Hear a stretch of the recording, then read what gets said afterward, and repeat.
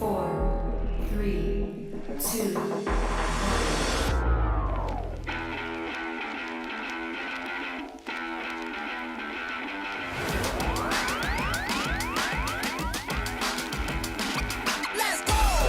deck with the Intellion. She's playing quickly. I feel like she thinks she's got it. See what can happen on this turn And the for draw for Reagan. turn.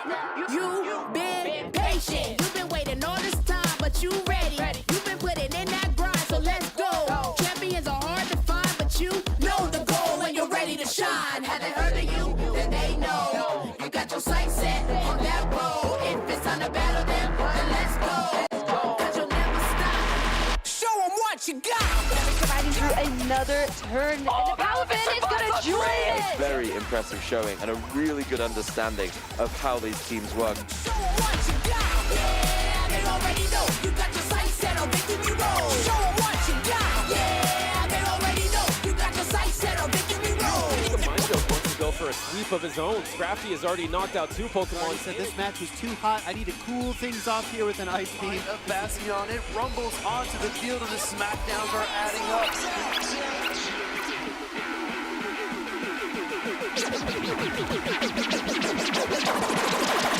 Show 'em what you got. Yeah, they already know. You got your sights set on victory road. Show 'em what you got. Yeah, they already know. You got your sights set on victory road.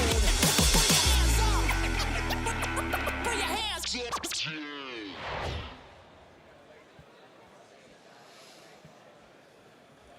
Pokemon trainers, the sun has risen on a day destined for legacy. We are here to immortalize one trainer in the Pokemon Hall of Fame here in Liverpool. And I am delighted and excited to be here. I don't know about you three, but the sensations are overwhelming. My name is Adelian Abra, and I'm joined by 3 fantastic co-casters here. If you want to take your turn to introduce yourselves, I'll start over at the other end there. Who are you? I am Zionic, or Ryan, a big lover of Pokemon and amazing battles that we have in this tournament. Yeah, and I'm Lou at Josh Cromie. Really looking forward to another amazing day of Pokemon competition and to crown our next regional champion. I'm Leonard, or Koning Lionheart, and I also do like Pokemon. Really? I do.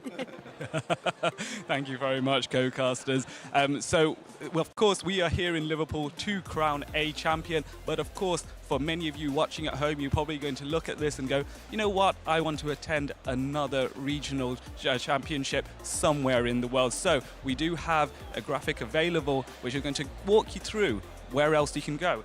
Lou, Yes. I'm going to turn to you.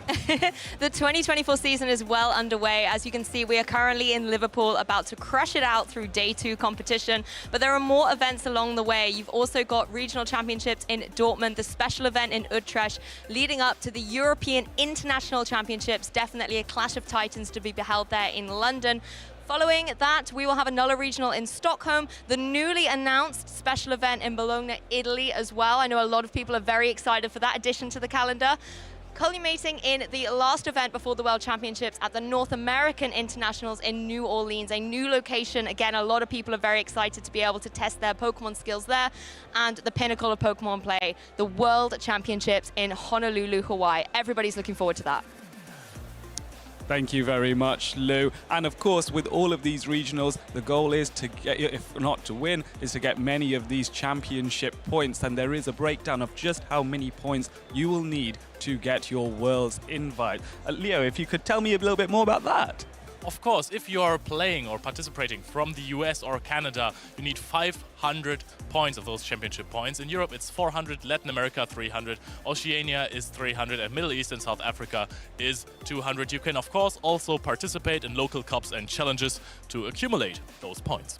Absolutely, and those local challenges and league cups are very handy for getting to know local players and sharing tips and tricks on how to succeed at this point. And of course, it's not just about the CP points, but also some prizing that you can get. So Lou, if you could take that away. Yes, the more goodies you can take away, the merrier. You can also earn some fantastic cash prizes. 2,500 for our first place, 2,000 for second, 1,500 for that third spot as well. And it just keeps going on into that top 7, being able to take away some prizes. As well, everybody is able to get some booster packs. We may be on the Pokemon Go side of things, but regardless of what Pokemon game you play, everybody loves opening a pack and maybe seeing if they're going to be able to pull one of those elusive rare cards. Yes, when I get some TCG packs, I cannot wait to open them. It's sometimes very tempting to do so. Sometimes I like, oh, I want to pass them over to my friends as gifts. It's always a challenging dilemma for me. So we had, in my opinion, an excellent day one with some brilliant trainers, brilliant battles to go with it. My question to you is, what really stood out for you? What was something really, a special moment perhaps, or anything like that?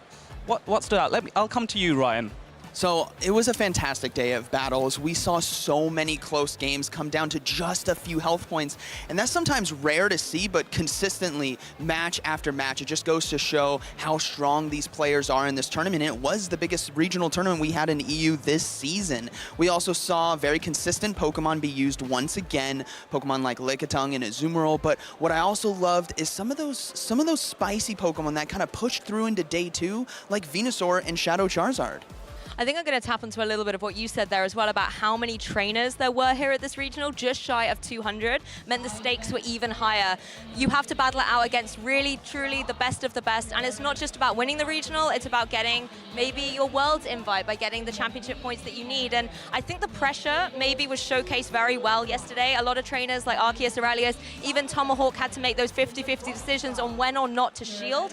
Sometimes it went their way, sometimes it didn't. And I think maybe that pressure and intensity is what we're really seeing at this tournament.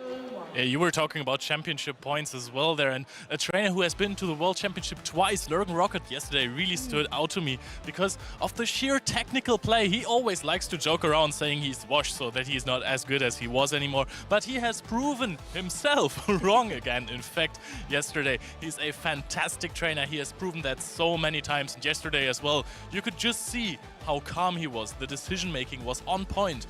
Even though his flight got delayed before and he just got 2 or 3 hours of sleep, he was performing perfectly yesterday. Impressive.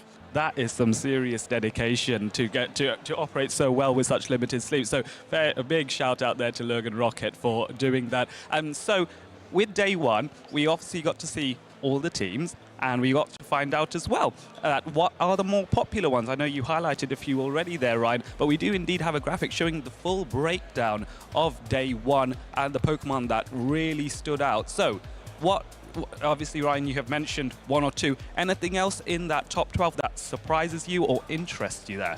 I think it was really nice to see Annihilate still be a part of this top 12 meta. We saw it didn't perform as well in Charlotte the previous weekend, and we had been talking about all weekend that might have been due to trainers not being comfortable with using it. It was a brand new release, but with a whole week of preparation, these trainers brought in, we saw it perform very well with different move sets. We saw Night Slash and Ice Punch as the kind of coverage or the baiting charge move paired with that Shadow Ball.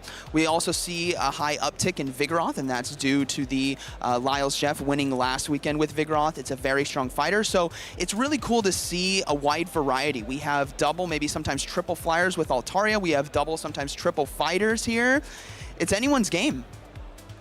Yep, that is true. And although I'm very disappointed that there's no Gastrodon in there, because obviously that is my favorite Pokemon and no one else's. No, in all seriousness, I really like this meta right now. Gligar is a very cool save switch. We have seen players adapt to that and bringing some Ice-type Pokemon like Dugong. That one I really liked a lot. Tomahawk UK and Nighttime Clasher were running the Dugong, running the Gong, as they like to say. It is a really good answer also to the Whiscash. It has a lot of play. This meta opens up the room for flexibility in team building, and I love that. Yes, and now we are also going to see what the trainers who made it to day two did. And let's see what the differences are. There are some changes. I can already spot a Shadow Gligar there. Anything else for you, Lou, that really sticks out? I mean, if you squint hard enough, the Whiscash is a Gastrodon, and I'm very happy to see it. Yeah, very happy to see it in that number 2 spot, I have to say. But I'm not surprised to see Lickitung, Whiscash, and Gligar, to be honest, in those top 3 podium spots, as I like to call it. Very consistently strong performances from them yesterday, particularly with the Scald debuff chances. We saw a lot of that come through, and it did swing momentum into a lot of trainers' favor. Not surprised to see Skarmory up there as well. As you mentioned, the Flyers very, very strong strong and dominant at the minute, particularly with the steel wing buff that Skarmory was able to get. I think a lot of trainers are utilizing it well. Yes, and something very interesting that I want you guys to note at home is Poliwrath is not in the top 12 anymore, if we see right there. Annihilate went up in usage, 38% here for the day 2, and that goes to show just how strong it actually is. That fighting ghost typing is very hard to overcome. But also we see a variety. Pelipper is making it into this meta.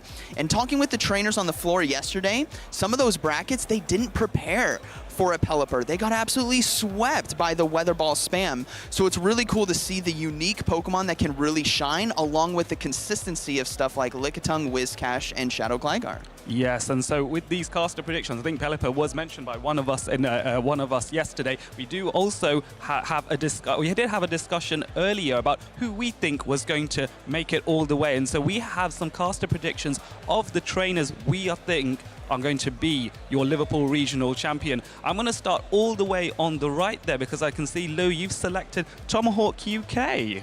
I have. So there's a little storyline with Tomahawk UK, where the very first regional I ever commentated was the Warsaw Regionals, and he managed to get into second place. And being kind of new to the scene as well, I had the opportunity to interview him a couple of times, and he provided such incredible insight, very, very knowledgeable on the analysis of his teams and compositions, and I just have always been rooting for him ever since. And he's consistently been impressive, getting top cut finishes, and I really want to see him go all the way and take that #1 spot, particularly as yesterday he earned his World invite as well, so he knows he's locked in Honolulu, Hawaii. I think he would love to be able to almost kind of get the double invite by winning a regional as well. I think that would be a fantastic bit of history, and so Ionic and I had the pleasure of commentating him yesterday, and the way he piloted that Venusaur and just grew every single game in his mastery of pivoting that Pokemon into play, I think does just show that this really could be his tournament, and I'm rooting for him to go all the way.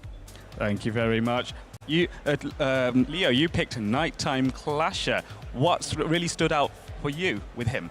So first of all, I want to say, you see this little picture of me right there for the caster predictions? I was sitting next to Nighttime Clasher in the casting booth last year in Bochum already. So this is kind of a recreation right there. But in all honesty, Nighttime Clasher has had an incredible development. He has performed so well in all of those American regionals at LAIC, at NAIC. He's a fantastic trainer, and of course, I gotta go for the Skarmory right there. It's now his signature Pokemon. I've just decided that. I thought, which Pokemon has the most polarizing matchups? It was Skarmory, so he can just go for it.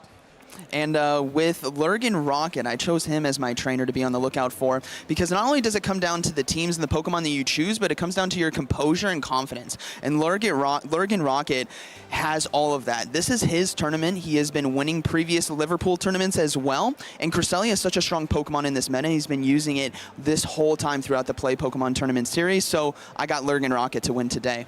Yes, Logan Rocket going to be a fantastic challenger and a defending champion as well. I picked V Tenacity. I think he's one of the finest battlers in the London area, and his signature Pokemon, Abomasnow, I think is going to stand out because he knows how to use it. It is also one of his favorite Pokemon, so keep your eyes peeled for that one. Of course, you watching at home, you can be in touch with us as well. You can follow us on all our social media outlets, such as on X, such as on Instagram, such as on Facebook, and of course, don't forget to follow us on Twitch and YouTube. And even more so, if you want that extra bit of interaction, you can use the hashtag #PlayPokemon, and hopefully your post will be spotted by the Pokemon Company, and who knows, maybe you will see your own posts on this very stream and we can enjoy them. We did actually have a few yesterday, and it was lovely to see the community rally, to watch these regionals, to comment on what they say and really enjoy this event. So definitely engage with us, use that hashtag #PlayPokemon. I've just seen walking past us the trainers ready for the top 16, ready to battle it out and see who will be the champion. So we're going to get ready. Of course, don't go anywhere, stay tuned. The casters will be with you very, very shortly.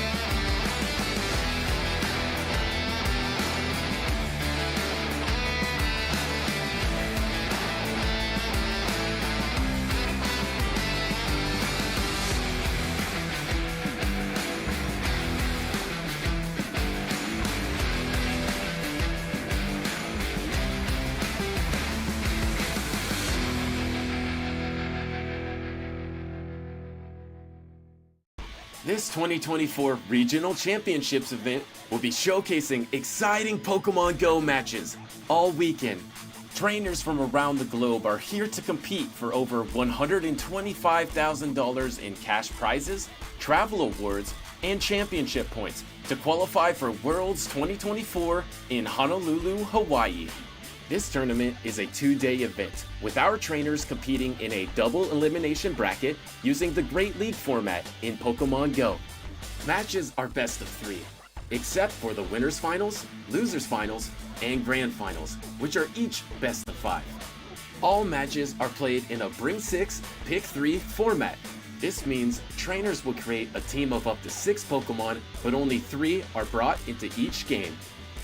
Who is taking home the title of Regional Champion this weekend?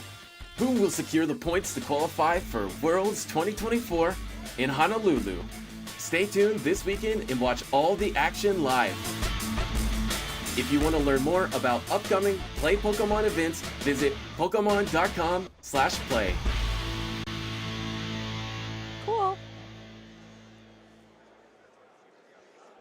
There we are already, ready to go into a full day of Pokemon action. It is day 2 of the Liverpool Pokemon Go Regional Championships 2024, and I cannot wait. Me neither. The action is continuing not just with Pokemon Go, but also the Pokemon trading card game and Pokemon video game are in their day 2 actions. So the hall is electric with intensity because these trainers are the last ones remaining in their respective competitions to try and become the regional champion. Yes, and they have already made Top Cut. That means world points and prestige, of course. Everyone was celebrating their success on day 1 yesterday. It was an absolute fest. And now they're down to business again. We are going to see them play it out at the highest level that we can offer you in Europe. Yep, the hats have got to go backwards, trainers. It's focus time. You have to make sure your game face is on. So let's take a look at the bracket so that you at home can be reminded of our top 16 players remaining in Pokemon Go. Oh, and there in the first winners round, we have Gazone 22 versus Pablondinas, then followed by Le Suédois versus Tomahawk UK. This might be the first match we are going to see. Then Stone Collection versus Nighttime Clasher, and Lurgan Rocket versus V-Tenacity. Honestly, all of these matches are extremely hype. You do not want to miss a moment of Pokemon action. I know one I'm particularly looking forward to is Stone Collection and Nighttime Clasher. They played phenomenally well yesterday, and I want to see how they fare up against each other. And let's have a little look at the losers bracket as well, because those trainers are also still in the tournament. There's still a chance to win this entire tournament. We have Statistan versus Jamie McElwain. We also saw both of them yesterday versus very tough opponents. Top tier. Exactly. They were able to battle it out and keep in the competition. Following them, we'll have Marco Shiny and San Diego, who we saw actually beat Padaman and knock him out of the competition in a very intense match, coming it down from a 0-1 loss to win the set. Then we've got Alejandro DL versus Andres, another intense match. Arigi versus Sneeman as well. Looking forward to seeing how all of these competitors battle out because they have extra pressure. They're in the losers bracket. Yep, they can't lose anymore or else they're out of the tournament, and this is high stakes. All of these trainers are very exciting to see. Most of them you already know from other tournaments, and I always love it if there are some players maybe from a local area who don't travel around that much, or maybe they're just new to the scene and they are showing up in the tournament. This is I love those hero stories. This time around, we have 2 very established players. We have, of course, Tomahawk UK and Le Suédois top 4 in Lille. Very impressive performance. So again, 2 trainers who know what it takes to get into those top placements, not just day 2, but maybe even up to top 4 second place positions, but both of them want to be able to take their first regional win. Diving a little deeper into the teams, well, we're definitely swimming in a sea of water-type Pokemon here. There is a Whiscash, a Pelipper, and a Lantern on that left-hand side. Very interesting. Oh, that is definitely a lot. Tomahawk only has the Lantern, which answers the Pelipper quite well. We're going directly into the first game, and it is Lantern versus Annihilate. The Annihilate of Tomahawk has served him well yesterday, so did the Lantern of the Suédois. Yep, raring to go. Let's jump into it. Spark Lantern just going to try and chip away at this Annihilate, but Annihilate, as we know, can get that Night Slash ready very quickly. It is going to be pipped to the post by the Lantern, though.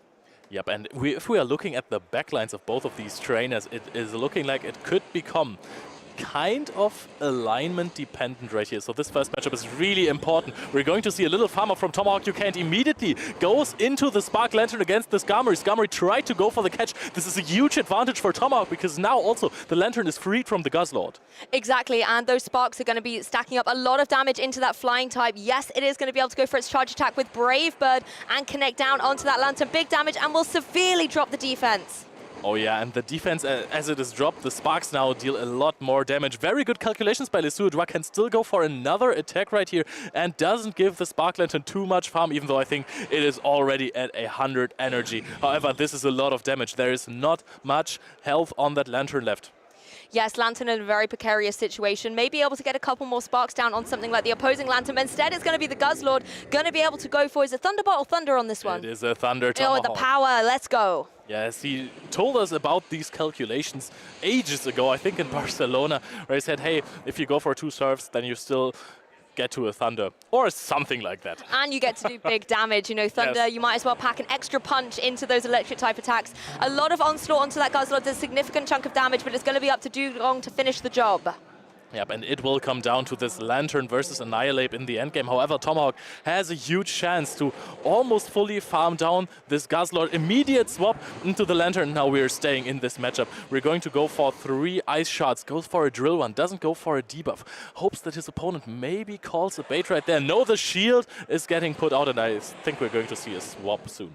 Yes, correct shield there on the left-hand side and making sure that you're not taking that super effective damage. It is going to be the Annihilate now able to try and go for the Shadow Ball. It is going to be shielded as well. No more shields left on the side of the field. Charge attack priority event, of course, won by Annihilate. The surf is going to come out from Lesueur. Now Tomahawk just needs one more counter to connect another Shadow Ball onto the Lantern. And I'm not sure, 2 counters actually, if it is going to be able to take the charge attack priority again. The energy is going to be wasted on this Lantern. Oh my goodness, Annihilate going to be able to hit hard with the Shadow Ball, able to get the KO. Oh, that is an oomph if I've ever seen one. We're going to counter down the Guzzlord. No, Guzzlord does not reach a move, and Tomahawk leads 1-0. Fantastic, commanding start from Tomahawk. You can see him nodding towards the audience. He knows he was in control of that match. Fantastic pivoting, particularly when you were able to get that Lantern in against the Skarmory.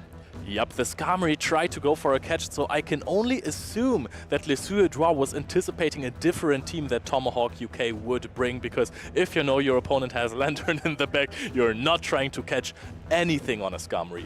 Exactly, Skarmory was definitely in a very difficult spot there, it's safe to say. I was also very impressed by the way Tomahawk played that Annihilate, bringing it very early doors, getting some energy up on it, allowing it to then pressure at the end with those Shadow Balls in the end game. Yep, knowing full well that he can actually give his opponent a bit of an energy advantage in the Lantern versus Skarmory matchup. Goes up to almost 2 Shadow Balls. I think it was almost 100 energy. 1 counter of 100 energy, in fact. And then went into the Lantern, took 2 Brave Birds, 100 energy on the Lantern. A lot of energy everywhere on Tomahawk. There was a time in the game where he almost had 100 energy on 2 Pokemon. So much energy stored up. This was something Zionic was talking about a little bit, about how so far this tournament has been the story of energy conservation and how you play it at the optimal time. Lesueur had the, not the Gastrodon, that's wishful thinking, the Guzzlord. Do you think it actually played a pivotal part in this match, or should it be benched in the next one? I think that the Guzzlord is kind of interesting. You really want to avoid the Dugong. Yes. And other than that, against Annihilate, you might have some play. I'm not sure how this matchup turns out. The Dragon Tails will add up. A Crunch is going to deal detrimental damage to the Annihilate. So there might be a scenario, again, I'm not 100% sure on this, where you can force a shield with a Crunch after taking a few counters and an Ice Punch and still hanging on with a little bit of HP, just getting to the charge attack and then forcing a shield advantage in this matchup. So maybe Guzzlord has some play there. I mean, it definitely has a lot of bulk, so it might be able to have that longevity out on the field, like you say, to take a potential Ice Punch. And maybe if the alignment works out, then Guzzlord is going to be able to have something to say about it. Oh, look at this. It's going to be Guzzlord versus Lantern. Oh, that is really good. And this is also very alignment heavy. We're going to see which matchups are going to come out next, because now this means that the Skarmory is going to be on the Venusaur. That is very good for Lesueur. Yes, love this pivoting here. You've pinned in the opposing Dugong here, which is such a threat for your Guzzlord and Skarmory in the back as well. So making sure that the Lantern can apply pressure is perfect for Lesueur here. ABA from Tomahawk's side against the Guzzlord after thinking he scared it away in the last match. Very dangerous game Tomahawk UK is playing here. And I think that it is a very smart play to chip the Dugong with the drill run and now letting that Thunderbolt go to go for a full farm down on the Venusaur here. Yes, you were able to get that final spark as well for a little bit of extra energy before you got the KO on the Dugong. Yes, the Venusaur comes into play. These Vine Whips are going to be able to deal some super effective damage, but you have done so much work already getting rid of that Dugong. You're going to see another Thunderbolt come out. Venusaur isn't going to worry about that at all, but is it going to be enough for the Venusaur to deal with the Guzzlord and the Skarmory on the other side? Skarmory is going to be a huge problem, I suppose. Let's see what Lesudois is going to bring in. It must be the Skarmory because he knows that there is a Lantern otherwise, and we are in the Lantern versus Guzzlord matchup. And Skarmory resists the attacks of Venusaur so well. Doesn't matter how much energy you have. I love how the Skarmory came in and then immediately switched out to that Guzzlord. So the Skarmory's got a couple of wing attacks in. It's now going to be in prime position to KO that Venusaur later in the match. Some damage coming out onto the board onto the Lantern, but it really is going to be trying its best to whittle through this Guzzlord. Yes, and as I said, ABA weak to Guzzlord. Let me explain this term a little bit. That means that you have a Pokemon in front and in the back that is weak to Guzzlord and one that is a good answer to Guzzlord. So obviously, if you are switching into your only answer, your opponent has the chance to switch out, and that can become an alignment-heavy game. That's exactly what we saw with the Lantern then pinning in that Dugong that was the Pokemon that can deal with the Guzzlord, but it is gone. Lantern is having such an uphill battle here now. It is going to be able to go for a Surf, but it is going to go into that shield. So Lesudois protecting the Guzzlord, knowing it is critical to getting rid of this Lantern. Yep, and Lantern might go for another shield here. Tomahawk UK might go for a combo play to try and knock out the Guzzlord with the energy of the Venusaur to at least get some value out of this energy. Yeah. There we go. Seeing the Venusaur come into play, it's going to be able to try and get the knockout on that Guzzlord. Lesudois very happy just to let this go through, knowing Skarmory has the capability to take down this Venusaur, particularly in the dwindled HP. These wing attacks just chipping away. Yep, and there's still the shield advantage on Lesudois' side, so even if Tomahawk would get to a Thunderbolt with the Lantern, he doesn't even throw the attacks. He knows this is over, I can't reach the Thunderbolt in time, but the Sky attack is immediately going to come out. Maybe it's also a Brave Bird, I don't know. It's just a Flying type charge attack, but it is going to tie up the score 1-1 Lesudois versus Tomahawk UK. What an exciting start for day 2, jumping straight into game 3, competitive Pokemon action. I mean, the way that that came out in the lead straight away, it was an uphill struggle for Tomahawk right out of the blocks. So I really like that Lesudois is trusting his Guzzlord right here, because Guzzlord actually looks really decent against Tomahawk's team. It is very strong against Lickitung, Venusaur, and Lantern. That's already half of the teams. We have already seen that it might have some play against Annihilape. It's not defenseless against Dugong, because Dugong, yes, it deals a lot of damage with those Icy Winds and Ice Shards. You don't want to be in this matchup, but you're still going to chip it quite heavily. And the Gligar is also a rather neutral matchup. Exactly. I might have been throwing a bit of shade at the Dark type, questioning whether it should come into this game too. You have beef now. I do a little bit. Lesudois kind of saying, I'm going to answer your question, Lou. Yes, I'm bringing it front and center, and it is going to be the dominant Pokemon in this match, causing a lot of headaches for Tomahawk.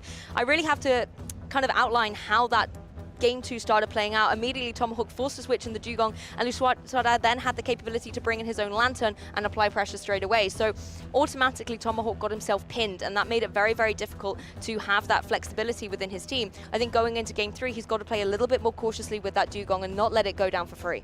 I mean, I gotta be honest, I'm really curious as to why Lesudois did not bring the Pelipper yet, because Pelipper looks really good against not Lantern, of course not. But it looks decent against Venusaur. It's good against Annihilape. It's very good against the Gligar. Dugong is a difficult matchup. You usually get outbulked and debuffed. That's a tough one. And Lickitung can be flippable if you connect to Hurricanes. So it is rather flexible. You can't save switches. There's always the Lantern, but he hasn't brought it twice. So maybe Tomahawk thinks, there is Guzzlord, there is Whimsicott, there is Gligar. Do I even want to bring Whimsicott? Yeah, that's not it. I mean, Guzzlord. How did I mix those up? Wait, so Guzzlord's been called a Gastrodon and a Whimsicott in this game so far. I mean, I don't know what we're dreaming about right now, but hey, it's fun. That's what we're here for. Maybe it's a Ditto. Maybe. Oh, that would explain it. That would explain literally everything. I mean, one thing that's got to be obvious is the Venusaur's surely coming. Looking at the composition, there's 3 water types on the opposing side. Venusaur has got to be locked in. So you're right. Maybe this could be Pelipper's time to shine. Annihilape's coming up front and center though first against the Shadow Gligar. And Tomahawk UK can't be happy about that. And we're going to see the Lantern in the end. Lantern is going to avoid the Pelipper. However, Lantern is very, very good against Lesudois, so it is going to be able to keep this Gligar away from the Annihilate at least. Yes, the Lantern immediately applying pressure, using those sparks to gain as much energy as possible to get Surf after Surf off, forcing a very early shield from Lesudois' side of the battle. Yes, and this Gligar looks like it could be able to beat this Lantern, but Lantern is going to take 2 shields away from it, probably. It is not going to let the dig connect right here. Lesudois will only go for a dig, I suppose, not even having to bait an aerial ace right here. We're going to see a Surf, and it is going to be shielded as well. Very early defensive drops on the opposing side, losing both those shields. All the Pokemon on Lesudois' side are going to now be exposed, and the Surf pressure is paramount. We're going to see the aerial ace bait right here. It would knock out the Lantern. Does Tomahawk UK call it? He does! Let's go, Tomahawk UK. You could see him thinking about it in that moment, called it correctly, and now Lantern in a position where it can go for that shield with the dig following up. Oh, the flip is not only switched right here with that, but the backline of Lesudois is so incredibly weak against Lantern. He is now going to be able to farm up a lot more energy, and he's going to throw a Thunder eventually. I don't know how much damage Thunder deals to this, but he's going to be able to farm up a little bit more and then try to catch a flying type attack on the Dugong, but he is going to let it go. Yep, letting it go down. That Thunder did significant damage to that Skarmory. A couple of fast attacks can maybe coming out from something like the Dugong are going to be able to get the KO. Lantern is still in the battle, though. Wow, Lantern knocks out with this spark. The defense drop off the Brave Bird did not help there. Tomahawk must be feeling really good about this Lantern right here. And he can actually go for a Surf right here. It's not going to be the biggest amount of damage, but it is still going to be really valuable. Now I want to see this endgame play out. Yes, it starts carving out his path to victory in this set. Lantern goes down, Annihilate joins the fray. Yes, Annihilate versus Pelipper, not usually the matchup you want to see, but these counters are putting in some work. Oh, and we're going to see a Night Slash. Lesudois wanted to go for a Hurricane right after that, but the good thing for Tomahawk is there are no shields. This is going to be severely chipped down, even if a Hurricane connects. The Gligar comes in, and it is answered by the Dugong. The Ice type is going to tear apart the HP of the ground flying type Pokemon. This is honestly Tomahawk's game, the perfect pivoting in of this Dugong. Yes, the dig's coming its way, but Dugong doesn't worry about this at all. It can take another one of those if it fancies. One more fast attack, Gligar's out of here. Yes, and we have farmed up to exactly an Icy Wind. The Hurricane is going to connect. That is going to deal a lot of damage. Might even knock out the bulky Dugong, but there is still some HP left on that Annihilate. Annihilate is going to race up to the Weather Ball, and it's going to connect the Night Slash. Night Slash takes the win for Tomahawk UK. Fantastic winners round 1 of day 2 victory with the Pokemon that is the talk of the town, Annihilate, showing why it has not only been the new shiny Pokemon to play with, why it is perfectly valuable as well. And you could see Tomahawk UK celebrating right there. And I had a talk with him 2 days ago where he told me I'm trying not to celebrate after my games. I'm trying to stay in the zone. So this just shows you how close this really was, how dangerously close he was to getting into this loser's bracket. Lesudois, of course, is not out yet. He still has this loser bracket chance to win this entire tournament, but Tomahawk UK reversing the switch in this crazy bad matchup for him. Honestly, what a commanding way to start day 1 and day 2 even, and for him to start his campaign to get to that number 1 spot. I think it's interesting you say that he's kind of said, I want to try and keep that composure a little bit more, but it still broke through because that game 2 was completely not his game. Lesudois had played perfectly to be able to get into Tomahawk's head and even out the score. So going into that game 3, he did have to remain composed because, as I was saying in the pre-show, I think the pressure has definitely got to a lot of trainers here, and those maybe second guessing of your gut instincts are starting to come to the forefront, but he did not second guess himself. He actually benched the Venusaur on that game 3. I didn't see that coming. And he actually read Lesudois' plan perfectly. Lesudois brought the Guzzlord twice. Also, I think had a Whiscash in the back, so he really wanted to scare away this Lantern. And as he went for the Guzzlord in game 2, AB8 his opponent with the Guzzlord, defeated him to the ground. Lantern had no play. He thought, hey, this time Tomahawk isn't going to bring the Lantern, but he did. And Lesudois went so weak to it. He brought the Gligar, he brought Pelipper and Skarmory, all of which have Gligar meh, but have rather negative matchups against the Lantern, especially if you go for an aerial ace bait that gets called. It would have been a completely different game. That was a perfect moment as well, you know, calling that shield absolutely perfectly, or not in that case.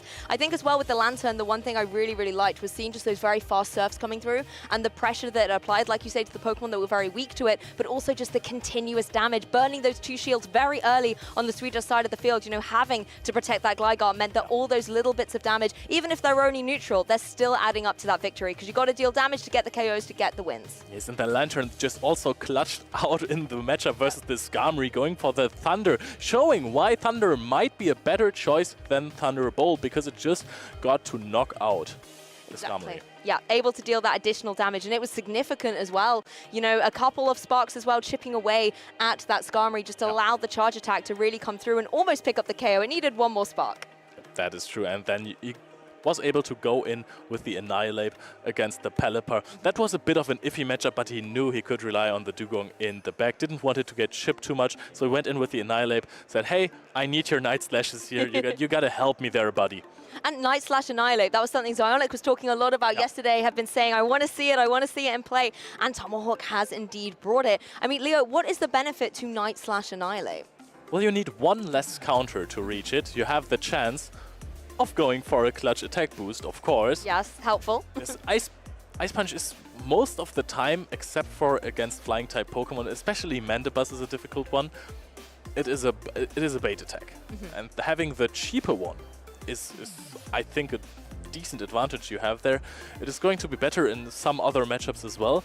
For example, if you're playing against the Trevenant. Trevenant is a very bad example. Let's say Jellicent. Okay. Because the Trevenant is also getting hit by super effective damage from Ice Punch. That is true. But then you can go for the bait attack and still deal super effective damage. So that's going to be really interesting. And we're seeing Stone Collection versus Nighttime Clasher up next. There's a Dugong again. Oh, honestly, this was the other match I was super, super hyped to be able to look at today. And I'm so honored that we get to commentate it. Speaking of some of the key Pokemon, Annihilate there on Nighttime Clasher side. I don't believe he is running the Night Slash variant. He, I believe, is running the Ice Punch one, but we'll have to double check. I don't have the team list in front of me, but the trainers do, so this is information that they will be privy to.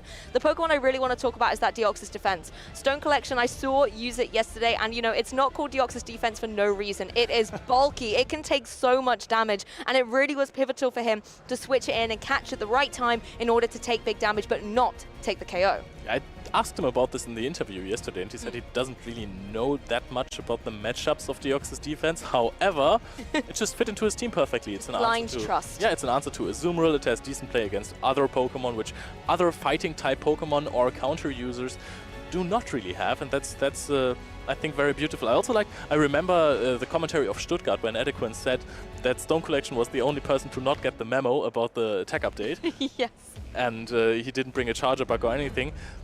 Shadow Dragonair, Cresselia, and Shadow Sableye, especially the Shadow Sableye, it really, Deoxys Defense as well, looks like he didn't get the memo. But at least there is a Whiscash in there, so we know he knows about the attack update. Maybe a little bit of, you know, Pokemon nostalgia on the teams being built here a little bit. You know, throw in a Medicham, and we really could just be a couple of months back in the past. One thing Deoxys Defense always has to worry about, though, is opposing Lickitung, because those Licks, very fast attacks with the Ghost typing, is going to affect that Psychic type very, very much. And there is, of course, a Lickitung on the opposing side, the #1 usage Pokemon from day 2. I think it hit something like 88% or something phenomenal. I mean, those are Medicham statistics, and Lickitung is really coming for that spot. Lickitung is just incredibly safe, and even in the matchups that Lickitung typically loses, it doesn't lose that hard, except for Vigoroth. Maybe Vigoroth is a different beast. I think that is basically the biggest reason why Vigoroth has been going up in usage lately. Now it gets hard-walled by Annihilate, so that's a different story again. But Lickitung, even against the dark types where the Licks are resisted, Umbreon or Mandibuzz, you don't lose that hard. They get out with a little bit of energy, just a teeny tiny bit, and also not that much HP, so you can bring in your offensive Pokemon after that, farm down. Don't fear a charged attack or anything, because they really do not deal that much damage, those bulky dark types. Energy advantage on something like Annihilate, easy peasy.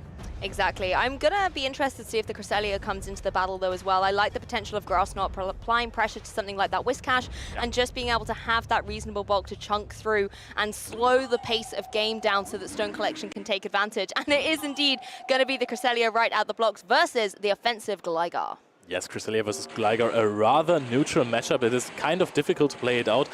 Many trainers do not know, myself included, when to throw what. So if you're throwing digs or aerial aces, or when you're baiting on when you're not baiting.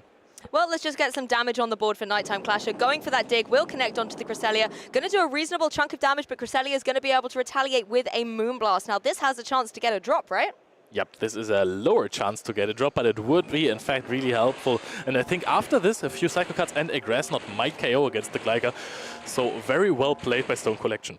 Yes, and you can see the Grass Knot was trying to be clicked in there, but the charge attack priority will go to the Gligar. It's going to be able to go for this dig. Cresselia should be able to take one more and then retaliate. Oh, this is very close, not KOing here. The question is, does a Grass Knot knock out against Nighttime Clasher? Because Gligar, it is a Shadow, but it is still really bulky, and it actually gets knocked out by the Grass Knot. Switches on the side of Stone Collection. Cresselia can deal the damage as well as take it. One wing attack, however, will fell it. It was definitely on its last little legs there. Skarmory charging up a lot of energy, trying to get to either of its flying type charge attacks. Sky Attack is the one that Nighttime Clasher has locked in with, though. Yes, and we're going to see this immediately shielded. Sableye, especially the Shadow version, does not have enough bulk to really withstand that. And you actually outpace to 2 foul play, so you can start throwing the attacks now. This is one thing that Sableye does very well, gets lots of energy up and can just throw foul play after foul play. First one coming down will connect onto that Sableye. Nighttime Clasher not wanting to utilize the shield, but he cannot take another one. Yes, but he's going for the charge attack priority right here. Nighttime Clasher has the shield advantage, though it wouldn't hurt him to shield, because otherwise, yes, there is going to be a lot of damage on that Lickitung if another foul play gets reached. So we're going to see the Sky Attack now. Does Stone Collection want to shield this up and go for a full farm down? Yes, he does.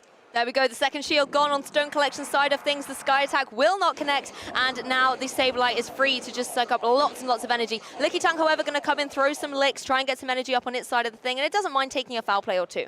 Yep, and this is a very nice shield of Nighttime Clasher, knowing full well, hoping full well, that the Deoxys defense in the back is not going to deal that much damage with something like a Psycho Boost. Oh, and we're going to see a Body Slam right before Stone Collection got to the foul play right here, and it is going to be Deoxys defense against the world. Yes, Stone Collection not happy with that. You can see the licks coming through. Look how much damage they're doing to Deoxys defense. And naturally, of course, that means that the body slams are charged and ready to go. These will just whittle away throughout the Deoxys defense. And there's very little, like you've said, that Deoxys defense can do to counter this opposing Lickitung. You just said it right there, counter. It can use the counter, the fighting type, super effective, fast attack, and it is a really good one. The best thing for Stone Collection right now is that there is no Protect Shields remaining, so it can actually go and throw the Psycho Boost. The Skarmory in the back does not really have a lot of energy or HP, so it is going to be really difficult. He's going to reach the Power Whip first, though, so I think this might be able to knock out. Stone Collection is really trying to tap hard on the Psycho Boost. Do I live this Power Whip, or does Deoxys defense go back to the Pokeball? No, it doesn't take it. Yes, Deoxys defense will be felled by the Lickitung. It is definitely bulky. There was a chance there for it to be able to hang on and, like you said, get the Psycho Boost off, but it was an uphill struggle. I think losing the supporting Pokemon a little earlier meant, I think you said it yourself, Deoxys versus the world. Yep, Deoxys could not handle this problem. There is an argument to be made to throw double Psycho Boost, because the Lickitung will outpace you if you try to go for a Thunderbolt and a Psycho Boost, but I also don't really know how that matchup goes. All mine are weather boosted, so Fair enough. You like to bring some of the weather into the match. Let's have a little recap on Stone Collection's accomplishments for you to get to know him a little better at home. In the 2024 season, already has 2 phenomenal top 8 finishes, currently in the top 16, and wants to be able to take it even further here. We've also got the Turin Special Event top 16 and Utrecht Special Event top 16. I think Stone Collection is another player who really wants to try and get into that medal holding position. yeah, because all of his top cuts are really not that far advanced. He tops a lot of events, but then he never goes any further. And Nighttime Clasher has this top 4 run, top 8 and 2 top 16s at the ICs. However, this is also not the deepest runs that Nighttime Clasher wishes for. So one of these 2 players is going to advance further in the winner's bracket, and it's going to mean a huge deal to them. It'll be one more thing they can add to these already stacked rosters. Both these players know what it takes. They've seen it before from their friends, and they want to be able to take it all the way themselves. Both of them very focused. Stone Collection 1 game down, but he can definitely pull it back. I mean, you've been a Stone Collection fan since I've met you.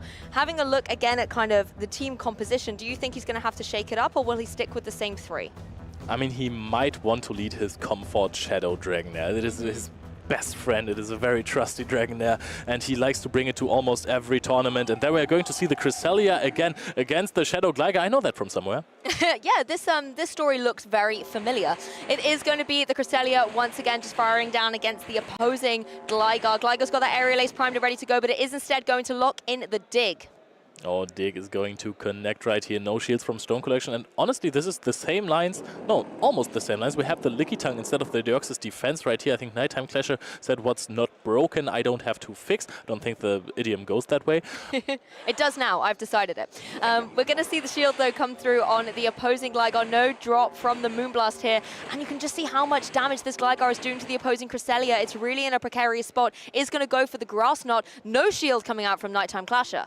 Yep, and Nighttime Clasher knows this is only a Grass Knot, has counted correctly, but at this point, with all of those Psycho Cuts going out there, you only need 2 Grass Knots to KO, and that is very well played by Stone Collection. Does he want to invest a shield here as well? Because now this matchup has played out a little bit better. He has more HP. Yes, I think you might need to go for the shield in order to go for the Grass Knot following it, because otherwise you're not going to be able to KO this Gligar. Yep, and the second shield is going to come out from Nighttime Clasher here, deciding that this Gligar is going to be really important for him. And I don't know if it can farm down the Cresselia here, but you can surely throw an Aerial Ace before the Grass Knot is reached. Yep, we are at 2 Aerial Aces, so even if Stone Collection decides to shield, there would be a charge attack priority if Nighttime Clasher decides to immediately go for another one. I think that was wise, just to guarantee the KO. Don't run the risk of trying to farm it down and getting KO'd for your troubles. Licky Tongue's joining the fray, though, however. Dig is going to be thrown its way. No shield on Stone Collection side. This is going to have to take some damage. Oh, and I really like what Stone Collection is doing here, knowing full well, hey, I can just soak up a little bit of energy, maybe try to go for a lick down right here on the Gligar. Takes another Aerial Ace, has the energy stored on the Licky Tongue. I wouldn't be surprised if he just switched out after that and went into the Sableye immediately to get some more farm and have the win condition with the 1 shield up Shadow Sableye that hits incredibly hard. But now the Licky Tongue is in there. However, you have seen Sableye's fearing Licky Tongues for ages now, but the Shadow one actually has more play there. Exactly, going to be able to get these foul plays ready to go. Almost 2 of them charged up. The first one's going to come through. No Protect Shields remaining, as we know, on Nighttime Clasher's side, so these will connect onto the Licky Tongue. Oh, and this deals a sizable chunk of damage. However, a second foul play is not going to be enough to KO just yet. Now Stone Collection needs to make a call. Is this a Power Whip or is this a Body Slam? He shields up the Body Slam. It is not the Power Whip. Nighttime Clasher is now racing for the Power Whip to follow this up, while Stone Collection is going for a foul play. He will not outpace to 2 foul plays against the 1 Power Whip. So Nighttime Clasher is 1 lick away. And that's the thing, 1 foul play is not going to be enough to pick up the KO against that Licky Tongue. You need a few more fast attacks on it, but the Licky Tongue is going to get there first. The Power Whip will connect down, and this is going to do some devastating damage to the Shadow variant of the Sableye. Does it actually take it? Yes, it can actually take one more. The Steel Wing comes in, deals enough damage to knock out the Sableye, and now this is a full HP Skarmory against a very low Licky Tongue that has 2 Body Slams, but Skarmory does not care about Body Slams, and Nighttime Clasher goes 2-0 up against Stone Collection. That Skarmory was fearless, just fast attack down that Licky Tongue. It had the potential to go for one of those charge attacks, but Skarmory was not letting it have an inch to move. Nighttime Clasher is advancing in this top cut now. This is maybe his tournament to win. Stone Collection still in there, has to go to the losers bracket now. I hope he keeps his composure, says, hey, who cares that I lost this 1 game? This is double elimination. I don't need to win everything. I can lose 1. Now I'm going to take it back from everyone else, and I'm going through that losers bracket while Nighttime Clasher has some time to recharge right now. No, hey, I can chill for a little bit, prepare my possible next matchup, and then go from there. That's the thing, the tournament dream is still very much alive for all of these players in the winners bracket. Even if they lose their opening match here on day 2, they just drop down to the losers bracket and can still battle it out to become that champion. And we've seen it time and time again, that Cinderella story, where trainers run through the losers bracket and are able to emerge victorious, maybe making it to that grand finals, resetting the bracket and giving us one spectacular show. Yep, and I think what made the difference there is actually, do tell. it is this little bit of damage that came out from the Gligar wing attacks, because otherwise the Power Whip wouldn't have dealt that much damage that you don't get this 1 Shadow Claw off to reach the foul play. Then you have this hard-hitting Shadow foul play against the Skarmory, and then the energy on your Licky Tongue actually still does something, and you can later on lick down the other Licky Tongue. You have the energy on the Licky Tongue, so it was actually a little closer than it looked like. But this a little bit of damage, he wanted to go for the energy advantage. Maybe I see why he did that. That was his big win condition. difficult one. It's hindsight again, isn't it? You can kind of look at a team and think what would have been the optimal play after the fact. I think one thing from this match that I'm going to really take away, though, is it highlighted extraordinarily well why flying-type Pokemon are so dominant in the Pokemon Go meta at the moment. Gligar, as you've already identified, getting that one extra fast attack in, showed that it was a superstar, but that Skarmory at the end as well, absolutely steamrolling through the Lickitung, showing why these flyers are just so important right now to put on your team. Yeah, and one thing I really like about Gligar is that your opponent has to have either an Ice type on the team or a Skarmory. Otherwise, you can always safe swap it because Azumarill, on paper, incredible matchup, but you're getting those wing attacks in it. If you have multiple shields, I think I said this 1,000 times yesterday already. If you have multiple shields to invest, you can actually play this matchup as a safe swap, let the Azumarill maybe win with a little bit of HP left so you can farm down, possibly try to win the matchup from there. But Skarmory and Dugong, or the likes of that, they're incredible against Gligar. You can't safe swap Gligar against them. Some other ice types like Abomasnow, they struggle against the Gligar as well because you take so much damage from wing attacks and Icy Wind gets outpaced by Aerial Ace. So you actually also have to shield with the Abomasnow. So Gligar is incredibly flexible, so you need bulky ice types or Skarmory in order to beat it or to prevent it from being safe swapped. I think the ice types really are on the rise a little bit at the minute. We're seeing a lot of Dugong usage, but I know Zweilous was really championing the Abomasnow that you've just mentioned, and Lurgan Rocket, I think, had it on here. It was like his little plushie he was holding as well, and there's a lot of trainers out there really rooting for it. But as you mentioned, that grass typing does put it at a disadvantage, not only against, other flyers and things like that as well, but it kind of doesn't always help against other ice types. It gives you that kind of neutral edge. That is true, but I found it really funny that Adelian predicted V-Tenacity in our caster's prediction. Yeah. And said it's going to be the Abomasnow that's really standing out. And then Lurgan Rocket had the plushie, yes. There were technically 2 Abomasnows on that graphic, which... That is true. That is a lot. Yeah, that's not something Gastrodon likes. No Abomasnows, please. Oh, that is true. Yeah. You said it, the mud boys, as we call them, the water ground types, really do suffer from Abomasnow. The ice typing they don't really care too much about, but the grass resists those ground and water types attacks. And if you're not running the Shadow Abomasnow variant, you can farm up so much energy against them. You don't care. Mud shots don't really deal any energy. Mud Bomb, Scald debuffs maybe, but if you're in this matchup for a long time and you can connect an energy ball at the end, you can just switch out and you still have like an attack start. So very, very good Pokemon right now. I like the regular Abomasnow. I'm running that a lot in GBL right now. Okay. Yeah, I mean, the Shadow variant's definitely one that's picking up usage, and we saw a Shadow Sableye there as well. But there is a Shadow event actually happening right now this weekend. So many new Shadow Pokemon breaking out onto the scene. Do you have a favorite here, Leo? Yes, I love the Shadow Toxicroak in 2 shields scenarios where both players have 2 shields, same amount of energy. This is so much stronger than the regular Toxicroak, and I think that this is going to find some niche place for trainers who are going to these tournaments that are saying, hey, I want a counter user, but I want a closer, because they are using Annihilate right now. Annihilate with energy is incredible. Maybe Shadow Toxicroak is even better with energy, so that is at least a possibility. Maybe the Whiscash kind of keeps it in check right now a little bit, but I like it a lot. Shadow Ferrothorn also looking very, very good, and Shadow Frostless, I think in the zero shield scenarios, it can actually beat a Talonflame because you outpace the Shadow Ball, and with a few Powder Snows, it just knocks out the Talonflame. So there are really cool Pokemon in here. So once again, we're kind of looking at Ice-type Pokemon and Fighters as well, being so dominant in the Pokemon Go meta, possibly some new faces to pick up. I just have to draw your attention, though, please, Pokemon trainers, to the Piplup, because that is one angry little... You just want to cuddle him and tell him everything's going to be okay, the world is not ending, come, don't be mad, have a snack, you'll be fine. He's just adorable. I would never evolve him into any of, Primplup or Empoleon. You've just got to keep your little angry Piplup. I can't believe that you're talking about adorable Pokemon and then you're not talking about Ferrothorn, because that is the most adorable little fella ever. Is it, though? It is really cute and spiky. Did you see Piplup? That is, it is a good point. However, I mean, I'll give it to you, yes. Also very cute, just not as cute as little angry Piplup. You can just imagine him stamping his little feet being like, I want food. that is very, very cute. You also really just want to cuddle Ferrothorn, right? Maybe not. It depends how, maybe if it retracts its thorns, then yes. Oh, and then we already have the Zionic versus Adelian prediction right here. Shame they don't get to cast it. To be honest, shame for them. I love to cast this match with you, Lou. I'm sure they will be in the front row, very, very excited. But also, we have just been talking about Abomasnow in some great detail, debating a little bit about the Shadow and non-Shadow forms. And look at that, Leo. Lurgan Rocket running the non-Shadow Abomasnow, whereas Vitanacity is rocking that Shadow Abomasnow with the Shadow Poliwrath as well. Lurgan Rocket, the first ever Liverpool regional champion. I think the first ever European regional champion, and Vitanacity, of course, one of London's finals battlers. Exactly, Lurgan Rocket as well, a two-time world competitor, really knows what it takes to be able to get into those top placements, and he's going to be looking to advance all the way. A very interesting team with that Abomasnow as well, one of the Pokemon he has picked as his favorites. Do we think we're going to see it come into this match? Abomasnow versus Abomasnow?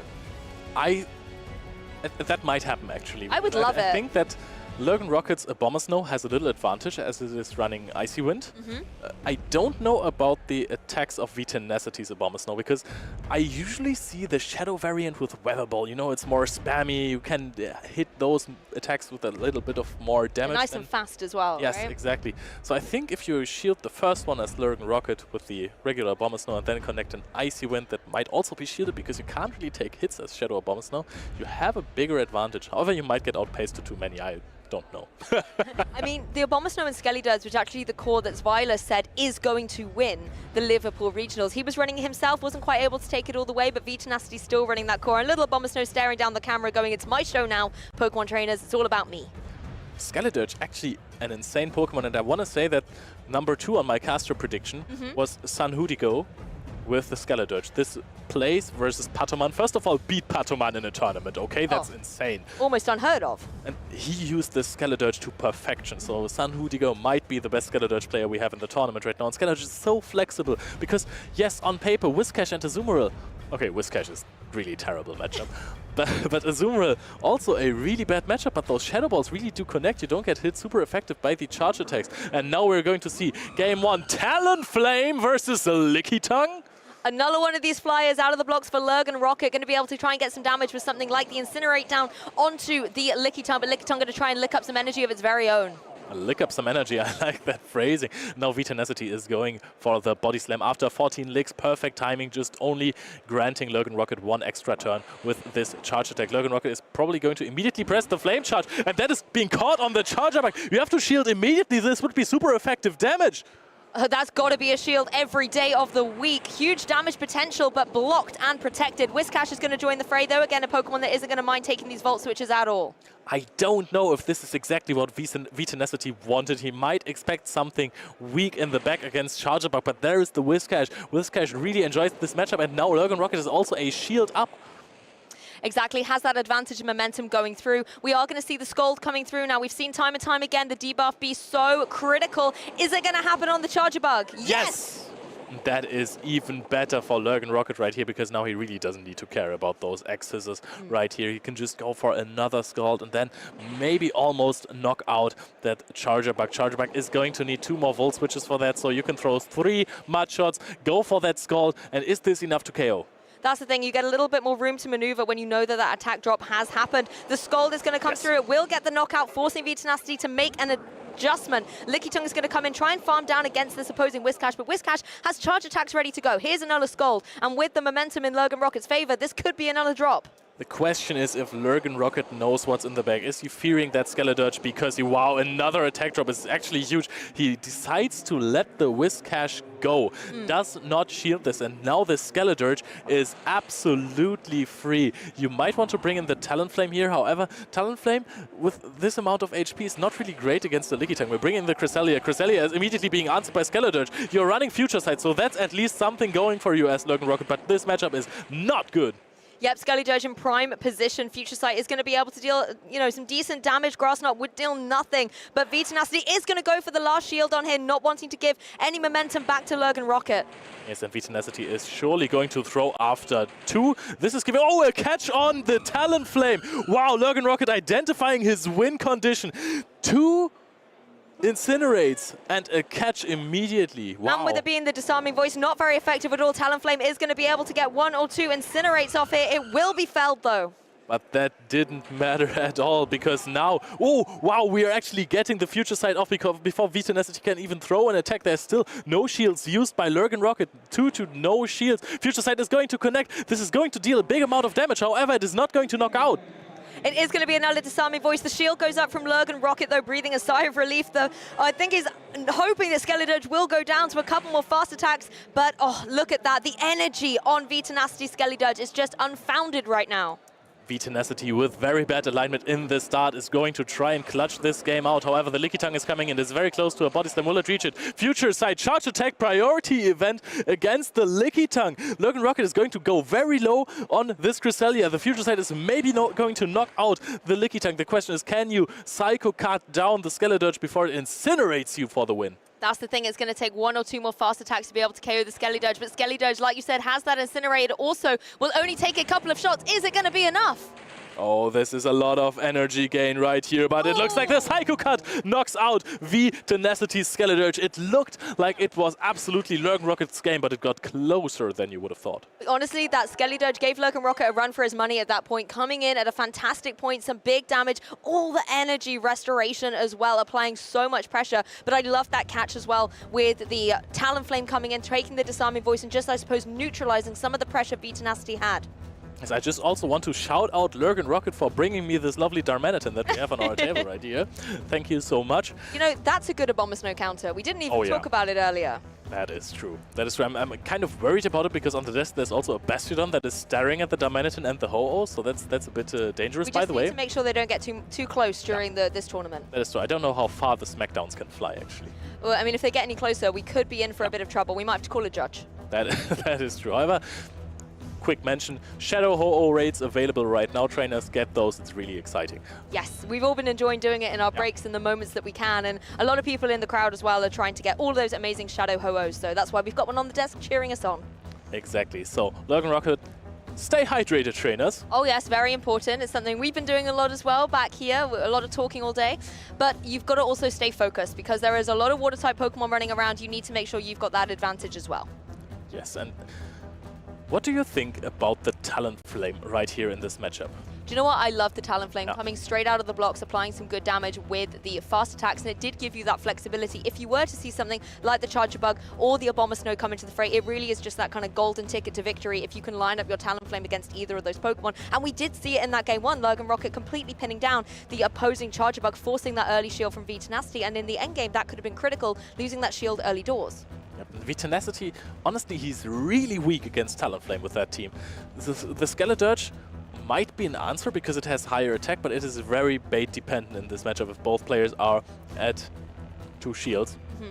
At no shields there are no baits, but it will win the charge attack priority. I'm pretty sure about that. Then the Shadow Ball might KO, but otherwise a Fly is also going to deal a big amount of damage. Of course, Shadow Abomasnow doesn't want to take Incinerates. Gligar also has trouble with Incinerates. You can only hit back with Aerial Aces, but we're going to see how the Talonflame is going to perform against the Shadow Poliwrath, and that is also an interesting matchup because you kind of outpace to multiple Flies. Yeah, exactly. Talonflame has a decision to make. How long, basically, does it want to stay on the field against this Poliwrath? The Incinerate's coming through, of course, not very effective damage, but it's really all about that Fly. We are going to see the switch, though. Lickitung comes in, but no charge attack coming out from Lurgan Rocket, taking that extra second or 2 to scout out what his opponent wanted to do. Yeah, and Lurgan Rocket is very comfortable staying in here because a Talonflame with an energy advantage eats a Lickitung. Yes, the Flame Charge getting up the attack boost as well in a meta so full of debuffs at the minute. To be able to get the boost is a really nice change of pace. The Fly is going to connect right here to almost knock out the Lickitung. We're going to see an Incinerate down right here. The Body Slam is going to connect. You can keep the shields if you want to. You will get off another charge attack probably against the next Pokemon that is going to come in. Fly is locked and loaded right here. Fly is looking very good against the Poliwrath and against the Charger Bug. Also, there is the Cresselia that can be the answer for the Poliwrath now. Also, Talonflame just single-handedly took down a Lickitung, the bulkiest Pokemon in the game.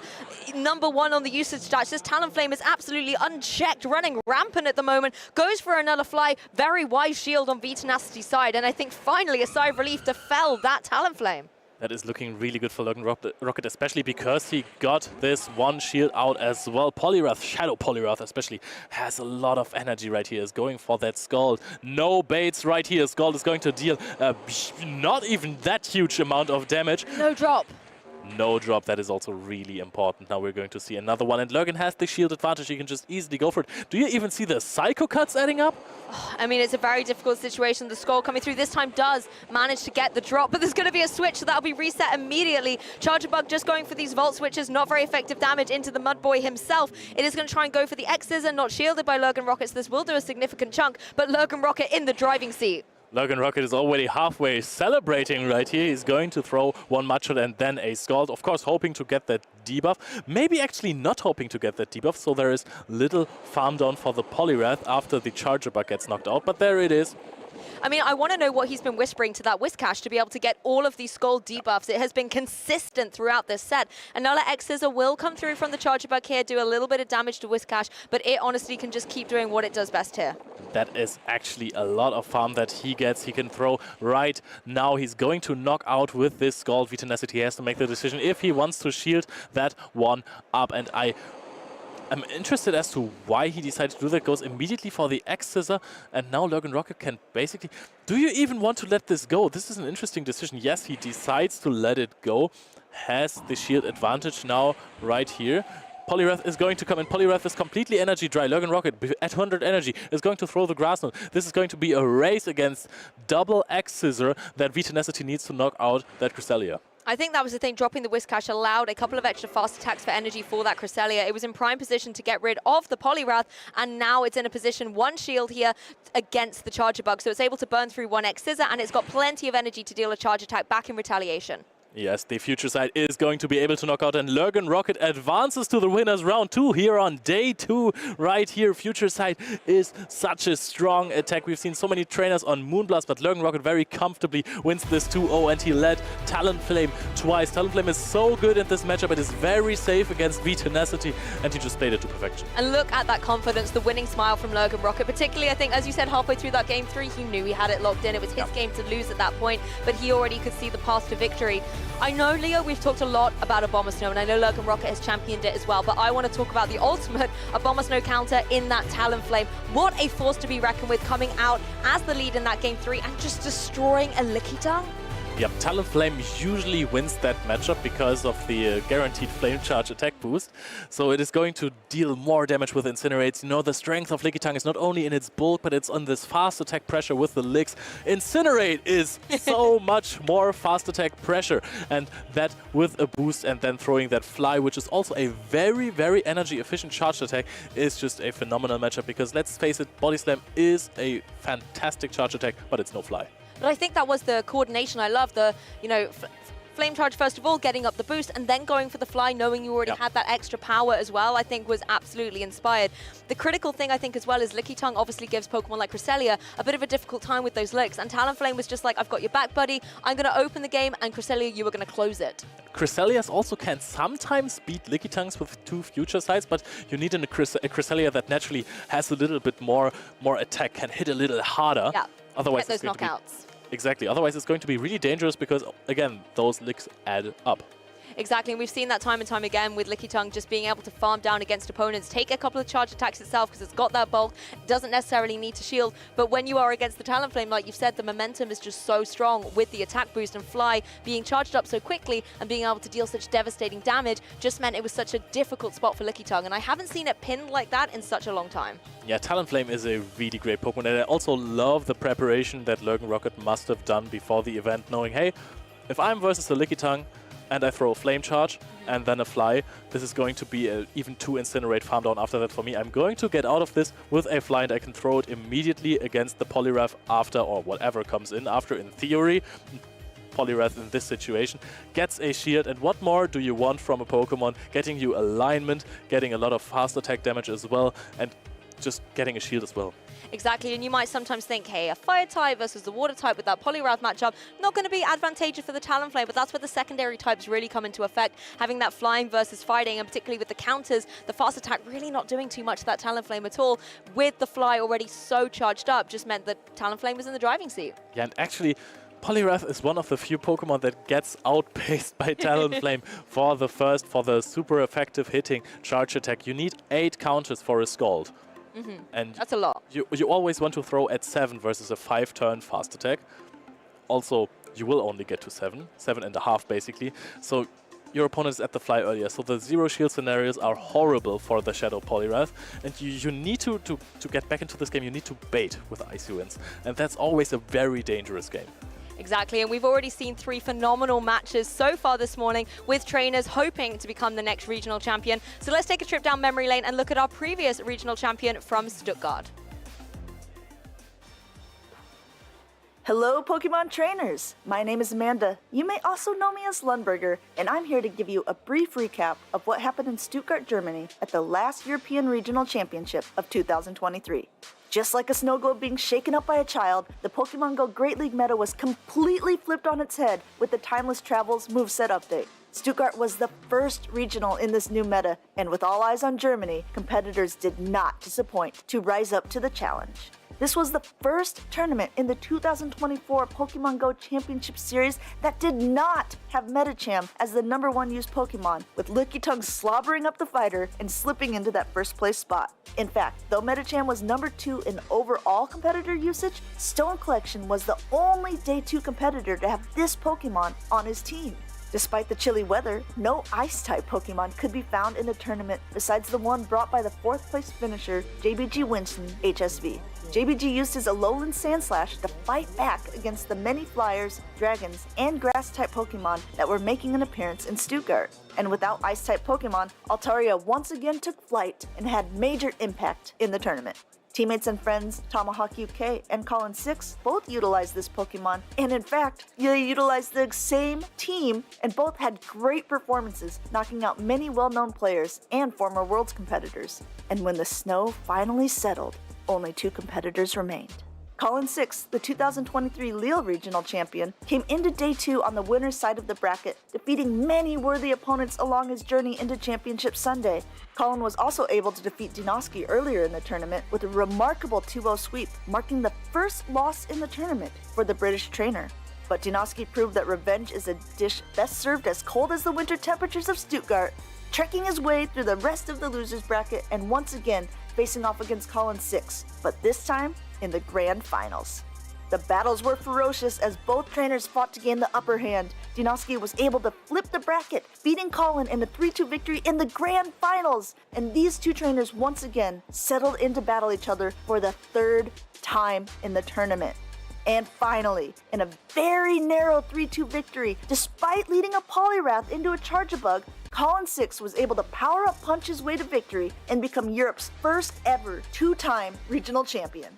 If you're looking to hone your skills and set out on the road to become a regional champion yourself, make sure to visit Pokemon.com/play to find a tournament near you and begin your championship journey.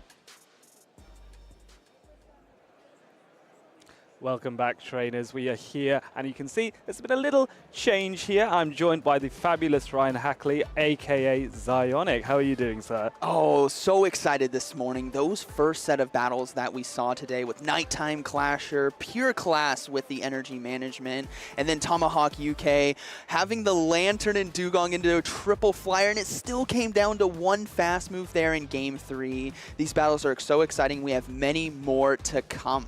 Yes, absolutely. We have Pablo Dinas, who is going to be facing off against Tomahawk UK, who you mentioned. So let's see what kind of fantastic tactics come from these 2 fabulous trainers. I want to also point out the match we just had, Lurgan Rocket versus V Tenacity, the dominance that Lurgan Rocket showed, and against a really good trainer that V Tenacity is, just highlights that the legacy that Lurgan Rocket created back when Liverpool first started off, he's still got it after all these years. Yeah, and Lurgan Rocket has been my personal choice. I wish I could choose everyone. There is so many solid trainers here at this tournament, but Lurgan Rocket stood out to me. The calm, collected battler that he is and the trust that he has in Cresselia, we've been seeing him use it time and time again.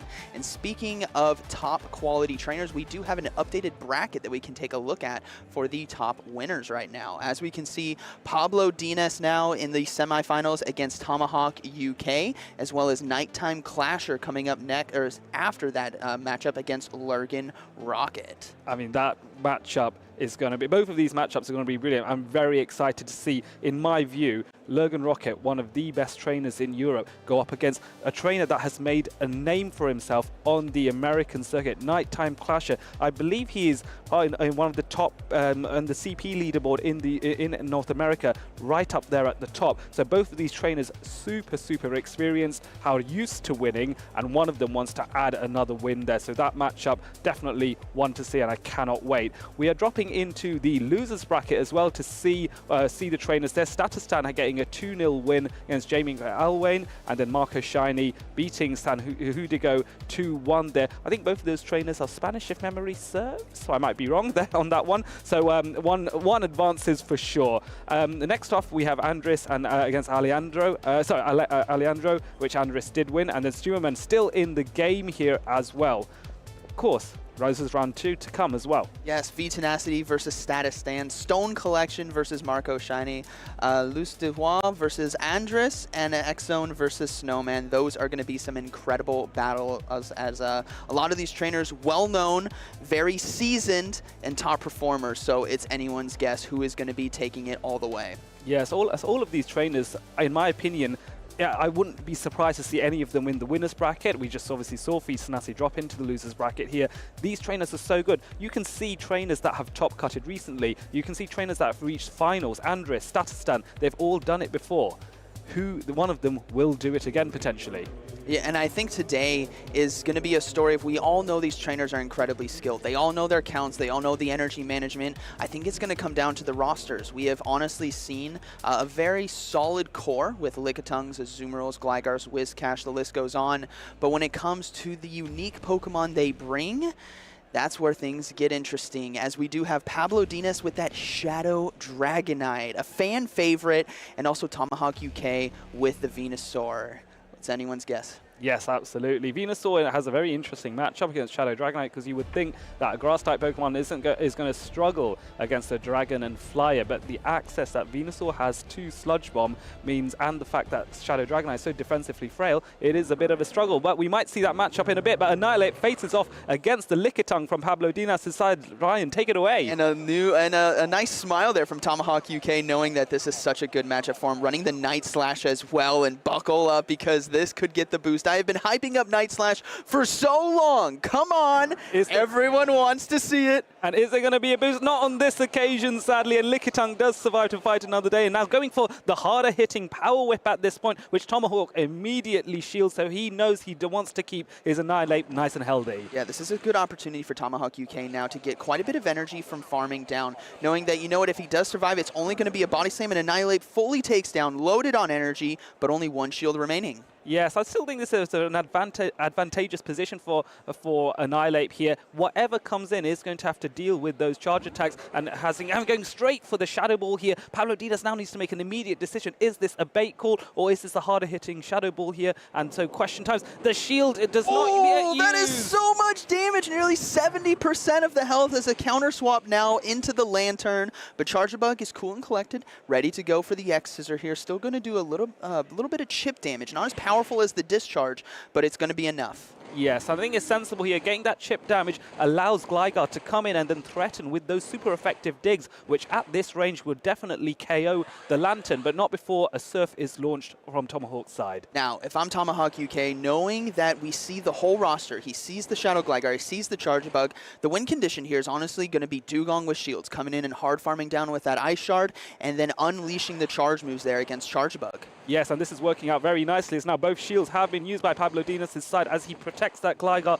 not realizing the Dugong, it might be there in the back. So Dig coming in now. Tomahawk happy to let the Lantern go because he knows what he has available in the back here. Here it comes. The Dugong is unleashed. The nod of confidence there from Tomahawk UK, knowing his win condition right here. Just because your Lantern has the opportunity to go for that extra Surf and you might want to throw that shield into it, you got to think a few steps ahead. And Dugong right now is definitely ahead of the game, as they're going to be able to easily farm down with that fast move of Ice Shard. Yes, definitely so, but does need to preserve the health on this Dugong. Shields at the last second. The right call, the dig, therefore goes shielded, and the Charger Bug coming in, but Dugong has so much energy, and this Icy Wind at this range will certainly KO the Charger Bug. That's what's beautiful about Dugong. Able to do enough neutral damage to take it out, and then clean up the Gligar in the back. That is going to be a good game one. Yes, I think Tomahawk was in control very early on in the mid-game. He knew he had a moment where he was thinking, I know how I can win this.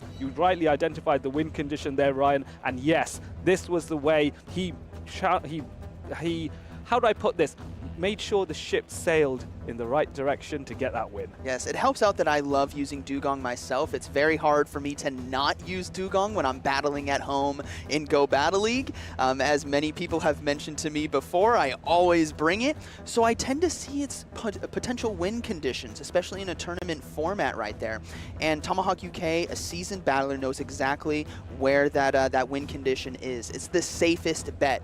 Yes, he could have risked it a little bit, shielded the Lantern and gone for the Surf. That could have been completely viable, but the safer play, the guarantee win, the 100% win condition, is just give the shield to Dugong and let it do its thing. Yes, a very excellent analysis there, and you're quite right on that one. Pablo Dinas now has to reassess and reconsider that Dugong was problematic. He must get that Charger Bug on the Dugong or the Lickitung with those super effective Power Whips. That is critical in order for Pablo Dinas to stay in the winner's bracket here. Tomahawk, though, can breathe a small sigh of relief because he is 1-0 up and he has a bit more room to play, maybe even take a bit more of a risk, would you say? Yes, I think it's a tough position to be in. Pablo Dinas has two Pokemon that are strong in their own right, but they get hard countered by the Dugong. That's going to be the Shadow Dragonite and the Shadow Gligar there. So the bench pressure, knowing that Tomahawk's already going to bring it, I think we see a little shift maybe towards Vigoroth coming into this game. Vigoroth has very good neutral matchups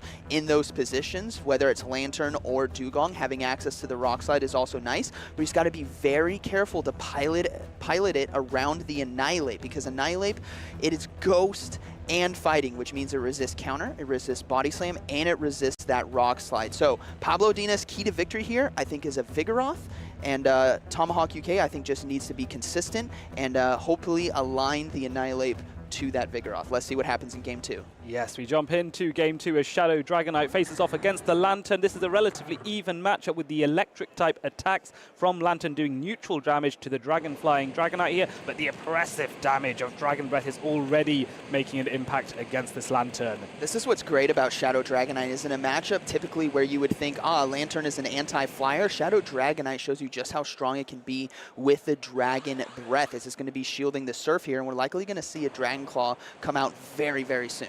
Yes, absolutely, and it's a very good tactical play by Tomahawk to soften up. Oh, actually going for the harder hitting move, going for the superpower here instead, and a last-minute shield by Tomahawk. They're making the right calculated decision, and now Lickitung coming in to try and soften up this Lantern a bit more, and so Lantern responds with a Surf. Yes, and Tomahawk UK doesn't have a fantastic answer for Lickitung right away. So we're going to do the what I like to call the chip and dip, where you throw the Surf, soften up the Lickitung, and then come into the mirror. It is even shields, roughly even energy. Pablo Dinas is slightly ahead, but in terms of the health that was able to be downgraded basically from the Surf, it gives Tomahawk UK that extra little advantage in this matchup. Yes, for sure, and I think that is the right way to go about it. You maintain alignment, will give yourself the best possible chance of maintaining alignment in this mid-game scenario if you're Tomahawk, to ensure that your Lantern stays aligned with that Dragonite later on, as another Body Slam is launched by Tomahawk here to soften up Pablo Dinas' shiny Lickitung and hopefully bring that Pokemon closer to knockout. Now, Pablo Dinas does have a good opportunity if he can come back in with the Dragonite and get some more Dragon Breaths to get quite a bit of energy, because Dragonite in a one-shield scenario, when it has double charge moves, can be very impactful on the game. We saw that Lantern's relatively low, so I think a Dragon Claw or a Superpower could take it out in that position. Yes. So I'm guessing he's going to want to try,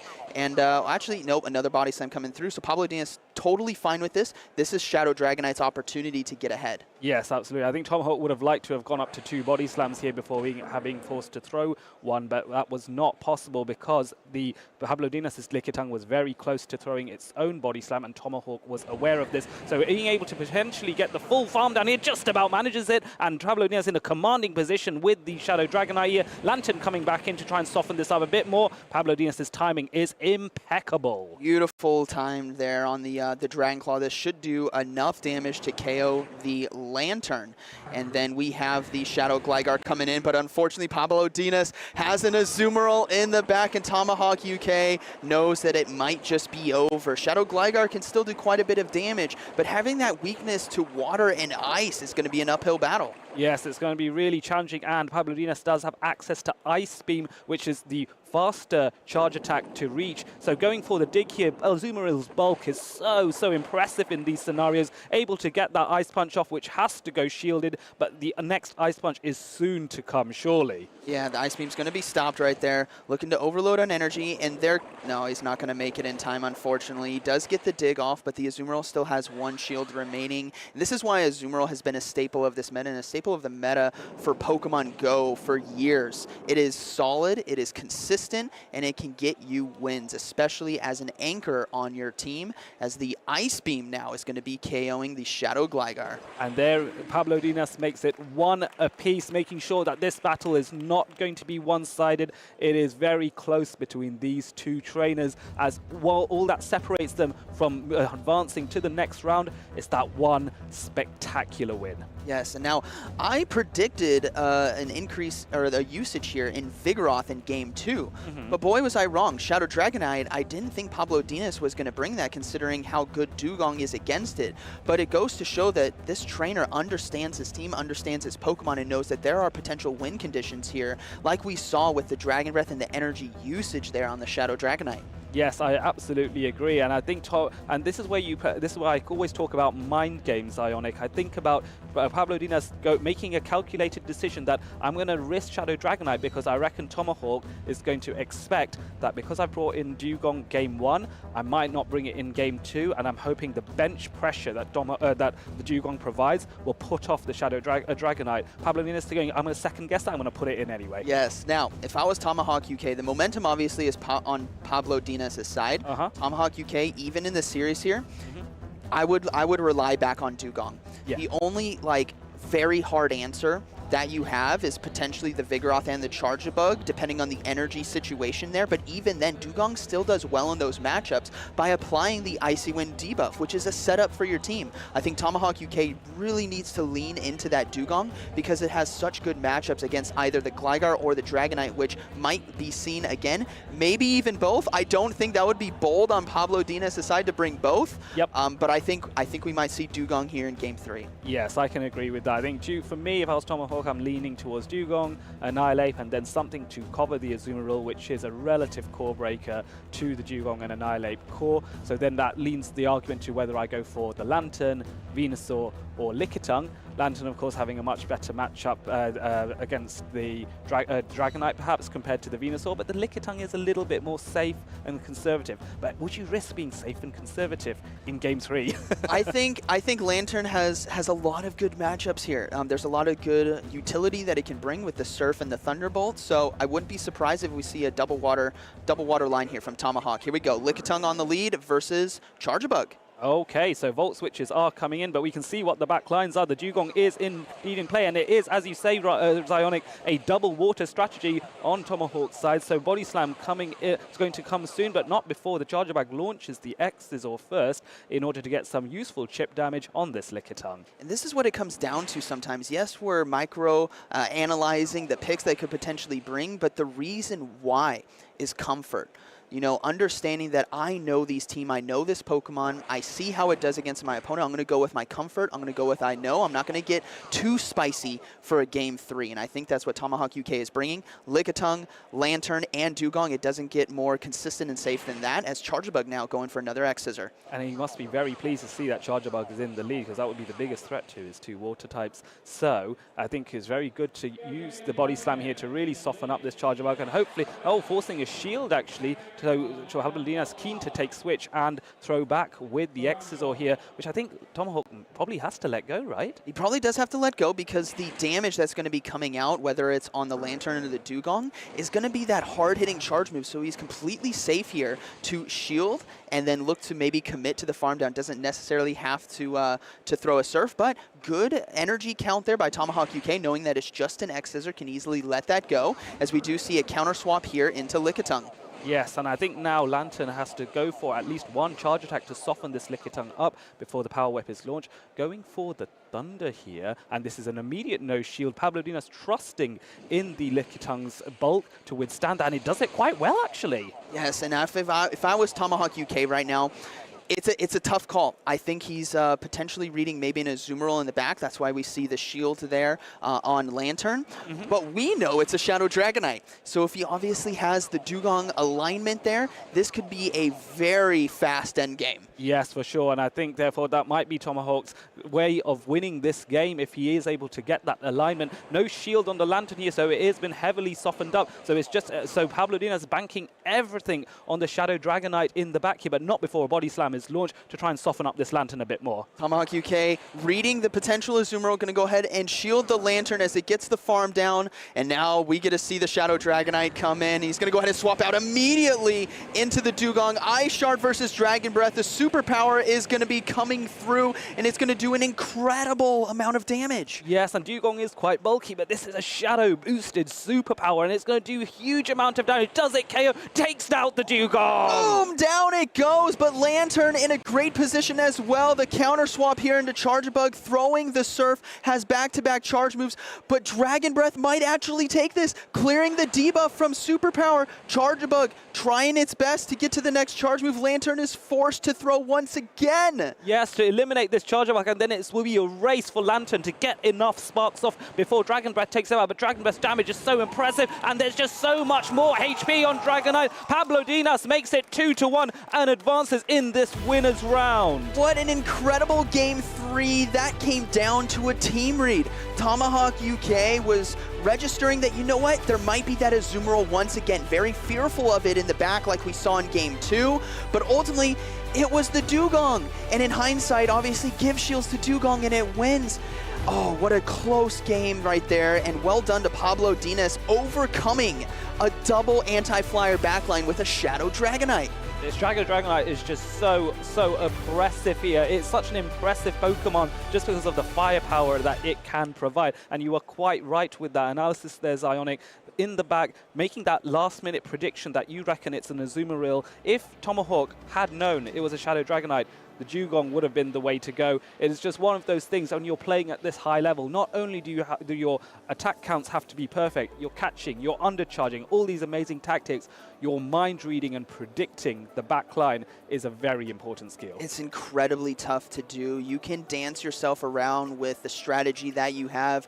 You're analyzing what your opponent did in Game 2. You're hoping that you were correct because you just don't know what that third Pokemon can be. But Tomahawk UK still in it. I believe that was his first loss, so he's going to be moving down to the loser's bracket in order to fight his way back. But Pablodinas with Shadow Dragonite is going to be moving on. What a cool Pokemon to bring to this tournament. Yes, and something that's rather unusual. I always talk about how when you are playing in Play Pokemon or the Pokemon Go Championship Series, my rule of thumb is to have 5 Pokemon that are relatively meta, one would say, and then something that's a little bit more unusual, something that's going to be a bit spicy and break the cores of some common cores that are available. I think Shadow Dragonite is a good one to consider. What do you think?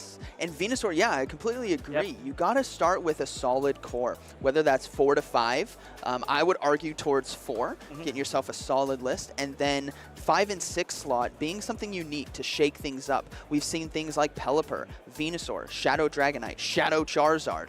There's a lot of cool Pokemon that can be brought to this tournament, and just because it's not on that top 12 roster from previous tournaments doesn't mean it can't do well.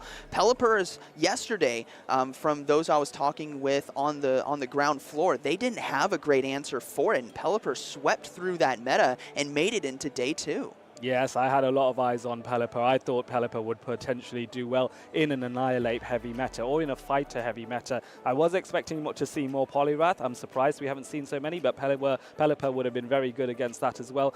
Perhaps less so against the Vigoroth of all things, because Vigoroth got a move update last season and now has access to Rock Slide, and I really like that move. That was a huge update for it. Beforehand, it had access to Bulldoze, and while it has that ground coverage, it's not the most optimal move in terms of energy to damage. Now, we've seen other better moves, maybe like Drill Run, for example. Fantastic to have, and many Pokemon do have it here, just like Dugong. But Vigoroth getting access to that anti-flyer coverage, and with flyers being so common in this meta, it can perform really well. Now, we have a Clash of Titans here in the second set as Nighttime Clasher versus Lurgan Rocket. Oh yes, I really like the Clash of Titans statement there. That was quite fun. That was quite amusing. Nighttime Clasher indeed against Lurgan Rocket. We've seen Lurgan Rocket dominate over V Tenacity earlier, but Nighttime Clasher, very experienced battler, hailing from America, and has all the experience, all the championship points stocked up, and wants to add a few more and take a few from Europe as well.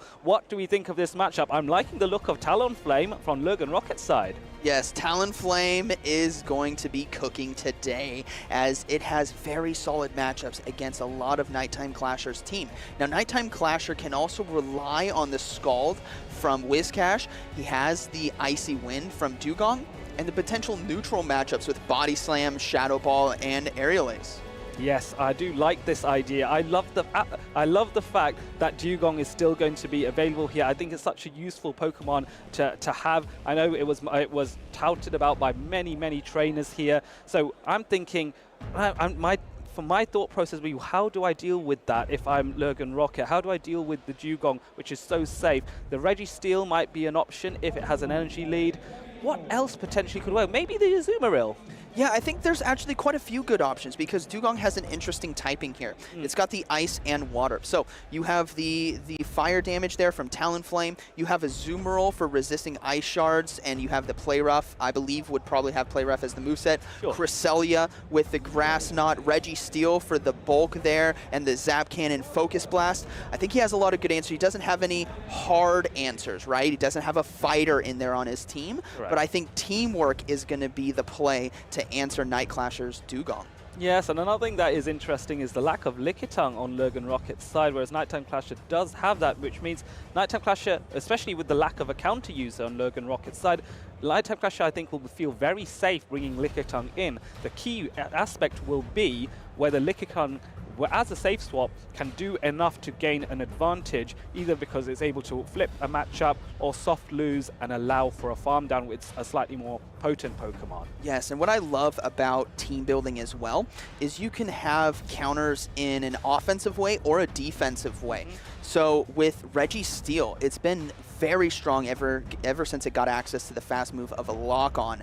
And I think defensively against the Lickitung, it can do very well because it's going to be resisting those body slams and power whips. Licks will still add up, but Registeel's very bulky. It's going to take a long time, and you do have access to those hard-hitting charge moves. So Lurgan Rocket is likely going to be leaning into a lot of neutral play here with Cresselia, maybe the Registeel, maybe bringing in the Talonflame as well, because we saw in the previous set of matchups that Lurgan Rocket did very well with that Talonflame. Yes, he definitely did. And I think you could use perhaps Registeel to tease away shields from Nighttime Clasher, and if that happens, then and the Talonflame is in the back, then it can do some very heavy damage using either Fly or Brave Bird, and indeed Flame Charge to boost its attack, and the Incinerates. Already that fast attack does so much damage. I really don't want to be on the receiving end of an Incinerate after it's been boosted by a Flame Charge. Yes, and what's very cool about Talonflame is it did get access to Fly, and Fly is arguably the best flying type charge move in the game right now in terms of damage to energy, and a lot of trainers are opting to go for it over Brave Bird. Brave Bird's fun, don't get me wrong, I love the boom, but Fly is consistent. Fly is lower energy, and Fly can get you a lot of closer matchups that you wouldn't otherwise get with Brave Bird, and also doesn't apply that debuff like we see. Fly has been very useful for Lurgan Rocket today, specifically handling that Lickitung in a previous matchup, getting the full farm down, and because of its energy, was able to throw it against the Poliwrath right away, which was the big decider in that matchup.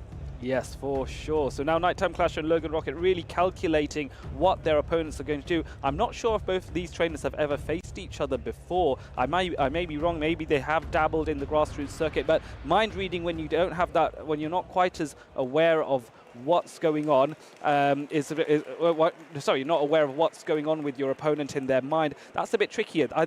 I personally feel the first game is going to be a little bit more, how do I put it, a little bit more conservative, a little bit more just feeling each other out and seeing what the styles are of play as we get into game one. Skarmory versus Cresselia. Now this is a tough matchup. Skarmory having that bulky defensives, and we do see a swap out right away into Whiscash with a Lickitung answer. Yes, Lickitung will have an advantage here with Power Whip, but that energy gain that Whiscash got from switching in first means it can get the Scald off early, and we know Logan Rocket would love to see a debuff nice and early in this matchup. Yeah, now Lickitung has the bulk to be able to survive. No debuff there, so that is already a huge advantage now on Nighttime Clasher's side, as he's opting to go for the body slam for the shield bait. Whiscash, only weak to grass-type moves, is going to be shielding, and that is going to be a successful bait. Yes, I think it was sensible bait here. There is so much energy on this Whiscash that Logan Rocket could not take the risk of the Power Whip. Nighttime Clasher benefiting from that, but another Scald is coming in, and now a counter shield by Nighttime Clasher to try and keep this, and there's no debuff twice in a row. Wow, that's something we really haven't seen yet in this tournament. Whiscash having that 50% chance is opting to go for a second shield. Logan Rocket really wanting to go for hard switch advantage now to align the Talonflame against the Skarmory. Yes, and that would be lovely if he's able to do it, but it's going to be so challenging. This Scald at this range would not KO the Lickitung. It's such a bulky Pokemon, but now, and still third time's the charm, but no debuff, and just catch onto the Cresselia. That was brilliant. That was a beautiful swap in, but unfortunately, Nighttime Clasher still in the driver's seat here, as Cresselia did soak the energy. He can load up a little bit more, maybe get to that body slam, and then try to swap out into Skarmory to catch the charge move, but Logan Rocket was ready and waiting. Now he's going to have to go for Future Sights. Everything's resisted, but at least Future Sight is same type attack bonus, so it's going to hit that just a little bit harder than the Grass Knot. Yes, absolutely. I think in this matchup, all you want to do if you're Logan Rocket is try and soften up this Skarmory as much as possible. If you're Nighttime Clasher, what you're looking to do is try and farm up as much, soften up this Cresselia, and then farm down with those Steel Wings to get as much energy out of it. And I think he might be able to do it, but he will have to take another Future Sight first. Yes, Skarmory right now in a very good position. One of the scariest Pokemon to face off against in this meta if you have no shields and no hard resistance. So there's a Whiscash and a Talonflame in the back, just ready and waiting for a potential Brave Bird as the final Future Sight is going to be coming through. Yes, Logan Rocket is very lucky to get that final Future Sight off. Really softens up this Skarmory, but does go down and now has to make a decision. What Pokemon do I put in? Because this is going to have to take a Brave Bird, one of the hardest hitting flying type attacks in the game. Surely this KOs the Whiscash, and here it comes. Down it goes. Dugong looking to come in right away as the Talonflame and Dugong are going to be going off against each other as the Flame Charge is likely going to be coming through. In a situation of no shields, Talonflame is trying to boost its attack. Dugong is trying to lower its attack. It's going to be a back and forth. Yes, it will be, but Talonflame has the disadvantage that unfortunately doesn't have a shield, and the timing on Nighttime Clasher's part is brilliant. Getting 3 Ice Shards off before the 2 Incinerates can be thrown. Perfect timing, and this is going to lower the attack back down of the Talonflame, and another Fly is launched first, so Nighttime Clasher doesn't have the opportunity to throw another Icy Wind. This is going to be incredibly close. We'll have to see if the Dugong can survive, which it does. Nice and safe. Icy Wind is going to be KOing the Talonflame. So unfortunately for Logan Rocket there in game 1, the Cresselia into the Skarmory sealed the deal, and Nighttime Clasher stayed on top of Logan Rocket at every single pace of that match. Very well played.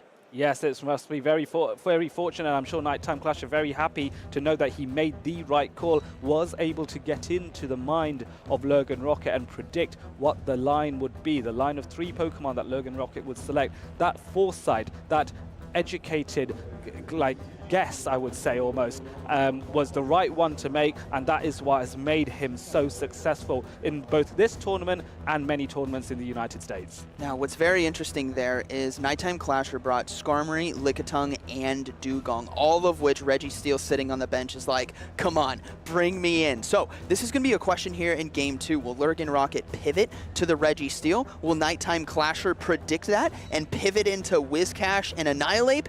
It's anyone's guess, as we're we're going to be getting into the battles very shortly, but there's a lot of mind games that can be had, and Nighttime Clasher is the king of mind games as we see him top performing at LAIC, Peoria, Pittsburgh, NAIC, a very top-class battler and top-class shellcaster as well.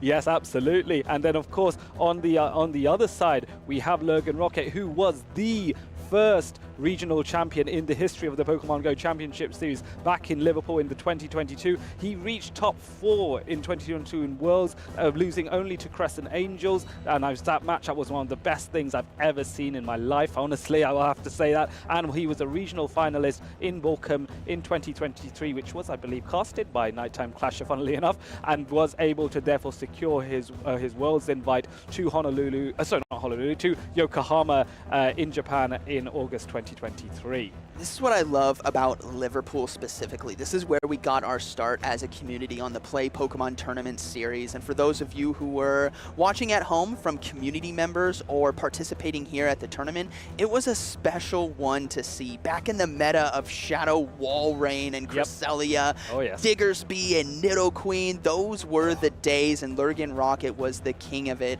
and looking to stay dominant here as he comes back in 2024. I wonder if the Cresselia on Lurgan Rocket's side is the very same Cresselia with which he won in 2022. So that is a partner Pokemon and a half. That Pokemon is used to winning at the highest of levels, and here the challenge and the gauntlet has been set by Nighttime Clasher as Cresselia faces off against the Whiscash. This is an advantage to Lurgan Rocket because those grass knots are going to be super effective. And this is exactly what I was talking about.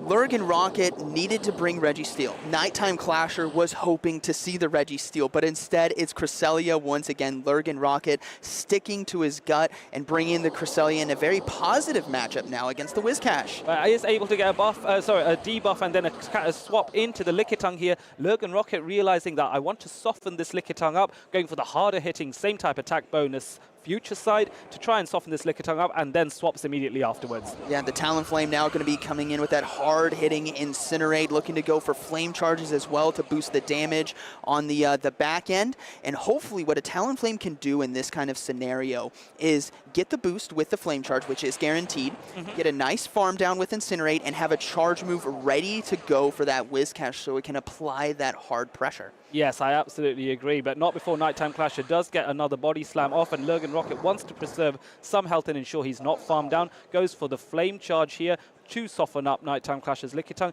Nighttime Clasher decides Lickitung has done its job and decides to no shield, but Lickitung does survive because of its bulk and is able to therefore allow another Incinerate to go through. That farm was perfectly played. Perfectly done by Lurgan Rocket. Has the fly available, looking to go for an extra Incinerate as well, knowing the Whiscash was out of energy. That is a high-class play.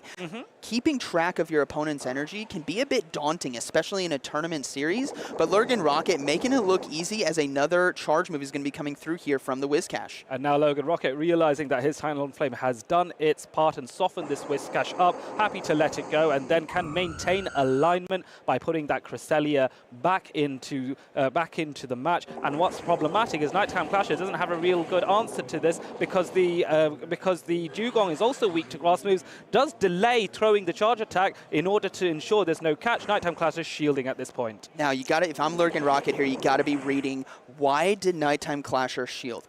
What is he going to get an advantage out of? What Pokemon could be in the back? He's probably reading something like Annihilate or Dugong, because that's what you don't want to see if you are facing off against a Cresselia. The Grassnot and Future Sight. Whiscash going for a second shield. Lurgan Rocket is going to know, okay, something's up. Something is weak to Cresselia back there. Let's hope Whiscash can win. Yes, for sure. And so Cresselia trying to rush to the next grass knot. The timing is impeccable on both of these trainers, and Mud Bomb is being launched here. Lurgan Rocket recognizing that this is a Mud Bomb, chooses to no shield.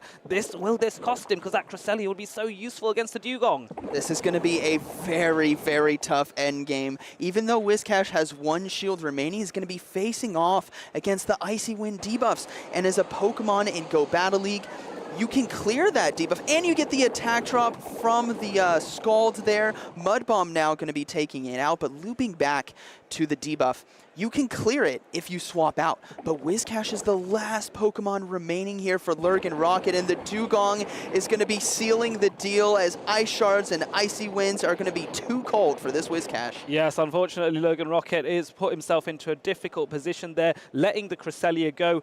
Alas, not considering that Dugong might be in the back. These Mud Bombs are going to do damage, but they have been debuffed, and now the next debuff's coming in. Lurgan Rocket realizing, I cannot win this. There is no win condition. I'm delaying the inevitable, gracefully decides I'm not going to no-shield this and let Nighttime Clasher take the win at this point.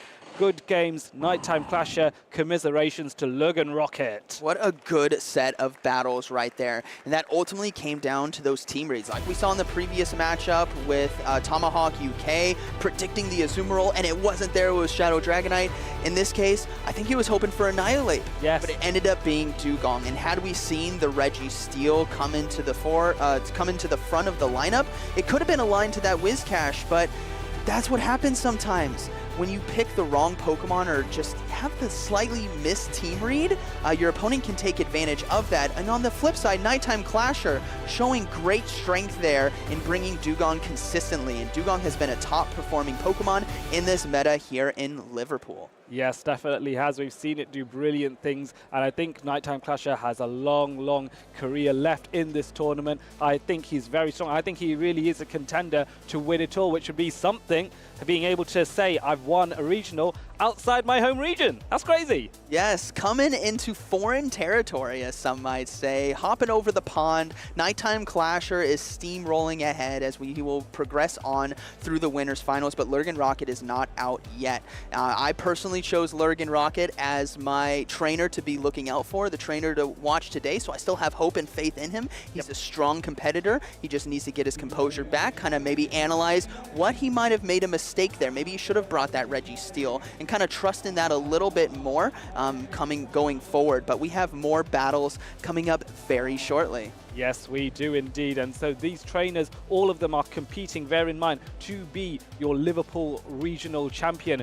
The first, and this will be the biggest European regional. So to win here is so significant because you have ended up beating so many other trainers. And I just love to see all the different permutations, combinations and tactics that these players come up with. Yes, and what's very cool about the Liverpool Regional is it's consistently getting bigger and bigger every single year. Like we mentioned before, it was our first tournament as a Pokemon Go community. And every year it has been getting bigger, and now it is the biggest tournament here in EU. Top trainers are playing here. Even trainers that you did not see come into day two, like maybe Inadequance or Though Technical, didn't make it. And that just goes to show how strong the competition is here. Those of you at home who have been cheering on your favorite trainers, be sure to tag them on X or your favorite social media site and cheer them on, as they're going to need all the help they can get. Next up, we're going to be having, I believe, K-Zone versus Snowman as our next matchup, which we'll get into here very shortly. But what I would love to talk about is some of the dominance that Dugong has had. It's been a Pokemon that isn't in the top performing in terms of most used, but it's a Pokemon that has been getting the most wins, in my opinion. Yes, I absolutely agree. And when you're a master at commanding Dugong in the best possible way, you can really get some very, very positive outcomes. Don't forget as well that you can interact with the stream using the Twitch chat and by using #PlayPokemon. If you like something that if you like something in the stream and you really want to speak up about it, do give us a tag.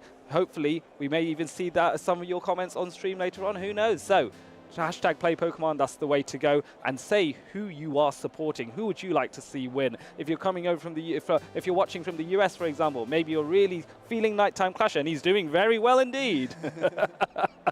So many good trainers here today. We're going to be seeing a lot of more unconventional Pokemon, I think, moving forward. We've seen, and it's so weird to say, Medicham being unconventional. Medicham did make it into the top 16. I believe it's still in the losers bracket right now. Could Could be wrong on that, so don't hold me to it. But it's so interesting is the fighter dynamic has completely opened up with Annihilape's introduction and the previous nerfs to Psychic. A lot of Pokemon are taking on that role. We've seen Poliwrath, Annihilape, Vigoroth, Defense Form Deoxys even, and Medicham. So 5 fighters fighting for the top position of that role. Which fighter would you choose? Oh, for me, I'm still leaning towards Annihilate. I like playing with new toys. When Niantic puts in a new Pokemon, I'm like, I have to try it, I have to build it. So I have now built 4 Annihilate with second moves, 3 of which are in Great League, and I still don't know which one of those 3 I want to pick. All different move sets and some are more favoring their attack or their bulk. So I'll have a play around. I'm going to see what I like playing around with, but I want to hear also from someone who's won and gone very far in this tournament. So I want to hear from Nighttime Clash, and I've heard that Lou has him to hand. Thank you, casters. While the match is getting set up behind me, I want to steal a few moments to congratulate Nighttime Clash on that amazing victory we just saw on stage. I mean, there were a few dicey situations potentially that could have happened. You mentioned you were 3 times weak to Reggie. Talk us through that. So yesterday I was talking about being always ABA weak to teams, and today we decided to go with the triple weak to Reggie with that first line there. If here was Reggie anywhere in that line, I think I just instantly lose, but I was kind of making a read that he would opt for like Cresselia and Talonflame. I mean, we've spoken a little bit on the broadcast about those kind of gut instinct decisions, and it sounded like it worked out for you. In Game 2, however, the Talonflame put you in a bit of a difficult situation. It completely ran through your Licky Tongue. How did you come back from that? Yeah, so I knew he was in an actually awkward position because I had 2 shields, he had 1, and the only way for him to knock out the Whiscash is to use a Grass Knot. That will one-shot KO me anyway, so I can let as much fly damage from the Talonflame, as much incinerate damage, just soak it up on the Whiscash as long as I don't go down or am in Psycho Cut range. Yeah, we definitely saw your Whiscash get revenge, let's say, for the Licky Tongue and be able to KO that Talonflame. Sometimes there's a little bit of competitiveness between NA and EU, and you're obviously coming over here and doing phenomenally well. Are you going to take it all the way? I hope so. I thought the trainer that I was most afraid to face in this bracket was probably Lurgan Rocket and then Stone Collection as well. Funny, I played those 2 in the first rounds. So now I'm actually feeling quite good, feeling more comfortable with my matches on stream. That's quite nice to get the ones you were worried about out of the way nice and early. Well, we're going to let you get rested for the next game. We just wanted to make sure that we took a couple of words. Congratulations. We'll let you get focused on your one to keep an eye on for sure. Pokemon trainers, the next match, as you can see, is ready, so don't go anywhere. Let's kick it back to the casters. It's so interesting to note that Nighttime Clasher said he was triple weak to Registeel, but he didn't care. He made an aggressive team read, and sometimes that's what you need to do here in this Team 6 format, because you can only bring 3 Pokemon, but there is a team of 6, and reading that, you know what, Registeel has a lot of bench pressure. Lurgan Rocket was depending on that, but Nighttime Clasher just said, you know what, I'm just going to go all in, and was able to overcome. Yes, absolutely, and that's what the risk versus reward factor worked out for Nighttime Clasher, and the risk and reward factor has certainly been, funnily enough, a factor in many other matches, as we do have an updated bracket that's going to be shown relatively soon, and also we do have, you could see in the background of the interview, 2 more trainers that are getting set up and ready to go as well. So the battles are not going anywhere. Our aim is to pass you through all these battles, show you all the amazing games that are going to be shown all the way towards that grand final, and I'm so excited to see which one of these 2 trainers will make it all the way. Yeah, and the goal today is to show as many battles as possible, which we are all here for. And speaking of battles, we get to see where these battles have led us, as we do have an updated bracket for you all to view from home. Yes, for sure. So the one thing that I'm very curious to see is how far Statistan's got. So we can see the losers round 2. V-Tenacity is facing off against Statistan, and that's going to be very, very cool. Both of these trainers very familiar with each other. And then you have Stone Collection, who we did see earlier on stream facing off against Marco Shiny, who has been able to best San Hudigo earlier on. Further to that, Andres, we all know Andres, against Leslie Edouard, who hails from Switzerland, if memory serves. I'm just want to make sure I'm checking my memory banks to make sure that the flag is correct. I hope I'm right. Apologies if I'm not. And then Zone 22 versus Snurman is the final match in losers round 2. Any trainers from this list that you think, I reckon they'll make it further? I think Status Stan is actually a top-class battler. I have faced off against him myself. We had a little community meetup years back in the level 40 Master League, and Status Stan 0-3 to me in that matchup. I like to think of myself as a pretty decent battler, but Status Stan is on a whole different level. Yes, so Sasanan is a good friend of mine. I used to make the comment that I wonder if he's got a brain in his head or whether it's cogs and just mathematics, and like you go in and you see like Einstein's theory of relativity in there somewhere. But we have actually a losers round 2 battle here. We have Zone 22 against Snurman there. So we saw that was the bottom matchup in that losers bracket that we showed earlier. So we're going to be showing you some of these trainers. One of them is going to win and stay in the losers bracket. The other one is sadly going to end their journey there. But these two trainers, both of them, so brilliant. And we see a Medicham. It's like I knew it was coming. Snowman's team is very unique, having the Medicham, Shadow Charizard, and I believe Pelipper as well there. But the Shadow Charizard yesterday did incredibly well, and we're getting right into the action. Annihilate versus Registeel. Oh, and this is going to be absolutely delightful for Zone 22 here. Registeel, though, opting to stay in here and get a bit of farm, and then switching to the Pelipper here, countered by the Registeel itself. But the Pelipper's advantage is that it can throw quite a few ring attacks before the Zap Cannon can be launched. So here comes the first Weather Ball. Now, Pelipper is one of those Pokemon where you're hoping there's no fast move pressure. You hope it's all charge move pressure. And also, you got to be hoping that the first Zap Cannon that we see here doesn't apply the debuff. Because if it doesn't, Pelipper's Weather Balls really start to add up. That's why the Weather Ball update that it got years back made Pelipper a top meta flyer because of how spammy it can be. It has the Hurricane as well. But here comes that first Zap Cannon.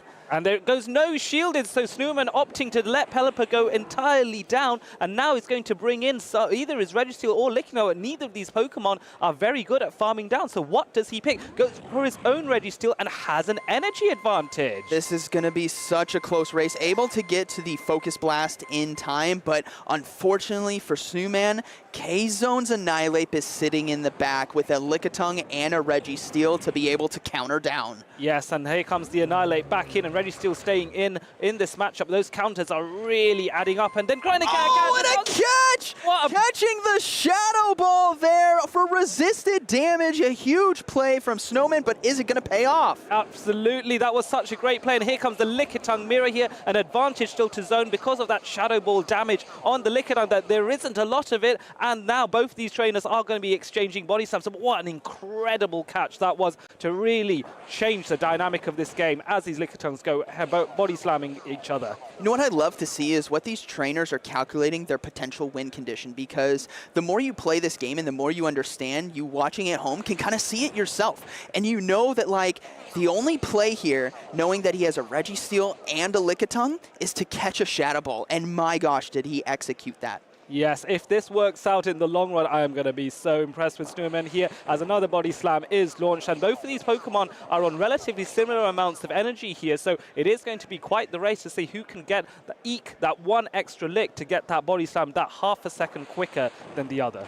And we do see a counter swap now back into Registeel, quite ahead on energy, and we will see a body slam just before that Focus Blast can come through. But unfortunately for Snowman, the K-Zone Annihilate is sitting in the back and it is ready to go. Yes, and I think he's hoping to get that Zap Cannon off on the Annihilate here, but a shield, of course, is going to come out to protect this Annihilate, but the debuff will still activate through the shield potentially. So is there a debuff? And there is a debuff! Annihilate, though, I think doesn't care. Counters are going to be taking down the Registeel. Lickitung is going to be coming back in. There is a lot of energy here, and Ice Punch is neutral damage. Yes, Ice Punch is indeed neutral damage, but you might not even need that because you just shield this Annihilate, and the counters alone do super effective damage on Lickitung, and it's just Lickitung, bulky though it is not able to withstand that onslaught as it goes down. My goodness, that was Annihilate's game, and we mentioned it before. If Annihilate really starts to ramp up with its damage and there's no hard answers, it can go through some teams. And like we saw right there was a potential win condition, obviously catching the Shadow Ball, but ultimately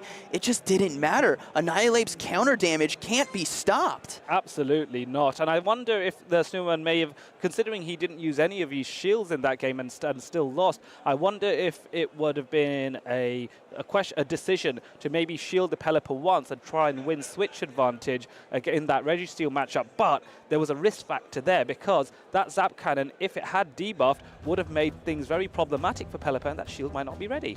So, hey, I don't know. Maybe this is where, if you are in Snowman's position, you have to think, did I play that tactically correct? Do I need to change my strategy? I think certainly a new strategy might be useful here to get that win. Yeah, and I think the Pelipper, like you mentioned there in the mid-game, because the Zap Cannon debuff was not applied on the first one, I feel like it could have stayed in a little bit longer. We saw him give a no-shield, let the Zap Cannon go through, but there's a lot of utility that can be brought to this matchup if you get a few more Weather Balls because you have no fast move pressure against your opponent's Registeel. So there was a great opportunity there. Maybe a slight adjustment here in Game 2. Maybe we see a Charizard as well to better handle the Registeel with the Blast Burn instead of the Weather Balls. That could be a nice play. But on the counter end, K-Zone here does have an Azumarill for that Charizard. So it's again coming down to the team rating, what you think your opponent is going to do, but the momentum is definitely in K-Zone's side. Yes, for sure. And even though Charizard is completely walled off by that Azumarill, I have seen some rare occasions where Shadow Charizard with a bit of energy is able to behest the Azumarill just because Blast Burn does so much damage. I think it takes out about 40, maybe even as high as 50%, or somewhere in the middle anyway, of Azumarill's health. That is an incredible amount of damage on a very bulky Pokemon, so maybe in a pinch, it could happen. Yes, that Blast Burn can do so much, especially if you get maybe a nice farm down from a different Pokemon. Just because you are weak to Water-type Pokemon doesn't mean you can't hit hard back, and that's why Shadow Charizard is, or that's why this trainer Snowman is deciding to go with Shadow Charizard, because the Blast Burn and Dragon Claws just hit so much harder, and you really need that in matchups where you're going to be facing off against Pokemon like Lantern and Azumarill. Yes, he definitely will do. So here, let's see. Let's see what does Snowman do here. I'm trying to put myself in Snowman's shoes right now. So I'm thinking, I still think the Lickitung is solid. I think it's necessary, and it can, while it can't handle the Annihilate, it can certainly soften it up. I did like the Pelipper for sure. And so the question is, what do I pair with the to deal with the Registeel? Do I go with the double water strategy with Whiscash, Pelipper, Lickitung? Maybe double Flyer with Pelipper and Charizard in the back again, and leading with the Lickitung. There's so many combinations and permutations, and for Zone, he just needs to know.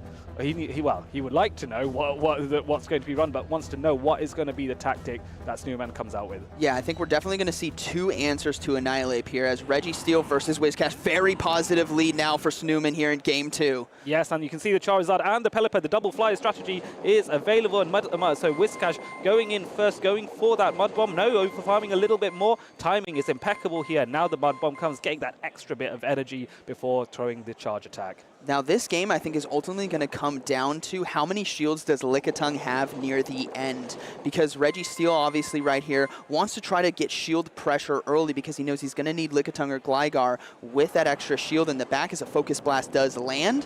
But on the counter side, we see the swap in now into Lickitung, and the Whiscash is opting to go for the Scald. Yes, I think this is a very sensible play. You want to chip and dip, and in addition, get that potential debuff. The Scald comes in, and there is that debuff here, and this is perfect because now the Pelipper feels a lot safer taking these body slams and is able to get to those charge attacks very quickly, rushing to the Hurricane. This is so interesting right now because Pelipper is arguably one of the better answers because of Weather Ball to the Shadow Gligar. But what we're going to see in the back is a battle of Charizard versus Registeel and Shadow Gligar, and it has what it takes in order to overcome that, but not before Lickitung has something to say about it as another body slam comes through. Yes, and now you can see Snowman charging up to the harder hitting charge move, and an immediate no shield by Lickitung as well, and so this Hurricane is going to blow this Lickitung away.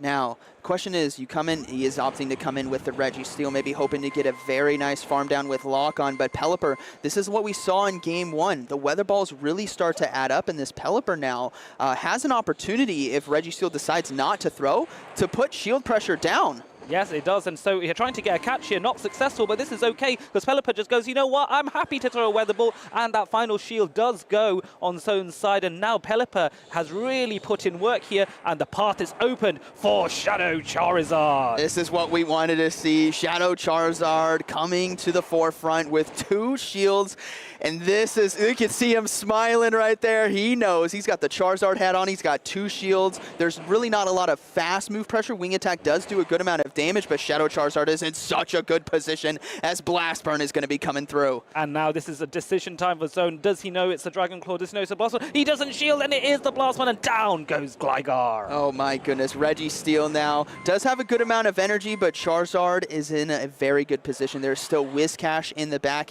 and Pelipper able to keep all 3 alive, but Shadow Charizard is definitely going to take it here. 2 Dragon Claws should be enough. Yes, absolutely. At this low health, even Registeel can't handle the damage that Dragon Claw will provide despite the resistance. The first Dragon Claw comes in, goes shielded. The second Dragon Claw with 1 more wing attack comes in. There is no shields available, and Zone puts the phone down. He knows that this is going to be 1-1, so we are going into a deciding Game 3 between these 2 brilliant trainers. What a beautiful comeback there from Snowman into Game 2. Game 1, there was no hope. I'm going to be completely honest. Annihilate dominated. And like I said, Snowman knows that, okay, the Annihilate was so good, I need to have 2 answers for it, 2 great answers in terms of fast move pressure and a kind of neutral matchup depending on the situation. So that is why we saw the Whiscash and Double Flyer, and it paid off. There's no Lantern on K-Zone's team, which is arguably going to be one of the best answers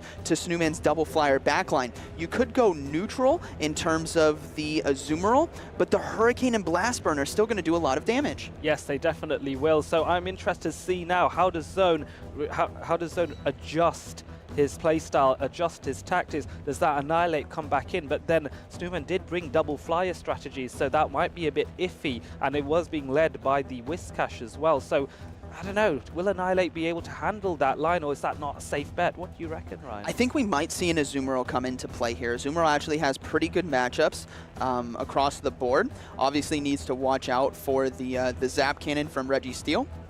But overall, with what we've seen Snowman bring, Azumarill can do very well in those situations. Yes, absolutely. So I'm interested to see as well, because I have seen matchups with Azumarill on Zone's side, for example, against a Pelipper that is being used by Snowman. And I know in some rare cases, if you shield correctly and you are able to land that Hurricane, that Azumarill versus Pelipper matchup becomes a lot more fluid. So it's not down and out if you're in that pairing. So I wonder if we are going to see a clash between these 2 water types. Pelipper trying to blow this Azumarill away, and Azumarill trying to play rough against the Pelipper to try and soften that up and take it out. So let's see what will happen between these 2 trainers. It seems as they're both eyeing each other up. As you can see, Zone's fingers, he's priming his fingers for the taps. He's ready, he's energetic, he knows how much this would mean to him as we go into the decisive Game 3. And it's going to be Registeel versus Pelipper here in Game 3. Now, this again comes down to the charge move pressure that Registeel can apply. Lock-on is great at gaining energy, but it's not great at dealing damage. That's correct, and so Pelipper can outpace Registeel quite comfortably, going for the neutral weather balls on this steel type and then trying to get a few more in, but has to be mindful because those Zap Cannons are going to be doubly super effective, and so Pelipper really needs to shield this to stay in this game, and Snowman instantly shields and Zone goes maximum fire charge on this Zap Cannon, and now Pelipper doesn't get the debuff though, so this means more weather balls can come through. Yes, and this is exactly what Snowman needs right here. Now, if I was Snowman in this situation, I would be very worried about an Annihilate in the back. So this might be an opportunity to try to catch the next Zap Cannon on the Whiscash for that resisted damage. If you can time it perfectly, that would be beautiful, and you got to keep the Pelipper alive, as we do see the first shield given up on the Registeel. Yes, so now it is timing. Is he going to attempt to catch? No catch attempted there, so it has to double shield at this point to keep Pelipper in the matchup. And does Snowman do this? Is this part of the play? Yes, he does shield, and will Zone be happy with this? Maybe and does get the debuff now, so let's see what happens. Does he throw another weather ball? He is going to throw another weather ball here. This might not be enough damage because of the attack debuff, so Registeel, it's going to be very close if it can get to the Zap Cannon in time. Let's see. Yes, it's going to be very, very close. I think one more we can. No, Snowman does not give a chance. Says, nope, I'm not going to take the risk. I'm going to go for this weather ball. And Zone shields. So now both trainers very early on out of shields. All right, this is going to come down. And the catch! The beautiful catch for the Zap Cannon. We called it early, but little did I know it was going to come at the very end. What an amazing play as Zap Cannon is caught for resistance damage on the Shiny Whiscash. And now no debuff as well, if my eyes are correct. And so they're both trainers going for the Scalds, and Snowman's Scald is launched first. So if we get a debuff early on, that's going to really change the dynamic of this mirror matchup between these two Whiscash. And what's great is Pelipper is still alive and healthy in the back. The attack drop as well in the mirror match. Pelipper, though, I think is in a fantastic position to potentially sweep this game. There's a healthy Lickitung as well with Power Whip for that Azumarill. Yes, there is, and we know that Pelipper is very, very strong in a no-shielded scenario with those Hurricanes, and there's no steel types in the way as Zone goes for the Mud Bomb to take out Snowman's Whiscash. But no, it just about survives, and it's able to therefore throw another Mud Bomb in retaliation and weaken Zone's Whiscash as well. So now this is going to be a lot more farmable for the Pelipper. Had that Scald not debuffed, that Mud Bomb would have KO'd, and we would be in a completely different position. But now Pelipper is primed, able to completely, just decides to throw right away. Doesn't he want to risk taking a Scald debuff, which is actually very important. Yes. Because now we're going to be seeing the Azumarill come into battle, and the Lickitung is happy sitting in the back. He can easily get to a Hurricane here, which can do quite a bit of damage, and decides to swap out actually into Lickitung, banking the energy on the Pelipper. Yes, I think that was sensible because it was also an attempt to make a catch, but Zone was wise to it and did not throw their charge attack just then, going for the play rough here to soften this Lickitung out. But we know Lickitung does have has access to Power Whip. This will do super effective damage on Azumarill. There are no shields. There is nothing to avoid this. But Azumarill's bulk means that we would stand one, but certainly not two. Unfortunately, Snowman here, I think, has just a bit too much energy in order to win this game. Registeel is still an option to catch a charge move here from Lickitung, but there's still a Hurricane in the back, which is definitely enough damage to take down the Azumarill. One has to be mindful, though, that the Registeel is still available, tries to make a catch, doesn't get it, and Lickitung is just able to lick and take this Registeel down. So I thought there was going to be a chance at a catch, but no. Power Whip does come in, and Zone, realizing that there is nothing more he can do, Snowman exerts his dominance here to go one step further, but for Zone, the journey is sadly over. Snowman with the reverse sweep right there, trusting in the Pelipper. And we talked about that being the story of this match. Pelipper in game 1, he let it go too early, but in game 2 and game 3, really trusted in it to win it, and it paid off. Yes, it certainly did. Commiserations to Zone 22 on an excellent play, and you have to bear in mind, to get to the top 16 is an incredible honor in itself. So for anyone that gets knocked out at this late stage, there is no shame. You have carted one of the biggest tournaments so far this season, the biggest in Europe. Truly an honor, and you can see the camaraderie and the smiles on both trainers' faces. Their friendship is strong. Yes, and what I love about these tournaments as well is it's a point-based system now. So getting into the top 16 still gets you a lot of points, and there's a lot of tournaments ahead on the road for us. And EUIC coming up very soon in London is going to be worth double points. For any of you at home wondering if, maybe should I go down to London? You definitely should. The atmosphere here at Play Pokemon tournaments can't be beat. Yes, absolutely. London is a great city. It is my home city, is where I hail from. So, of course, I'm going to always make a song and dance about London. I would cordially invite all the trainers from all over the world, and I know some very good friends flying over from everywhere just to be at the European International Championships. We can hang out, we can play together, we can compete, and we can have an amazing time surrounded by all things Pokemon. Speaking of all things Pokemon, I want to dive into a little event that we have going on. Oh, yes. And while we can't see some of those Pokemon make it into this tournament, we might see them in the future. And one of those Pokemon is going to be Shadow Frostlass. Yeah, Shadow Frostlass is going to be a very, very interesting Pokemon to play with. That Frostlass, we know already, gets a really good advantage when you've given it a little bit of energy or you're in a scenario where you have a shield advantage. A bit similar to Charizard in that way, that we just saw earlier. Now, you add that, Charizard was strong. You put the shadow on it, became dominant. you now do the same thing with Frostlass. I live in fear of facing my first Shadow Frostlass, and how will I deal with that? It is so strong. Now, I personally thought we'd see a lot more Frostlass in this tournament as a good answer to some of the top meta Pokemon because there's not a lot of fast move pressure against it. We have seen Lurgan Rocket with the Talonflame and Incinerate, but outside of that, there hasn't been Smackdown, there hasn't been Incinerate too often because it needed to answer a lot of the counter Pokemon. And speaking of counter Pokemon, we have a video prepared for you. Hello trainers, I hope you've been enjoying the battles, and I'm thinking of getting into a local Play Pokemon tournament very soon, but there's one question that's on my mind. In my team of 6, I'm thinking whether or not to have a counter user, and I wanted to get the opinions of 2 very esteemed trainers in Zionic and Koenig Lionheart. So Zionic, I want to come to you first. What do you think? Should I get a counter user or not? Yeah, I think counter users are always going to be meta. They are a necessary counterweight to some of the top tanks that we see in the meta, and they also come with a lot of great utility. That's why we see Pokemon like Poliwrath, Medicham, and Annihilape have an ice move, whether it's Ice Punch or Icy Wind. Then they also come with the same type attack bonus charge move of maybe Scald, Shadow Ball, Dynamic Punch, and Psychic. I think they're always going to be a part of the meta. Now, will they be as dominant as Medicham was in the last year? I don't think so, but I think they'll always be in the top 12, and they'll likely be a necessary selection for your team of 6. Right. Okay. Well, that's a good food for thought for me. So I'm being sold already. Leo, do you feel the same? Hear me out. So I think go.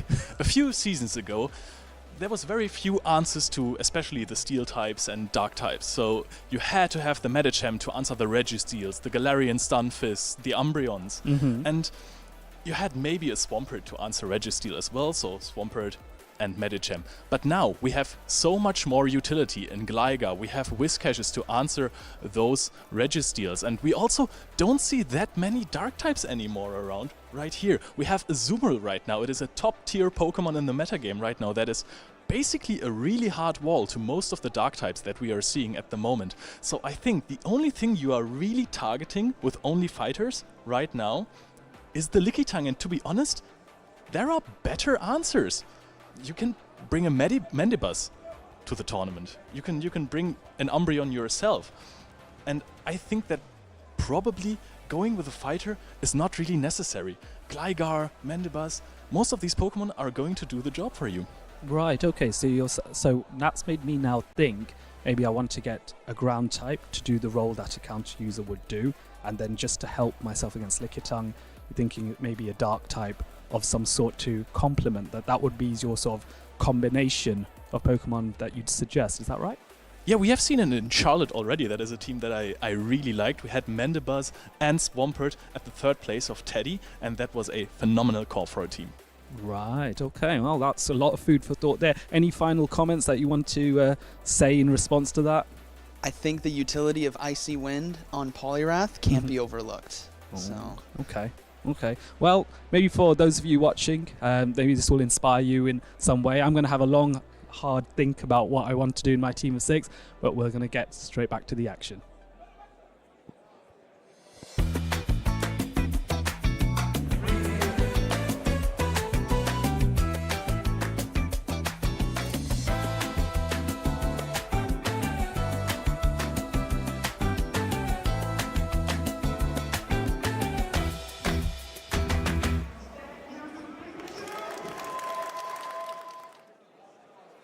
I honestly loved that Pokemon Yoga segment that we had yesterday. I was there getting my stretches in, and all I can say is Pikachu has better yoga skills than I do. Yoga? I thought that was Z moves. Well, maybe it was a hybrid. Maybe the true yoga style is the Z-move style. Maybe that's why I couldn't connect into my inner breathing as well as Pikachu could. You are a VGC caster as well. Do you still know some names of the I do. moves? So in 2017, Porygon Z, which was my baby, ran Breakneck Blitz. That was amazing. Breakneck Blitz was awesome. Devastating Drake was another very good one that a lot of the Dragon types would use. I'm trying to remember the Garchomp ground one because that one was also everywhere. And Hydra Vortex, I want to say, was the water one. I remember when I was playing, I wanted the fairy one. I found that one the coolest, but Yes. I can't remember the name. Oh, well, the Mimikyu one was the best, which was Let's Snuggle Forever. Mimikyu's unique one, Let's Snuggle Forever. Adorable. That is adorable. However, looking at the dex entries of Mimikyu, I don't know if you want to snuggle forever with me. But it wants to snuggle forever because it has no friends. And I'm not saying that in any way that is not true to form. It literally doesn't have friends. That's why it wants to become a Pikachu. And it's why it wants to snuggle forever with everybody. I know, it's a sad story. I love Mimikyu. I love Mimikyu too. I also love our matches that we're having today. They have been a storm, and I am sure our next one is going to continue in exactly the same fashion. Thank you for bringing us back to the match after 5 minutes of Mimikyu lore. So we have Lesueur versus Andres, both very esteemed players already. And we are seeing some similar Pokemon on both sides. Actually, it's only Whiscash and Shadow Gligar. Exactly. Again, lots of flyers running around. That's Skarmory, Pelipper, and Gligar. Triple flyer, actually, on Lesueur's team, as well as the Guzzlord that we got to showcase earlier. Guzzlord does have a little bit of a tricky time sometimes when it comes down against any potential Fairy-type moves or Ice-type moves as well that are running rampant at the moment. You're saying Fairy and Ice-type. I say Azumarill. Oh, that is, yeah, a very good point. And there is an Azumarill on the opposing side, but will it come to the match? Not straight away. It isn't even waiting in the wings. It has been benched. So we're seeing the Whiscash versus Lickitung matchup right here. Of course, Lickitung is threatening with those double super effective power whips, but Whiscash knows its way around a Lickitung, throwing a Scald immediately. We saw Logan Rocket's Whiscash getting all the debuffs with the Scald. Is Lesueur going to be able to do it? Yes, as well. That Lickitung is now going to be a little bit less powerful, but it does go for the body slam. And you kind of really want to shield. This is, again, one of those dangerous baiting scenarios. The bait has worked for Andres. She's in a favorable matchup. She has the energy advantage, has the shield advantage, and the bait worked. This is looking good for her so far. Exactly. If that had been a power whip, it would have been devastating for the Whiscash. Able to go for another Scald now. Going to be trying to get a second debuff and really neutralize the offensive pressure of Lickitung. Yes, the debuff isn't there, but we're immediately going for a power buff.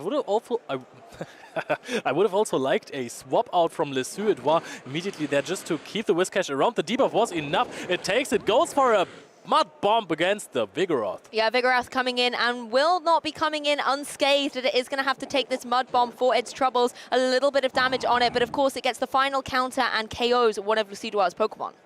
And I really enjoy the Skarmory action right here. We're having Lantern in the back as well. Skarmory is one of the Pokemon that are really kind of a wall to a Lickitung as well. So a good matchup right there because those charge attacks, you don't really care about them. Now the Rock Slide is being connected from the Vigoroth. Not super effective because of the Steel typing. Yeah, Steel typing coming in clutch against the Rock Slide. That is such a good utility against the Flyers. But we're going to see another one come through.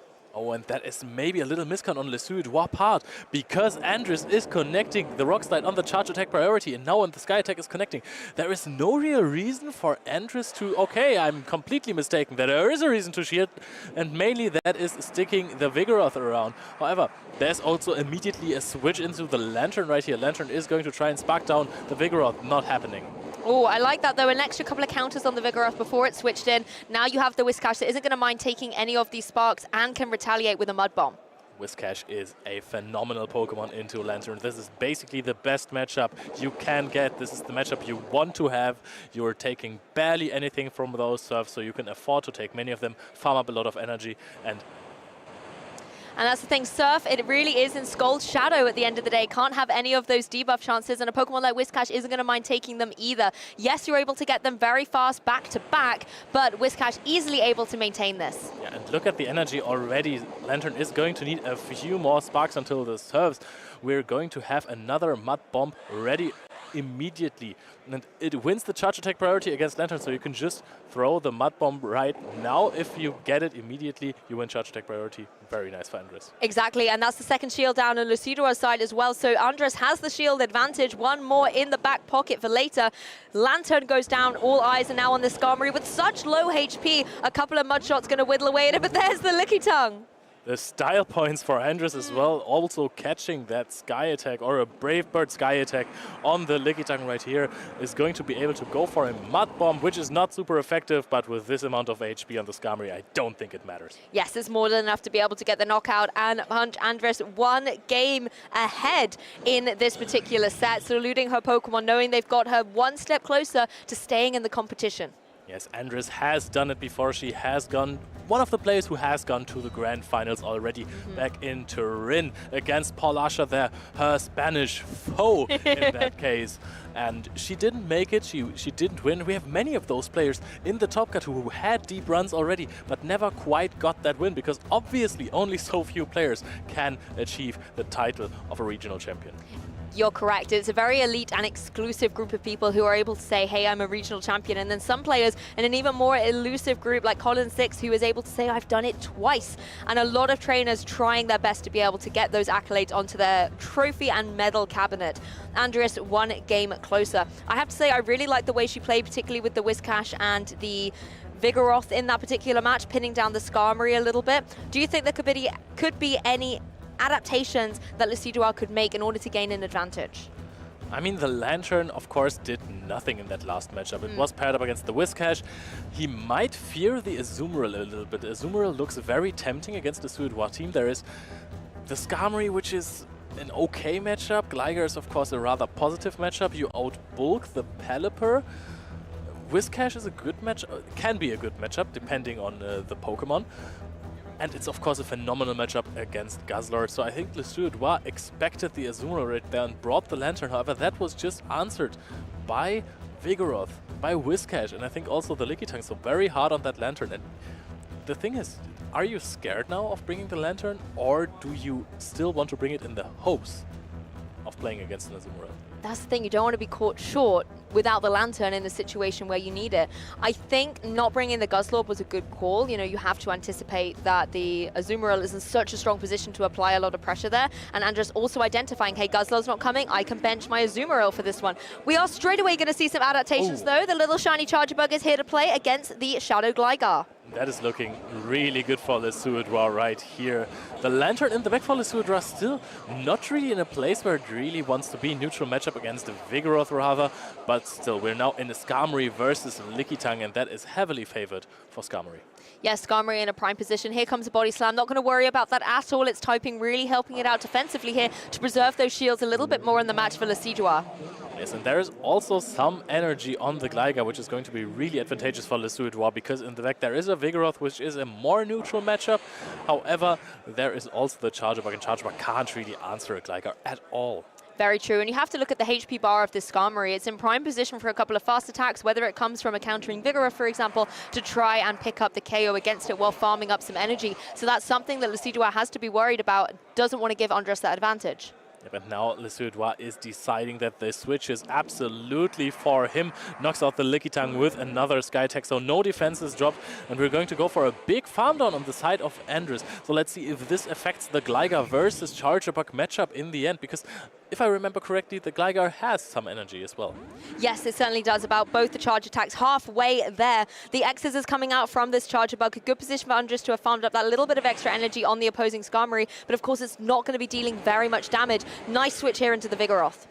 Yes, Vigoroth is now trying to answer the Gligar, hoping that something in the back for Le Suédois is there that can't answer the Vigoroth, hoping for maybe the Guzzlord right there. But it isn't the Guzzlord, it is the Lantern, which has a decent matchup against the Vigoroth. And the Sparks are certainly putting in a little bit of work. Vigoroth going to be able to get some damage down on the board against Lantern, but of course it's significantly bulky. This Body Slam is not going to do too much damage at all. Yes, Surf is going to connect immediately. We're not even trying to overfarm anything. We're just going to throw the Surf and put the Vigoroth in farm down range. Not going to happen because of the Protect Shield. Andres really wants this Vigoroth to stick around like in game one. Lantern focusing on just getting some damage down on the board. And if you can't get damage, let's burn through some of those shields. Both shields still remaining on Le Suédois' side. Le Suédois really wants the shields on the Gligar, which I absolutely understand. There is the Charger Bug, and there's the Charge Attack priority event happening. Andres wins that with the Vigoroth, is able to knock out the Lantern for sure here, but that means that the Vigoroth is going to be energy dry. That means a big farm down for the Gligar if it wants to, and it would get the farm down even. We're going to go into the Gligar versus Charger Bug matchup. Charger Bug doesn't want to have to take any of those aerial aces either, but instead is going to be connecting down onto the dig. Again, another thing Charger Bug doesn't want to face. Yep, Charger Bug really has a bad time against the Gligar. The dig is going to connect. This is now going to be a farm down game for the Gligar. Gligar is going to two-shield this up because there are going to be some X's flying its way. We saw how little the X-Scissor did. However, it is important to really preserve all the HP on this Shadow Gligar because, as you said, Leo, 2 of those X-Scissors were going to come this way. This is the perfect utility to have both the shields preserved for Decidueye so that the Gligar is able to carry on through the match. Yep, and Gligar is going to outpace the Vigoroth. It gets knocked out with the Body Slam really, really close right there. So this came down to the wire. Andres almost found her win condition in this terrible starting scenario. Exactly, it really came down to the mathematical counting, being really precise, not losing your nerve and staying focused the whole way through, just being able to make sure that you didn't allow another Body Slam to come through from that Vigoroth. Really great play from both our players, and I love the adaptation by Decidueye. I tend to overestimate the power of Gligar against Charjabug because, yes, it is a fantastic matchup. It's basically the matchup that you want to have in this scenario. Against most teams, your best answer to Charjabug is Gligar. However, this is not Noctowl versus Trevenant. This is not a matchup that you're just going to farm down and come out with 60% HP and 100 energy. This is not going to happen. You still have to play accordingly. You can't easily go 2 shields down and then expect to win it with this matchup because the charge attacks deal 30% damage, maybe 20. Just 20, but the Volt Switches also do add up. That's true, it's not as telegraphed as it has been in Tales of Old with different Pokemon. Volt Switches definitely do a significant chunk of damage, and the nice coverage that you get from Electric and Bug-type charge attacks as well does give Charjabug a lot of flexibility coming into the match. Having a little look again, Andres, I almost want to see the Azumarill come into play here, because I like the way that, you know, some of the bubbles can deal decently against Pokemon like the Gligar, and Gligar is definitely causing a lot of trouble for Andres.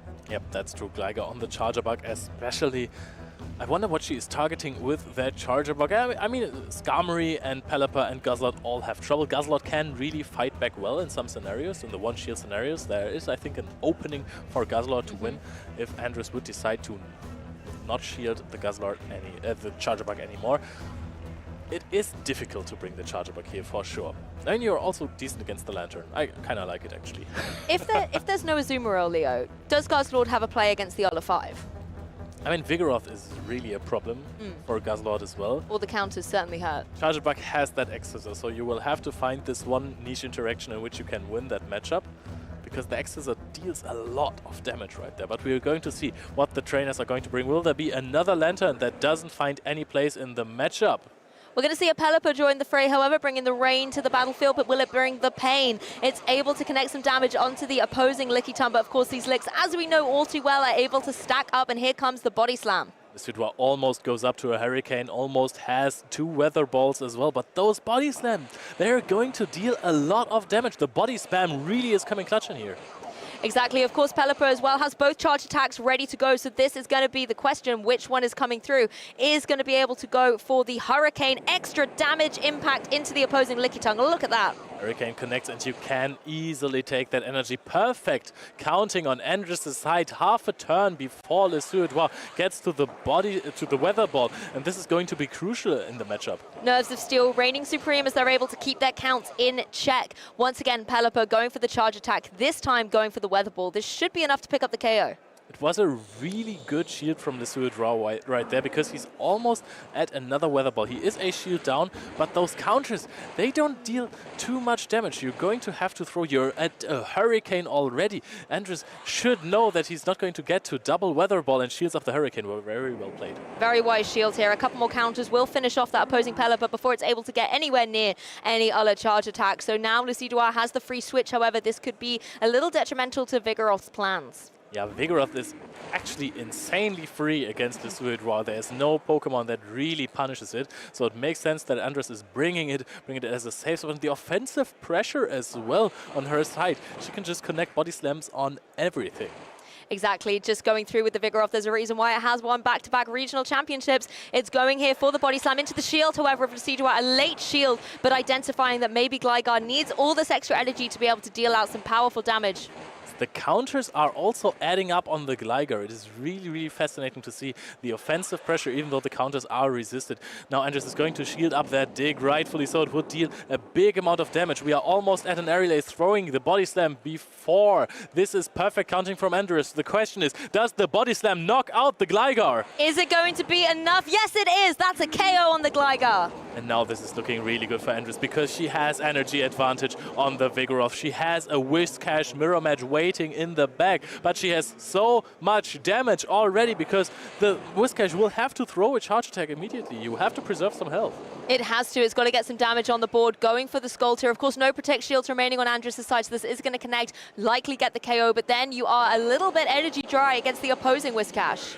Yeah, this Vigoroth really found his way through this battle, really coming in clutch right here. There is going to be a Scald. Will we see a debuff? Will that even change everything? Andres is so far ahead in this game. I don't even think that a debuff can turn this around, but there's only hope left for Le Suédois. Decent damage and the debuff. No Protect Shields remaining on this side either, so another Skull coming its way. These are just two fish flapping everything they can at each other. Decent damage and the attack drop a piece, so neutraling the score again. Yeah, and this is a charge attack priority event. We're going to connect the Scald here. It is going to come short of knocking out the Whiscash of Andres. Andres is going to connect the Mud Bomb, and therefore Andres is going to go even further in the losers bracket. Yes, she's still in the competition with the trusty Whiscash at her side in the battle of these fish. Andres reigns supreme. Congratulations to her. Commiserations to Le Suédois, who will now be knocked out of the competition. Yes, Andres will go even further. She might as well go into the grand finals real soon again because she is advancing now. This was losers number 2, losers round number 2. In fact, we're going into losers round 3. The Battle of Spain versus Switzerland was decided for Spain. Exactly, and Andres congratulating her opponent once again, showing the spirit and camaraderie of this incredible community. Everybody rooting for each other and taking what amazing memories they have here forward to the future. But Andres, one step closer to possibly becoming our next regional champion. Yeah, and she took a very well-known team here, and the Vigoroth was causing trouble. People did not prepare for it anymore, apparently, because Annihilate is such a strong answer. People were expecting Annihilate. It is such a good Pokemon. It hard walls Vigoroth. But if you bring it and there is no answer, it is so safe against everything. That's the thing. We talk a lot about counter users, right? Obviously, Medicham was on top of form for the longest time, but it has now been dethroned. The question is, by who? We see Vigoroth a lot. We see Annihilate now coming for that title as well. But Vigoroth at the minute, I think, is clawing a little bit closer to victory on that win. Yeah, the thing is, with the counter users, they all kind of fulfill different roles because there is Deoxys Defense as an answer to Azumarill. Poliwrath is so good against those ice types, against Dugong. Annihilate is just a really good closer. You want to really build your team around it. You want to debuff opposing Pokemon before. You want to switch out if you have a lot of energy and then win the game off of that momentum. And they all fulfill kind of different roles, so you can't just throw any counter user into your team. You have to play around them a little bit, and I love that about all of us. They all have their merits. They definitely do, and I was talking a little bit yesterday about, in other games, you have things called the Fire, Water, Grass core. However, we don't have that in Pokemon Go. Grass types aren't really a thing, but we have this kind of water, flying, and fighting core that goes around, you know, which is going to be your fighter, which is going to be your flyer or flyers, as we're looking at the current meta, and then which water Pokemon are you going to put by your side as well, because the type coverage is phenomenal there, and we see so many outstanding performances from Whiscash and Azumarill in particular. That means you want to have grass coverage on your team at least. It can become a problem for you if you have the grass type Pokemon in there because they are vulnerable to so many things. We have good Incinerate users at the moment. We have so many good wing attackers. It is sometimes really vulnerable. Skarmory is a thing. Skarmory hardwalls everything that has something to do with grass. Yeah. Even though it does not hardwall Abomasnow still gets hit hard by these Steel Wings. And that makes grass Pokemon kind of vulnerable right now. So people are relying on Cresselia with a Grass Knot, on Lickitung with a Power Plant. I want to see what trainers are going to find out next. Maybe it's Oinkologne with Trailblaze? That could be a bold call. You heard it here first. Possibly could be the next grass Pokemon if the Pokemon Go meta. Who knows? Are you, well, I was about to say, are you now? It's yet to be seen, yet to be determined. Yeah, that is true. I have used a fair bit of Oinkologne in my GBL history. And okay, to what degree of success? So, next topic. We are going to go into the next match relatively soon, and I don't really know which players are going to come up next, but we know that it's going to be a blast anyways. We have seen the brackets already earlier. Yes. We have so many fantastic trainers, and I always like to see those, I don't want to call them rogue trainers, but the trainers that haven't been really showing up on stream so far. We have so many names like Lurgan Rocket, a Tomahawk, UK, Andres, but then there are also the trainers that you haven't really seen before, and they're a bit of a wild card, you know? Yes, and there's definitely a few trainers that are coming up from the losers bracket as well that I've got my eye on. Sneeman, for example, as well, really determined to try and cut through losers, get into that grand finals, and who knows, cause some upsets by resetting the bracket maybe. Yeah, and what I really like is I had this interview with Tomahawk yesterday. He told me sometimes it's easier to play against great players because you can think, hey, what would I do in this situation? What is the possible win condition? Okay, I'm going to have to prevent this. This is why he came up with this brilliant prediction catch. That was very, very good. It was a combo play catch even. And if you're playing against other people, of course you know that the players in the top 16 are very, very good.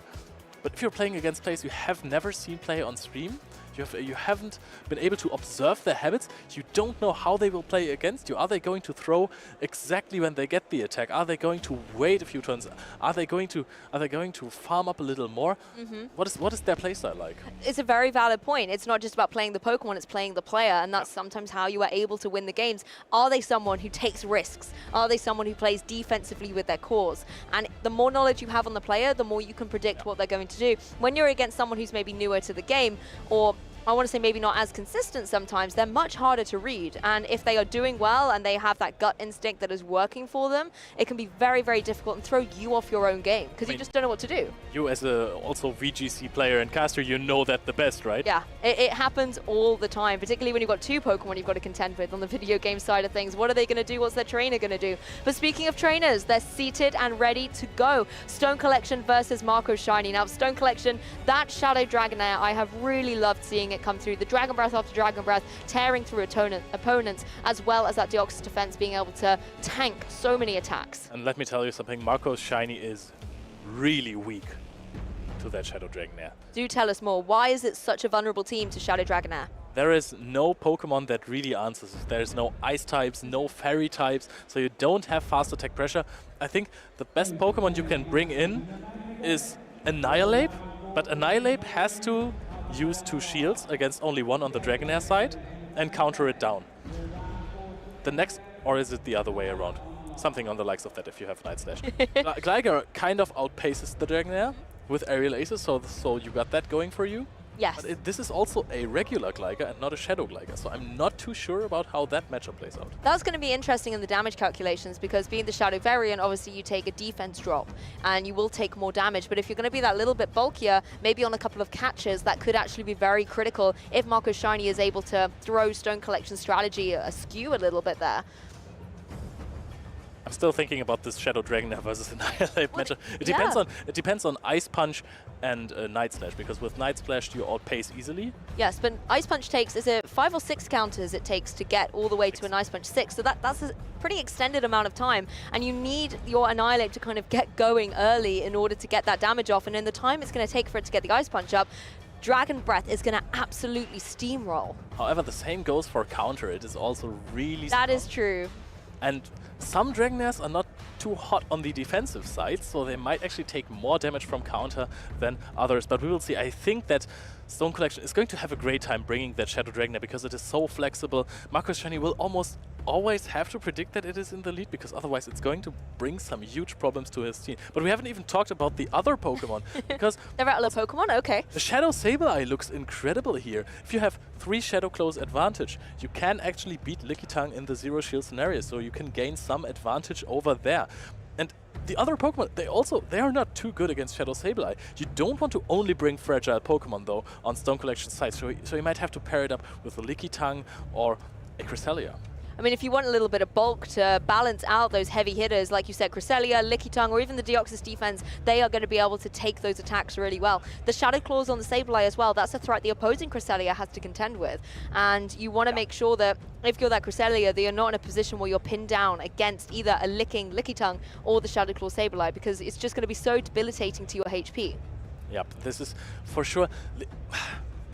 It is going to be a difficult match for sure. I think the Licky Tongue looks really, really good on Marco's Shiny's side because Licky Tongue is very, very free against Stone Collection. I think the biggest answer to it might actually be the Shadow Dragonair, because you play for charge attack priority and your Dragon Breath add up so much that I think in the 2-shield scenario you knock your opponent out.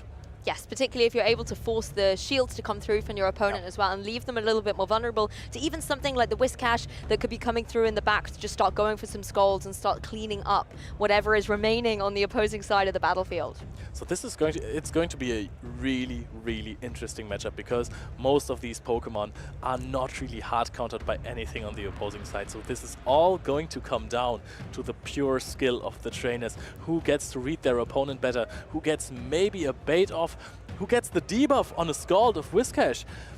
It's going to be really crazy. We've seen the Whiscash as well be so strong with these Scald debuffs. I'm pretty sure Lurgan Rocket got almost all of them in his match. There were at least 4 or 5 and only one of them didn't get that drop. And it just gave him so much strength and momentum.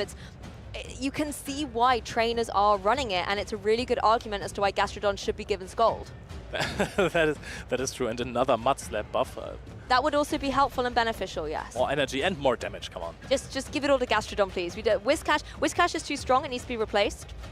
It does. It replaced Swampert, which was again a phenomenal water and ground type endgame sweeper. You now have the Whiscash. It's Gastrodon's turn to shine. But these trainers are going to have something to say about this match first. Let's give Gastrodon Hydrocan. Oh my god. Maybe it could be the hybrid of Swampert and Whiscash. Hydrocan Mud Bomb seems like a very good That could be attack chaos. set. Chaos that I am here for. Yes, of course you are there for. Here for anything that might give Gastrodon a flying chance in competitive PvP. But jumping straight into the match on my wish has been granted. Shadow Dragonair is in play. His Shadow Dragonair is going to deal a lot of damage. Those future sights really do not add up. It all comes down to, is there a Grass Knot bait or is it going to be a Moonblast right here? We're going for the Grass Knot immediately. Stone Collection kind of has to shield. That's what Dragonairs do.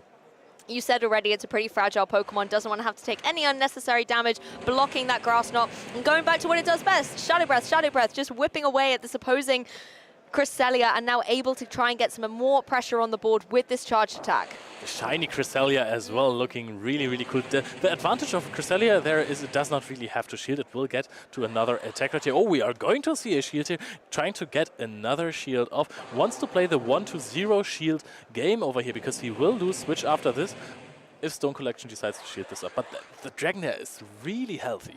Very, very healthy. Honestly, these fast attacks are doing nothing to it. It's going to be able to block another potential super effective Moonblast here as the Licky Tongue joins the fray, going for these licks. Now that's a bit more like it, whittling away at the opposing Shadow Dragonair. Trying to go for a catch on the Body Slam right here, but Marco's Shiny knows it. He says, hey, if you don't throw before I get my Body Slam, you are trying to catch right here, and this is not going to happen on my watch. So Stone Collection now needs to get advantage from the damage that the Dragon Breath dealt already.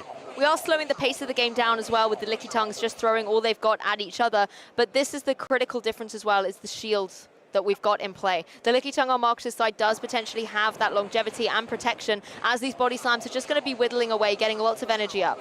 And also like that Stone Collection is over-farming on energy a lot. So the hope is always that your opponent might lose count on your energy.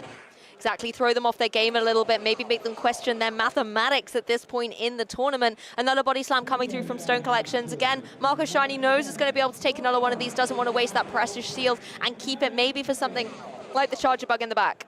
Oh, and actually Stone Collection's plan might have worked out because Marco Shiny did not throw his Body Slam, but is going to be faced with another Body Slam, shielding up the Body Slam in the Licky Tongue mirror. We're going to swap into the combo play with the Dragonair. Shadow Dragonair is going for an Aqua Tail immediately on the charge attack priority. Very well played. Fantastic, going to be able to get that knockout on the Licky Tongue and now forcing Marco Shiny to bring that Charger Bug into play. Oh, and Charger Bug will definitely have to throw. This attack has no shields as well. Body Slam is going to connect. You can't farm down with the Volt Switches. You're going to to take way too much damage. So no energy advantage to be gained from this matchup as well. This is very low HP on the Charger bug. It is going to farm up a little more. It's going to almost be Dragon Breath. It is going to be Dragon Breath down. The Cresselia is sitting there. Pretty as a shiny also gets Dragon Breath down. This is the Shadow Dragonair dominance. Get on out of here. It keeps whipping its opponents off the field as soon as they get here. Dragonair's just like, no, I've got this, go away. Fantastic play. Well done, Stone Collection. Triple knockout on the Shadow Dragonair. Hey, I got my wish at the end of the day. I wanted to see that Shadow Dragonair, and I saw it in its magnificent prime of form.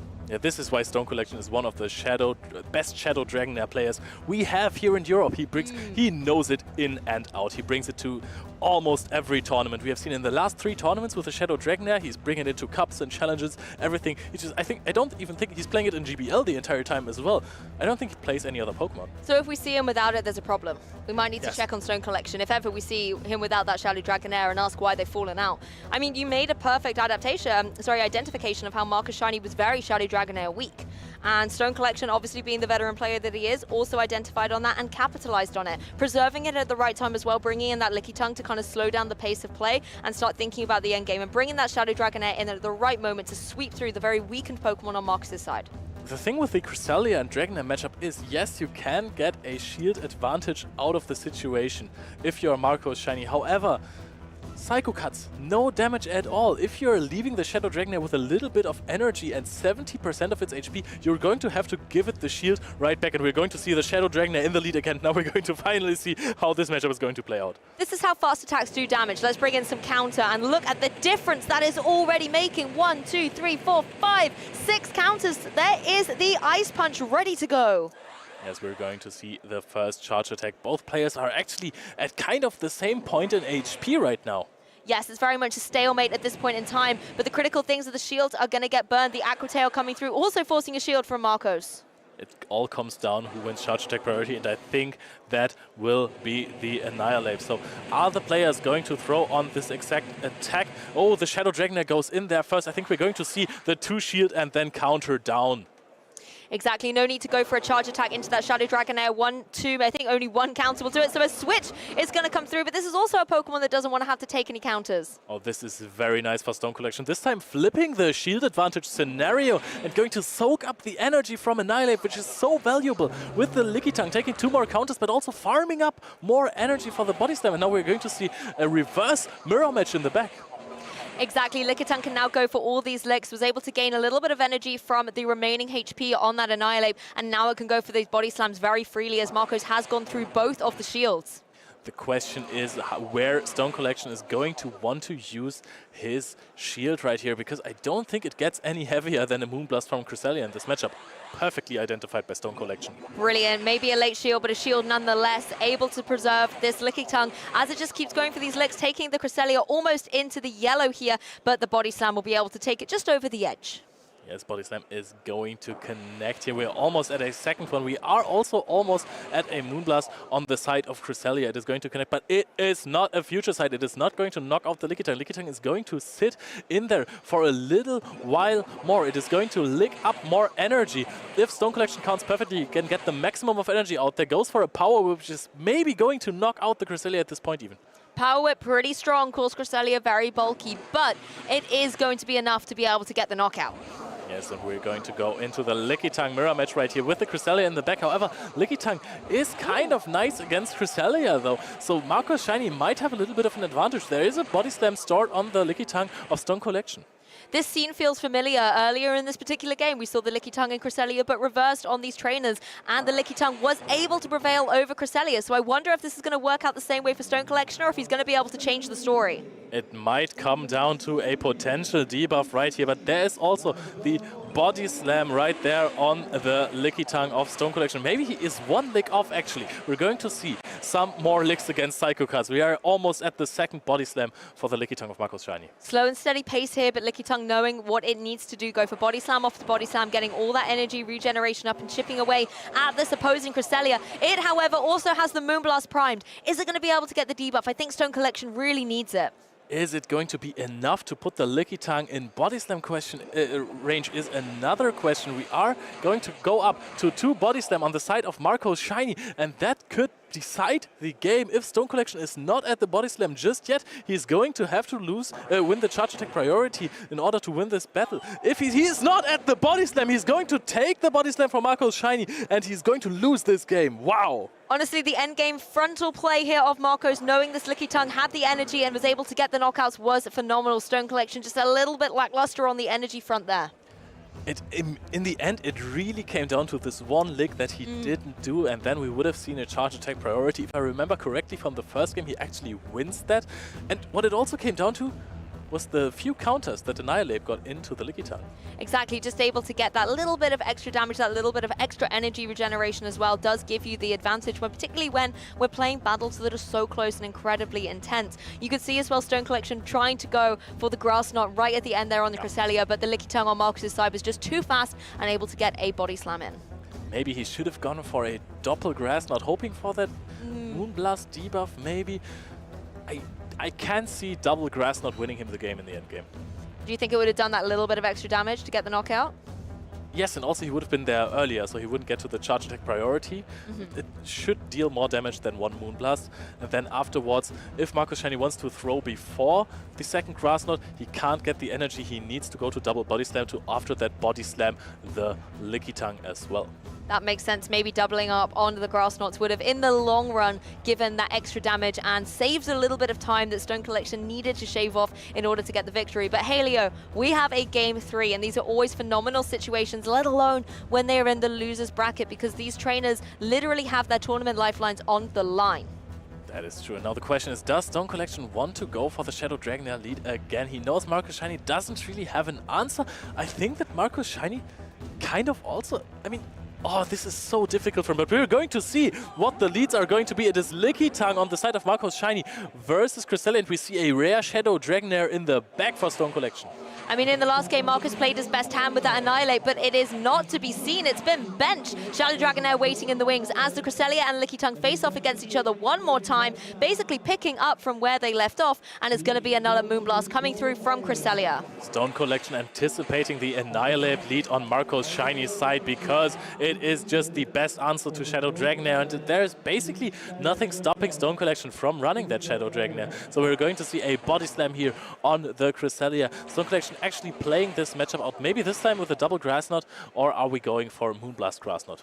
Let's have a look. First of all, the body slam is going to have to come through, and the Cresselia has to contend with this. Going to be able to chip away at it a little bit more. As you can see, there's so much energy on that Cresselia side. It's trying to go for the double Grass Knot, it looks like. Yep, and I can already tell you that Stone Collection is not going to shield anything except for the Shadow Dragonair. It's always a very good surprise to have in the back. There is another body slam connecting. I think we got a Psycho Cut through, so Stone Collection should be at a Grass Knot. The question is, does this body slam knock out? Cresselia is really, really bulky. Oh, no, it doesn't! Takes the hit, goes for the Grass Knot. That is very huge for Stone Collection, getting that damage off. Might go in with the Licky Tongue afterwards to get the maximum farm down. Yes, going to be able to get the Grass Knot down. However, there's still a little bit left on that. Licky Tongue, it is, however, going to be the switch into the Dragonair. Oh, and we are going to see the Shadow Dragonair versus Cresselia, and we have seen how that turns out. Things are looking good for Stone Collection right here. He even has 2 or 3 Dragon Breaths advantage right here. He's going to very safely shield up this Grass Knot. Caught Marcus off guard a little bit there, bringing the Dragonair back into play. It's angry, it's mean, it wants to get these Pokemon off its field and out of its way into victory, but it's going to have to be another body slam, forcing a shield to come through on Marcus' side.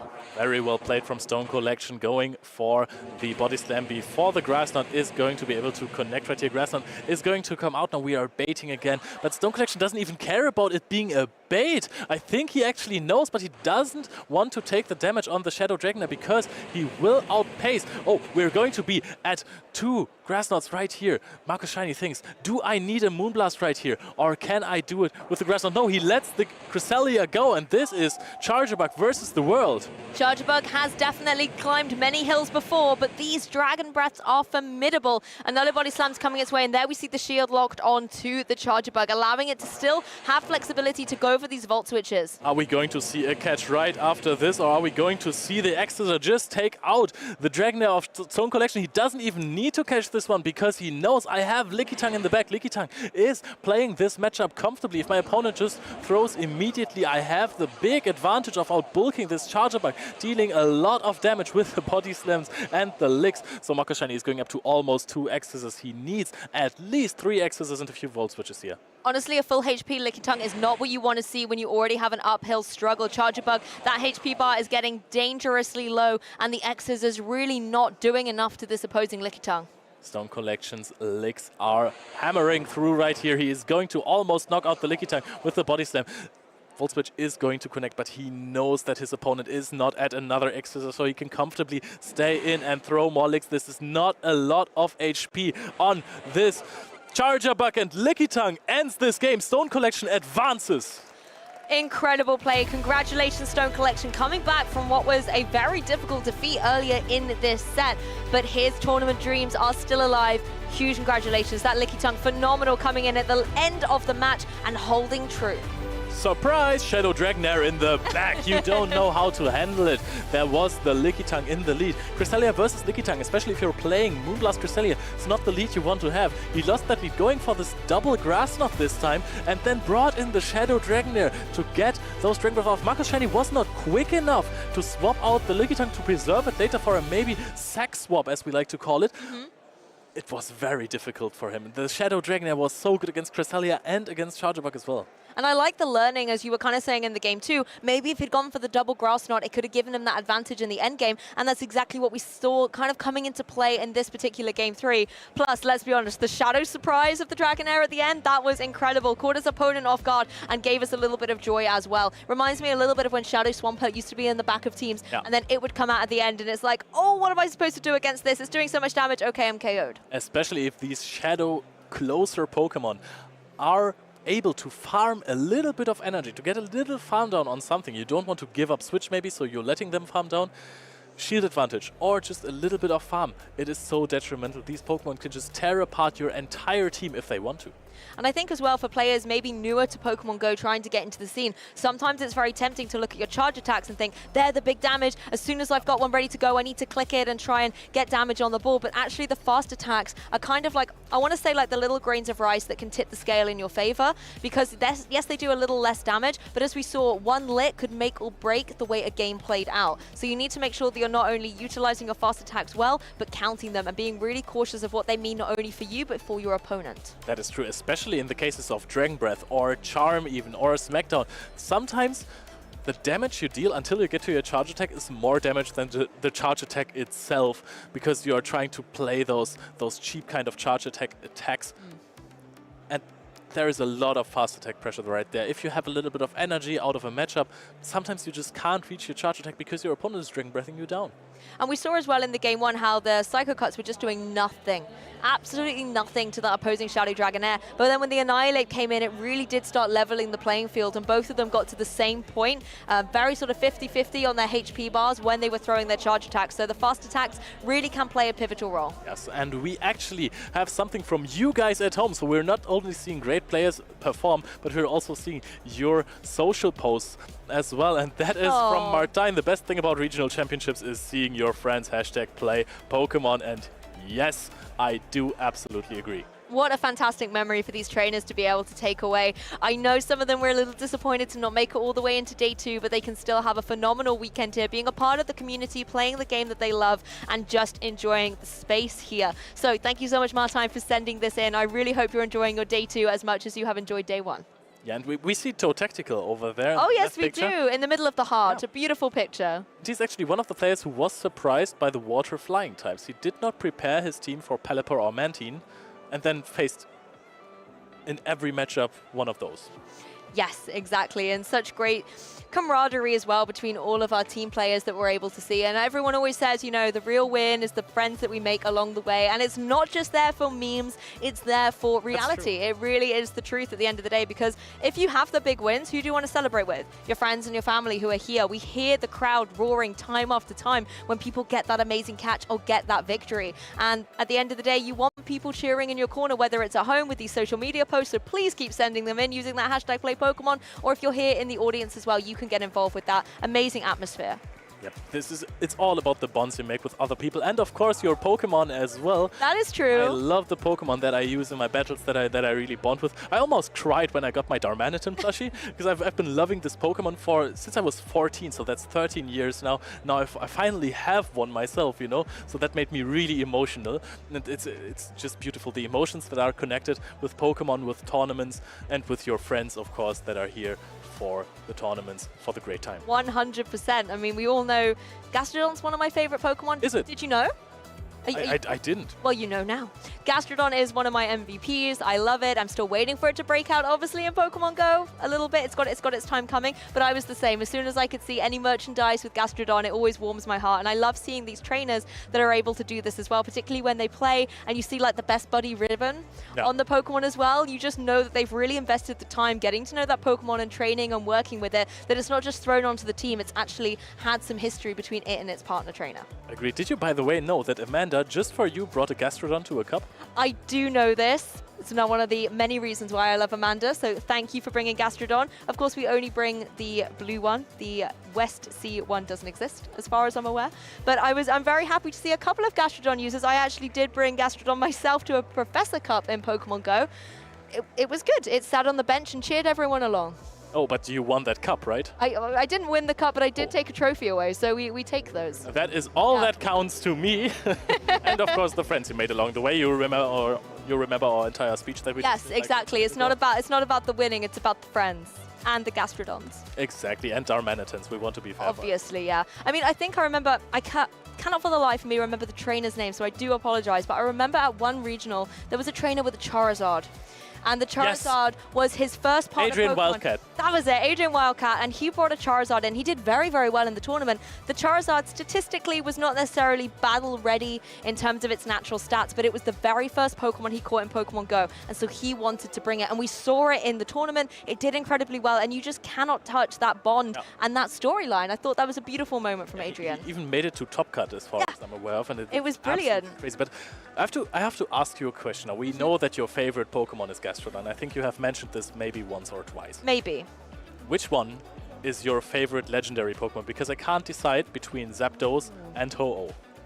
It's a really good question. I like how you're going for the flyers, though. You're very in your Pokemon Go meta. I think my favorite legendary Pokemon is Xerneas. Now, I know a lot of Pokemon VGC players will be like, Lou, why are you picking Xerneas? And I always think it's the Pokemon that's... You love to use it, you hate to face it. It's a little bit of a nightmare, just like a daydream. I think Geomancy and White Herb was a... Yes, and I love it. I think it's really beautiful, it's majestic, and when it goes for that Geomancy animation, it is just such a beautiful animation to behold. And you can steamroll through opponents if you catch them off guard.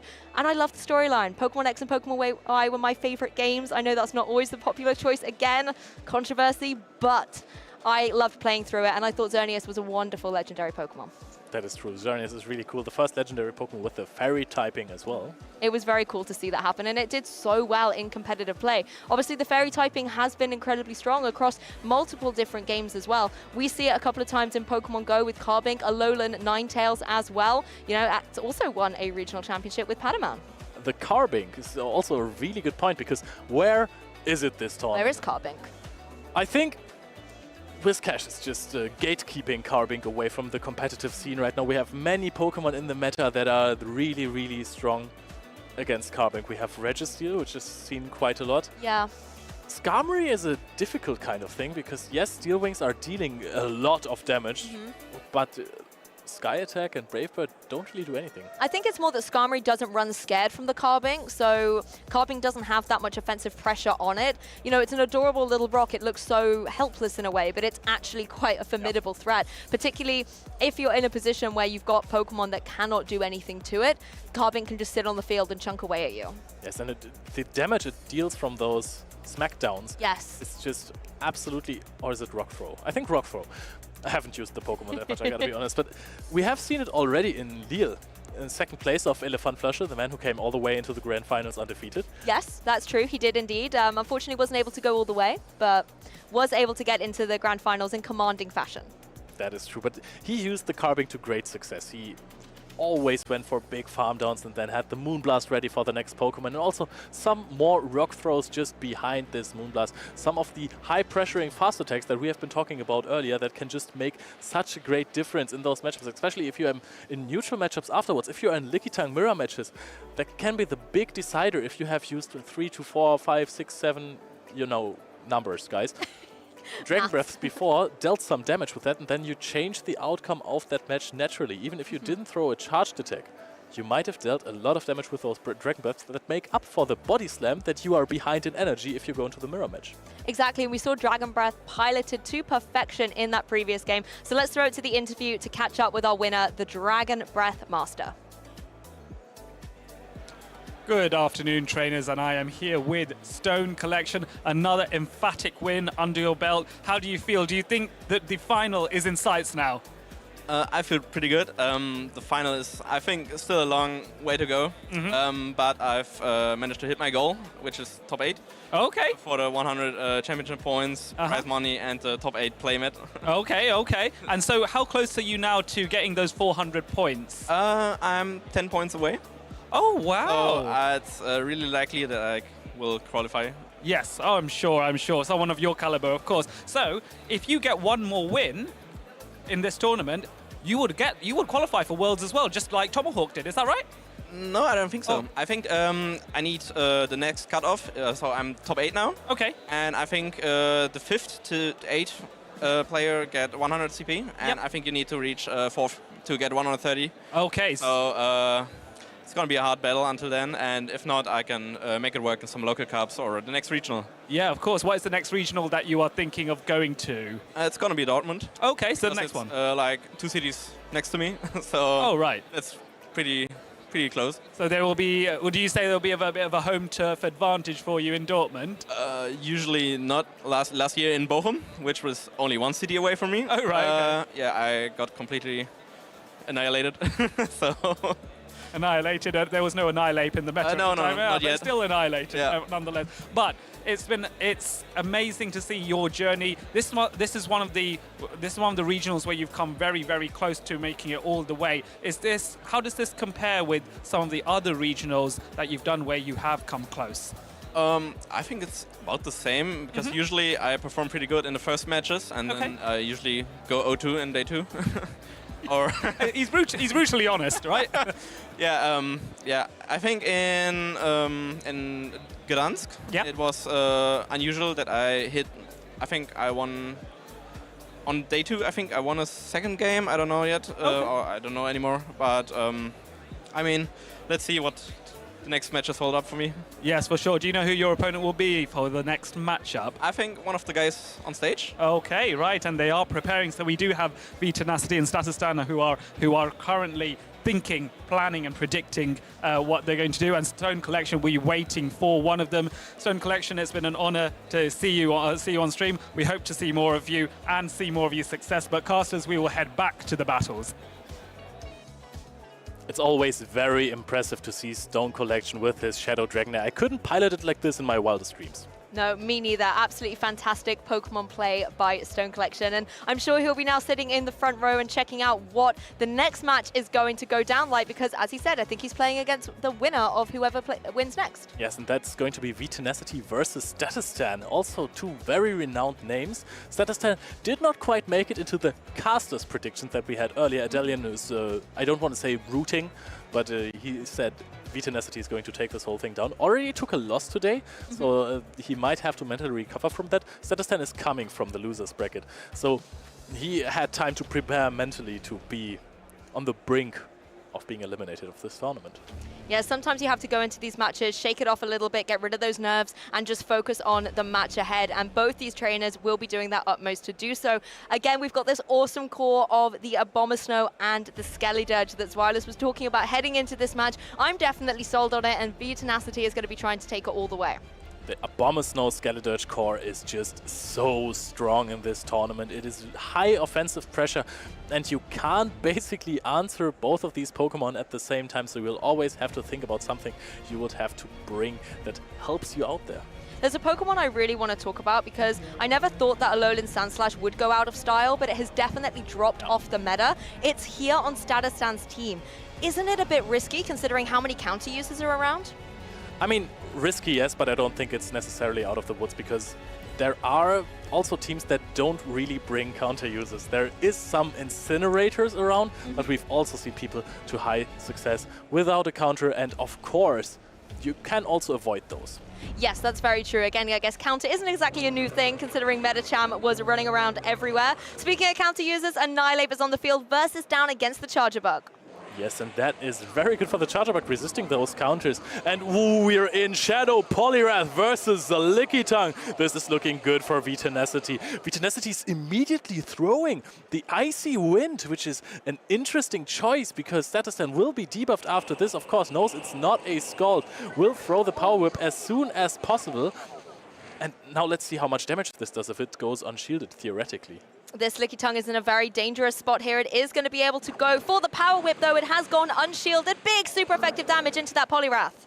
And I like what V-Tenacity is doing. There is still some energy on the Poliwrath. It is very likely to go to another attack, to go up to that so heavy-hitting Scald against either of these Pokemon. Annihilate is coming in here. There's not a lot of damage to be dealt with counters. We're only getting to an Icy Wind, so that might have not worked out the way he wanted it to because Statistan knows it's just an Icy Wind. This is not going to deal the most damage here.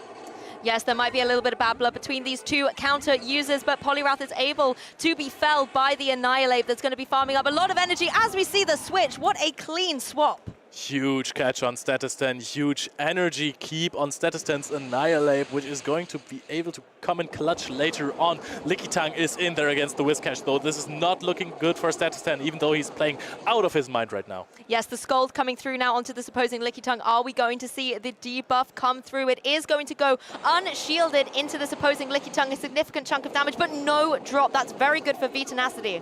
And V-Tenacity directly goes for the body slam after this non-debuff Scald. Statistan is not calling the bait. He is saying, hey, if this is a Power Whip, it's going to knock me out, so I can't not shield this. We're going to see another Scald. And now Lickitung actually might start to want to shield things. Yes, Statistan identifying the risk was not worth the reward there. It is going to be a late shield coming through onto that Lickitung. And again, no Scald drop. Yes, and another body slam from V-Tenacity. Does Statistan even want to go for another shield? Yes, he does. This is so much energy for V-Tenacity now. Double bait against the Whiscash is really, really strong, but we're going to see yet another. Okay, we're immediately going for another body slam. Statistan knows this can't be the Power Whip. Also, there's no protect shield remaining. Why would anyone bait? So we're going to see the Scald. There's more energy farmed up. We're going to go into the Charger Bug right here. This is looking okay for Statistan right here.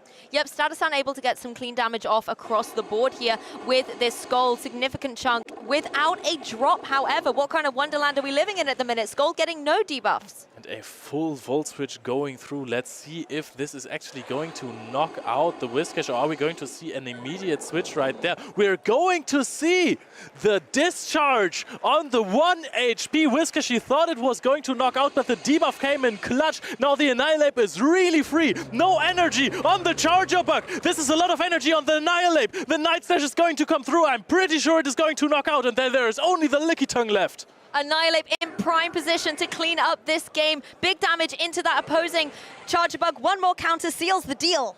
Oh, we're going to immediately Night Slash. There is still a lot of health left on this Lickitung. This is going to be enough to withstand Night Slash. I'm pretty sure the Licks are going to hit up, but so will the counters. Are we going to reach a charge attack first on the Lickitung? No, we are not. There's going to be the Night Slash. We're going to connect the Night Slash. How did Statistan turn this around? I know places where Annihilate can shine, and in this situation with the counters, with the Night Slash, it is in prime position to get the KO.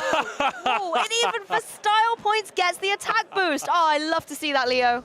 Almost no debuffs, but attack rose sharply right there when it didn't matter anymore. Statistan will sit there and think, hey, why not earlier?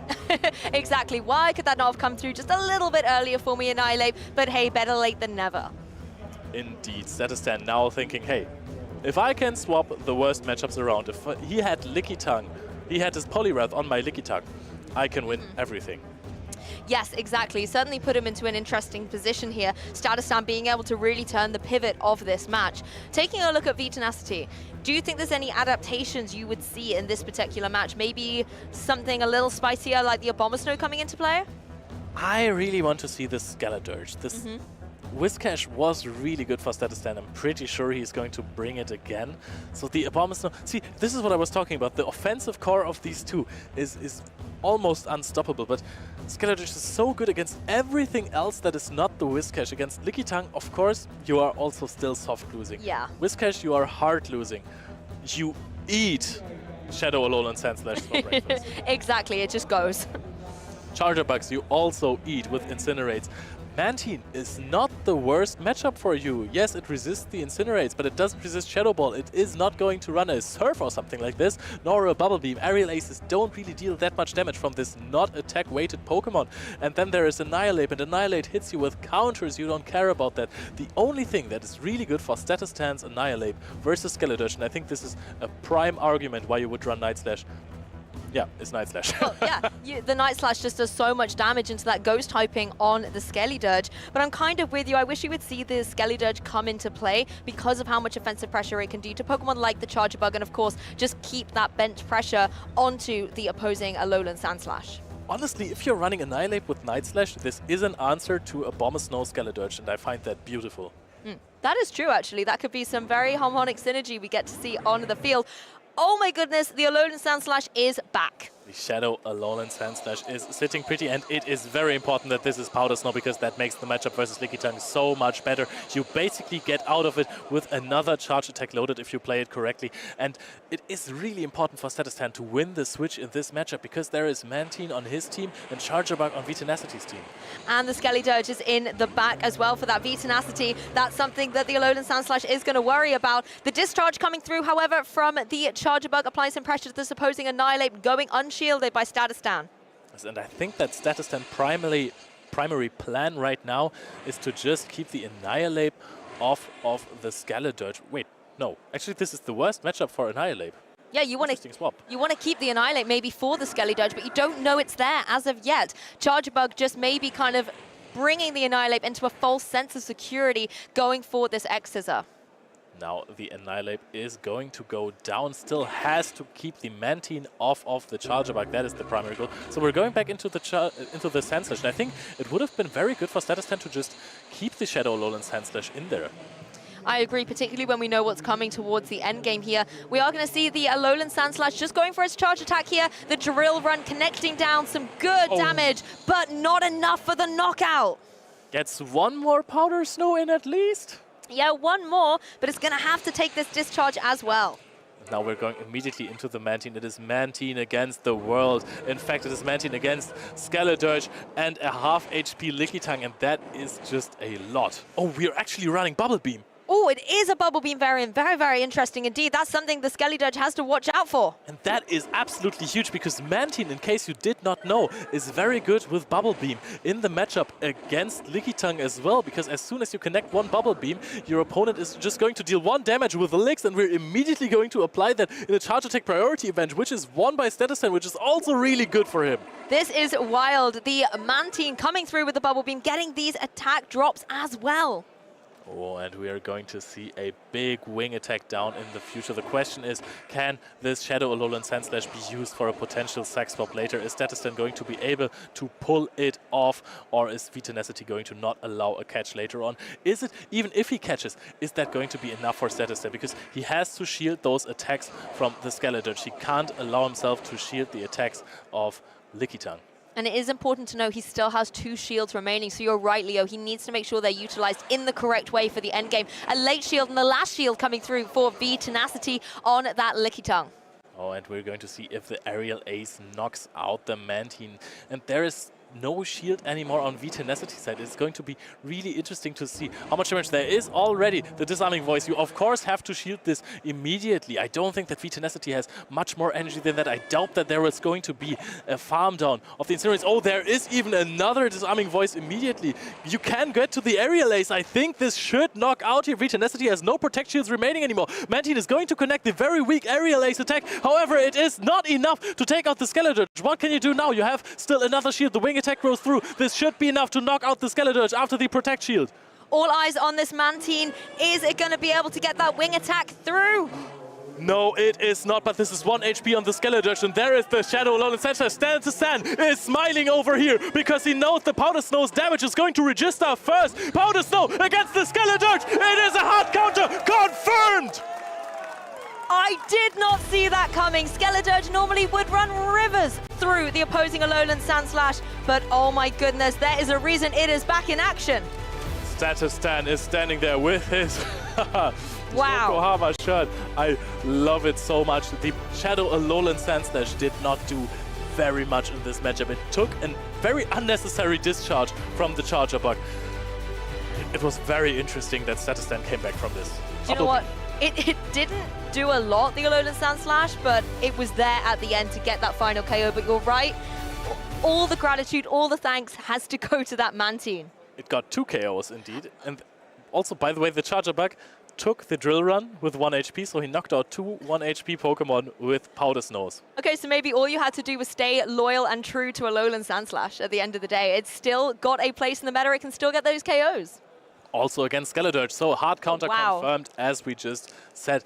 This was phenomenal. I was a bit worried about Status Stan's plays with switching out of the Shadow Alolan Sandslash versus Charger Bug matchup because he wants to keep the Mantine from the Charger Bug. I want to look at the teams again later on to see what the reasoning was to not stay in this very positive matchup for Shadow Alolan Sandslash. Yeah, that's very true. And I think as well, piloting around that Charger Bug with the Mantine, just making sure that it was able to come in a protected way and apply a lot of pressure with those bubble beams into the opposing Skeledirge did just mean that maybe the partner Pokemon like the Alolan Sandslash could breathe a little easier in the back, knowing that Mantine's able to apply that pressure. Because you were saying that probably, you know, we haven't seen a lot of bubble beam necessarily at the moment, so it's not going to be the biggest threat. And the interesting thing, of course, to our trainers is they have the open team sheets. So they're already privy to this information.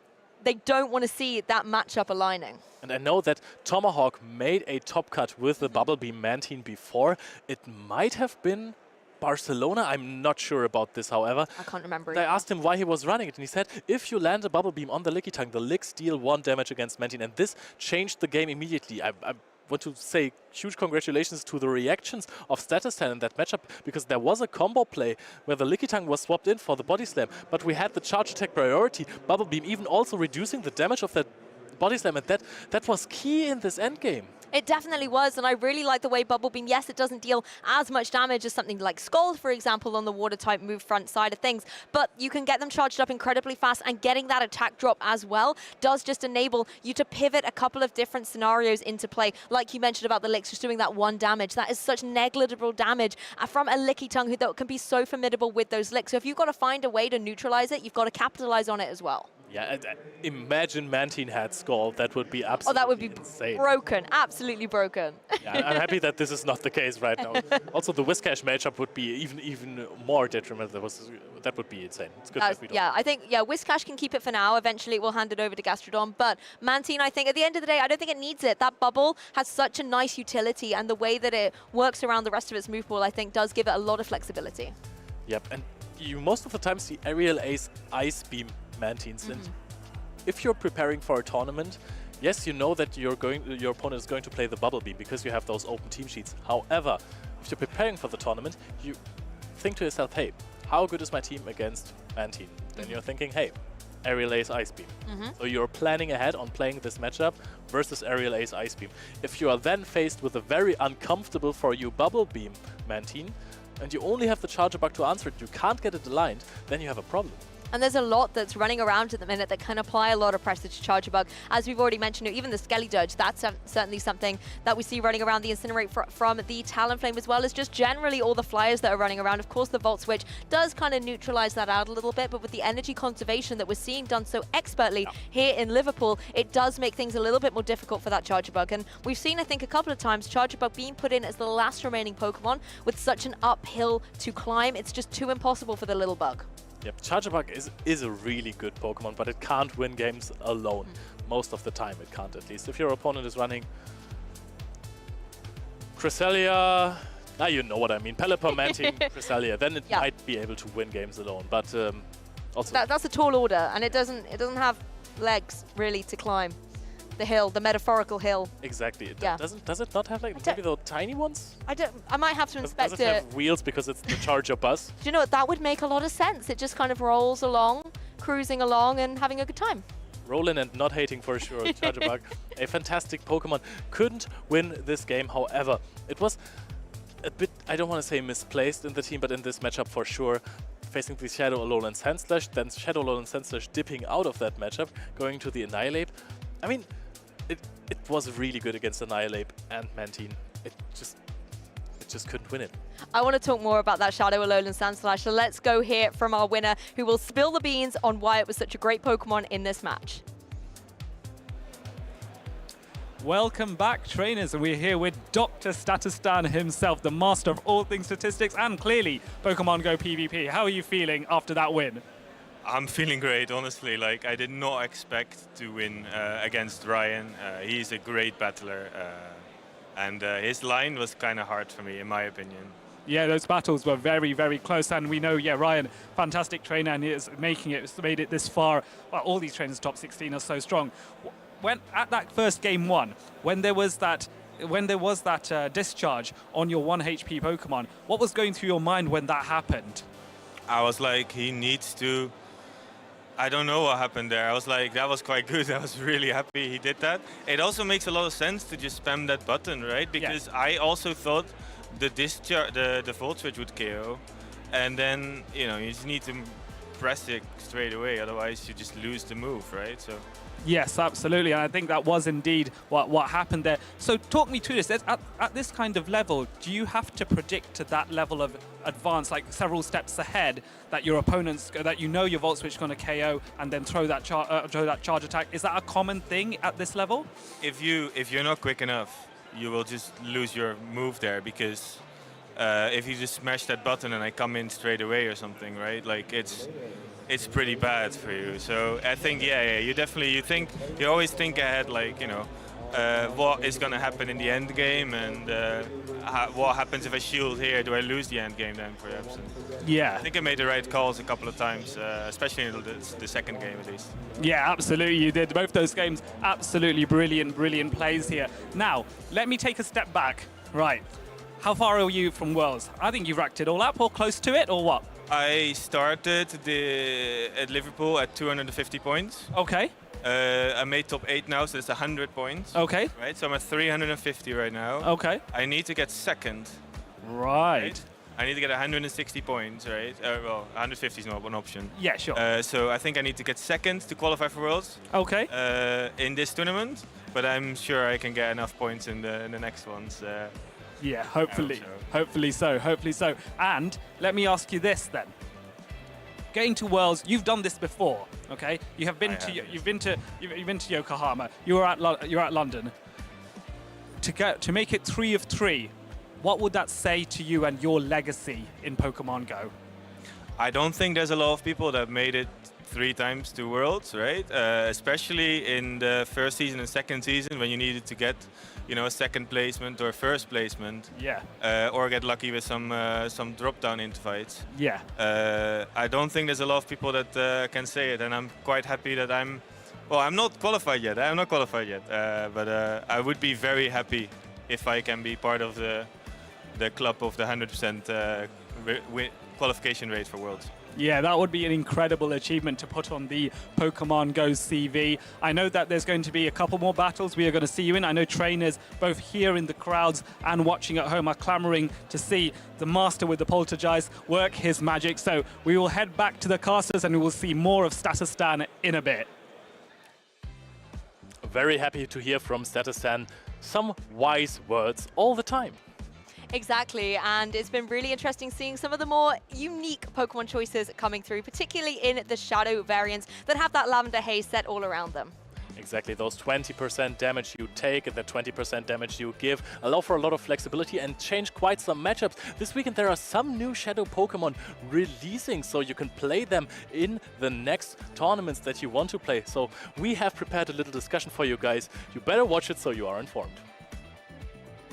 Welcome back, trainers. I hope you guys have been enjoying the battles as much as I have. And speaking of enjoying battles, we have new Shadow Pokemon available to use in Pokemon Go. And today we're going to be discussing some of the top Pokemon that you guys can be bringing to your tournaments and maybe even use in Go Battle League. So I have Adelion and Leo here to share their comments about that. So let's go ahead and get their take. Adelion, what Shadow Pokemon do you think is going to be dominating? One thing that very excites me, there's many that many of these new Shadow Pokemon excite me, and I can't wait to try them all out, but one that stands out, Shadow Frostlass.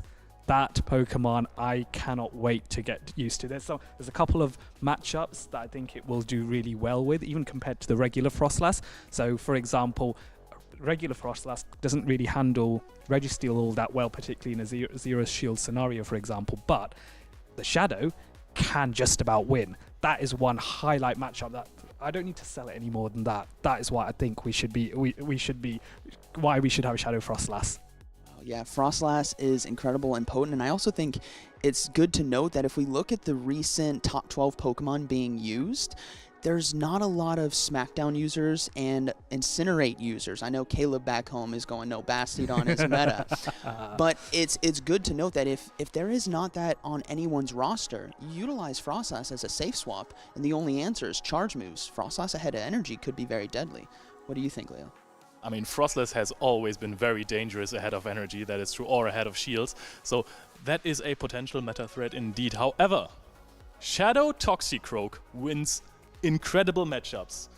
The difference to the normal Toxicroak is not that big in one or no shield scenarios. It's about the same, but in 2 shields it goes crazy. You can hear me out. You can Shadow Ball against a Mandibuzz, and if it connects, you can 2-shield farm down the Mandibuzz. That is absolutely mind-blowing to me. Also, you beat the Azumarill in 2-shield scenarios with a few baits here and there. So this Pokemon is really flexible. If you want to bring a so-called closer to your team, a Pokemon that wins you the game after your other Pokemon took some energy of the opponent, then I think Shadow Toxicroak can be a really, really good Pokemon to finish the job. Yeah, that's awesome. And Toxicroak, you'd go with Shadow Ball and not Dynamic Punch, which I think some people would opt for Dynamic Punch to help out against maybe something like Lickitung. But I think another Pokemon that's interesting to note is going to be Empoleon.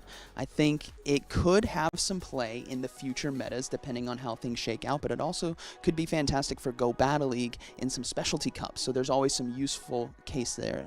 So hope you guys enjoyed today's coverage as we talked about the new Shadow Pokemon. We're going to go ahead and get right back into the battles.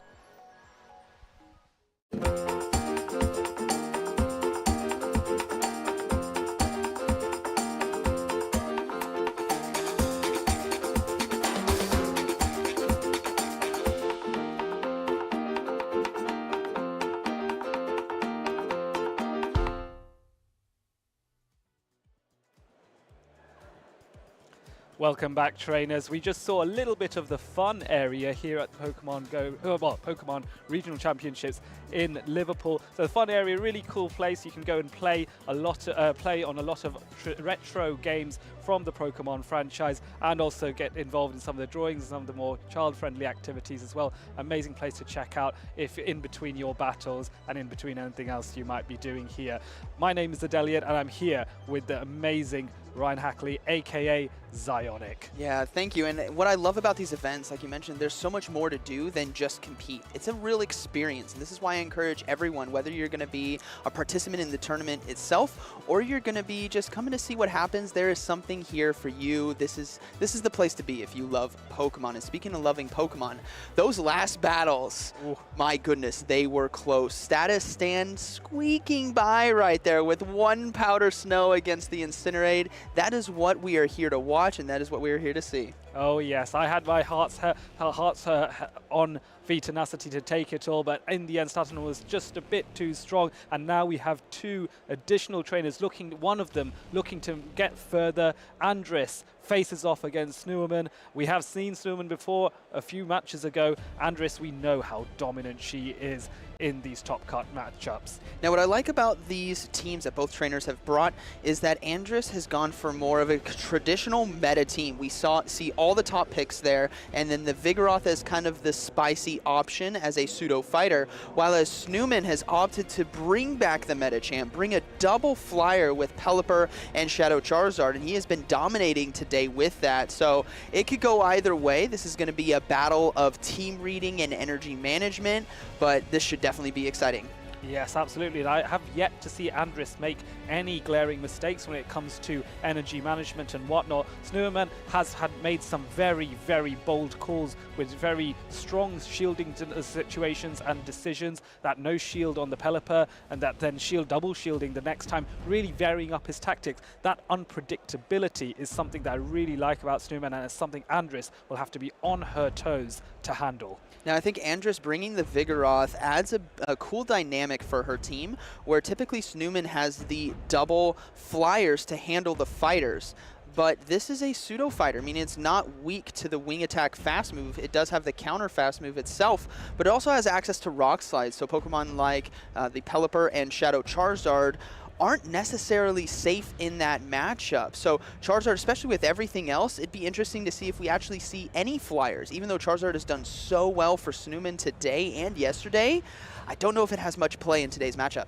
No, I'm not sure either. That rock slide can be devastating, and Lickitung therefore faces off against another Lickitung. Both trainers opting very traditionally to be conservative in this first matchup as they do try and suss each other out. So both these Pokemon are going to be exchanging not very effective lick attacks, but the body slams are neutral and they have the same type attack bonus to go with it as Snooman launches the first charge attack. Now, Snooman right here has a very great opportunity to potentially win this game, and that's due to having Whiscash on his team. Whiscash with that Scald can do so well against the Shadow Gligar, and it can also do incredibly well against the Charjabug. So as long as Snooman pilots this matchup very safely, keeps the Whiscash with shield advantage, I think we see a Scald sweep. Yes, I agree, and I think therefore alignment is key for both these players. This early matchup, though these trainers may not fully realize it, this matchup in which Lickitung can outbulk the other is going to be decisive in determining how this matchup goes. Winning switch here is absolutely key. Yeah, and that's the thing is we see everything, the viewers at home see everything, but they don't know. So they could be contemplating maybe energy is a better play, especially if you're running a Pelipper, because Pelipper against Charjabug can be very dangerous, but if you at least have a Weather Ball to throw for some chip damage or maybe get to that Hurricane later on, it can be very devastating. So on Snooman's side, I think he's going to opt for energy instead of hard switch. Yes, and if that's the case, that will give a small advantage. But trying to get a catch on to the Whiscash, and the body slam does get landed on. Very risky here, because if that was a power whiff, that would have been problematic. But Snooman knows the energy was just the body slam there, and is now responded to with the Gligar. Now this is kind of tough. We were talking up how good Whiscash can be in this game, but it was utilized as a sacrificial swap there in the mid-game, where in hindsight, it's really the Pokemon you want to try to close with. And Andres must be very happy knowing that Charjabug is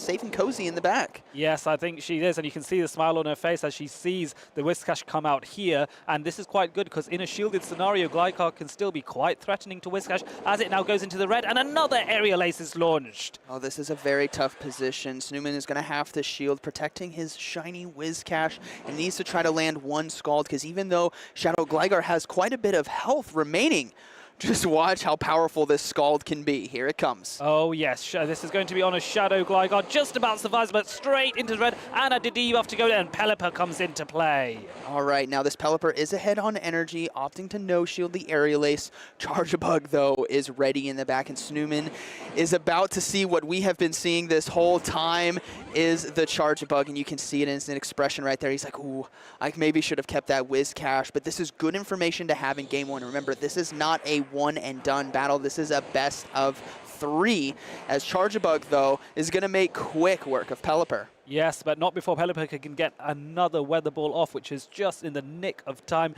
just in order to do some additional chip damage on this Charjabug. Charjabug now really, really low, but Snooman doesn't have a lot of health left on any of his Pokemon to withstand Charjabug's high damage, fast attack that is Volt Switch. Oh, gets the charge move as well right away from the Charjabug. This could be pivotal here, as the Lickitung on Snooman's side, I'm not sure how much energy it actually has, but there is an opportunity. It does have a Body Slam. Okay, so there's an opportunity if we see a shield here, and Andrus' Lickitung. There's only one shield remaining. Double Body Slam might just be able to win this game. Yes, it's going to be very close because you're going to have to lick down versus a Volt Switch that does a huge amount of damage, and Snooman, recognizing that he will not be able to reach and farm down that Charjabug, goes for the Body Slam here to KO this Charjabug, and now we are back really to that lead matchup. Lickitung versus Lickitung, one shield versus none. And unfortunately wasn't able to have enough energy to win, but a counter swap maybe has enough. It's so close. So close. Here comes the first Body Slam, and Andrus' Lickitung is actually able to win it right there. Such a close game, even though Snooman had the right team, the right Pokemon, the right read, but unfortunately just in the wrong order. It's going to be his chance to overcome here in Game 2, make a little adjustment, understand that he did have the right thought process of what to bring. You just got to execute a little bit better, but I believe in him.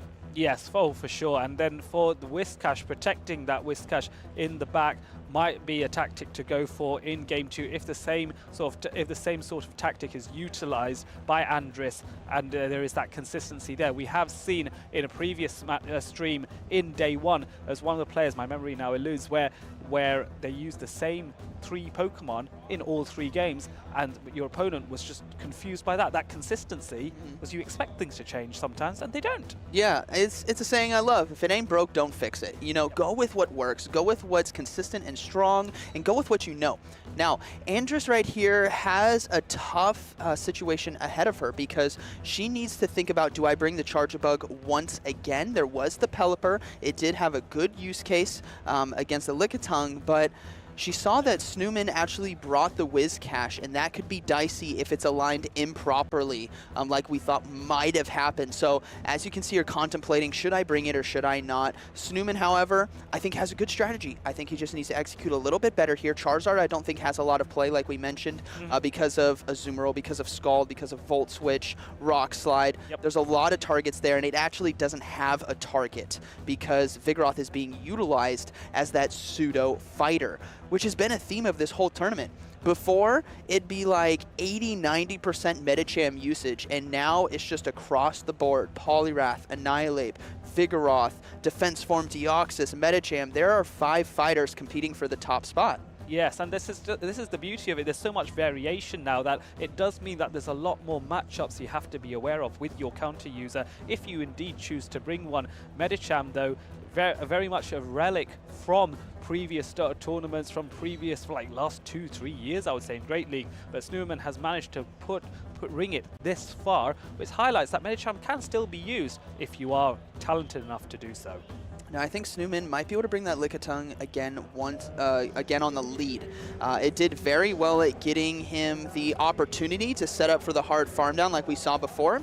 Yes. Lickitung's completely, almost completely safe, right? Vigoroth actually does pretty well in that matchup because it's that normal typing, so it's going to be resisting Lick while having the counter fast move pressure.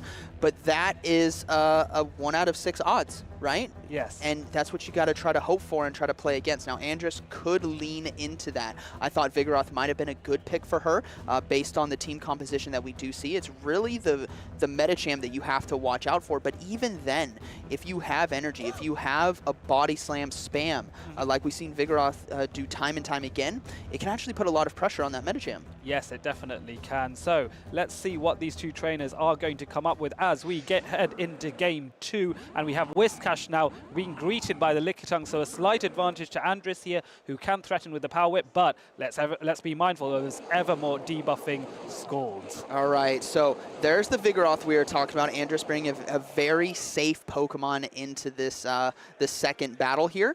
And Snooman now, an opportunity like he's had before, catching a Power Whip. Oh, he's actually opting to go in the Lickitung right away, instead drawing out that Vigoroth, and this is the tough thing that we talked about. While Lickitung does well against the other fighters in this meta, whether it's Lick for Annihilate or Power Whip for Poliwrath, Vigoroth is actually a great answer to it because of that normal typing. Yes, and so this is where Andress has gone from a commanding lead to an even more commanding mid-game here, farming up a huge amount of energy in order to launch the Body Slam onto the Lickitung. This will certainly not KO, but it's going to soften the Lickitung up very nicely for additional farm, or perhaps throwing another Body Slam as well, depending on what Andress decides to do, as another Body Slam is launched by Snooman to soften up the Vigoroth instead. Now, this is still a good opportunity. He was able to bait out I mean, obviously he doesn't want to see the Vigoroth, but when you run a Registeel Lickitung backline, you want to get that Vigoroth onto the field and onto the field early, because the Whiscash does have a little bit of energy. You can get rid of it relatively quickly. And then we're going to see a Charjabug versus a Registeel, something I didn't think a while back that I would see in a Play Pokemon Tournament series, but here we are.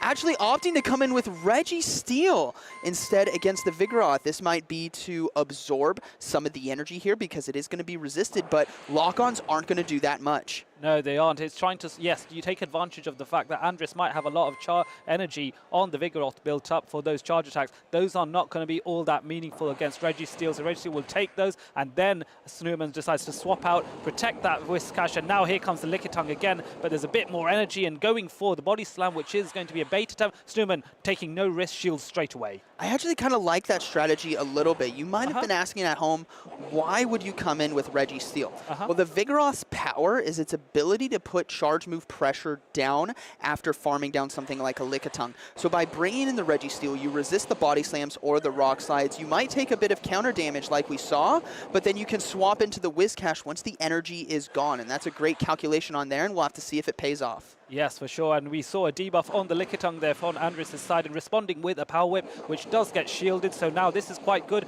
for Snowman, who can get another Scald off and really threaten the HP of the Lickitung here. Andress does have to shield, otherwise the Lickitung will go straight into red, trusting in the bulk and withstanding it a bit longer, but there's a double debuff now, and it is a race to get to those charge moves as Snowman recognizes the Power Whip is coming and opts for the Mud Bomb. Oh, this is going to be so close.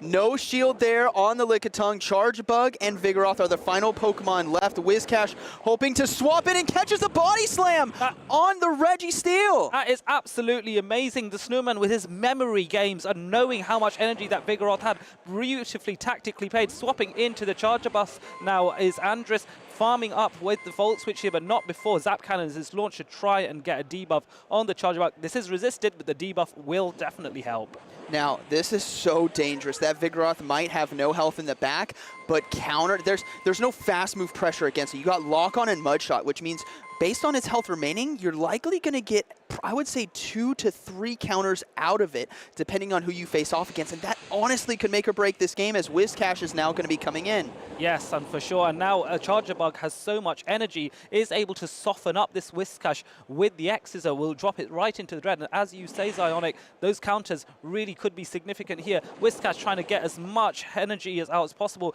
then throwing the Mud Bomb. This will not KO him, but there is a decision to be made. Do you shield or not? Calling the bait, the Mud Bomb doesn't do enough damage. Charjabug is able to get to the X-Scissor in time, and unfortunately Whiscash is going to go down. Andress takes it there in game 2, and Snooman did a great job trying to battle back in a very tough situation. Yes, I think commiserations to Snowman, but his talent's undeniable. How many catches were made there? But Andres, emphatic, continually dominant, ensures her victory. She is used to performing at this level, and she has demonstrated that for all of us once again.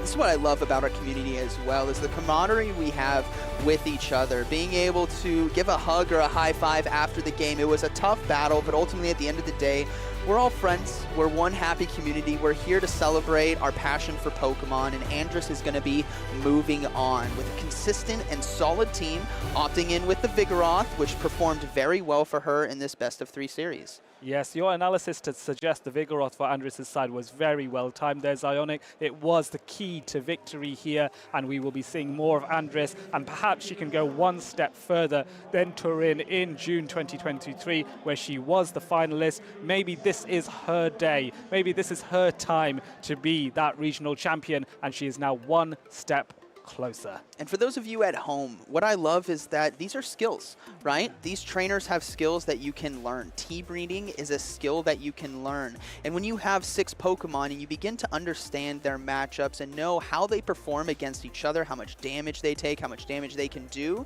you begin to calculate what is the most optimal team I can run, or what Pokemon is very strong against everything or safe against everything. And like I mentioned, Vigoroth looked very good as long as Medicham didn't come. And Medicham didn't come in any of the games, so Vigoroth was very, very strong there. I know there was a lot of resisted energy that went into the Registeel by Snowman's sacrificial swaps or bring in right away, but ultimately Vigoroth got a lot of great usage, and why it's been a top-performing pseudo-fighter in this meta. Yes, I've seen quite a few varieties. I've even saw, I think at one point earlier on in day 1, we saw Obstagoon make an appearance as well. A pseudo-fighter we don't see all that often, and the dynamic between Vigoroth and Obstagoon is so interesting to see. Problem with Obstagoon now, however, having a double weakness to fighting type attacks when there's so many other counter users.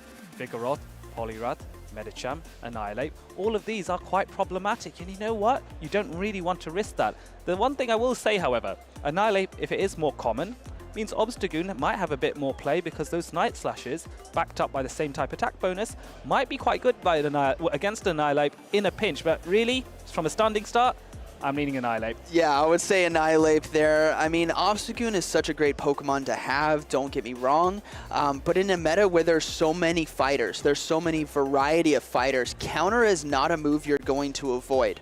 There is the risk of potential Charm as well, if that ever makes a comeback with Shadow Alolan Ninetales. That has been a fan favorite. We saw Paddleman pilot that to victory in a previous regional. But Obstagoon is something fun. It's something that could work. I've actually seen it work in past tournaments, but it's all about what the meta is. And back then, Medicham was the only fighter being used, so you only had to avoid one. Now there are teams with sometimes multiple, and they're across the board. So, and Obstagoon's moveset as well can be vary greatly. You could have the Obstruct, you could have the Gunk Shot, the Hyper Beam. It's a very fun Pokemon to use, but in the Play Pokemon Tournament series, you also got to take a look at what's popular, and if something like Counter is super popular, that might not be the best Pokemon to bring. Yes, for sure. I think Counter will continue to be popular. They always talk about how it's one of the best fast attacks in the game to have, and it's close. That and Shadow Claw, I think, are the 2 most popular ones. Other fast attacks are popular in their own right, but these 2 really stand out. So we have another batch. We interviewed both Stone Collection and Statistan earlier today, and Stone Collection recognized that he would have to play one of these trainers, Stan or V-Tenacity. Stan has won, and now this grudge match is on. Now, this is what's amazing about these battles, is the unique Pokemon that are being brought. I can't believe I'm saying it, but Shadow Alolan Sandslash is unique in this tournament. It used to be top of the meta earlier this season.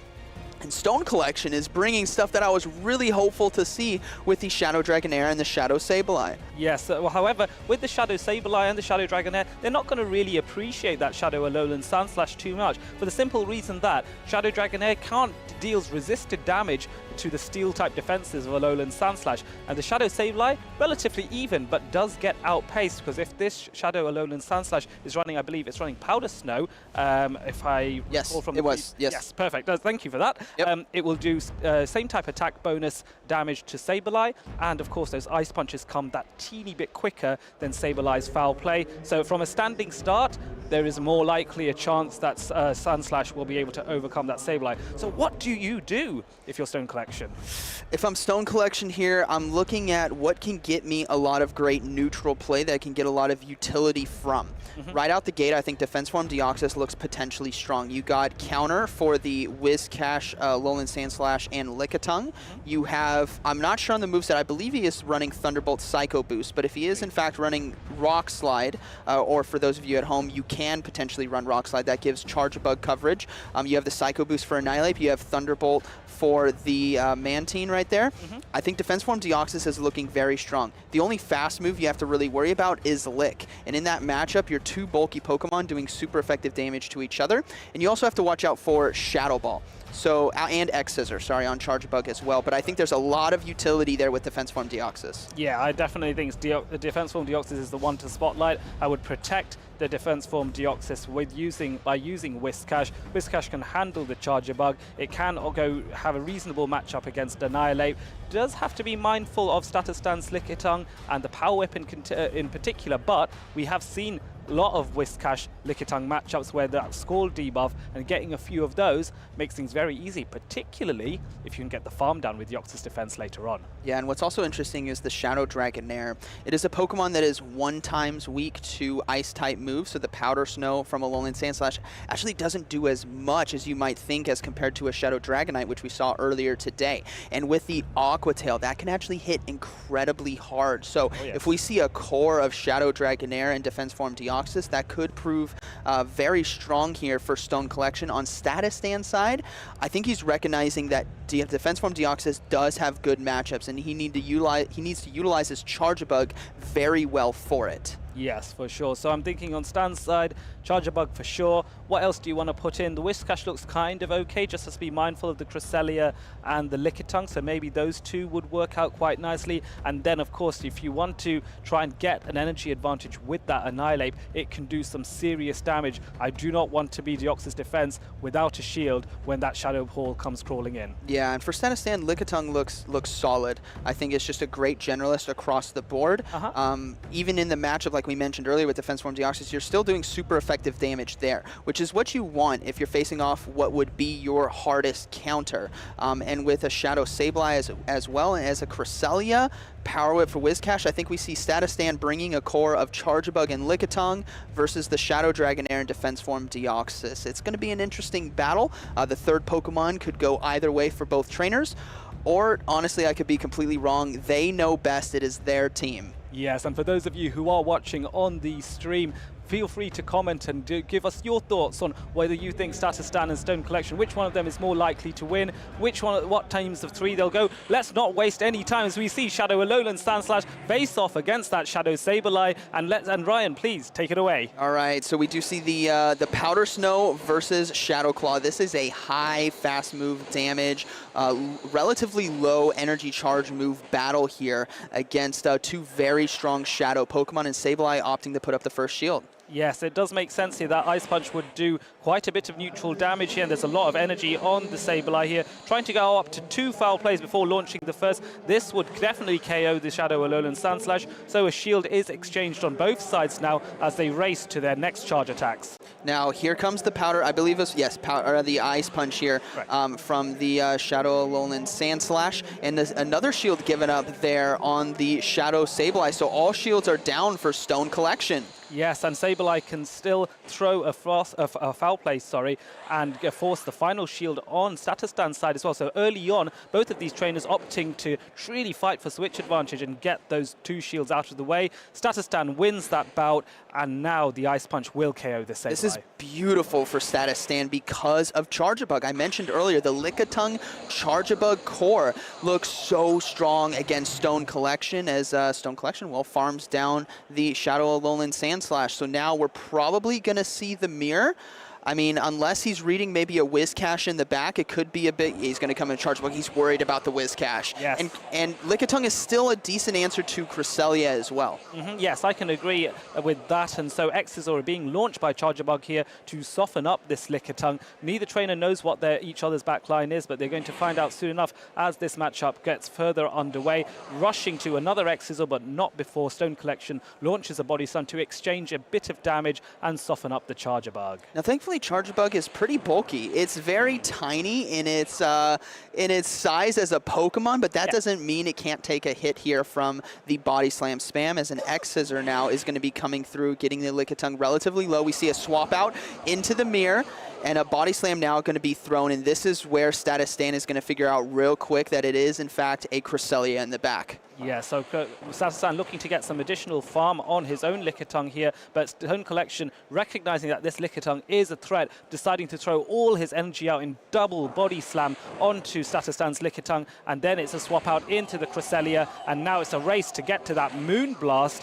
if you're Stone Collection, and on Status Stan's side, it is the Body Slam spam that is going to occur. This is so interesting, as Stone Collection doesn't have the Future Sight, and Future Sight is such a hard-hitting same-type attack bonus move, where you could honestly throw the Future Sight, farm down the Lickitung, and have another Future Sight ready to go for the Charjabug. But in this case, that is not the situation. And Charjabug has a decent amount of health left, where I think it could survive a Moonblast. So this is going to really come down to the wire. Stone Collection here going for the Grass Knot here. I think he's hoping for double Grass Knot to KO the Lickitung rather than going for the Moonblast. Very sensible play, trying to get a catch Status Stan there, but Stone Collection goes no and says Moonblast is the way to go. Launching on this Charjabug, is this going to KO? I don't think it will. Oh, it actually did. Down goes the Charjabug. Lickitung is going to try to win this game, but Cresselia is just too bulky. It has a good amount of energy. This is going to be very close. It just needs a Grass Knot. Yes, it does indeed, and so it is a race to get those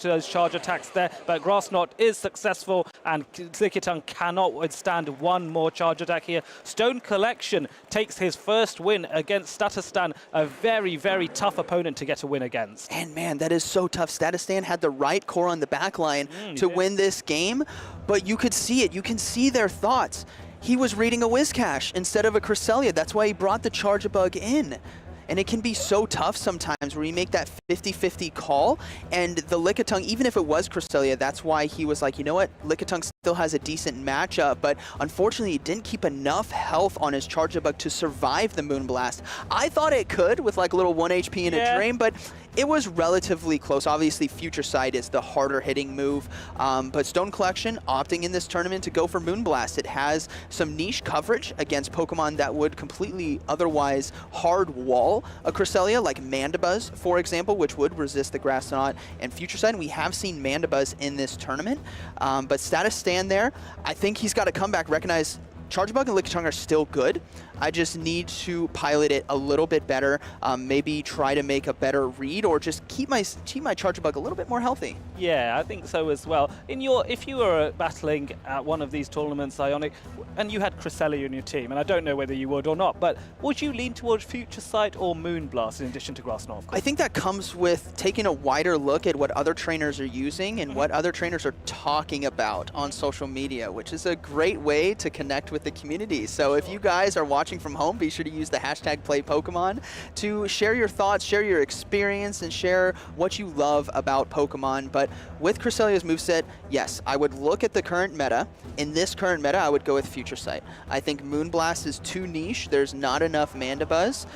Yes, you are trying to go for the baits, or not the baits, I should say the debuffs with the Moonblast, but the Future Sight, I think, just brings so much more potential against Lickitung. Yes, it also has the advantage that it can handle some of the fire flying types, and we've seen Charizard, we've seen Talonflame. Future Sight is very useful. Well, we're going to see the same matchup as game one. Lickitung the Lickitung faces off against a Powder Slow Alolan Ninetales, which means Status Stan has a bit of advantage here. Now, Status Stan doing exactly what I thought he was going to do, sticking to what works, run it, and execute it better. So we have the Powder Snow, Alolan Sandslash on the lead. We still have the Lickitung and Charjabug in the back. Let's see if he can overcome here in game two. Yes, and so racing and going for the drill run first and foremost. I think the aim was to try and do that additional bit of extra damage early on, where there's less likely to be a shield, and so you can use Ice Punch further down the line to really force those shields to come out against lower energy charge attack. So very clever here. Stone Collection goes for the body slams here. They're not doing a lot of damage individually, but they all add up, plus the neutral fast attacks there. What's interesting about Pokemon Go in general is there's nothing that has complete immunity. Everything takes damage, whether if you're coming from a different game, maybe the VGC, and you come and look, and how did a drill run hit? Oh, my goodness! Oh, and a catch on Cresselia right there after bringing in, I believe, brought in the Sableye. Yeah, he brought in the Sableye for one fast attack, then swapped in the Cresselia straight away to catch the drill run, and now Cresselia farms down the Sand Slash, but now it's met with the Charger Bug, and we all know Bug is super effective against Psychic types. That's what I get for looking at you trying to explain the immunity as we I missed the catch. I love to see catches like that. But Charjabug now is aligned properly. Status Stan is a top performer in these tournaments, and he understood that, you know what, I bring the exact same team, run it better. And Stone Collection, though, still not out, but it is a big uphill battle. There is a Lickitung still in the back to deal with a Shadow Sableye. And Stone Collection was able to get a Moonblast off on the Charger Bug just to soften it up a little bit of a parting shot to shout out to Incineroar for that one. And then now it's Lickitung facing off against Shadow Sableye, but this is not a great matchup for Sableye because those Shadow Claws are doing next to nothing. Yes, it's not doing that much damage. Now the Foul Play is going to do a lot. Stone Collection knows that this is it's kind of towards the end here. He understands that. So if I was Stone Collection, I'd want to see, you know, how much my Sableye can actually do against this Lickitung. Granted, he knows, but for those at home, you can see just how much damage the Foul Play does. But I think what we're going to see here is a change in Game 3. I think he needs to bring the Defense Form Deoxys maybe instead of the Cresselia, because it gives you that ability to farm down the Alolan Sand Slash. It gives you the ability to do better against the Lickitung. So we might see that pitiful little change. But ultimately, I think Status Stan did a great job here in Game 2. Still has Charjabug in the back, and the Lickitung is very healthy. Yes, and he did get a successful bait attempt earlier there. Body slam onto the Sableye in that second one in order to put the pressure back on Stone Collection to rush and get these foul plays off. But this pretty much KOs the Lickitung. Oh no, just about KOs, and now Charjabug is back in. But look at the Volt Switch damage onto this Shadow Sableye, and it's just not able to get to 2 foul plays. Status Stan takes that win. Good game and good recovery by Status Stan to take the momentum away from Stone Collection and put the ball in his court as he recognized that I just need to stick with what works, run it better, you know, execute properly, understand that Stone Collection really likes this Cresselia right now, really likes the Lickitung, and then, you know, just bring the little mighty bus there of Charjabug into these battles. Now, Stone Collection going to start pondering about what he can bring into Game 3, because remember, the winner of this moves on, the loser is unfortunately done for the day. So Stone Collection here, I would love to see the Shadow Dragonair potentially. I would love to see Defense Form Deoxys, one of those two. Now, Status Stan bringing the Shadow Alolan Sand Slash on the lead twice in a row might shy away from the Shadow Dragonair. And that, I mean, it's a mind game. Like, do you put Defense Form Deoxys on the lead, betting on Status Stan running the same team 3 times in a row, and have a very positive matchup there? Or do you risk the Charjabug potentially being on the lead on this next one? It's a mind game, and that is why you kind of just go with your gut on these plays. Yes, you have to. At one point, that's what it does come down to. And this is where there comes an element of gut and luck in gauging what your opponent is going to go for here. So for me, I like the idea of maybe leading a little bit more of a surprise. Go for that Deoxys defense. If it isn't a matchup you like, all you need to do is go for 5 counters, launch a Psycho Boost. Normally, it is Psycho Boost would debuff yourself after using it, but this is where you go for the chip and dip strategy that has been mentioned many a time by yourself, Zionic, not to mention the other casters.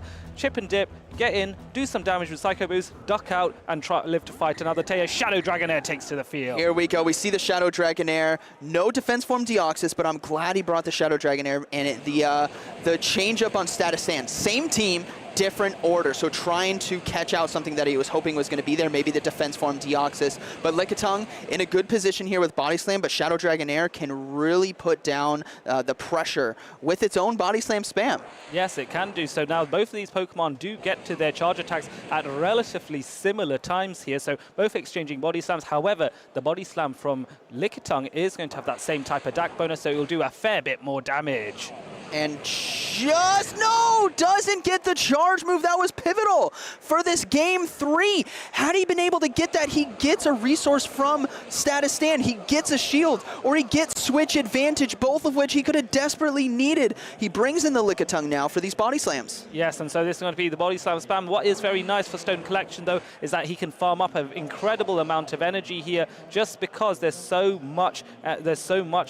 little health on Status Stand's side, that this is okay. He can just tank these and get a lot of farm, and that's what he's exactly doing. You know what's very interesting, though, is don't count Whiscash out. If we take a look at that backline there from Status Stand, it is the Shadow Alolan Sandslash, very weak to Mudshot and Mud Bomb, and it is the Charjabug, which is going to have its moves relatively resisted, as we do see the Whiscash come in, but unfortunately, Powder Snow and Ice Punch are going to add up. Yeah, they will do as well. Those Mud Bombs you have to be careful of, but Stone Collection also needs to protect that Whiscash. It can tank one Ice Punch, but it won't be able to tank any more. So down to 50% health, and Whiscash farming up more, trying to get a catch, and the catch is unsuccessful. Oh, and the Scald now going to be coming through. We got to hope for those debuffs. If you are rooting for Stone Collection for Status Stand, you got to be praying that it doesn't happen. Oh, wow. It can go either way, but it does land, and it gets the attack drop. So now Volt Switches, even though they are resisted, they're not going to be doing as much damage. And when you're a Whiscash under 30% health,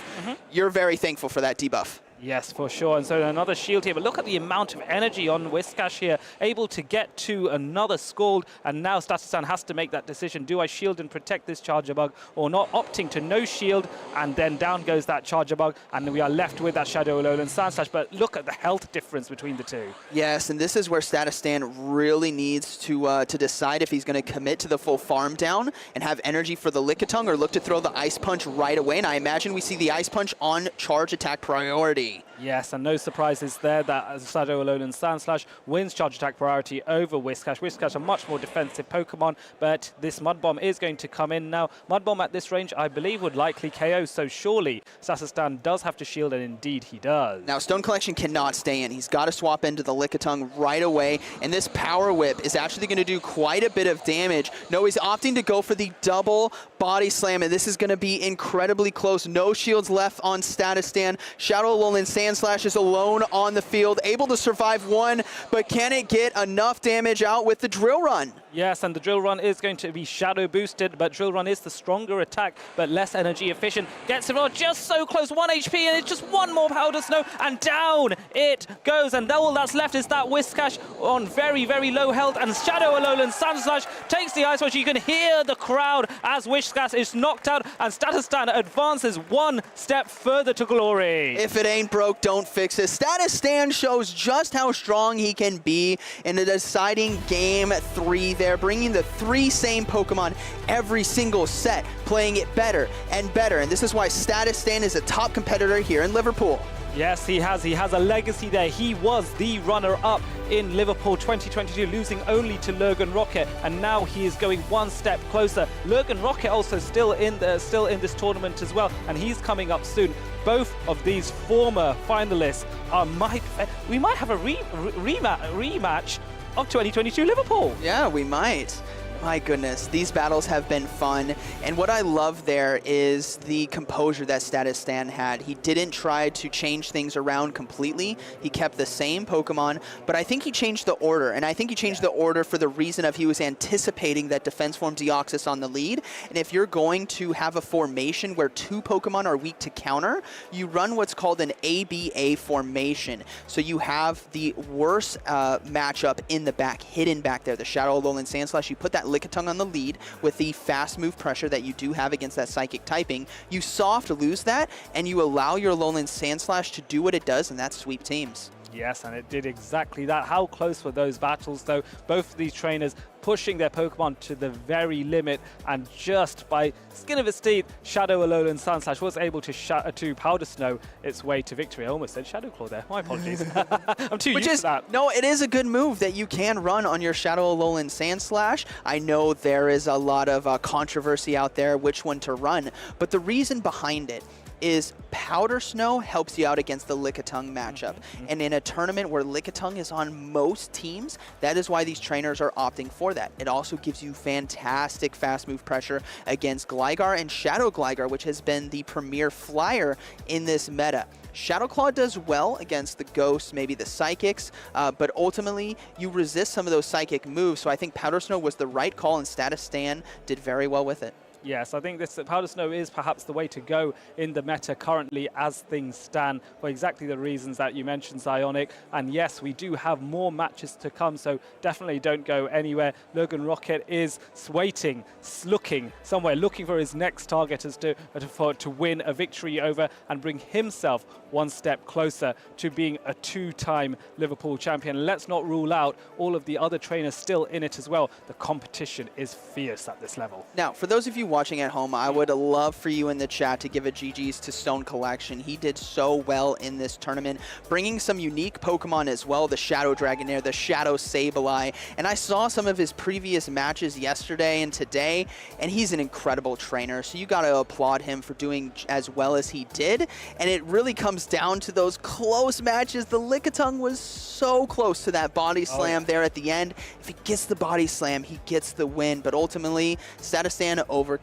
So well played to both trainers, and we're going to be moving on to the next battle shortly, so don't go anywhere. But Shadow Dragonair, it has been popular in previous tournaments. It did well today, getting as far as it did. What do you think about it? I love it. I love using Shadow Dragonair. I think it's a great Pokemon. Just make sure you cover its weaknesses to Ice, to Fairy, and to Steel. Make sure you have a Pokemon that can handle and pair that, and that can be one basis of a core within your team of 6. But Shadow Dragonair, I'm all for it. We also do have an updated version of the losers bracket to show who is still in the running for this tournament. And we can see here that we are now in losers round 4. Status Stan advancing up to face, guess who? Tomahawk UK, what a battle that is going to be. And Lurgan Rocket versus Andrus. My goodness, look at these two matches we have coming up next. This is going to be incredible. I absolutely adore all 4 of these trainers.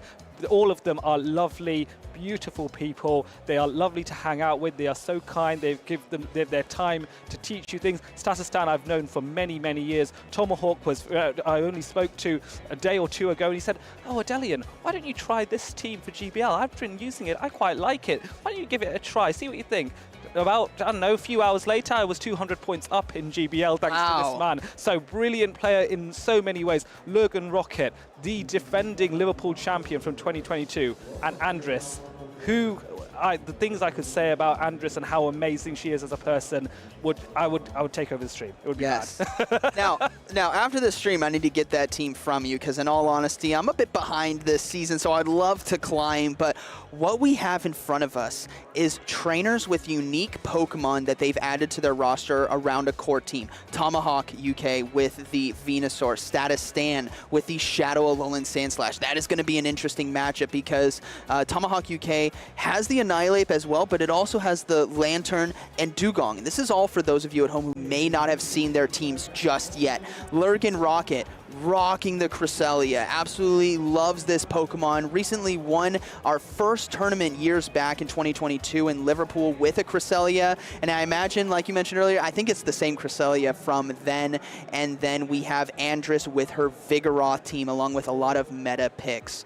So very excited to see those battles, as we will get onto the stage with Lurgan Rocket first against Andrus. Yes, this is going to be exciting. The might of the Irish versus the princess from Spain, I would say. Brilliant, 2 brilliant players. I cannot, honestly, I know both of these trainers very well. I know how talented they are. We've seen it all. We've seen it all already. But the question I really can't decide out of these two which one will be able to outfox the other, because they're both just that good. Oh, this is going to be a tough matchup. I think looking at Andrus's team here, we got a Whiscash, a Vigoroth, and a Shadow Gligar. So Registeel really not going to have a lot of play, if I'm being completely honest. Abomasnow as well is going to have a tough time. Even in the Whiscash matchup, you got to watch out for the Scald debuff, but ultimately, we'll have to see the moveset on the Abomasnow there. But I think those two may not get a lot of play. I think we'll see Lurgan Rocket lean towards the Cresselia once again. Big target, got to watch out for his Charge Bug. And I think we see Talonflame. Yeah, Talonflame looks very, very good here. It can threaten again, it can farm up a lot of energy against a lot of targets, and all it has to do is get that energy advantage, and then even its weaknesses, such as that fearful Rock Slide from the Vigoroth, it can go toe-to-toe with that if it can just outpace and ensure it shields the Rock Slides. Yes, and Andrus, oh man, that Vigoroth, I think it might have quite a bit of play. Looks very, very strong in this matchup, and we'll have to see what they decide. Now, like Status Sand we saw before, top trainers composed on the stage. They've been here before, and they'll be here again. It's just a matter of picking a solid line that you think they're going to have in battle, and we're going to find out right now. Oh yes, so Lickitung faces off against that Abomasnow, so it's going to be very apparent what the moveset is. Both trainers, of course, do have open team sheets and know what the moveset will be, and it is indeed the Icy Wind Abomasnow coming in here. So Abomasnow rushing to that first move and wasting no time in getting the Icy Wind off against this Lickitung. And Lurgan Rocket just proven me wrong. I said, the Registeel doesn't look that great, and he's bringing it here in game one, so it'll be interesting to see how he utilizes it. But there is also the Vigoroth on the back line for Andrus, hoping to align against the Registeel. I think the play might be for Lurgan Rocket to be in a situation where there are very few shields left, if any, and that way the matchup against Vigoroth becomes a lot more comfortable. Andrus, on the other hand, will want to keep a shield for that Vigoroth so it can do more damage with the counters. But in the early game, it is about getting as many Icy Winds off if you're Lurgan Rocket to soften this Lickitung up more. Now, Abomasnow recently got this moveset. Typically, it runs with Weather Ball and Energy Ball, but it got access to Icy Wind this season in Pokemon Go, and that gives it a whole different dynamic. And talking to Lurgan yesterday in the interview, the Abomasnow has been very pivotal for him in these matchups because of its ability to apply that debuff and have a hard answer for Gligar's Abomasnow, now firing off the Icy Wind to the unshielded Vigoroth. I do like this because as a result, you don't lose switch, you don't lock into a different Pokemon, but the counters are now going to be much more weak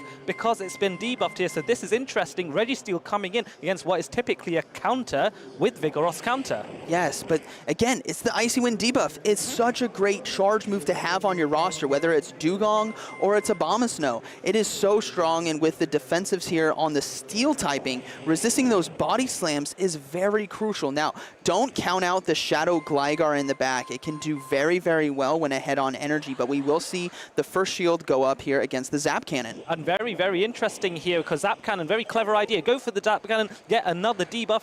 Lurgan Rocket predicting Andrus' shield and therefore opts for the Zap Cannon rather than the super effective Focus Blast. Very clever play, an advanced level play that you would expect for trailers of this caliber. Yes, you know they're going to shield. You know they're going to stop the Focus Blast. They need to get more utility out of their Vigoroth, as we see a swap in now into the Lickitung to catch the charge move and force the energy here from Lickitung. I really like this idea by Andrus to try and force the energy out, but Lurgan Rocket is trying to underfarm so he can get some more farming. Not undercharge. Doesn't undercharge enough, and Lickitung does go down, but now desperately trying to get a switch into the Cresselia. What comes out from Andrus? There's the Vigoroth, and into the Cresselia it goes, and Vigoroth going straight for that body slam to soften this Cresselia up. Now, what is so interesting is the Vigoroth has cleared the Icy Wind and Zap Cannon debuffs. It is now normal on its buffs and debuffs because whenever you swap a Pokemon out in Pokemon Go, it clears anything, a buff or a debuff, a power-up punch boost, a superpower debuff, anything that happens gets removed,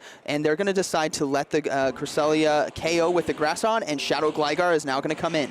This has been a situation where there's not been many shields used so far. Lurgan Rocket still has both, but there's only one shield left. But Andrus able to get the Aerial Ace off first. This is a successful bait attempt in a way because the Aerial Ace is a lower energy charge attack, and it's responded to with a Future Sight. This is going to do a huge amount of damage. And this is the call right here to shield or not to shield, and we will see the shield there on the Future Sight. Grassnot just doesn't have the power to take down a Shadow Gligar, but the Future Sight just just might. Remember, there's a Reggie Steele still in the back to potentially catch a charge move. Yes, that is true. So we have to be very, very mindful. If you're Andres, watch out for that catch. If there will be any attempts, no, there isn't this time. An aerial ace does come through. Lurgan Rocket no shielding this, hoping that this aerial ace will not KO. So let's see what happens, and it just about survives. I think he's hoping to get to the grass knot, and he does just in time. This might just be enough damage, and even if it's not, there is a Reggie Steele in the back with a shield.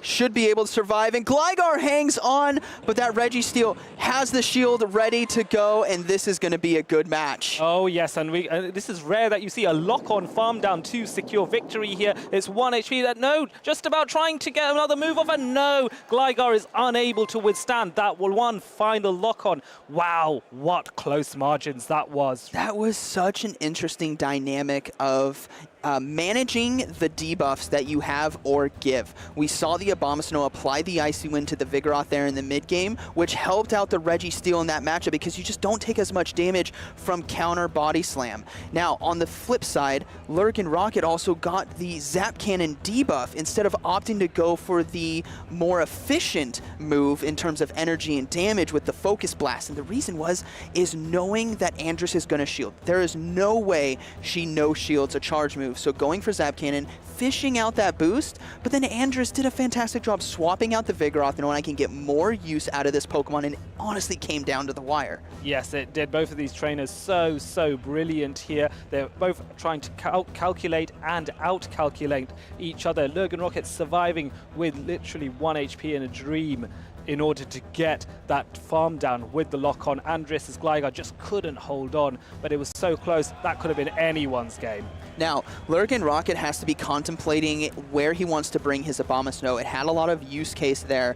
We saw it do pretty well against the Lickitung. It could have potentially been aligned against the Shadow Gligar if the formation was different. And that's honestly your target. So he knows that Andres is not afraid to bring the Shadow Gligar, but he's got to think about where can I put my Abomasnow to have that matchup.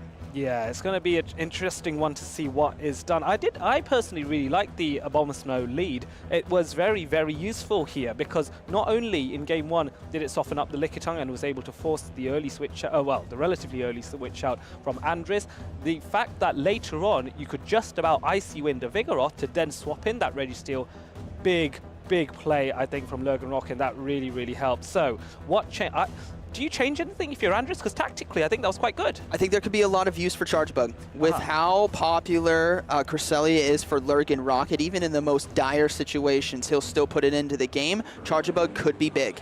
Oh yes, and it seems like that we are staying with the same lead matchup. Lurgan Rocket knowing that Abomasnow is reliable, going for that Icy Wind as soon as he can get to it, I predict. So rushing to that. Is there going to be an attempt to the catch? No, Icy Wind is launched without any issue. So both trainers opting for the exact same team. So this is going to be a reset of game 1. And honestly, any change in decisions from game 1 could make or break for both trainers here, as the body slam is going to be coming through and the first shield given up by Lurgan Rocket. Yes, I think Lurgan Rocket wants to soften up this Lickitung even more, make sure that any body slams that Abomasnow has to tank happen after the Icy Wind is launched. It looks like it might be a charge attack priority event there, so Icy Wind being launched straight away. Andres no shielding that because Lickitung can definitely survive. And then what happens? Does Lickitung throw another move? Yes, it does. I think if I'm Lurgan Rocket right here, I gotta recognize that Andres might have brought the same roster, so I want to keep my Abomasnow alive for that for the Gligar, and we do see a swap out into the Vigoroth. So he's actually opting to stay in and risk it, trying to catch the charge move there on Cresselia, but that was a fantastic use of energy, knowing that Andres was scared about throwing Body Slam because it could have been caught on the Reggie Steele. He has an Icy Wind loaded, and that is going to come in pivotal in the end game. Yeah, can you imagine a situation where you have a full health Gligar and that gets hit by an Icy Wind in the end game? You never know. Cresselia has the bulk to withstand Vigoroth's body slams, and so Lurgan Rocket swaps it in. So now we have a matchup where two relatively bulky Pokemon, but Cresselia bulkier still and going for the Grass Knot here for a bait attempt, which is not successful. Now, with Cresselia, with the Grass Knot and Future Sight isn't enough to one-shot. But what I think Lurgan really wants to do here is come out of here KOing the Vigoroth with a Grass Knot and have a little bit of energy to potentially get to another charge move. So that's why I was seeing the opt for the double Grass Knives. We're going to see him load up just a little bit more. and now go for the Grass Knot here. Yes, and then delaying throwing that charge attack by 1 turn just to ensure that there is no catch attempt by Andres. Another high-level play there, and very well. Oh, it survives! There's a body slam still, a swap into Lickitung, and Reggie Steele now has to be thinking, has to be contemplating. Do I go for the lock-on farm down? I'm not sure if lock-on farm down against Lickitung is going to be possible because it's such a bulky Pokemon, and so most likely what will happen is you throw the Focus Blast here at some point, throw it, and then I wonder if there is any scope for an undercharge, but I think there's not. Even if you undercharge it completely, this would KO. So let's see what happens. Focus comes in. There we go. It does get the KO. Now, 2 Pokemon have great answers here. Dig on the Shadow Gligar, and Vigoroth, well, Vigoroth has no health, so it's got to stay in the back. But we will see the first charge move now, and it's going to be the Zap Cannon. Both of these moves are resisted, but Zap Cannon gives you the best opportunity to apply that attack debuff, which is very beneficial if you can get it. No debuff on this occasion, however, and so those digs are going to be very threatening to Lurgan Rocket. Lurgan Rocket now needs to decide whether to shield this or not, opting for the no shield, and I think he's not going to like what he sees, and you can see the facial reaction there. Ooh, I'm not happy with that, and isn't able to get to move. No, Andres ensures Reggie Steele cannot throw a charge attack, goes for that aerial ace. There's a shield, there's an Abomination. Oh, there's no shield. There's no shield. The Vigoroth swap in right here. There it is. The counter swap in the Cresselia, predicting the swap in. What a beautiful play from both trainers, but ultimately Gligar might not have what it takes. It has 2 shields. Grass Knot is coming through. This is so crazy. 3 charge moves available. Focus Blast, Icy Wind, and Grass Knot. Here we go. Let's see what happens here. Both of these Pokemon are getting do the Focus Blast. Lurgan Rocket is able to launch that Focus Blast off. A shield surely has to come out. Oh, the no shield! He has to risk it. She knows there's an Icy Wind, but the Focus Blast is enough to KO, and Lurgan Rocket takes it, putting Andres into a checkmate situation. 3 charge moves, but you don't have 3 shields. Lurgan Rocket is going to be moving on as our winner and stays alive in Liverpool Regional Tournament 2024. Wow, I am so impressed with that. The emotion and intensity building up, just sitting from the casting booth here, I was on the edge of my seat. For those of you watching at home, you have witnessed greatness. You have not witnessed a battle. You have witnessed art incarnated between these 2 brilliant battlers. And Lurgan Rocket, my gosh, the swap-ins right there. And this is what happens when you're facing off against some of the best trainers in the world, is you understand what their win cons are and you play to that. We saw both trainers anticipating a move. Andres thought the Focus Blast was going to be thrown to get a shield from Gligar, but Lurgan Rocket predicted that she was going to try to swap into Vigoroth to catch it, and in tandem swaps into Cresselia, which had just enough health to fast move down with Psycho Cut, getting to a Grass Knot, saving the Icy Winona. Abomasnow, what a beautiful Game 3. That is a perfect explanation, and I love the detail that's gone into there. It's so intricate, and it just goes to show there's so many levels and layers to Pokemon Go PvP, and at this level you can appreciate them all. You don't have to master everything. If you're watching and going, that was so amazing. Abomasnow, Lurgan, we see it there. Like you said, yeah, you don't have to master everything, but you build upon it, and that is what's so important. And today we have seen masterful play in terms of predictions, team reading, and not getting too flustered if you have the right formula, the right team, but you just executed it wrong. Like Statistan, staying consistent. Like Lurgan there, staying consistent with the teams. Abomasnow News was a bit more important because Andres was not afraid to bring the Shadow Gligar, so as long as he kept it healthy, as long as he kept an Icy Wind, which is bold, considering Vigoroth swapped into it, right? Yeah. Typically you think, oh, I gotta swap out right away, but no, he held his composure. He knew Abomasnow could live long enough, and he's like, I'm gonna keep that Icy Wind just for later, and oh my goodness, what a beautiful Game 3. That was so much fun. I know, I was honored to witness that firsthand from these 2 brilliant trainers. And of course, if you know, now you've seen the level that these trainers are going to go up to, you know there are more battles to come. You will see more brilliance, more art. I think we are culminating, we are getting close to the end. We are getting to the pinnacle of knowing who will be the Liverpool Regional Champion 2024. It is going to be amazing, and there's so many trainers still in it. I'm not sure who I'm batting for at this point. Yeah, well, I have Lurgan Rocket, and he is not proving me wrong. He's doing so well, but there are so many tough competitors. And like we saw before, maybe you missed it, maybe you're just tuning in. welcome. We have Tomahawk UK versus Status Stan next. Venusaur versus Shadow Alolan Sandslash. It is going to be an incredible set of battles, and also everyone at home watching, congratulate Andress for making it this far. She is a top battler, top performer, and did a great job in this tournament. Yes, I absolutely agree. Tomahawk versus Statustan will be a really, really good match. Both of these are teammates. They are very good friends. One, Statustan hailing from the Netherlands, of course, has spent a lot of time in the United Kingdom with Tomahawk, has got his PhD in statistics. I say this because if you know stats, you will do well in Pokemon Go PvP, and Statustan proves that. But Tomahawk, brilliant player, hailing from London. He has that experience. He has top cutted so often in these last tournaments going so far. I expect great things, even more great things that we've seen already. Now, and for everyone, I'm going to address the crowd real quick. Hopefully they can still hear me out there. Maybe they can, maybe they can't.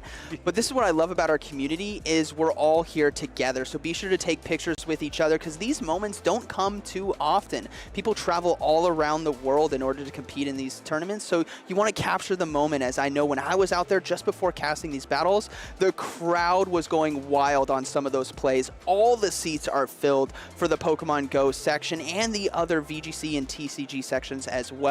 It's a great place to be if you ever come to a Play Pokemon tournament. Yes, for sure. Everyone is friendly. We all love Pokemon here. That unifying feature means everyone gets along and we all make friendships. Either you make them or you build upon them, and that is one of the best things about this, about coming to these events, aside from, of course, making that top cut. Yes, and what I just noticed is we have a Bastiodon here. Right? This is in honor of Caleb Pink, so shout out to him if you're awake watching this right now.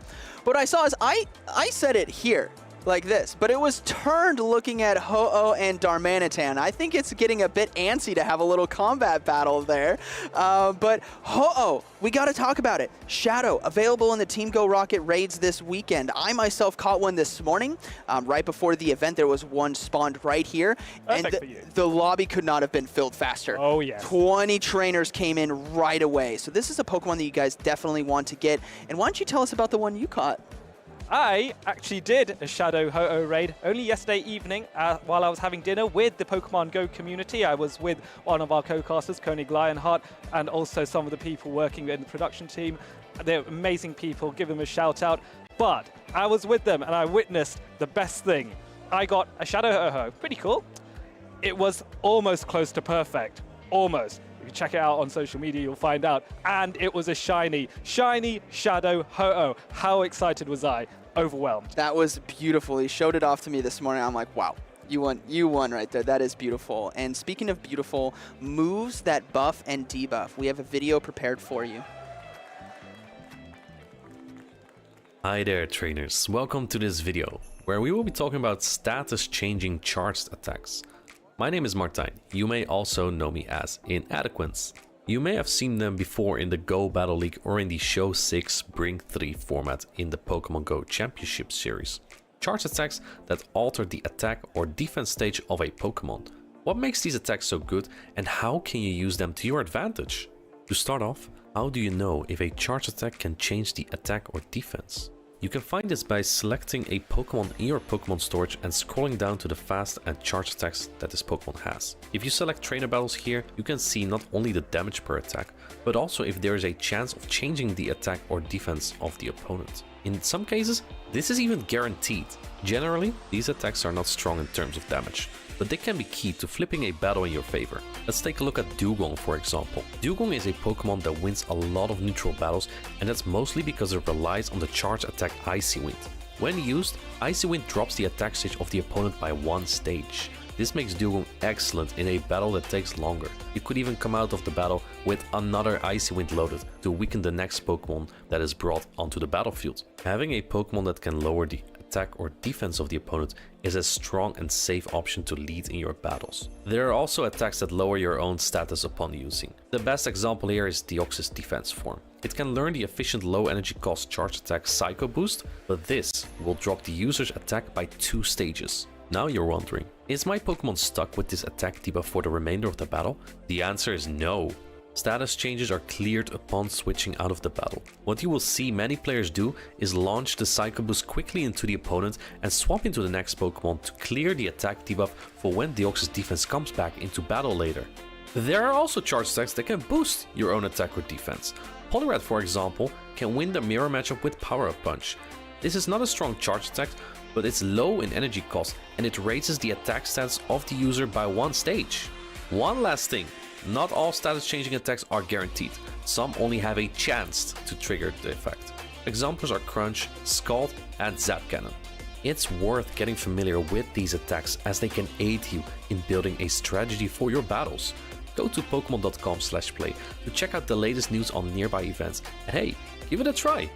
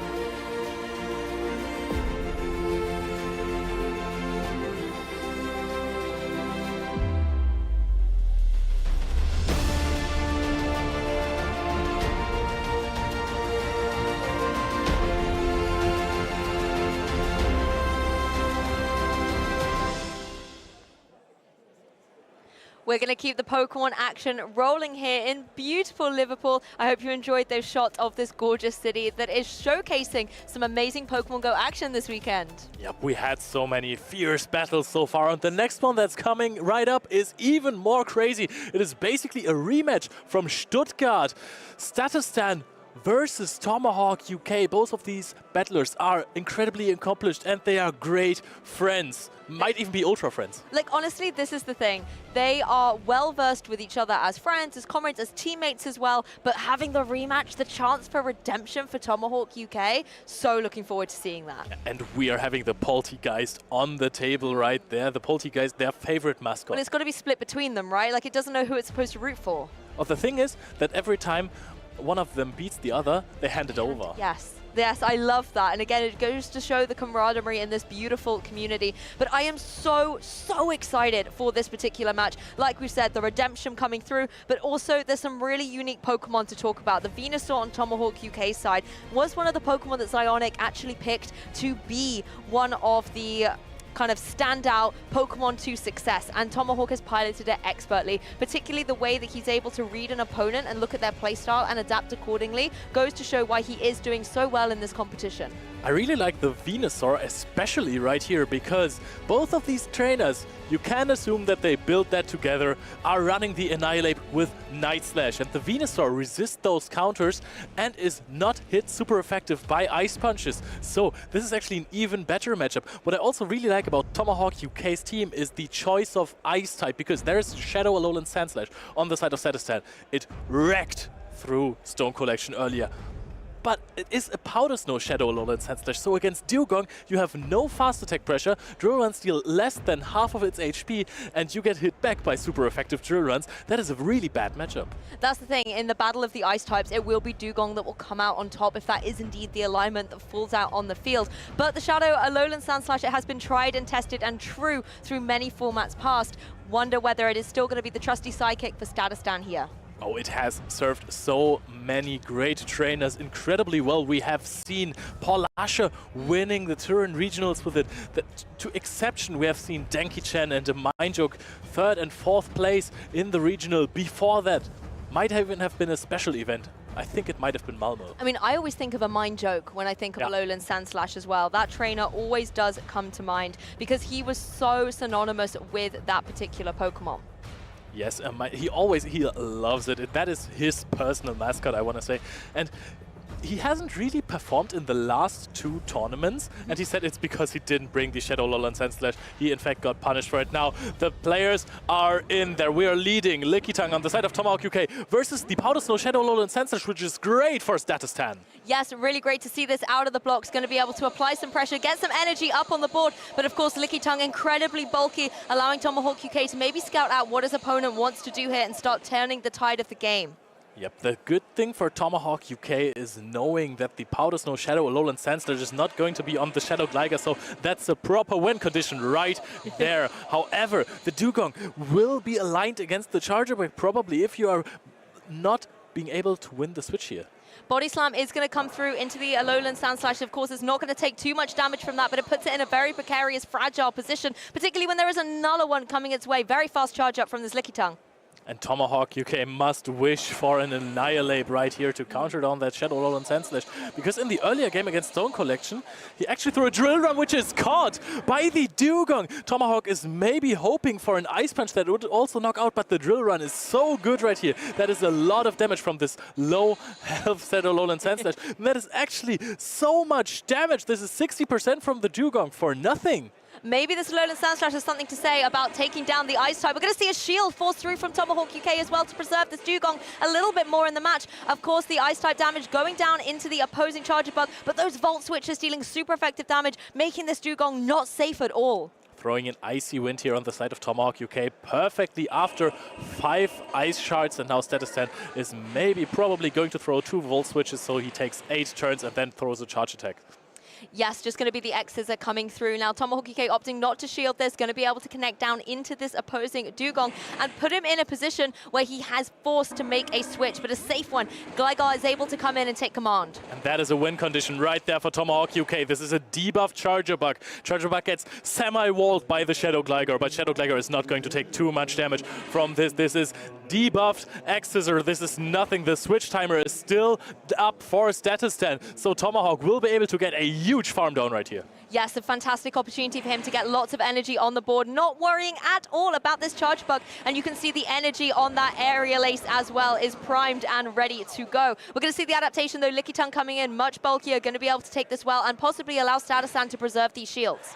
Lickitung is going to be the primary answer for that Gligar right here, because the Shadow Alolan Sandslash just simply can't do it anymore. Gligar is going to get a shield out with the Aerial Ace. But the question is the HP on the Gligar enough? You have a lot of energy, but Lickitung with 2 shields as well is so incredibly bulky.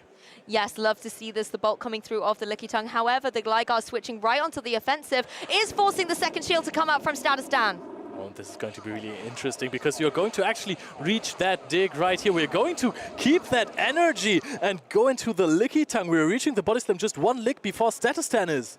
Yes, and the Body Slam coming through from Tomahawk UK. Lots of power. It is going to be able to take it down into the yellow, but the Lickitung on Tomahawk's side is unlikely to be able to survive out a Body Slam from Statistan's Lickitung. And that is going to be a really interesting situation, because the switch timer will be up from Statistan. If Tomahawk UK throws on Charge Attack priority against the Body Slam from the... Oh, yes! No, he doesn't! The Charge Attack priority of Statistan. He is going to connect the Body Slam. Tomahawk deciding that it is Statistan's turn to switch and predict the Charge Attack, but he doesn't switch. He goes straight for Charge Attack priority. There was no stopping that Lickitung, getting fast Body Slams and just forcing Tomahawk UK on the back foot a little bit. Like you say, having to make those pivots, but Statistan in complete control of the match. That is actually genius play from Statistan. We have heard that interview before of Tomahawk, where he said, hey, in this situation, I have to switch immediately, predicting a Charge Attack. And Statistan knew, hey, he is going to predict that I switch immediately, so he's going to go for wing attacks. I throw the Body Slam immediately, worst case Charge Attack priority event, then I really have a problem. However, in this 50-50 scenario, he won. He got the Body Slam off and he won the game. This is exactly what we were talking about earlier as well, about reading the player and not just the Pokemon on the field. And I think because these trainers are so well versed with each other, they could predict exactly what they were going to do and dance around it a little bit. And Statistan, I think, got the edge. Of course, Tomahawk UK is going to be doing exactly the same thing. He knows Statistan and his playstyle, but at this point in time, we are in the losers bracket, and Statistan is that 1 game closer. I'm really impressed by Tomahawk's play. He had bad alignment from the start. The Shadow Glider was his only win condition. He played this to almost perfection. It came down to a very close call, to a prediction call right there. And I also want to say, it is incredible how perfectly he kept track of energy, having this Licky Tongue with 60% of a body slam. Switching that in, knowing it will reach the body slam before Statistan's body slam. That was crazy. And keeping those mathematical calculations in play. And I do think that's such a difficult thing that our players have to navigate through. Not only are you keeping the counts of your own Pokemon, but simultaneously you have to be thinking about your opponents and making sure, as you've said there, that you're going to have the edge, particularly when you're in a mirror match between Licky Tongues. Yeah, those Licky Tongue mirror matches, they take a while.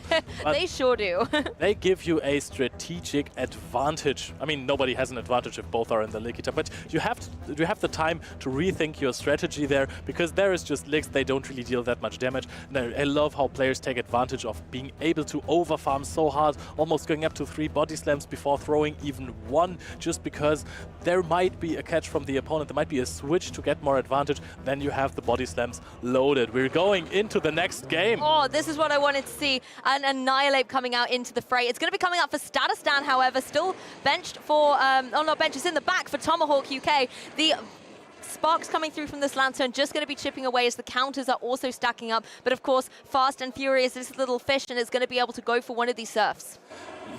Lantern is really, really good in that matchup, especially in the zero shield scenarios. You can knock out that Annihilate, especially with Thunder. We're going to go for a Shadow Ball right here. He went for the Surf immediately. We might actually see a shield here. Yes, this is a lot of energy soaked from the Annihilate. Going to farm up to almost a Shadow Ball. Yes, waiting a turn in case of a catch, throws the Surf. And there is a shield, so we want that Shadow Ball to go off. Yes, actually forcing that through on Statistan's side, but Statistan saying, I need to get the other Shadow Ball through, apply pressure, either burn through a shield, or just get this Lantern out of my way.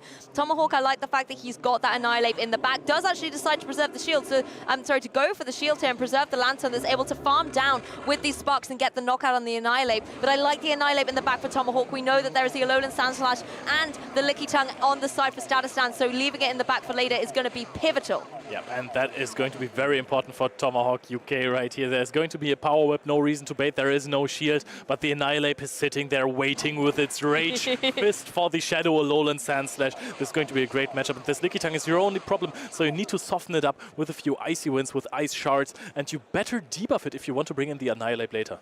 Yes, I do like this from the Dugong, as you've said, kind of weakening the opposing Licky Tongue to make it a little bit of an easier game for the Annihilate when it comes through. I'm sure it's just stretching and warming up, ready to come into battle. But we're going to see the Body Slam here. This is going to be a debuffed Body Slam right before the Drill Run of the Dugong, but this doesn't do anything, basically. One more lick in. Drill Run is going to connect unshielded, and this might be the situation where Tomahawk wants to switch in the Annihilate immediately just to start countering down. We're going to see, oh, he doesn't even have the timer down. There's going to be a lot of Powder Snows. This is a huge farm down for the Shadow Alolan Sandslash. Annihilate is not the bulkiest of Pokemon. This could make the difference right here. Particularly as Statistan has the shield advantage, is able to protect this Alolan Sandslash despite the massive damage these counters are doing. The fact that it had so much energy, that's a swap.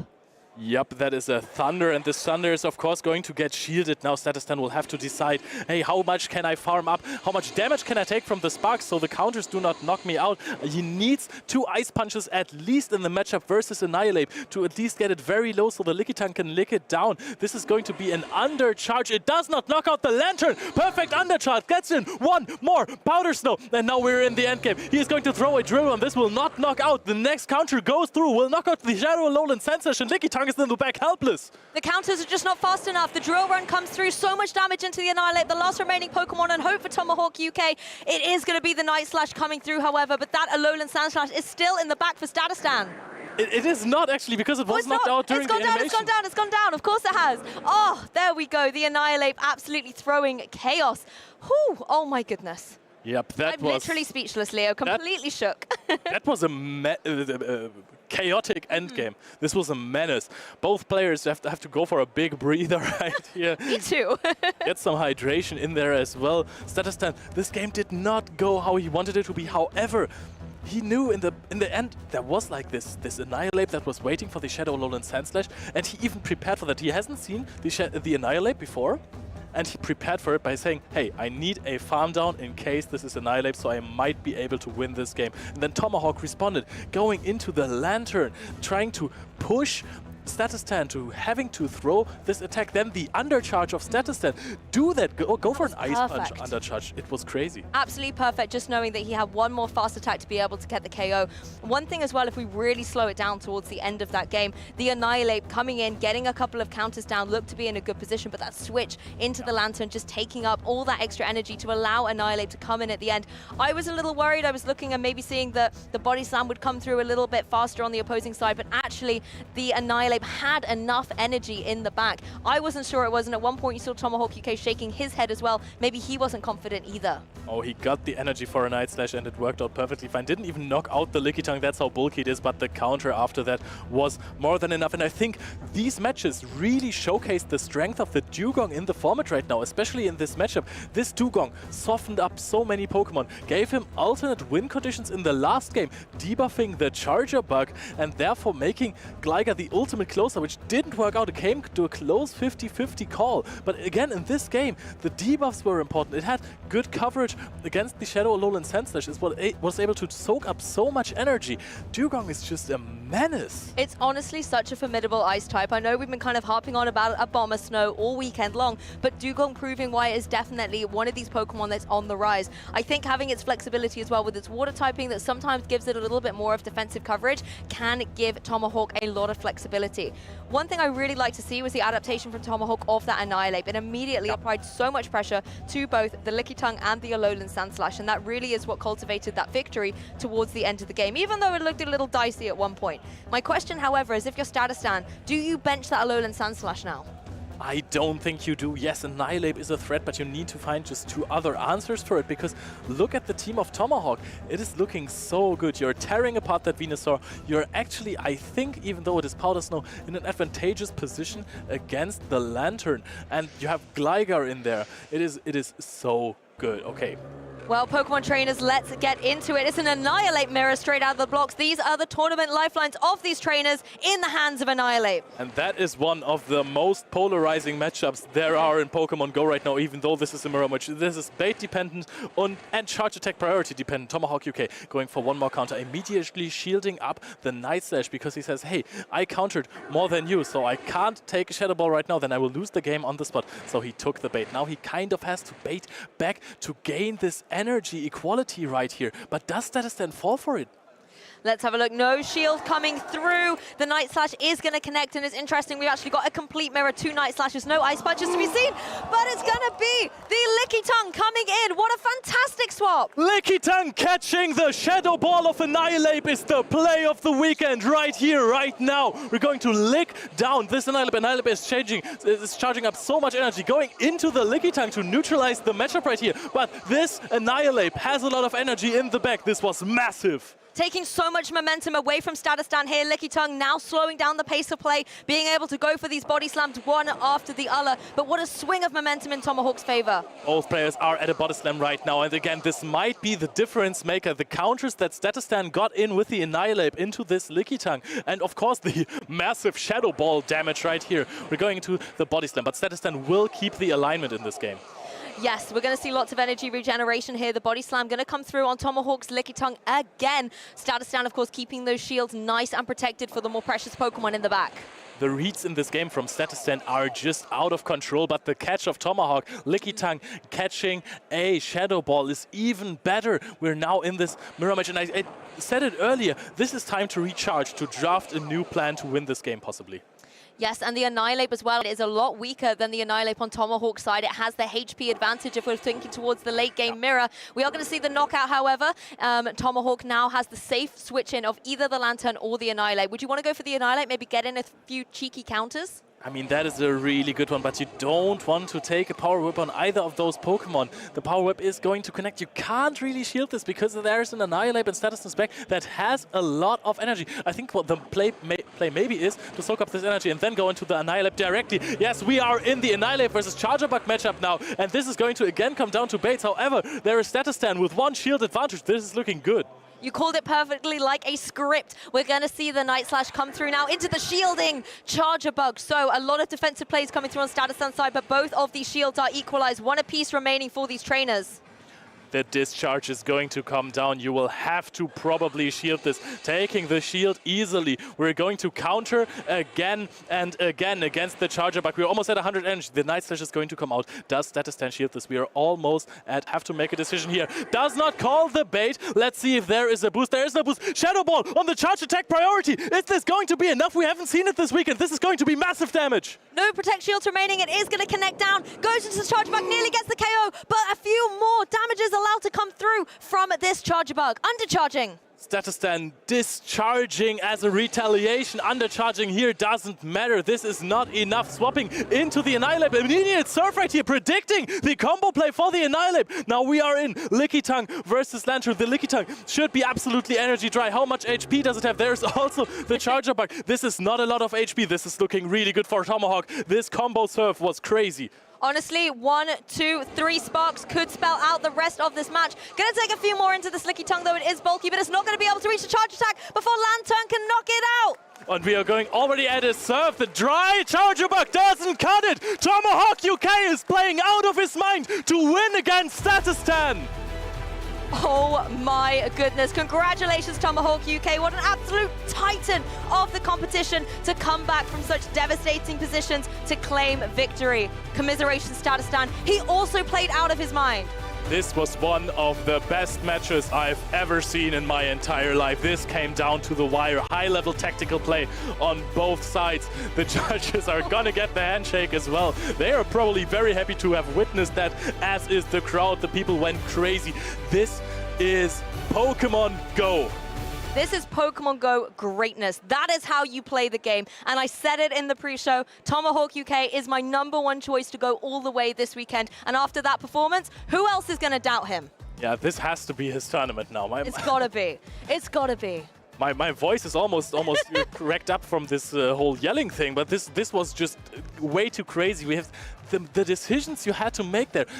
Who else, except for these two, could have made so many crucial decisions in the matter of seconds, knowing that the Annihilate was going to come in for that combo play, throwing the surf because the Annihilate still maybe needed some energy, or was that just in the mode? It was insane. Zionic was talking earlier about how, particularly in this tournament, energy preservation and utilizing your charge attacks at the right moment, but it's more about keeping them in the back for the end game, has been really the explosive action we've been able to showcase here in Liverpool. And that really was testament to that. Both Statistan and Tomahawk UK keeping Pokemon in the back that were already fully charged up, maybe only needed 1 or 2 more fast moves to get there, and being calculated and aware of that goes to show what high caliber players they were, gave us a phenomenal match, but ultimately Tomahawk UK was able to come out on top.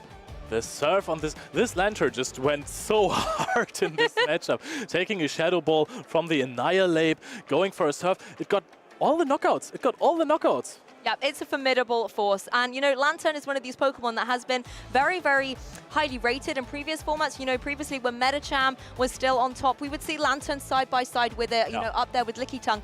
But it has dropped a little bit since we've really seen the emergence of other water-type Pokemon, like the Poliwrath, for example. Azumarill's really rising to the top as well to have that synergy. We don't talk about Whiscash. I mean Gastrodon, right? Yeah, the fake Gastrodon. It's also pretty good, I guess. But that also has meant that Pokemon like Lantern, Pokemon like Swampert have dropped off the radar. And being able to still use a Pokemon that Tomahawk UK is so well versed in and bring that experience to his match does just show you cannot count it out yet. That was the... I don't know, this was masterclass.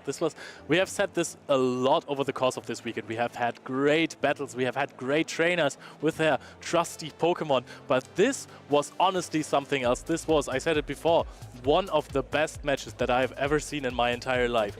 The micro plays of both of these players, the energy, magnificent. It's a game I want to go back and rewatch in slow mode. Yeah.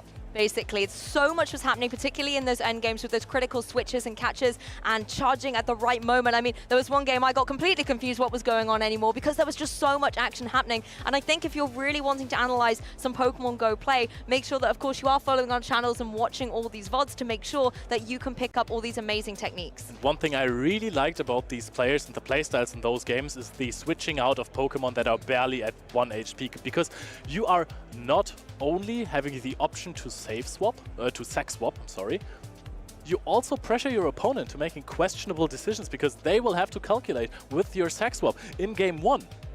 Tomahawk didn't throw the dig against the Lickitung. It would have knocked out, and then both of the other Pokemon would have only had basically 1 HP. They would have been wing attack down. But he decided not to throw because he knew there were sacrificial swaps in the back. Statustan just threw his attack. The charge attack priority would have been in the favor of Gligar. Did not happen. Exactly, and I think a trainer who can tell us exactly how that match went down is Tomahawk UK himself. So let's throw it to the interview with Ryan. I am here with Tomahawk UK, the recent winner in the most intense battles there against Statustan. We were all sitting on the edge of our seat. And Tomahawk UK, I just got to ask, how do you feel and what Pokemon do you think was so crucial for you in that series? Thanks, Sonic. I'm not often lost for words. And I still feel like I'm shaking after that last game. What a match. Yeah. What a match. I'm happy for the viewers that they got to see that because sitting there, that was incredible. Yeah.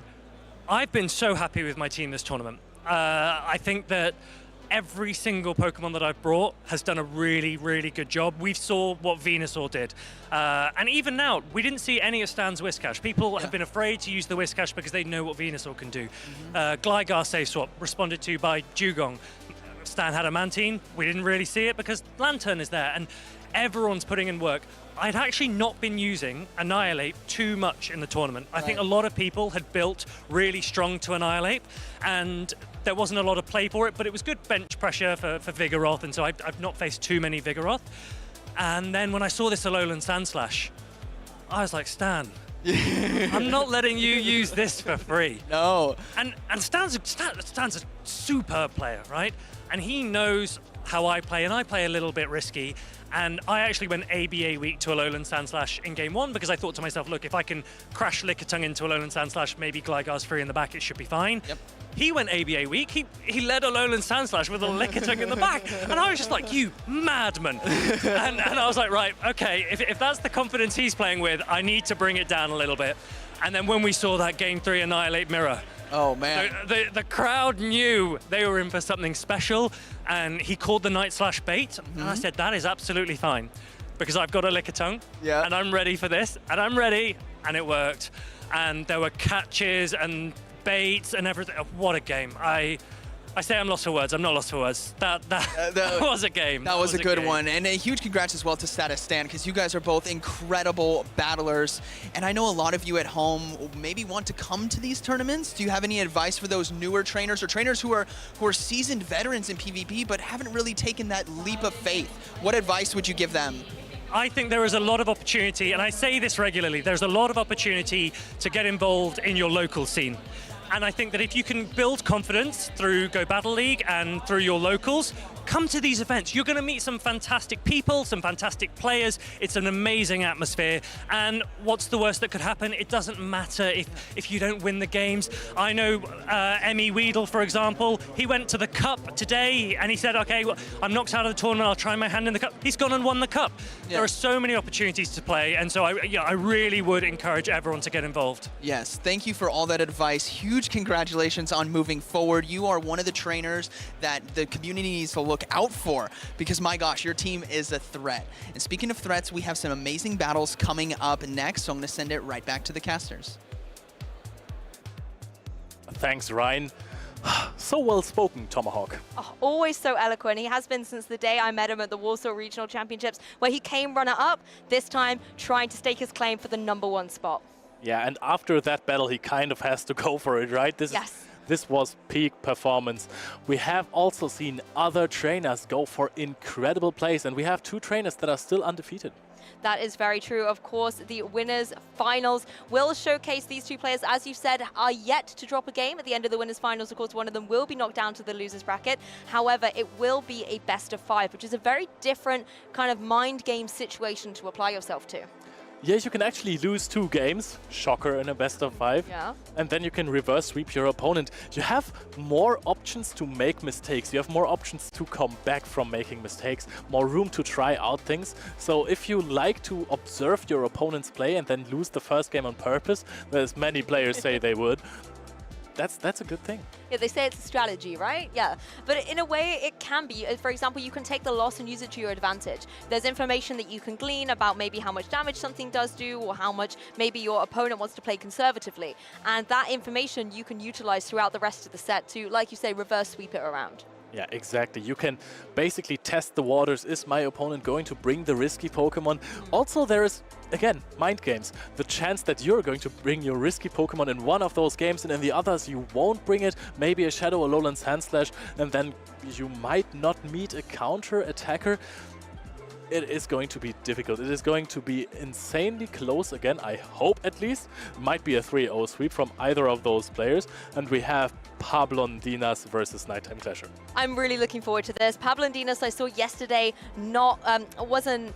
I can't remember what match it was. It's just completely got me tongue-tied. But I saw Pablondinas yesterday with this Shadow Dragonite just being phenomenal. The Dragon Breath we've seen time and time again from Shadow Dragonair, for example. But it's nice to see Shadow Dragonite getting in on the action as well and applying a lot of pressure to the bench. Nighttime Clasher as well, speaking to him earlier, saying that he really wants to try and take a #1 spot from an EU event. And I think he's definitely feeling the confidence to do so. Pablondinas was actually the player who knocked Tomahawk UK into the losers bracket. That was the match. And that was crazy because in the last match, the Dugong was aligned onto the Shadow Dragonite. However, there was a shield up for the Shadow Dragonite, and superpower of a Shadow Dragonite deals a lot of damage. It definitely does. That whole chain, Shadow Dragonair, Dragonite, they're a pretty formidable chain of Pokemon to be reckoned with. Taking a deeper dive as well, Pablondinas is also running that Vigoroth. It is the Pokemon that has been championed a lot, coming off the back of Portland and Charlotte being in that #1 winning spot. And Pablondinas may be thinking it's going to try and go for the triple. Oh yeah, that might be true. I'm trying to look at the teams right now and seeing if the Dragonite is as strong as it was against Tomahawk UK. However, there's also the Skarmory. And the Dugong, that's a problem. Yep, Dugong, if it's at no shields, then yes, you can throw the superpower. However, the Skarmory, you don't really deal too much damage with those not super effective Dragon Breath. So it is iffy. It can be risky. Pokemon like the Azumarill aren't going to worry too much at all. Vigoroth is going to be kind of maybe even Stevens a little bit there. It really is about scaring away the 2 Shadow Pokemon and that offensive pressure that Pablondinas has. The good thing is that Dugong against Azumarill, if you don't get it on the Gligar or the Shadow Dragonite, you can soften it up. True. You are not taking any damage from the bubbles. So that means that the Azumarill will have to throw its attacks. You can debuff. Drill Run, of course, deals more damage as it's not resisted, but you can debuff the attack once or twice. So maybe the Azumarill still wins that matchup. Maybe. But it will come out with not a lot of health and debuffed as heck. So then your other Pokemon might get the chance to farm it down and even overcome possibly negative matchups. Like Annihilate, a Pokemon that when it gets a farm down, it can win the game alone. Yes, exactly. Annihilate with those counters. They rack up very, very quickly and consistently as well to give a lot of energy to a Pokemon like Annihilate. And we saw in the previous couple of matches, particularly when it is able to go for that powerful Shadow Ball, what a shield pressure it is, forcing your opponent, because 9 times out of 10 it's going to deal at least neutral damage. So you want to make sure that you're going for a shield against it, otherwise you're going to be a little bit on the back foot for the rest of the set. Is it actually 9 times out of 10, or did you just make that up? Look, it's a phrase. It's, okay. You know, I'm not trying my math skills here. That's your job. I was thinking, there's normal types, there's dark types. Nope, that doesn't sound correct. Yeah, okay. Well, as long as it's not going into a super effective move, then it's going to be neutral, or it could be resisted, but we forget that for now. Math is not my thing. Yeah, no resistance. I mean, you're only playing Gastrodon. There's only one weakness, so... No, 9 out of 10 times. You don't need maths when Gastrodon does it for you. It's all totally fine. Exactly. Gastrodon is just next to Statistan. Well, he's a statistics professor or doctor, and Gastrodon is... You get him a little lab coat. That would be great. That would be cool. Yeah, maybe on the next broadcast we can make that happen. But focusing back onto the match here between Pablondinas and Nighttime Clasher. To recap, this is the winners finals. This will be a best of 5. So there's additional pressure, additional mind games, and strength that these trainers have to draw on in order to make it through this set. They are both currently undefeated. Winners finals, one of them will be knocked down, but the the winner of this set will advance into the grand finals. Yeah, and that guarantees a lot of points and will be at least a first or a second place. That is insane. Both of these players haven't had that accomplishment yet. Nighttime Clasher, one of the rising stars, has had a formidable season so far, and we're immediately seeing him in a bad matchup, the Charger Bug versus Annihilate. Yep, Charger Bug just going for these Bolt switches, chipping away at the Annihilate. That's not doing too much in retaliation. It is, of course, critically getting up the Ice Punch, however, and these charge attacks. Now, there's going to be an immediate shield from this Charger Bug, just in case it was a Shadow Ball. I find that very interesting that Pablodinas invites Nighttime Clasher to go for a bait right here, because he kind of has to shield in case that's a Shadow Ball. If you have already that much energy, then you really want to preserve the health on this Charger Bug. Exactly, and keeping a track of those counts, you know that there was a utility for Nighttime Clasher to go for either of them here. Going to just see a lot of defensive play, applying a bit more pressure with something like the Discharge, trying to get rid of that last remaining shield on Nighttime Clasher's side, but to no avail, not going to be shielding. Yes, and Nighttime Clasher immediately gets to a Shadow Ball, will afterwards, after a Protect Shield here, be knocked out by Volt Switches, by some Volt Switches, if he does not switch out. But he doesn't really want to switch out here. The Licky Tongue is very valuable to him. He has a shield as well. The question is, how good is the Skarmory in the back? I really like how Charger Bug just stood its ground in the face of that Annihilate. Now being able to go for an X's into the unprotected Licky Tongue, just trying to get some chip damage on it, soften it up for some of the other Pokemon in the back. But it's a relatively bulky set coming out here from Pablodinas. Perfect timing on Nighttime Clasher. Lucky that he just got to the Body Slam before the Charger Bug could reach the Axis. Or maybe not lucky, maybe that was planned. But we're not even going to knock out the Charger Bug. This is going to be an X-Scissor that is caught on the Skarmory. Very risky, could have been a Discharge. Oh yeah, that could have been a completely different coin flip for the Skarmory. But luckily for it, it's going to be able to take the X-Scissor and get one little fast attack down on the opposing Charger Bug. Now that Azumarill is here, firing some bubbles back, this is where, ooh, the Sky Attack could come through. A neutral play with Skarmory in a shields up situation when you are not being hit by super effective attacks is so good, because you can wait for hours until this Azumarill is threatening you. You can shield, you don't even need to, but you can farm up so incredibly much until you get multiple Brave Birds, or almost multiple Brave Birds, and then knock out everything in your way. Honestly, Skarmory's just playing with its food at this point, getting that Brave Bird primed and ready to try and get the knockout on the opposing Azumarill. You are going to see the shield come through just so that you can utilize the extra farming pressure that you have and get lots of energy taken away from this Azumarill. We're going to see 4, maybe more Brave Birds, or going for a Sky Attack immediately costs a little bit less energy. Doesn't debuff you. You might be able to get in some more Steel Wings right here. Does this knock out? No, it doesn't. We're going to get the Sky Attack in immediately. We're going for the Brave Bird right now. This is going to deal massive damage. Yes, Licky Tongue completely exposed on the field here. Brave Bird is going to come through, kind of the last hurrah for the Skarmory. Does nearly 50%.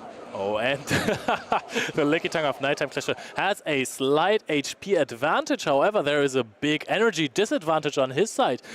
Doesn't even matter if it's that big, as long as it's not 2 Body Slam. But, I mean, this is going to come down to who gets to knock out the other Licky Tongue first. Exactly, it's going to be a race on the clock, which Licky Tongue is going to come out on top. Once again, Body Slam's just going left, right, and center between these two Pokemon, licking as furiously as they can to try and get that charge attack ready. On Pablodinas' side, we are going to see the Body Slam. Does this even knock out? This is going to deal a bit of a chunk. I think that Nighttime Clasher reaches the Body Slam himself before it gets knocked out, knocking out the Licky Tongue. And then there's only the Azumarill with less HP than ever. Yes, Licky Tongue in prime position to just go for 1, maybe 2 licks to secure the Game 1 victory for Nighttime Clasher. Well played by him, getting that shield advantage with the Annihilate in a negative matchup against the Charger Bug. I found it really interesting that Pablodinas, he basically had to shield the Ice Punch in the beginning. You definitely had to, because there was the potential it could have been the Shadow Ball, for example, and I thought that was a very wise play from Nighttime Clasher straight out of the blocks to make sure that you didn't just go for that Ice Punch straight away. Make sure that your opponent is counting and is aware it could be either charge attack coming your way. And we actually spoke about this earlier, where Shadow Ball has such an offensive pressure, maybe not necessarily 9 out of 10 times, but a lot of the time, it's able to be such a threat that it forces those shields early doors.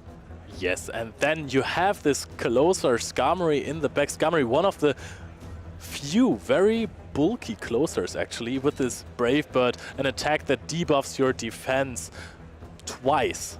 However, it deals so much damage. compared to the energy it costs, and you can swap out and clear those debuffs. It's a bit like swings and roundabouts. At the end of the day, it deals a lot of damage, but unfortunately you are going to have to take, like you say, the double defense drop, and that can be incredibly detrimental, particularly if your opponent is in a position where you're kind of pinned in and they're just able to go for all of these fast attacks. The one thing I liked seeing it come through, though, from Nighttime Clash's side was the fact that, particularly that Brave Bird right at the end when it was in the red zone, you know that it's not going to be hanging around for long anyway, so the defense drops don't really matter that much. Your opponent isn't going to be able to farm up too much energy from them. I think, honestly, that Nighttime Clasher is going to try to do this again. Skarmory is such a fantastic closer against the team of Pablondinas, the Pokemon which you want to close the game out with. This is why I'm calling it closer. Nothing resists Brave Bird. That's a good point.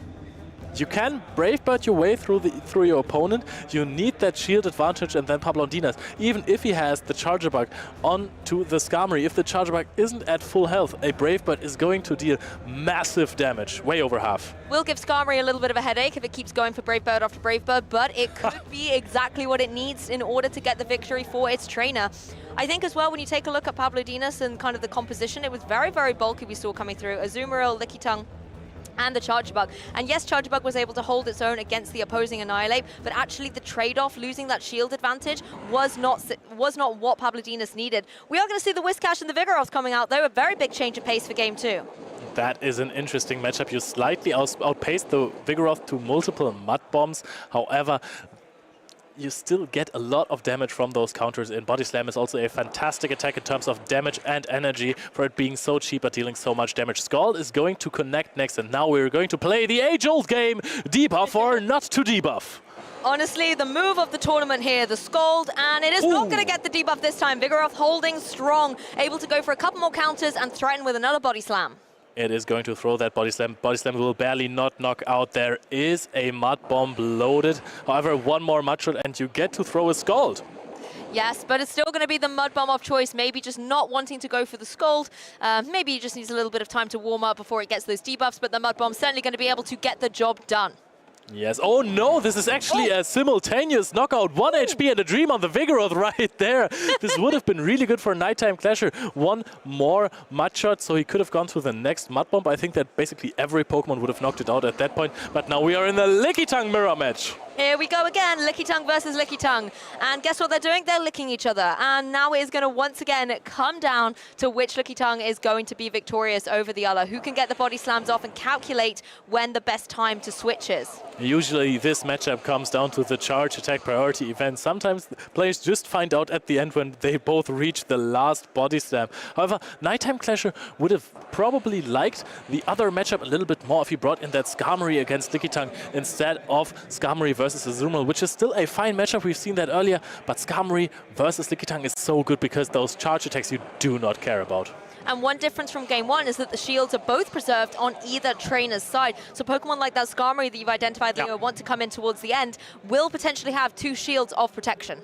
I think this is really coming down to a possible catch or a charge attack priority event here. Both trainers are racing up to that Body Slam. Both trainers are over farming, and we are going for a Body Slam. I think Nighttime Clasher tried to press on that Power Whip right there. Pablondinas is going to want to swap out immediately after this. Both Lickitungs reaching the Body Slam at the same time, but the switch coming in for Skarmory. Perfect play by Nighttime Clasher.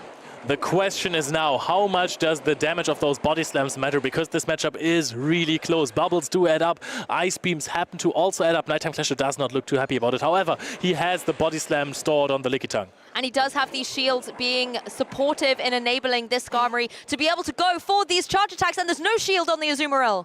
Oh, and I find that very interesting. Do you try to farm down the Azumarill now? I don't think that you can at all. You will have to shield that next Ice Beam as well. But will you get to, at all, in total, 3 attacks? Let's have a look. It's going to be another shield coming through on the Azumarill here, making sure that it's not going to have to take any damage from the Sky Attack. The bubbles are stacking up, but it really is the Ice Beam pressure, possibly trying to force Nighttime Clasher to get that second shield out. Now the Skarmory is not going to be breathing as easy. The question is, how much damage can you deal as Nighttime Clasher? How good is your Lickitung in the end game? Because you can, of course, throw the Sky Attack right here before the Ice Beam is reached. Ice Beam now is reached, though, so the next Ice Beam is going to connect on either of the Pokemon as Nighttime Clasher has no shields anymore. This is the end game. We're going to go into a direct combo play, and the catch from Pablondinas! Amazing. Lickitungs facing off against each other. What a switch from Pablondinas. Oh, and the undercharge there still deals a lot of damage. You're going to get quite some licks in, though. The Licky Tongue health is very high. We're going to see if this makes a difference. Are you going to reach the body slam? This is still looking decent for Nighttime Clasher. The Ice Beam has to be thrown right here. Can Nighttime Clasher now win this matchup with the Skarmory against the Azumarill? Yeah, Pablodinas couldn't risk the body slam coming through from the Licky Tongue. Has to go for its charge attack and use up all this energy, allowing the Skarmory to come in, but it doesn't have a lot of energy. Oh, the timer is running down. We're only at 8 seconds. The Ice Beam is not going to come through. It just falls before it could Ice Beam, and Skarmory gets the last Seal Wing in. Skarmory sweeping in for the victory, taking Nighttime Clasher 2-0, 1 game away from advancing into these grand finals. What a performance of Nighttime Clasher today. I think he hasn't lost a game so far on stream today. Wow, maybe it's his lucky charm, other than having such amazing Pokemon by his side. Wow, this Skarmory really is pushing through as if I had predicted that. You know, it's almost like you're a commentator and know what you're talking about, Leo. Took me a while. Give me all the tips. So, okay. Game 3. Nighttime Clasher hasn't brought the Dugong yet. Dugong has such great matchups against the Shadow Gligar and the Shadow Dragonite. Pablodinas is maybe playing the long game here. There is Charger Bug, there is Azumarill, there is Licky Tongue. Vigoroth is not... Oh, Vigoroth is insane against Dugong. What am I even talking about? So, 4 positive matchups into the Dugong. Are you trying to scare away the Dugong from coming in Game 3 so you can bring your Shadow Dragonite? The ultimate mind game. Keep the Dugong at bay and allow the Shadow Dragonite to shine. It could very well be a potential strategy. And of course, this is the winners finals. Pablodinas, even if he's not to be victorious in the set, will just be knocked down to the losers bracket. But he wants to get himself into that grand finals. And this could ultimately, like you say, be the long game he's been playing. If the Dugong is benched, it could be a great opportunity for that Shadow Dragonite to play. The only problem that the Shadow Dragonite has then is the Skarmory, and it has always been in the back for Nighttime Clasher, being a phenomenal closer, trying to win in those no-shield scenarios. This time Pablodinas adapted, he kept the shields. This was still not enough, it was very, very close. However, Nighttime Clasher might anticipate a Shadow Gligar or Shadow Dragonite in the lead and lead with his own Skarmory. That would be crazy. Do you know what? I would actually really like to see that switch from Pablodinas, going a little bit more on the offensive with one of these Shadow Pokemon. I do think the risk with the Shadow Dragonite is a lot. At least with a Pokemon like the Shadow Gligar, you have the utility to maybe go for some of the ground type moves, or at least you have a little bit more flexibility with your charge attacks, for example. That is true, but nothing helps against this Skarmory. He has only the Charger Bug that hits it for super effective damage. Licky Tongue loses against it. Gligar hard. Dragonite hard as well. Azumarill is also not comfortable, and Vigoroth is also a problem. It depends on the shield scenarios. Skarmory is so good. Azumarill was definitely putting in some work, applying pressure with those Ice Beams, and I think it was important that Pablodinas got rid of those shields on Nighttime Clasher's side, and that's exactly what the Ice Beams did from Azumarill. However, if your Azumarill goes down, and there's definitely some utility on Nighttime Clasher's side to be able to enable that, that means that Skarmory can sweep even easier through this team. Yep, those Brave Birds, they are neutral against everything that Pablodinas has, and he has suffered from that in Game 1 and Game 2, smartly kept all of those shields. But now it is time to step up your game, Pablodinas, because you need to play some mind games. You went very safe against Nighttime Clasher, but 2 different strategies with safe routes, with safe Pokemon, did not work out. The Skarmory is just too powerful. Maybe don't play it safe anymore then. Yeah. Say, I'm not going to be living in fear of that Dugong. Maybe I'm going to have to bring one of my Shadow Pokemon. Yes, the Ice type is going to be threatening, but that's why you have a whole team that you bring. You have your 3 Pokemon. Maybe you can get the alignment right and get rid of that threat of the Dugong if it does come to the match and allow your Shadow Pokemon to shine. Maybe even keeping it in the back so it can be that Shadow surprise. Yes, exactly, as we have seen from Stone Collection earlier in the day. That was very, very strong. So we are going to see what is going to happen in Game 3. We are going to see a lead of Azumarill versus the Skarmory in the lead. Yep, Skarmory coming out front and center this time. And in the back, you can spot it there. It is the Shadow Dragonite. Whether or not it's going to be able to come into the fray, we'll see in a minute. First of all, Azumarill just going for a couple of bubbles and trying to apply pressure with those Ice Beams straight away. Yeah, straight away, Ice Beam outpacing the Skarmory right here. I like that in the lead. Pablodinas was looking at the crowd, nodding, because some people were already cheering. They want to see this Shadow Dragonite. And there is no Dugong in the team for Nighttime Clasher, so that could be a very exciting endgame. But focusing on what's happening right now, a Sky Attack coming down into this opposing Azumarill, just trying to soften it up for later. Yep, there is still some matches to be had between those Skarmories and Azumarill. This is a very close one. We are investing shields already. This could be the signal for Pablondinas. Okay, I'm going to lose this matchup now, but the Skarmory is already very chipped, and I could have a shield advantage on the Shadow Dragonite. And we've seen how critical having that shield advantage can be in these matches.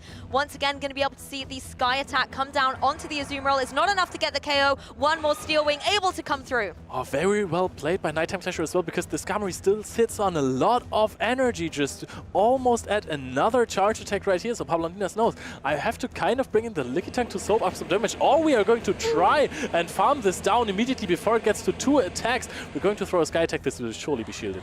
The Dragon Breath may not be very effective, but there's not a lot of HP you've got to get through here. This could be a nice setup for Dragonite in the late game. It is going to be shielded. Look at that, the Superpower is ready, the Dragon Claw is ready, and it takes down the Skarmory! Skarmory almost at the Sky attack, but can't reach it. However, the Steel Wings dealt 50% of the Dragonite's HP. There's only one shield on Nighttime Clasher's side. He has almost 2 superpowers. There is no even a reason to bait here, and this is the superpower into Annihilate! Oh my goodness, Annihilate, the Ghost-type Pokemon jumping in, taking the place of the Normal-type Lickitung. Not very effective damage. So much hard work for the Dragonite that does not pay off. Immediate switch out right here. Nighttime Clasher has an idea. I think he's going for the Ice Punch right here. He might soft lose this matchup because he has taken the chip from the superpower and the licks add up. But however, he can go into the Lickitung later and farm up a lot of energy and immediately throw it at the Dragonite. You don't need to shield anything from the Lickitung, but the Lickitung is too late with the Power Whip. There is an Ice Punch coming out. Do you shield this? You can't really shield the Lickitung. Annihilate is fast, Annihilate is furious, and it is able to with the not able to get the KO with the counter. Lickitung just getting the edge. And that is perfect for Pablondinas, because now there is no farm down at all for the Lickitung. He even lets the Lickitung go down, farms down the Annihilate, and now we are in the race for another charge attack, but Pablondinas won't reach it. The lick down of Lickitung, 3-0 Nighttime Clasher. We have our first grand finalist, Nighttime Clasher, taking it by a storm. A commanding 3-0 victory. Annihilate, Lickitung, Skarmory. Do I need to say any more? Those catches on one-turn fast attacks. Annihilate catching a superpower, which might as well would have been a bait. The Dragon Claw would have done so much damage. It is absolutely crazy to me how these players are performing. We have just already almost declared Tomahawk to be the winner of this tournament because he performed so well. But what was this? Nighttime Clasher is giving Tomahawk UK a literal run for his money, trying to get the #1 spot here in the Regional Championships in Liverpool. Oh my goodness. I mean, I loved the way that game 3 was played. Pablondinas correctly identifying, hey, Dugong's not coming. I'm making the call. I'm bringing in my Dragonite, which was the correct play. And it put in so much work. Dragon Breath after Dragon Breath, getting all that energy up. 2 superpowers were ready at one point. But it just didn't pay off. And this goes to show how strong Nighttime Clasher is. That was absolutely insane. Game 1, his opponent said, okay, I'm going to go shields down. Nighttime Clasher has a Skarmory in the back, identifying, hey, if shields are down, I will Brave Bird everything. Wins the game. Yeah. Game 2, his opponent says, okay, he's probably going to bring the same line. I will keep the shields for the Skarmory. Incredibly close match. Came down to 0.5 seconds there. But Nighttime Clasher still won that with Sky attacks. Game 3, he says, hey, I will have to answer the Skarmory that will probably come in the lead because my 2 strategies aren't working so far. Brings the Shadow Dragonite in the back, gets all the advantage in the world, but then there is the superpower catch on Annihilate. An Annihilate that is catching an attack from a Shadow Dragonite is not supposed to take this low amount of damage. You know, we've been talking all weekend about the power of Annihilate, but also the fact that its typing can play such a nice defensive switch does just show its flexibility and why it is definitely the talk of the town here in the Pokemon Go community. I mean, commiserations to Pablondinas, but of course he's not out of the tournament yet. He is going to drop down, and you will see him again later in the losers finals, where he will face the winner of the losers semis, which will either be Tomahawk UK or... I mean, Lurgan Rocket is playing Lurgan Rocket. Yeah, I was trying to give a little... trying to catch the names. But I'm completely out of breath. You can't. That's why I was trying to throw it. It was one of those moments. But Lurgan Rocket and Tomahawk UK will actually be our next match. The winner of them will face down against our loser of that previous match. Oh, it's going to be, honestly, I'm so lost for words. But before that, we have some social posts to look at because we have asked you to use the hashtag #PlayPokemon if you are doing any posts on social media, and you have done so. First time ever at Zluk Manji. I'm sorry. You don't make friends with Pokemon, you make a family. Aww. Yes.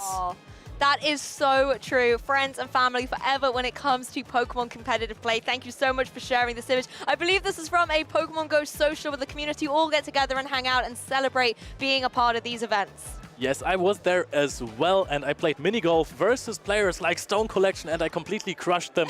Commiserations again. I hear you found a new superpower, quite literally. Your golfing skills are now apparently legendary. I'm really good at it. Remind me never to play you at mini golf, because I think I'd lose. And I also get super unsympathetic when I win at mini golf. I get really arrogant about it. Oh, okay, you get focused. Yeah. You've got the game-winning face on. I'm like walking the ball in, you know, when I'm putting. Oh, okay. Already shaking hands, even though nobody cares. I think, wasn't it you got most of them in 2 shots? I think you're 2-shot wonder. I think it's amazing. Anyways. Back to the Pokemon. Lurgan Rocket versus Tomahawk UK.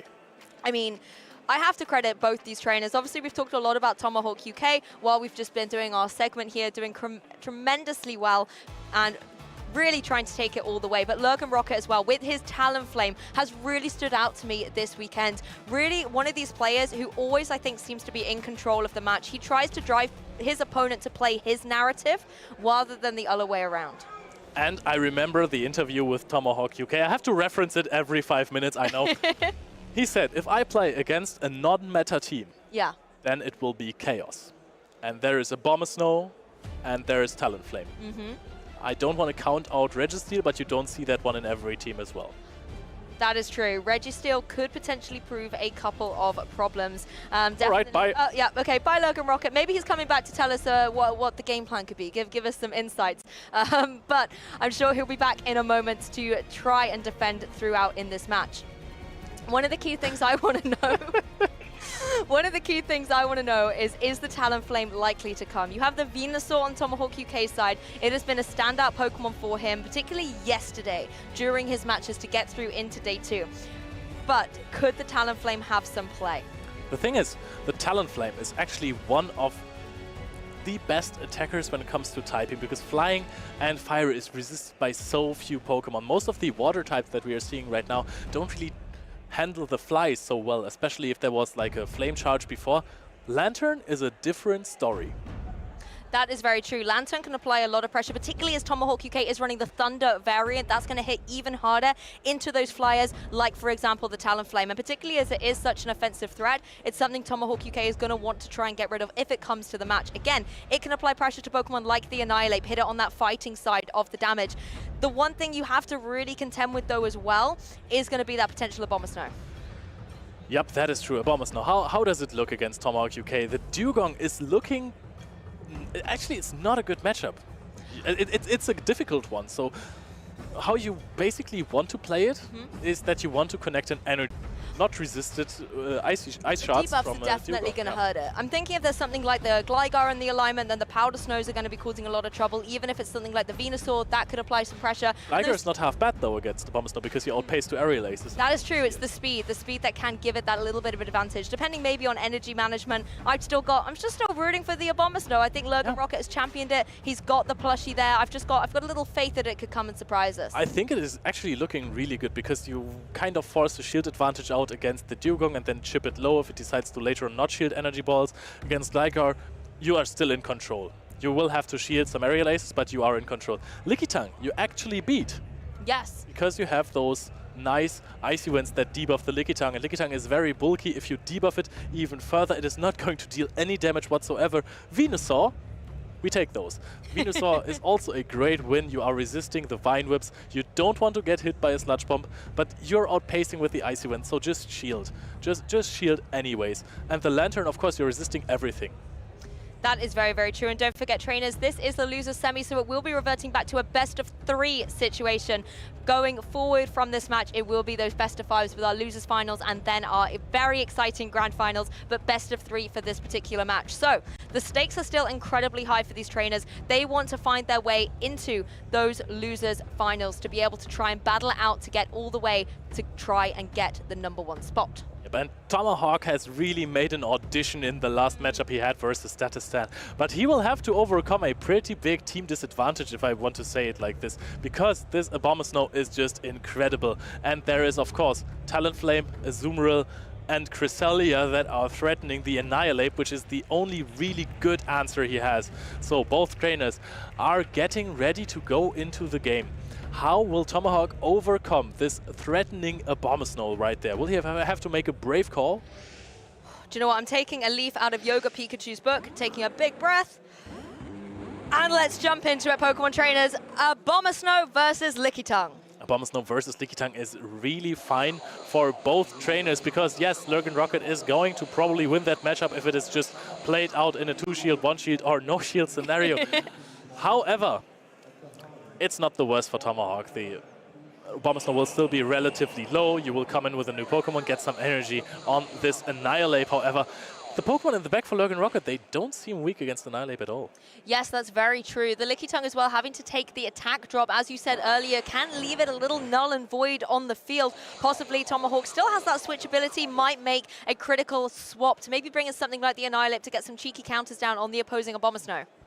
Yep, and the next Icy Wind is going to connect. There was that a swap? I think I saw a swap. Oh, there is going to be the Annihilate. Lurgan Rocket immediately goes into the Talonflame instead of the Cresselia, because Cresselia also does not want to at all ever take a Shadow Ball. We're going to Flame Charge here, and you can more conveniently shield with the Talonflame anyways. We're going to shield up that Flame Charge. But this is what we saw Lurgan Rocket pilot to perfection, going for that Flame Charge to get the attack boost, and then you can follow up with another devastating charge attack later, perfectly going for the Protect here to enable the Incinerates to get that energy up to give Talonflame its time to shine. Great technical play right here for Lurgan Rocket, and he's going to be faced with a Shadow Ball right here. Does he shield that? At this point, yes, he goes for a shield. I think that he can't farm down without being met by a Night. No, he can't, because if he threw the Night Slash, he would have gotten another one. That is a huge farm down, going down one shield. But both of these Pokemon do not resist the attacks of Lurgan Rocket's Talonflame, and Talonflame is boosted twice. Honestly, there's so much invested in this Talonflame. He had to use both shields on it. Oh, and immediately goes for the fly, knowing there is a Body Slam stored on that Lickitung. Does Tomahawk UK shield that? No, he decides this Dugong will go for the entire win right here. Or does he even concede this matchup with this? Because now we are at another attack for Lurgan Rocket. He goes for the fly right here. There is another Ice Shard coming through. You will have to shield this. Yes, all eyes on the Dugong, whether it can really do it here for Tomahawk UK. The second shield come down, of course, protecting from the very boosted Talonflame. It is going to be the switch, however, Cresselia comes into the fray. This Icy Wind is going to be able to get the drop, but there's just so much HP on this bulky Pokemon, I don't think Dugong can do it. And that is something you have rarely seen today. Tomahawk UK starting to talk with his opponent after he saw the Cresselia nodding, sees the writing on the wall, and you know, he knows this is not going to be my game after all, because the matchup for Cresselia, even double debuff, is really good. You just can't knock it out with Dugong. Yeah, maybe breaking some of that composure that he's had throughout this tournament so far. But of course, it is a best-of-3 situation, so even if you do go down one game, you can adapt and come back stronger. Dugong still just going for some of these fast attacks. Tomahawk UK probably using the time to think about how he wants to start approaching game 2 and maybe try and get into Lurgan Rocket's head a little bit. Yep, he kind of has to. This Annihilate was a good answer to the Abomasnow that he brought. Also the Dugong. So he has to bring all of the answers that can be used against the Dugong. And all of those answers, they lose to Talonflame. So this offensive core, we're talking about it again. The Abomasnow plus the Incinerate Fire type. This is very frail, but so good. Yes, the composition and the way you can rotate them through. A little pat of a thank you from Lurgan Rocket. Being Abomasnow, you did good. One more, boy, one more in order to get me through into those losers finals. I'll say it again, though. That Talonflame has been a formidable force for Lurgan Rocket. He pilots it to perfection, getting the attack boost with the first charge attack on the Flame Charge, and then wreaking havoc with the flying charged attack. Now, Tomahawk UK has to find a way to stop it in its tracks. What Pokemon is the best way to do it? Are we looking at the Lantern, maybe trying to go for those sparks and apply pressure with the Thunder? The issue is there could be a potential Whiscash or even the Abomasnow that isn't going to care about Lantern. Yeah, also Cresselia was there as a good answer to Dugong and Annihilate, so it is really hard to bring this against Lurgan Rocket's team. No Pokemon that Tomahawk UK has on his team is even remotely safe against Lurgan. Not even the Licky. Yeah, that's true. Everything has an answer on Lurgan Rocket's team. I think it's safe to say Venusaur's going to be benched, considering the way that I want to say Abomasnow and Talonflame kind of came out swinging there and just being really, really offensively powerful. There's not a lot of room for Venusaur to maneuver. So then if you're Tomahawk, you've kind of got 5 Pokemon you can choose between. I think the Lanton definitely still has play. You just have to make sure you get the alignment right. I think that Lurgan Rocket just got confused by some cheers from our TCG friends. Yeah, I mean, the crowd is electric. Everybody is wanting to see who will advance from this losers semis match. Lurgan Rocket 1 game away. It is going to be Talonflame versus Dugong. Talonflame versus Dugong, and Dugong is not that strong, but also not that bad against the Talonflame. It is a difficult matchup because those Ice Shards still deal neutral damage, and throwing on 3 with the Flame Charge to get the early attack boost right there grants Tomahawk UK an extra Ice Shard. This is the thing, it's kind of neutral all round. It gets the attack buff, but then if you go for the Icy Wind, you get to get the attack drop. So once again, neutralizing this Talonflame and stopping it from gaining that momentum. Both players not throwing on the perfect alignment. Oh, actually an unshielded charged attack right here from the Talonflame. Going for the fly right now. This would mean the potential first knockout of the game. Do you want to shield this as Tomahawk UK? Nope, we are both conserving both of the shields right here. Dugong as the almost best answer for the Abomasnow is out here. There's still the Annihilate. And Lurgan Rocket is now pressing the switch button. Wants to get the Cresselia against whatever comes in there. And that is really interesting because this Annihilate is now free to farm up a lot of energy before going into the Lickitung. Yes, this is actually a great position for Tomahawk UK. Yes, you're against the Cresselia, and you are going to leave it unshielded against this Grass Knot. But as you said, lots of energy preserved for the back. Maybe that's his end game he's got his sights on. You can then bring in something like the Lickitung and go for these licks and deal super effective damage. Speaking of super effective damage, this is going to be big. It is shielded. Oh, it is shielded, and even though the bait looks so good because Night Slash is still super effective against the Cresselia, a Shadow Ball shielded is absolutely huge for Lurgan Rocket. He's going for the future side now. He's missing out on this really positive matchup of Cresselia against Annihilate, but with a lot of farm, you also won't win that. He dealt 1 Grass Knot worth of damage, so that is possible farm down range for the Talonflame later on. A last second shield kept Lurgan Rocket in the game there. Now you've got these licks coming through and the body slam following up. So Lickitung just trying to apply a lot of pressure to Cresselia so that Annihilate can have an easier time in the end game. This is incredibly tense right here because Lurgan Rocket knows he needs the shields for the Annihilate. He already used one on a Shadow Ball. That was really, really good for him. He has the Abomasnow in the back. Abomasnow might be met later on, but oh, we are going into the Talonflame, going for 1 Incinerate. This is going to be met by a Body Slam. Is this just a sacrificial swap, basically? Yes, very similar, I think, to how, you know, Tomahawk let the Dugong go down earlier. Talonflame is felled. Now the Abomasnow's coming in, going for these Powder Snows, getting up some energy as well. So it's not going to allow the Annihilate to just reek through it. Oh, and Lurgan Rocket probably knew there is still some time left for Tomahawk until he can finally switch out into the Annihilate. Annihilate wants to be in this matchup. Annihilate does not want to be in the matchup versus 2 Icy Winds possibly, so we are going to throw the first Icy Wind. This will not be shielded. The Lickitung is free to go down, go back to its Pokeball. This is all on Annihilate now. Annihilate actually, it takes it. Annihilate goes in there, has 1 shield left. The Icy Wind is going to come clutch immediately. The question is, can Tomahawk still win this with a sheer force? Lickitung just had to take as much energy as it could to allow Annihilate some room to maneuver. The first Icy Wind comes through. It will drop the attack, but the counters, they are enough to get the KO on that opposing Abomasnow. But what about the Cresselia? We're going for a Night Slash immediately. This is going to be the super effective bait attack. Night Slash better than Ice Punch confirmed. It is going to almost knock out the Cresselia. Cresselia is still hanging on. It is going to farm down the Annihilate. Can you farm down the Lickitung? The Body Slam is already there. We're going to reach the Grass Knot. No, we are not. The Lickitung knocks out the Cresselia. We're going to a Game 3, Pokemon trainers. This battle is heating up here in Liverpool. Whew. Oh my goodness, honestly, when are we going to catch a break to breathe? Oh my goodness, Pokemon trainers, you are turning up in style. It is coming down once again to 1 HP to 0.5 seconds of time, so the damage can register. The Grass Knot was pressed. The Cresselia was sitting there like, hey, I got the energy, yeah. I got the energy, but you also don't got the HP. That's the thing, the fact that you've got the Cresselia in a prime position, but the Lickitung is just able to get there first. Once again, Tomahawk UK, honestly, I don't know if my heart can take this anymore. These last second moments, like you say, the slither of HP, the one fast attack that's able to clinch the victory is making these games so intense. Losers semifinals, 1 game away, tournament lifelines on the line. Lurgan Rocket found the formula to success against Tomahawk UK's team. Yes. Talonflame plus Abomasnow. The question is, Tomahawk's responses to that. He brings the line that is strongest against what can be Talonflame and Abomasnow. Do you want to change it up against Lurgan Rocket? Because the last game, yes, it was incredibly close, but still, after all, you lost this. You made good decisions, like shielding the Shadow Ball. That was huge for you, but you couldn't follow through. This was not your game, after all.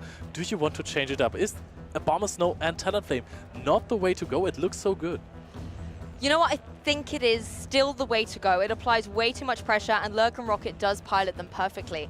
The one adaptation that really came through in that game too was the way that Tomahawk played with the Annihilate. Didn't leave it out front to take a lot of damage from something like the Talonflame. Actually had it in a position where that energy conservation was primed for the end game in the back, and making sure that it could come through and get the counters when it needed to into the Abomasnow, for example, to make sure that that energy was kept topped up. I thought was a really good play from Tomahawk. That's what he needs to do again, but maybe don't take it right down to the wire next time. Or maybe that's his style. Maybe that's the extra adrenaline and pressure he needs to pull off the victory. Yeah, he wants us and the crowd to completely pop off about this game, and it works so far. I like how he earlier said that he doesn't really use the Annihilate this much, but we see it in every game, on every match that he's playing on stage. Maybe it's just, you know, it likes the spotlight. It wants to come out in these stream battles and show you why it is indeed a contender for the top counter user, and trying to knock Vigoroth off its throne. I mean, my question now is, coming into this game 3, as it always is when we look at trainers, do you go with what was tried and tested and won you your game? Or do you have to throw caution to the winds and completely adapt? For example, are we going to see this Lantern come in and apply pressure to the Talonflame? Or is the composition of the Lickitung, the Dugong, and the Annihilate enough for Tomahawk UK to pin down Lurgan Rocket and knock him out the competition? It's very, very difficult for Tomahawk because the Lantern is just so risky. You have seen Abomasnow and Cresselia in both of these games so far. Lurgan, I don't know, Talonflame and Abomasnow just looks fantastic. It looks incredible against Tomahawk's team. Tomahawk will have to answer that, and I doubt that Logan is going to change it. Get ready, Pokemon trainers. There is an adaptation. Registeel versus the Annihilate. These counters are going to hurt, forcing Lurgan Rocket to have to make an adaptation straight away. And Lurgan Rocket immediately goes into the Cresselia, gets a Night Slash right here, not even farming up to the Shadow Ball. There is no really an answer on Tomahawk UK's side. He has the Lickitung after a little bit of chip damage. This one will come in to guarantee that he can keep the switch, but a Future Sight is now going to connect early. That's the thing, the licks are a good way to be able to counter down against this Cresselia, but the Future Sights are still going to hurt. Tomahawk UK not opting to shield them. That's over a third of damage. Of course, Lickitung is very fast and quick and able to get to both the Power Whip and the Body Slam, but both of these trainers overcharging these attacks. It is going to be the Body Slam coming through, and there is no shield still on Lurgan Rocket's side.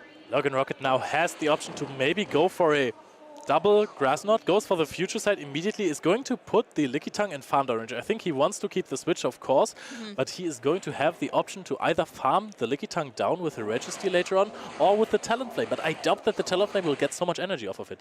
I was going to say I would like to see the Body Slam come through from this Lickitung to just guarantee the knockout on that opposing Cresselia or force Lurgan Rocket to go for a shield. Does manage to get the KO. If you look at the body language of these two trainers, in the beginning, Lurgan shook his head because he didn't think this was winnable, but now doesn't care if the Lickitung reaches an attack. He got so much energy off of this, and Tomahawk is now in a really big disadvantage in terms of energy right here, and we have talked about how incredibly important this is. He can't give up switch though, so he's going to bring in the Annihilate. Annihilate is going to be met by the Zap Cannon, and I think maybe an immediate switch out afterwards. This is going to grab a shield. And depending if we're going to see a drop as well, this could be devastating for the Annihilate. Is going to block the damage and is not going to get the drop. Oh, we are going to farm up a little more energy with the Annihilate, going to go up until... Oh, almost caught the attack with the Dugong in there, but now this is a lot of energy on the Talonflame. Talonflame can now go for back-to-back Nitro-Ladung. What is the English name? Flame Charge. Flame Charge. Yes, Thank you so much. I love a German lesson from time to time. Able to get that attack boost, and Tomahawk is pinned in as well. No more switchability on the field. Dugong is going to go for the Icy Wind and try and neutralize the attack buff that the Talonflame was able to get from the Flame Charge, though. The issue is these Incinerates are still doing so much damage. Yep, and we are getting to 2 attacks just before this Dugong is going to reach more, and the Flame Charge is going to come through. This will probably not be shielded. No, it knocks out the Dugong. The Registeel has served its purpose. The attack rise comes through. We are going to use a fly. This has to be shielded. Tomahawk UK now left at no shield. The question is, can he get rid of this Talonflame right there. Oh, he's trying to go for a catch right there. This is going to be the time of Annihilape's life, farming up the most energy it can, going for a Shadow Ball here. Surely this will go unshielded. The Registeel will have to fall, tries to go for an undercharge to get some extra counters in it. It works! He has to get the extra counters in order to have the charge attack ready to take down this Talonflame. It has been the thorn in his side, but look at that, able to get the charge attack off. Oh, Tomahawk can't believe it. Lurgan Rocket is a little bit upset about that, says, this undercharge was way too good. The Night Slash is going to come through, go shoot it. Another Night Slash is going to connect. The Incinerate goes through, but I doubt that it will matter because the Night Slash is surely going to KO the Talonflame, and Tomahawk UK advances to the losers finals. Talonflame goes down, Tomahawk UK rises to the top. Huge congratulations, Annihilape getting its revenge. What a phenomenal match. Commiserations, Lurgan Rocket, who was phenomenal, KOing Pokemon left, right, and center with that Talonflame. But this is Tomahawk's tournament. Both players hugging it out. Now the top three players are standing in Tomahawk UK. What an amazing performance against this definitely super complicated team to play against. Talonflame and Abomasnow shortly looked like the best call for this event because it's just so hard to answer. Oh. Do you know the best storyline as well, Leo? Please. Tomahawk UK is now advancing into the losers finals, where he will face down against Pabladinas. And isn't that who knocked him down into the losers brackets originally? Revenge so arc? we've got a rematch on our hands, possible revenge arc. I mean, going into the match that knocked you down into losers, the one loss you've taken in the tournament, never an easy thing mentally to go into, but it also means you have so much information that you've cultivated to know maybe what could I have planned better. And Adelian said something really lovely to me yesterday where he said you either win or you learn. It's not about winning or losing. And as long as Tomahawk has learned from that previous match, I don't see any reason why he's not going to be able to adapt and really put on a show for us. That is true. Also, Pabladinas, I mean, he just lost 3-0 against Nighttime Clasher. So that's a tough loss to take in the winners finals. Has to recover mentally. He has had the time to calm down and watch Tomahawk play there. He knows of the technical play that Tomahawk can put out, and he might be able to adapt. Now he knows the playstyle of Tomahawk, knows this guy is probably going to go for the most sensible decision every single time. He's going to get the micro game correctly, and this can be an advantage. It certainly can be. And in a little bit of a twist of fate, I'm actually going to be leaving the Pokemon Go desk for the rest of the tournament and catch all the epic action from the front row. And I think while we're talking about future champions, let's take a trip down memory lane and see who our first Pokemon Go World Champion was. Hello, Pokemon trainers. Welcome to Pokemon Championships History, a series where we showcase important matches throughout the history of competitive Pokemon. I'm Will Dunphy, and let's take a trip back to the first Pokemon Go World Championships in London, England in the summer of 2022. Dancing Rob from Germany and Godon Hada from South Korea took their seats at center stage for the Masters Division Grand Finals. What happened next was more exciting than anyone could have ever predicted. This was Pokemon Go's inaugural season in the Pokemon Go Championship Series, and only one of these trainers could become the first world champion. Pokemon Go's 2022 competitive season was characterized by the nearly unbreakable core of Walrein and Trevenant. This pair's synergy made them almost irreplaceable on a team of 6. But as Pokemon Go established its own unique identity within the championship circuit, so did its trainers. Unique Pokemon like Air/Mandibuzz, Ember, Shadow, Kanto, Ninetales, and Obstagoon claimed regional and international titles around the world. Dancing Rob competed earlier in the year at Pokemon Go's first ever live-streamed event, the 2022 Europe International Championships. Dancing Rob made a powerful run through the losers bracket in Day 2, before being defeated by the eventual runner-up, Freaka. With that, Dancing Rob had qualified for the World Championships in London.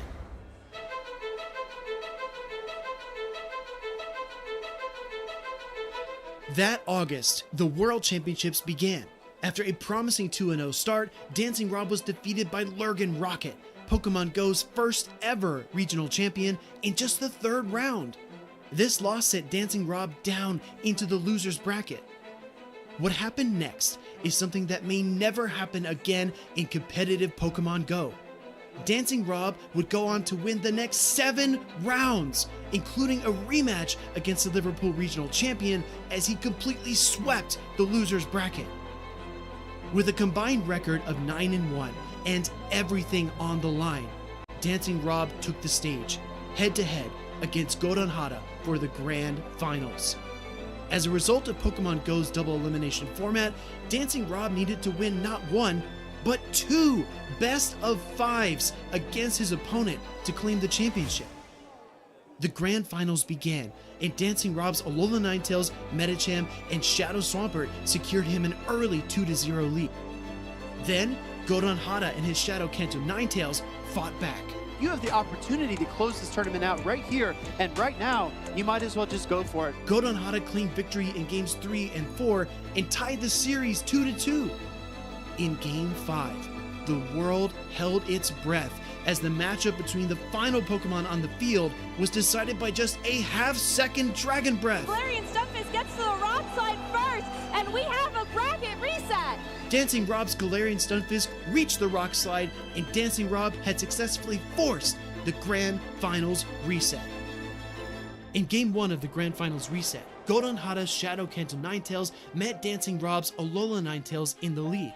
Game 1 belonged to Godon Hada, but Dancing Rob struck back in Games 2 and 3. Godon Hada would even the series yet again with a Game 4 victory. Now, tied 2-2, both trainers were just one game away from becoming the first Pokemon Go World Champion. Years of hard work, dedication, and practice boiled down to one final matchup. This is my moment. This is my opportunity. I'm going to seize this championship, this victory, this glory. This is it. This is my time to become the first champion. And we are queued up here for a decisive game number 5. Dancing Rob and Godon Hada's decisive battle began, and Dragon, Steel, Fire, and Ice attacks erupted from the field. Dancing Rob positioned his Alola Ninetales to overcome Godon Hada's Shadow Kanto Ninetales, and the crowd roared as Dancing Rob finally defeated Godon Hada.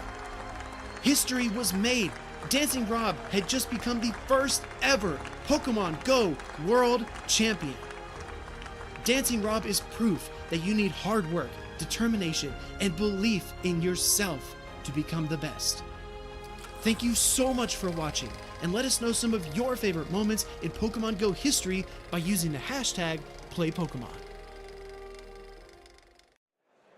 What an amazing story there for Dancing Rob, winning the World Championship. And he's actually here today helping run this tournament, which goes to show how amazing of a person he is to help the Pokemon community. But we are here today to crown a new champion for the Liverpool Regional. I am Zionic, and I'm joined here with Adelian. Yes, thank you very much for that, Zionic. We are getting close to the very end. There are only 3 players left in the running. We have Pablo Dinas, who is going to face Tomahawk in this losers final. Whoever wins goes into the winners final to face Nighttime Clasher, a player as of yet still undefeated, flying over from the United States to exert his dominance here in Liverpool, and I cannot be more excited. Now, I want to welcome you all watching the stream from home, especially if you were just waking up to tune in. We have a bracket for you all to see how the trainers have been progressing today through the losers bracket. As we have Tomahawk UK versus Lurgan Rock. It was our last set of battles. That was so intense, such an amazing matchup. Annihilate was able to overcome, though, with the double Night Slash, which allowed Tomahawk UK to move ahead into the losers finals here against Pablo Dinas, which is actually a rematch. We have the Shadow Dragonite versus the Dugong once again, and Tomahawk UK is hoping to claim victory. Yes, he is indeed. He is on a great run, but Pablo Dinas has been a dominant opponent, has been so strong to get this far into the losers final. But for one trainer, the journey ends at the very final hurdle. Bear in mind, folks, in a losers final, it is a best of 5. Yes, so we get potentially 5 incredible battles, at least 3, but I think we're going to be going to all 5. Knowing how strong these trainers are, the rosters that they have, the unique Pokemon that they brought today. I mentioned earlier, Pablo Dinas has the Shadow Dragonite, and the Tomahawk UK has the Venusaur and the Dugong, which is unconventional sometimes in this meta, but I think there's a big opportunity for Grass-type Pokemon, which we are seeing dominate today. Yes, they serve as very effective core breakers to this meta. This comes down to overarching meta analysis. Where is the Liverpool at the moment? Is there more prominent water on ice types, for example? You would go for for grass there in order to cover the dugongs, to cover the Azumarils, to cover that Whiscash. All of these Pokemon can be handled by grass, and I think grass therefore has that presence, as the Venusaur you mentioned. Yes, and Whiscash is a new Mud Boy coming into the meta. It got the move update with Scald, which instantly skyrocketed it to the top of the charts for players here in the Play Pokemon Tournament series. And if you are watching from home and maybe you haven't built some of these Pokemon yet, Whiscash is a fantastic place to start. It only has 10,000 Stardust to unlock a second charge move, so very cost effective. It's very bulky, allowing you to assess the situation ahead of you without getting overrun sometimes by the damage output of some other Pokemon, but you just got to keep it away from Shadow Victory Bell. Oh yes, absolutely. Shadow Victory Bell would razor leaf through the Whiscash. Bear in mind, Whiscash does have quite a few moves available to it. Mud Shot is preferred, but you can see some very novel Water Gun variants in certain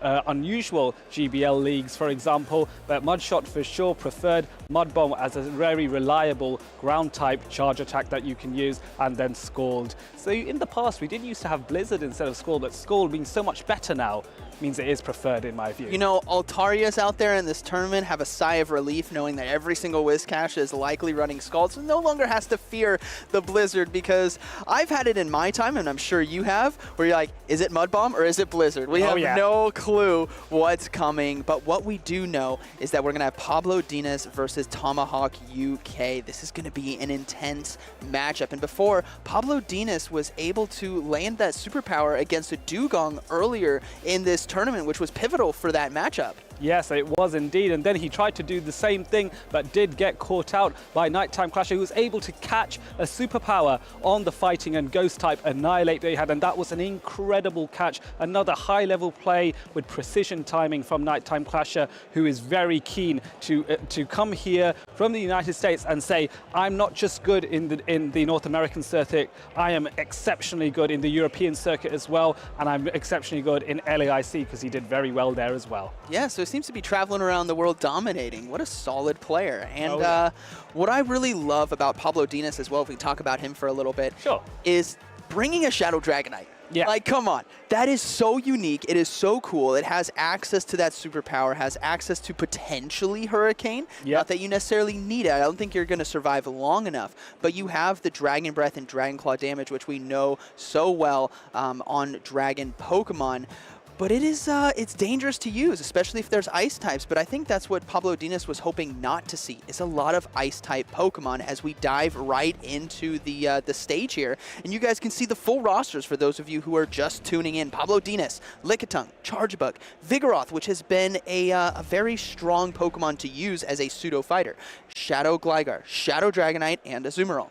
Yes, and Tomahawk's side does have the Lantern that he favors so much. That Venusaur that you mentioned, Psionic, that has been so useful at core-breaking water-heavy teams. And now you have the Lickitung, a staple, Annihilate, the new Rage Monkey Pokemon that has appeared and will be a solid answer to that Vigoroth, the Gligar that you always see to handle Charjabug, and of course, the big threat to Shadow Dragonite there, the Dugong. All right, so if we take a little analysis here of the teams, Tomahawk UK, these two battlers faced off before. Tomahawk UK knows that the Dugong is very strong. Yes. He's only really got to look out for the charge move of Power from Lickitung, which can be managed. Yep. The Charjabug, fast and charge move damage, but it doesn't do that much instantly. You can still get an Icy Wind or a Drill Run off there. Yes. And then obviously Vigoroth. So you have two Pokemon you really got to look out for. The Vigoroth is probably the toughest of the group. And Pablo Dinas has shown that he's not scared to bring the Shadow Dragonite. So I think we're going to see a lot of Dugong. Yep. And I think we're actually going to see a lot of Charjabug. Yes, for sure. And Tomahawk will have been watching Pablo Dinas' earlier loss and gauging what is the style of play that Pablo Dinas favors, what tactics or what tricks does he like to play. So Tomahawk UK can brace for them, be ready for them. And then, of course, vice versa. Pablo Dinas would have been watching Tomahawk's battles to see what style of play does he do. He did so well against Statistan. What worked well for him? How can I counter that? Yes, and what I love about these trainers is we get to communicate with them. We're here at the tournament, so after these battles, I get to talk to them a little bit, get into their minds of what they were thinking in that moment in certain battles. And beforehand, Tomahawk UK definitely thought, if you guys remember, I believe it was game 2 of their series, he thought there was an Azumarill in the back, but it was actually a Shadow Dragonite, which is why he decided to double shield his Lantern instead of giving shields to Dugong to close the game out. And Pablo Dinas brought the Shadow Dragonite instead and shows just how powerful a superpower can be. Yes, that superpower was a move that was added relatively recently to Dragonite's move pool. So before, the general move set that was preferred was Dragon Breath, Dragon Claw, and indeed the Hurricane, because Hurricane was the only thing giving a different bit of coverage that Dragon could not. But superpower definitely a lot better, is able to handle the rock types, is able to handle the steel types that Dragonite would struggle at, and of course Ice. Yes, and what I love about Vigoroth as well is in this meta, we've seen a massive drop-off in Metachan. We saw one make it to day 2 from Snowman, but we actually haven't seen too many others when it comes to Poliwrath. Poliwrath really fell off. Annihilate has risen up on a lot of teams. Tomahawk UK is using one, but Vigoroth is a Pokemon where it acts like a fighter, but doesn't share the same weakness. Yes, it doesn't, which is quite handy when you deal with flyers that would otherwise harm your fighting types. But anyway, it's a battle of the skies as Shadow Dragonite takes aim at Gligar here. Gligar able to outpace and get to that aerial ace first. So will there be an immediate launch? No, farming up extra energy. My goodness, look at the Dragon Breath damage. Did you see that? Like 75% of the health before the first charge move was even thrown. This is why Dragonite is such a threat, and this is why Tomahawk UK is very fearful of it and had to bring in, catches the charge move as well. He's got to be hoping it's not superpower. He's holding his breath. Oh yes, and now he's going to find out it is indeed the Dragon Claw. Panic was over. If that was a superpower, it would be super problematic. But Dragonite is going for extra damage here, going for another Dragon Claw to really soften up one of the bulkiest safe swaps in the Open Great League meta. Tomahawk says, I need this bulk, I will shield. Yes, and we do see a counter swap now into the mirror. A common mirror that we have seen throughout this whole tournament is Lickitung is one of the safest Pokemon in the meta, especially with Annihilate being popular because you're doing super effective damage with Lick. Yes, that is very true indeed. And so we have these two Lickitung facing off, a shiny Lickitung on Pablo Dinas' side, and so it's a race to see who can get as more body slams off one after the other. Tomahawk able to get to 2, but there's so much energy on Pablo Dinas' Lickitung now that surely it's only a matter of time before those body slams start being launched. Now, there's something I want to take note of right here. Pablo Dinas opted to use all the energy into Lickitung, which means Dragonite's going to take a while to build up to another charge move. Dugong in the back is going to have to face off against the Charge-Bug, but I believe Tomahawk UK can manage that matchup pretty well, especially if he can maybe catch a charge move there on the Shadow Gligar. Yes, and I think that's why saving that Gligar will be instrumental if he's able to execute that in the best possible way. So another body slam coming in now, just to remove Tomahawk's Lickitung out of play, and indeed it does. All right, Dugong now going to come in trying to get a very healthy farm down. That was a bit quick. If Tomahawk UK was on top of it, we see an instant no-shield knowing that this was not enough energy for a power-up. That is a big play right there, as saving onto that shield is going to be critical for the end of this game. Yes, maybe the hope is Pablo Dinas could get to 2 body slams here, trying to race to the Power Whip, not able to do so. Goes for that second body slam because he knows the Power Whip would be too much of a risk. So body slam goes through, and now Dugong can potentially farm this down. All right, this is where Dugong time is to shine, as we're going to see the Charge-Bug come in. Needs to be very careful about when he throws the Icy Wind, as a Volt Switch fast move sneaking through could make or break this game. It could very much so, especially when Volt Switch doing super effective damage. It is a very hard-hitting fast attack here, trying to farm up even more, trying to go for no catch here. They're going for the drill run here to try and eliminate this Charge-Bug, but I think Charge-Bug's bulk is impressive and it can withstand this. This is where we might see a swap here into the Gligar, and there it is. Not able to catch the charge move though, but does have the aerial ace and the counter swap into Shadow Dragonite to catch the charge move. But this is a tough situation here for Tomahawk UK, as that Charge-Bug has a lot of energy. Yes, it does, and I think you want to have a bit more farm from the Dugong here. So Dragonite taking out the Gligar here, that allows one Ice Shard to be used again by the Dugong, but it may not be enough. There is a shield on both sides and so much energy on the Charge-Bug. The only win condition is to farm down, but that's not possible. Tomahawk lets this go. He knows that there is no win condition, and Pablo Dinas takes game 1.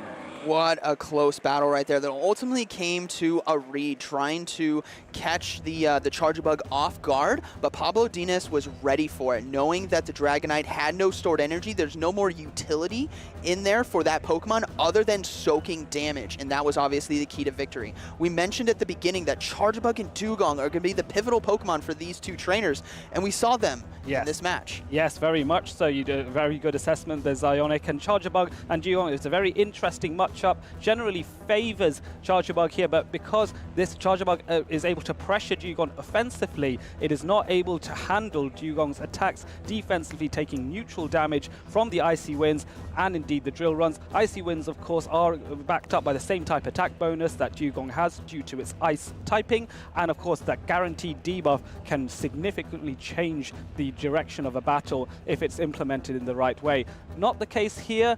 Tomahawk has to readjust, but remember, this is a best of 5. Now, I think Tomahawk UK had a good strategy there, but I think he took way too much damage from Dragon Breath and didn't get as much use out of the Shadow Gligar as he could have potentially gotten. So we might see a similar team formation here in Game 2. I definitely think the Dugong's coming back. The Gligar is definitely going to be needed as he doesn't have a Whiscash, for example, to handle the Charge Bug. So he's going to utilize that ground flying typing in order to resist the charge moves from Charge Bug. Yes, he is. So now I'm just thinking, if you're Pablo Dinas, you're in a confident situation. However, because it's a best of 5, having that one extra win always helps, but it is certainly not over, and he knows Tomahawk UK is a challenging opponent. He has that credibility, he has that track record of performing in these top cut day 2 situations. Pablo Dinas is relatively new in this area, but very much known within the Spanish grassroots scene. The talent is clearly there. The question is, can it be implemented in the best way to secure victory? Now, I think if Pablo Dinas brings the Vigoroth and the Charger Bug, that could prove very troublesome for Tomahawk UK, because he's hoping for that bench pressure of Azumarill, Shadow Dragonite, and Shadow Gligar to keep the Annihilate away from this series. So we'll have to see what these trainers choose. But ultimately, I think they both have a good opportunity to win these battles. They just need to play it just slightly better in terms of team reading, I think. Yes, absolutely. Team reading will be key. That Shadow Gligar on Tomahawk's side is very useful here, able to handle a lot of pressure. The only thing it really fears is that Azumarill on Pablo Dinas' side, but that Azumarill was not brought in, I believe, in Game 1. And so we go into Game 2 to see if there's any tactical changes. Lickitung faces off against Annihilate. Annihilate, a tactical change indeed, as Annihilate gets the lead matchup against a Pokemon it really likes seeing. And the reason why is it has Night Slash instead of Ice Punch. And I have been talking to Tomahawk UK all weekend long about the reason why Night Slash is so good is because of the potential boost. And if there is a boost, no boost on this occasion, sadly, but for Tomahawk, this boost would have made a significant difference. Those counters would have really added up. Tomahawk going for a shield here, wants to preserve the health on this Annihilate. Thought it might have been a Power Whip here, but no, just the Body Slam, and now Lickitung is able to farm up a bit more, but not before Annihilate tries to get the full farm down. Wow, that is a lot of energy on Annihilate, and it can go a lot of places. And Tomahawk UK has been dominating this tournament when his Annihilate has energy, so he has to use it correctly, try to get shields, try to get that neutral damage down, and throw at optimal times. Yes, and he did demonstrate that, going for one counter followed by the Night Slash, because he knows that Volt Switch is a 4-turn fast attack. And there's the boost! Here we go, we're off to the races now, as Night Slash is going to be doing so much more damage, forcing the first shield of this game. But does he want to keep the Annihilate alive? Is he reading something in the back? Or is he just going to let it go down? Able to get to another Night Slash! This is proving so tough for the Charger Bug, maybe giving up 2 shields. Yes and no, deciding not to, and Charger Bug actually survives a double boosted Ice Punch and has full 100% energy. However, Gligar can withstand so much damage because it walls off Charger Bug. So where is his energy going? It is going to be resisted. We see the Shadow Dragonite and the not instant swap out, looking to go for an Aerial Ace first and then look to come in with the Lantern. Now, this Lantern is actually running, gets the final shield as well, is running Thunder. Yes. So this battlers of all ages, everyone watching this is going to be a boom to be heard. Oh, yes, and I question whether the sparks will be enough with the surfs to KO, whether you do have to go for that thunder, but I think so much farm going on. There is close to charge attack priority, but not quite. Dragon Claw is launched by Dragonite first, and Lantern, bulky, can withstand one, but perhaps not two. Now, I think Tomahawk UK obviously playing, back-to-back. He did click on the surf there, so that is going to be interesting to see. He has to give up a second shield in order to stop this next charge move, but now he has an opportunity to overload on energy, make sure he has 2 surfs ready to go. This is the safe play. Now, I was hyping up a Thunder, but Tomahawk UK is a seasoned battler, going for the safe and consistent battles, as we will see the X-Scissor look to take out the Charjabug, or the Lantern, I should say, but Shadow Gligar should be able to farm down. Yes, at this point, all that energy that is on the Charjabug has now been consumed. Gligar, with plenty of health, is able to use those wing attacks to great effect to clip Charjabug, press it down into the round and go, no, I am exerting my dominance. Gligar flies triumphant above this battle, and now it is 1 apiece. Tomahawk fighting back.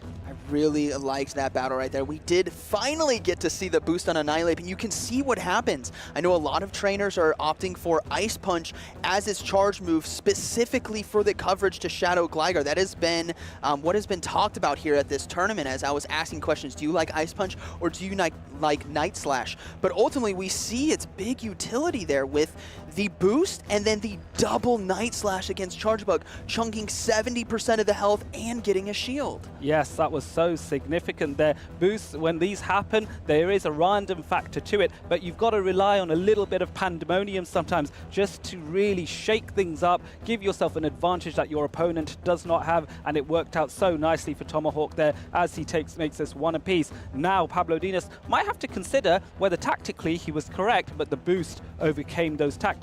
Do you run the same tactic twice if you lost because of a boost? That's a tough one. I feel like knowing that Tomahawk is open to bringing Annihilate on the lead, maybe look to go for an ABA team core.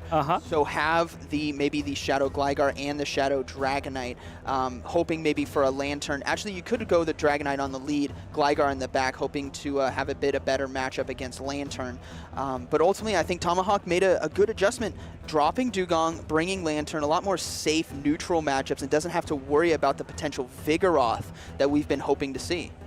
Yeah, so I wonder, now I'm just trying to think what I would go for if I was in either of these players' shoes. I noticed that Dugong didn't make an appearance in Game 2, did it? No, yeah. He brought the Lantern there, a bit safer, maybe worried about a Vigoroth coming in, because it will take a lot of damage as we get into Game 3. Dugong versus Shadow Dragonite. If you're Tomahawk UK, you are loving life right now, and this is a beautiful lead, and a Lickitung into Annihilate, but doesn't get much better than this. Oh, no, it does not. And what I did like about Pablo Dinas is before he switched out, he did get 1 Dragon Breath's worth of damage off to before he switched out. That's very, very clever there. That might be instrumental in the long run. As Night Slash is launched, no boost on this occasion. The counters, though, still continue to add up, but as do the licks as a Body Slam is launched. Will Tomahawk recognize this is a bait attempt? He is going to decide to shield. Can't risk it. He has such a positive matchup on the lead, and a matchup that doesn't have energy. Dragonite cannot get to a superpower very quickly, so Annihilate is going to be able to put down a lot of pressure here with Night Slash and Shadow Ball. Yes, and we're at the same situation again, unfortunately, for Pablo Dinas, where he's like, I'm not sure what I can put in here, but this time we will see if there is a boost. Because last time, in last match, Annihilate got the boost here, but this time it might be not possible. Let's see what happens as another Night Slash is launched. Here we go, no boost right there. Annihilate still doing very well, can go for 1 more Night Slash before it's even possibly hit by a charge move. And that's the thing with Charjabug, is it excels when it has energy, and it's tough when you can't really farm down before another charge move will come through, because the Night Slash is able to get there in time, something Ice Punch cannot do. Yes, and that is going to be tricky. Now Pablo Dinas is forced to shield again, so now Charjabug is on a decent amount of health, has a lot of energy, but in comes that Lickitung to soak up all that damage. No Gligar used at this occasion, which would have been even nicer, but still, Lickitung's bulk will be very handy against Charjabug. Look what Annihilate did there. Took out out the Lickitung and got it down, maintaining switch advantage. Dugong is happy to get a rematch here as the Ice Shard is going to be doing so much super effective damage. Yes, and going for the superpower here. If it does get shielded, it weakens the Dragonite to the point that there's less farm for Dugong. So this is the sensible play, and one more Ice Shard takes it out, and now it's all left on Charjabug, who is able to get that discharge off. But Tomahawk chooses to throw in another fast attack. Yes, the discharge here won't be able to do enough damage, so Dugong is safe to get to potentially 2 charge moves, and this seals the deal here. Charjabug, unfortunately, just doesn't have enough resources at its disposal in order to win, so Tomahawk UK is going to be taking Game 3. Yes, Pablo Dinas recognizing he has no condition and that there is no point shielding. If he were to shield, there would be another Ice Shard launched, and it would potentially get farmed down subsequently after. So making the right call there, recognizing this game isn't for me. I need to now reassess and bring momentum back at my side. Because notice the scoreline, folks. Tomahawk is one win away for being in the winners' final. You know, I wonder if that game would have been played out differently, because we saw the matchup of the Dugong versus Shadow Dragonite, and we saw the instant swap into Lickitung, and I had yet to see the other Pokemon on Pablo Dinas' side. My brain instantly thought, oh, he must have a Vigoroth in the back because he wants to draw out the Annihilate, and that Vigoroth would have done so well against Lickitung and Dugong. Yes. So maybe we see that adjustment in Game 4. It's not over yet. Tomahawk UK obviously has to win one more in order to move on, but Pablo Dinas is not out of it. Yes, Pablo Dinas is certainly not. I wouldn't count any of these players out there. Going 2-1 is the scoreline. This is a best of 5. For those of you just tuning in wondering, I didn't realize that the battle could go on beyond the best of 3. No, losers finals, winners finals, and grand finals are all best of 5, because we want to give the best players who have made it all the way here the maximum number of battles to really test each other and ensure a victory is hard fought and hard won. Now, if we see how Pablo Dinas won a previous match, was able to store a lot of energy on Shadow Dragonite. Yep. But in that game, he didn't have it available at his disposal to handle that Dugong that he saw in the lead, which is why it can be such a coin toss sometimes. While Shadow Dragonite does have the opportunity to basically one-shot with superpower, it needs that energy first. Yes, and it needs to be in an environment where either the shields are already gone, or it is tactically disadvantageous to use a shield, or you have been able to bamboozle your opponent enough into no shielding a superpower. That's when those matchups get flipped, and Dragonite can beat Dugong, but it is very tricky. It requires a lot of careful calculation, and more often than not, a trainer of Tomahawk's level will usually shield those. I'm curious if Pablo Dinas is gonna shift to maybe some Azumarill gameplay as well, because of the strong matchups that it can potentially have, as we do see Annihilate on the lead versus Vigoroth. Uh-oh, Annihilate caught another one! Oh yes, Annihilate has a dominant matchup against Vigoroth, able to withstand everything and switching into the Charjabug and responded to with a Gligar. Pablo Dinas is not happy to see that whatsoever. There is nothing Charjabug can do other than launching as many X-Scissors as possible to soften this Gligar up. Oh no, this is so tough, and Tomahawk UK mentioned before that he has a lot of the Pokemon on his team to counteract some of the most common safe swaps. Charjabug is one of those in this meta if there's no Whiscash on the team, but Gligar proves to be a very solid counter swap into that matchup. And if you guys see in the back, there is an Azumarill and there is a Lantern. Yes, there is. So this alignment is absolutely brilliant for Tomahawk. He has read the team perfectly. He has made the right educated guess again and again and again, and now he demonstrates it, and he is emphatically pushes the aerial ace onto the Charjabug to knock that out and maintain that alignment. Ooh, you got to come in with Azumarill right here, I think. Vigoroth can't really get the farm down. Azumarill is going to need the energy if it's going to face off against a Venusaur or a Lantern, and there it is. The bubbles are going to be doing super effective damage, but Shadow Gligar is going to show just how powerful it is with the new and shiny charge move of Dig. Oh yes, Dig has been boosted since the last season update, and Shadow Gligar utilizes it to great effect, softening up this Azumarill. Azumarill gets 4 energies worth of bubbles out, and here comes the Lantern, and Pablo Dinas' reaction is not happy with that, going for the play rough here just to soften this Lantern. doubling up. You know, these games they have multiple dimensions to it. Not only do you have the combat on the field, you also have the team read and the team structure beforehand. And Tomahawk UK has been dominating that in this series. Getting payback against Pablo Dines as Annihilate is going to be countering down and going for a Shadow Ball right there. And that is going to be a good game. Yes, Shadow Ball at this range, even though with the double resist, will definitely KO. But I think Pablo Dines recognizing there is no win condition. There is no escape from the dominance of Tomahawk. There's nothing to twist the mind of Tomahawk here as he exerts his strength, demonstrates how he can read his opponent, and he is punching his way to the winner's final. Tomahawk UK had an incredible run today, dominating with that Night Slash Annihilate. You may be second guessing, you may be wondering, but never doubt. Night Slash is here and Night Slash is gonna stay. So get those charge TMs at home ready, because it's going to be coming to a Go Battle League near you. Oh yes, and I think those mirror matches with Annihilate are going to become a lot shorter after this trend is now set with Night Slash Annihilate. Both of these Pokemon do not like each other's charge attacks and will go after each other with Night Slash. That'll be a lot more effective. That being said, if we ever move to a meta where ices are more required, maybe this one in the future, maybe Ice Punch will make an appearance. Have that debate, comment on stream, make those posts up on social media, #PlayPokemon. What do you think, Ice Punch or Night Slash as one of your charge attacks on Annihilate? You're going Night Slash. I think I'm with you, but I do like Ice Punch as well. I love Night Slash. I love the boost. I love the booms. And we also want to give shout out to Pablo Dines. What a run today. Incredible showcase of skill and talent and bringing some unconventional Pokemon with the Vigoroth and the Shadow Dragonite. Now, you may be going, whoa, whoa, whoa, unconventional. Vigoroth is meta. You're right, but it wasn't commonly used. I think it's now the value of it is now being seen of how strong it can be, because it did get recent access to the charge move of Rock Slide.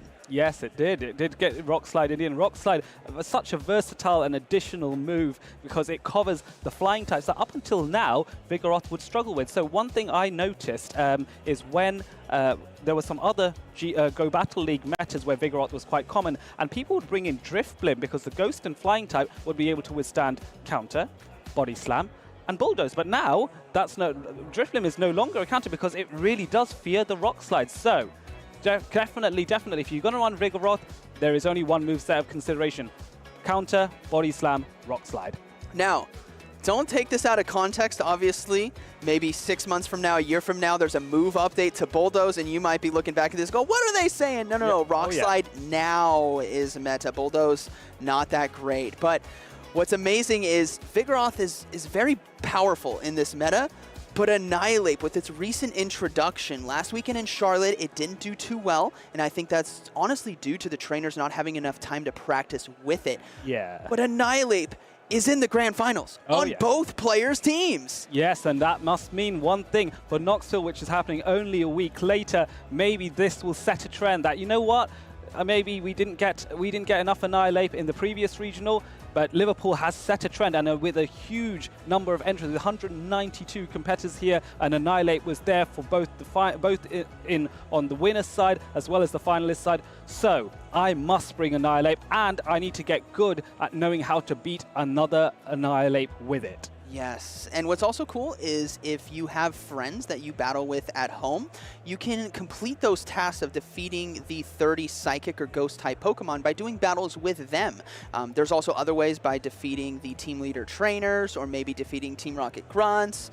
There's a lot of opportunity in order to evolve your Mankey all the way up to Annihilate. So I actually evolved my first one. I don't have a Great League one yet, but I have a shiny Ultra League one. Oh, that's very cool, because we all know that shinies, the rumor is that they do more damage. It's not actually, but we like to think that because it's a good laugh. But shinies look prettier in battle. We saw Pablo Dines' shiny Lickitung was available and used to great effect by him, and he has done so well. So congratulations to him for making it this far in the tournament. But let's hear from the trainers that are still in this tournament as we have an interview ready with them.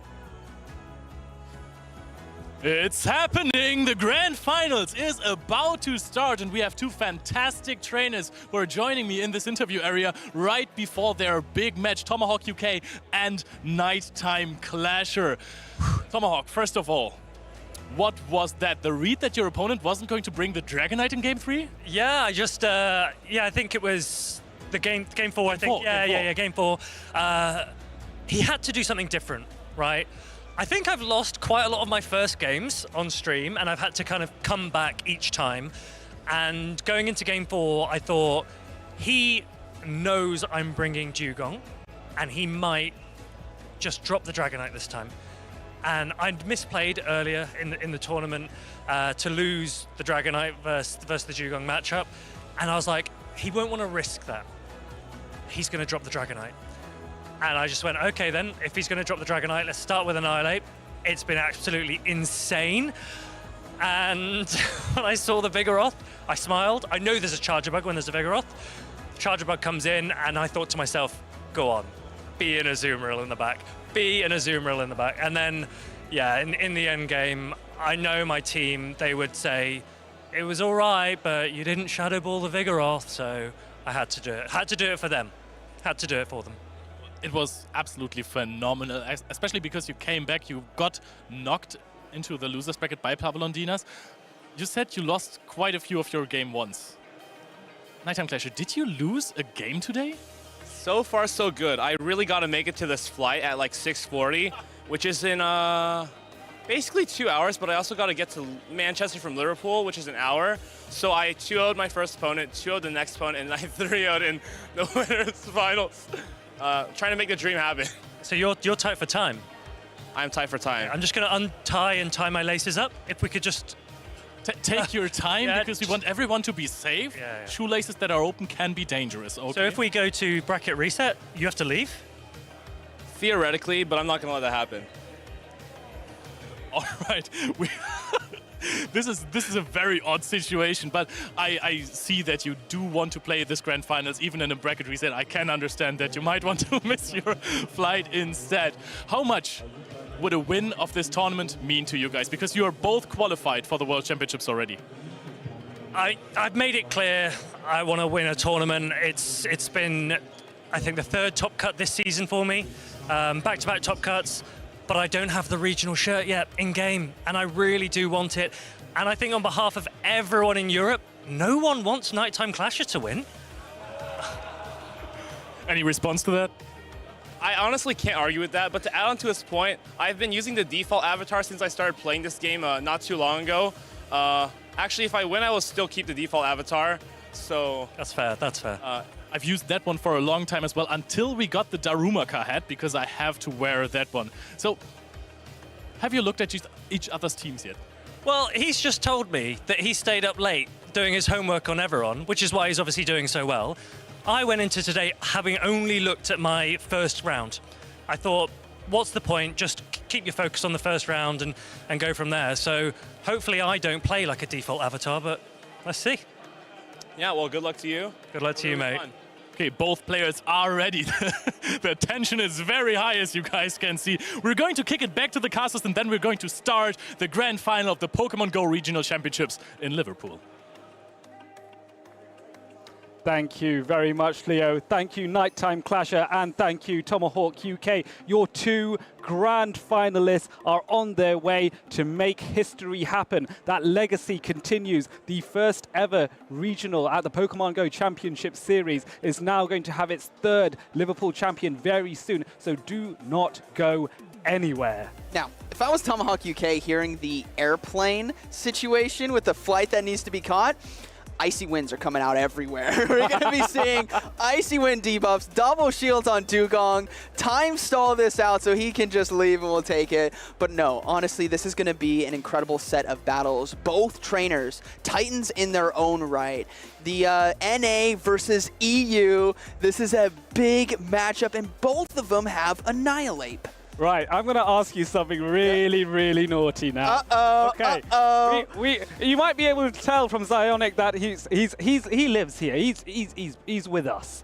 But is he? So, Who are you backing, Nighttime Clasher or Tomahawk to win? Oh, man, that's so controversial. All right, so I was backing Lurgan Rocket. Sure. In this tournament. Tomahawk UK did take him out.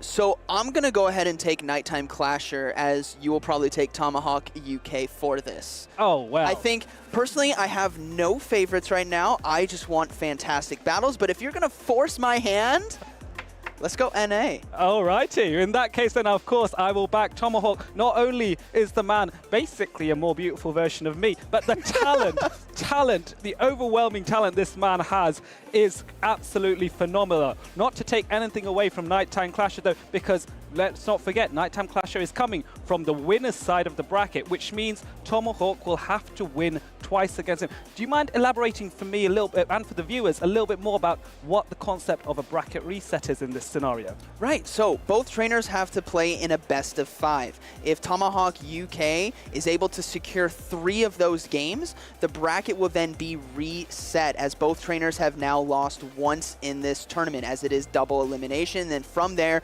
whoever gets 3 wins in the second set of battles is going to be our champion. Yes, that is exactly right. So remember, there is a potential for up to 10 battles. I'm sure Nighttime Clasher will not be too keen on that, because I do think he does have to kiss his fight goodbye if he were to get forced into a bracket reset. He will want to be as clinical as he has been in day 2. I don't know what he's done, what magic he has managed to get into his mind, but he is on fine form, and Tomahawk has the battle of a lifetime to overcome this. But both of these trainers, I don't think either of them have ever become a regional champion. Is that right? That's what my gut says. Tomahawk certainly has, and I might need to check. I might need to read up on all the NA champions, but I know Nighttime Clasher has come close many times.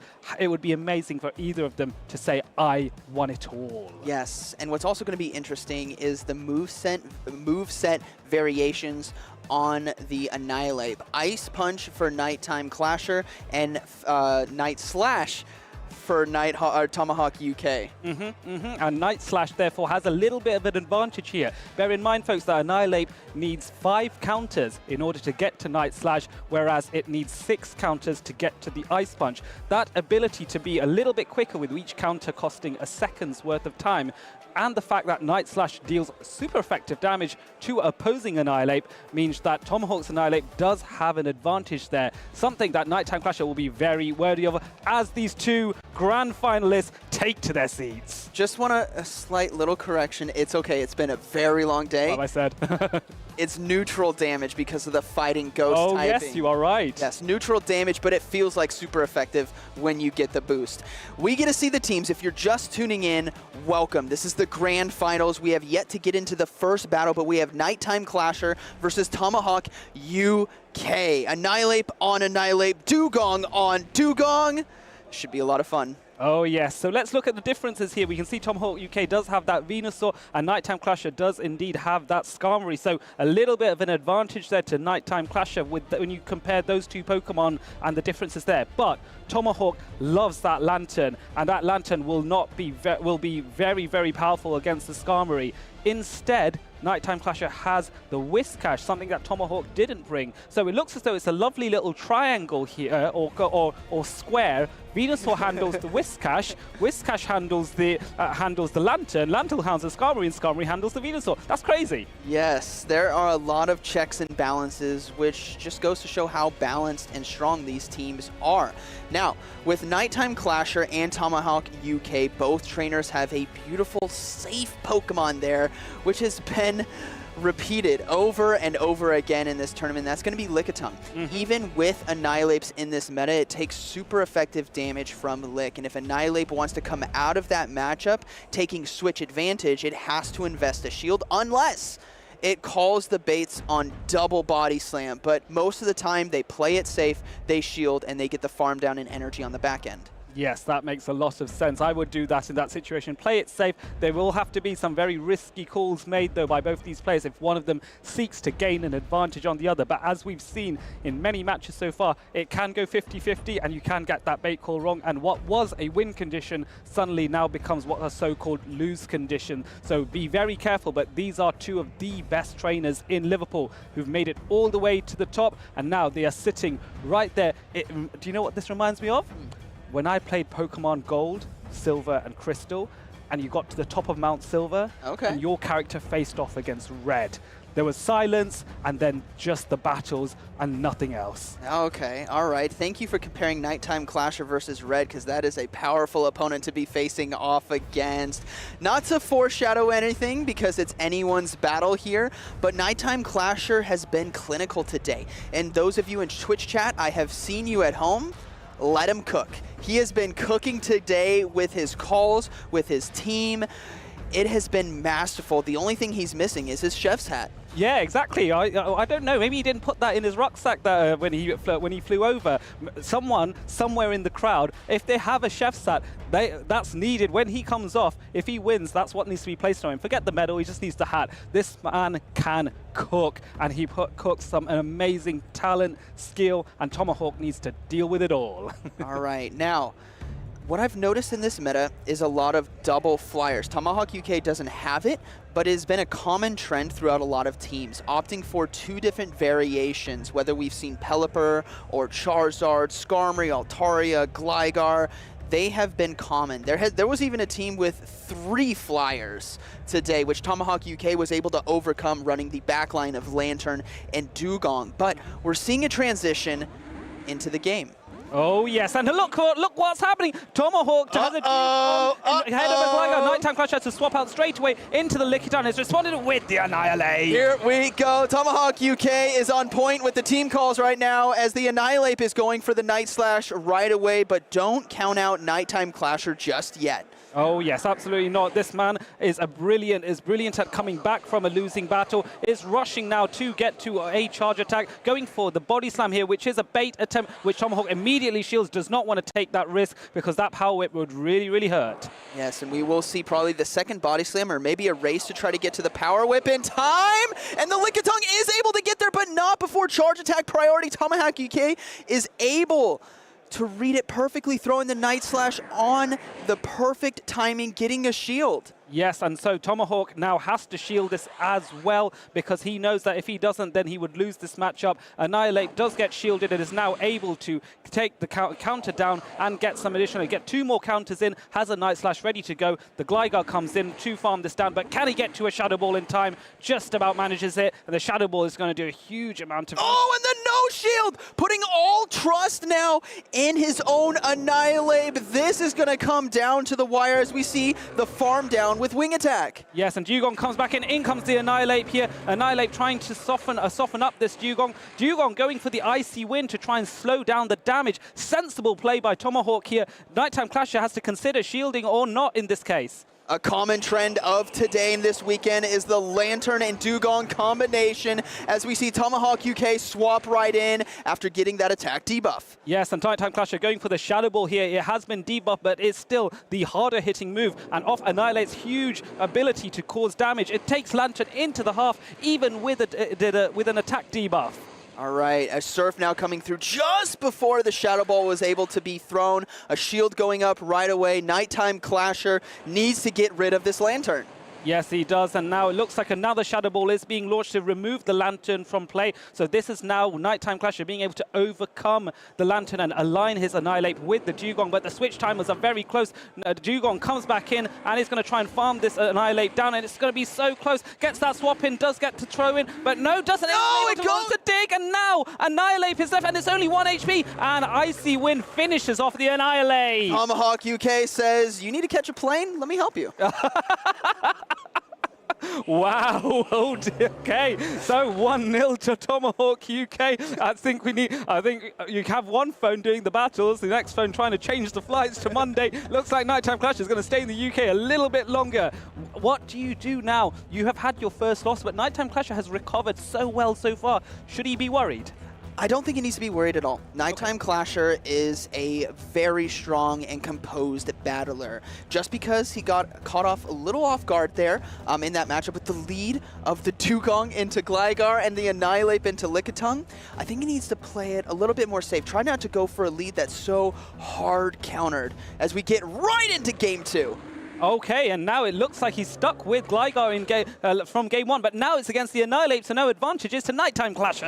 All right, and now, oh my gosh, Payback is here. Nighttime Clasher says you can take game 1 on hard coverage. I'm going to take game 2. Yes, he will, and now the Mud Bomb is super effective against Lantern, but Lantern does have the bulk to withstand at least one of these charge attacks, and so Lantern going up for the Surf, which is going to deal neutral damage. No shield needed on Nighttime Clasher's part here. Now, this is what I like about Lantern against teams that don't have grass, is you're able to do at least some neutral damage with Surf. Traditionally, hard counters to Lantern are grass-type Pokemon, yes, and those charge moves don't do that much damage, but in this situation, at least you can take the Whiscash down to 50% before going down to Mud Bomb. Yes, that is true, and I think perfect timing there by Nighttime Clasher, recognizing that Whiscash, bulky though it is able to win charge attack priority over Lantern here, and so times his charge attack to make sure the Mud Bomb's launch, and now there's 2 Mud Shots energy ready, which means he can go for the Scald against the Annihilate. This is now going to be a factor of, do they get the debuff? The Scald has been the move to watch out for this season.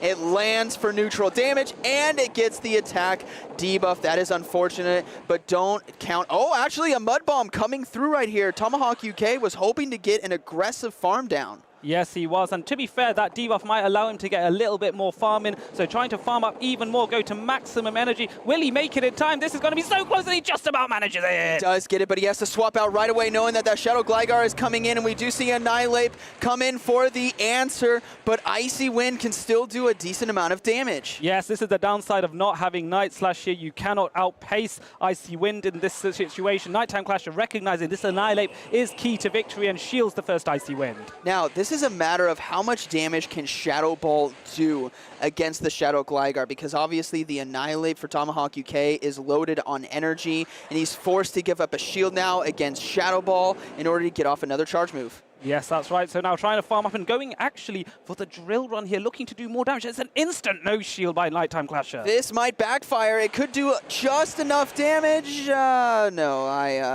that wasn't enough. So Nighttime Clasher is now able to put Dugong into Ice Punch range. Even though there is a double resistance, the health on Dugong is so low that Ice Punch can KO. And now all that's left is victory, because Annihilate is coming in. It is on huge amount of energy, on maximum energy, but it cannot do anything against the Gligar here. The Night Slash comes in, no shielded by Nighttime Clasher. He knows even if it was a Shadow Ball, it would not be enough. Yes, and do we get the little boost? No, we don't. Able to throw another Night Slash, though, and great play there by Nighttime Clasher, understanding that, you know what, I can survive a Night Slash, but what I can't survive is I can survive a Shadow Ball, sorry. Yep. What I can't survive is a boost from Night Slash into Shadow Ball. Yes, that would be very true. That would be that would change things at the very last second there. So, one apiece, and we saw two very similar battles where alignment was key. Both these trainers are getting good reads on each other. Tomahawk dominant in game 1, Nighttime Clasher dominant in game 2. Both these trainers are in the minds of each other who is going to outfox the other in game 3. Yes, and for those of you just tuning in, this is the Grand Finals. This is the first set of battles. Nighttime Clasher is in the winner's bracket. Tomahawk UK is in the loser's bracket. So if Nighttime Clasher does get 3 wins, it is all over. Tomahawk UK, though, has the opportunity to do a bracket reset. Yes, he does, but he has to get 2 more wins in order for this to happen. It is going to be an uphill struggle. Nighttime Clasher perhaps a little bit more comfortable in the sense that even if he were to take 2 more losses, he still has another fresh best of 5 in order to redeem himself. Only downside perhaps is that he'll lose his flight. Hey, the flight can be lost if you take first place, right? Yeah. You can always get another one. Oh, yeah. But what I like is the usefulness that Annihilate has provided. We were anticipating, us as a community, we're so excited for Annihilate, along with other Pokemon that have come out in recent past. But Annihilate really coming into power here in Liverpool. For all of you watching at home, it is a Pokemon you want to have on your roster. Absolutely, and so Gligar now coming in against the Skarmory, which is not what you want to see if you are Tomahawk here. Skarmory has a dominant matchup against Shadow Gligar, and an instant swap out into the Annihilate, and instantly responded to with a Whiscash. Okay, now this is a mid-game that could go either way. It's all going to be about the buffs and debuffs, but throwing the Mud Bomb instantly. I don't think he built up to Scald right there. I could be incorrect, There's a slight little glare, but I could be incorrect. No, you're right. Okay, all right, so then Night Slash now has an opportunity. Oh, going straight for the Shadow Ball, trying to sneak it through right here, looking to take switch advantage. And a no shield by Nighttime Clasher. The Shadow Ball is going to be able to connect. Barely not enough to KO. Oh my goodness, and so the Whiskash is able to get another Mud Bomb off, and so Tomahawk shields straight away. He wants to get that switch advantage and get himself out of that alignment of Skarmory versus Gligar, and is able to succeed. Annihilate has a Night Slash ready as well. Oh, this is beautiful, as he can easily put a lot of pressure down with a potential double Night Slash here. And this is what you want to do. If a Shadow Ball gets shielded, you can't get to a second charge move. But if a Night Slash gets shielded, you can go for the next one to get that extra bit of damage. Yes, absolutely right. And a great assessment there, as the next Night Slash is indeed achieved. And this one does go unshielded, but it means you get a bit of damage on this Skarmory that you otherwise would not have. And now the Dugong can come in, because that's a much better matchup versus the Skarmory rather than that Gligar. Tomahawk taking his time and thinking about it, and then the Dugong comes in, and here comes the Sky Attack, I believe. Yes, I believe it was this. We'll have to wait a second. There's double flying moves there. It is going to be the Sky Attack that does land. We're going to see a swap out here soon into the Annihilate, but Nighttime Clasher does know there is a Shadow Gligar waiting for it on the backside. Yes, and I think what Nighttime Clasher is trying to do is tease away that final shield to try and convince that Gligar to be undefended, so that it can land the Ice Punch on there. But no, Tomahawk just keeps that shield. He knows he needs it. The Ice Punch does come in, but this is going to be super effective. Surely a shield here. Yes, he's going to be shielding right here. He has to. He knows it is going to be Ice Punch. He needs to overload on energy. This is going to be so close, because it's going to come down to double Aerial Ace or Ice Punch. Oh, I think it's going to be Charge Attack priority coming up next between Ice Punch and Aerial Ace. Tomahawk UK wasn't able to get in there in time. No, he wasn't, and now this will be the Charge Attack priority. You mentioned that it is won by Annihilate here, and Ice Punch is coming through, and that is going to make things very, very difficult, because this Ice Punch surely KOs even at this range. Wow, this game oh, no, it's not over just yet. Drill Run might do enough damage, but we have to take a look at how much energy that Skarmory has. It is relatively low on health. Drill Run not enough to KO as the extra counter gets through. Tomahawk UK did such a good job at flipping that mid-game matchup to get proper alignment, but unfortunately, a half-second behind, and that's all it took for Nighttime Clasher to win Game 3. Yes, and I think it was tricky, because even if the counter damage had not registered and Annihilate had KO'd, I reckon Skarmory would have had enough in the tank to use Steel Wing to knock out the Dugong before it could get to an Icy Win. That's a prediction. I might be wrong there, but I reckon that might have been Nighttime Clasher's one, even if that extra counter hadn't gone through. But we will see. But Nighttime Clasher is 1 win away from being champion. Yeah, NA. Let's go. But let's not count out Tomahawk just yet, Zionic. No, not counting him out. I know. This is just a good bit of banter, a good amount of fun. Oh, yes. And I want to talk a little bit more, dive into what actually happened there. If you at home, maybe you're unaware, maybe Twitch chat is helping you out. The speed at which you swap in is very important. Yes. Very important. One fast move makes or breaks, and unfortunately for Dugong, the Ice Shard animation is relatively slow compared to Wing Attack. And so what happened was Tomahawk UK went for that extra Ice Shard, which allowed Annihilate to Charge Attack priority the Shadow Gligar, which was pivotal. Yes, absolutely right, and a great assessment there.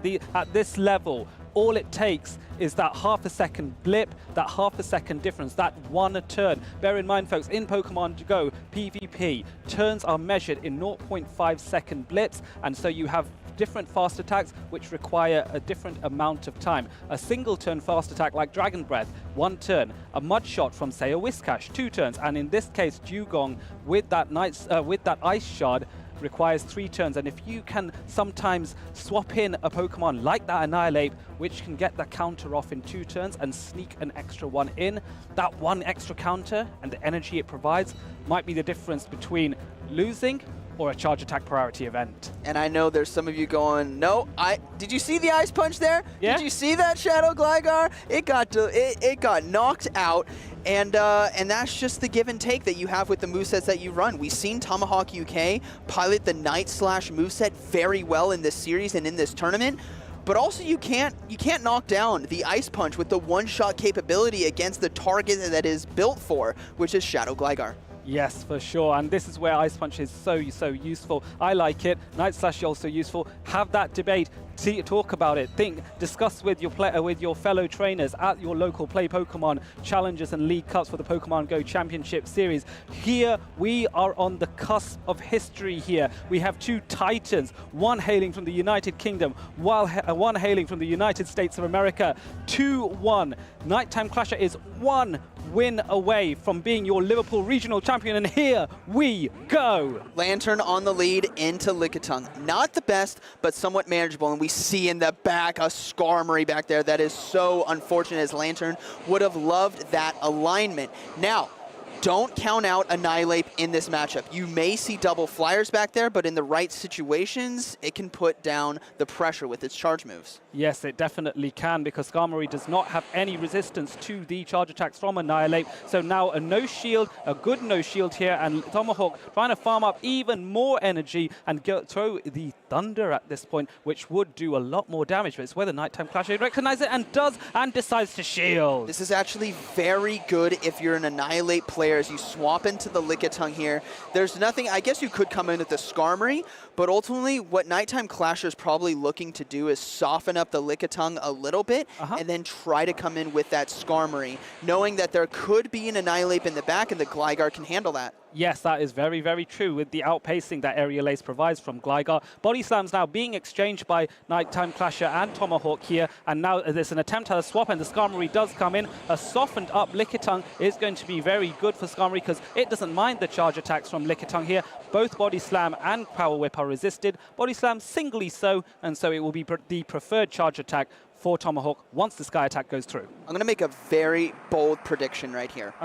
Lantern's Thunder was the deciding factor of this game because it got the shield early. Gligar versus Annihilate, while they can do a lot of damage, that Shadow Ball, if he just goes for the double, is so devastating. Yes, definitely so. So we're going to have to see how this game evolves, how early game decisions can affect the late game here, as another Body Slam is launched to really soften up this Skarmory, and now bringing the Annihilate to try and get a bit of farm in here, and not able to farm it down before a Sky Attack is launched. Shield comes in. Uh-oh, here we go. There's the Sky Attack. In comes the Shadow. Oh, no, not able to yet. Switch clock is not up. That's a good read from Tomahawk UK. I didn't even see it, and I have the whole screen in front of me. Shadow Gligar, though, has to come in. And Tomahawk UK has exactly what I was predicting, the double Shadow Ball. Yes, and now this is going to be very interesting. What will happen here? Will Nighttime Clasher? No, going for the Power Whip here because he wants to protect that Gligar, and now Tomahawk has to decide, is he shielding this or not? He does shield at the last second. He does shield. Here we go. The Shadow Gligar is coming in, and this is where the game could go either way. Switch clock not up just yet for Tomahawk UK,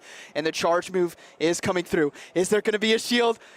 There's no shield, it's the Shadow Ball. It connects for an incredible amount of damage, and the Night Slash right away. The epic farm down from Tomahawk UK is putting Nighttime Clasher in a corner. And this is the decisive moment here. That's going to force the Gligar to have to throw, and now swapping in the Lickitung to try and lick down, and also Aerial Ace has to be thrown here because otherwise Lickitung's licks will just add up too much damage on this Shadow Pokemon, which cannot handle a lot of damage. And now the choice is here. What does Tomahawk bring? Surely the Lantern has play. All shields are down. This is so dangerous. He gets the farm down with counter. All right, Lickitung, though, has an opportunity to farm down. Power Whip is a charge move available. Lantern has the Surf, though. All right, it's over. I built that up like I thought the Lantern was a little bit away from the charge move. But no, able to hang on, and Lantern is able to take it. So a 2-2 in the series. What a surprise then. We thought that Nighttime Clasher had that alignment, had played that so well. But in the end, Tomahawk, with his ability, with his talent, was able to fight back. And you know, I love it. I personally love 1-1s when it's a best of 3, but one thing I love even more is when it's 2-2 in a best of 5, the tension rises. I think for the viewers watching both here in this amazing crowd here at Liverpool and online on Twitch, on social media, this is it. This is what you should all be watching. This is the pinnacle of the PvP world right now for Pokemon Go. Nighttime Clasher versus Tomahawk. One battle separates them. Oh my goodness. You know what I want to talk about right there? We've been talking about the key moments in every single game, and I honestly think it was in that early to mid game. Got the Thunder to get the shield, right? I called that was a big, the big play. For sure. And the big play was Nighttime Clasher took a little while to swap out, so the switch clocks were misaligned, allowing the Annihilate to fully counter down.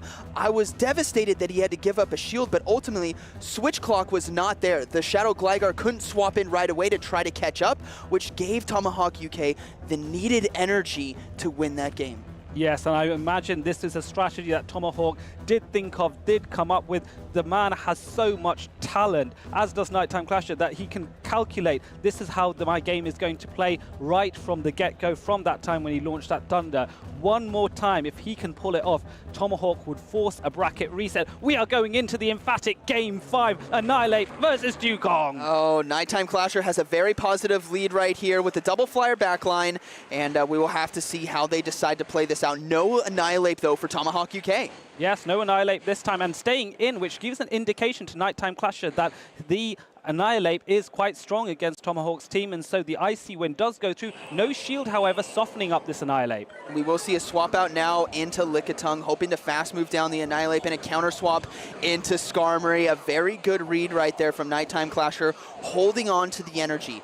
Every ounce of you sometimes wants to throw that charge move, but when you get hit with an Icy Wind and a Pokemon comes in you don't necessarily want to throw, you hold it for later. Yes, and you can clear those debuffs by swapping out and then having that charge attack saved for next time. Exactly right there, Zionic. And now we have the Sky Attack coming in against the Lickitung. It's going to do a respectable amount of chip damage, but Lickitung, so bulky, is able to withstand at least one, but it is getting dangerously low into the red. A double body slam. Oh, I don't think it's going to be enough. I think Skarmory just barely survives, but he's not going to fall for it. He's just going to decide to play it safe and go for the shield.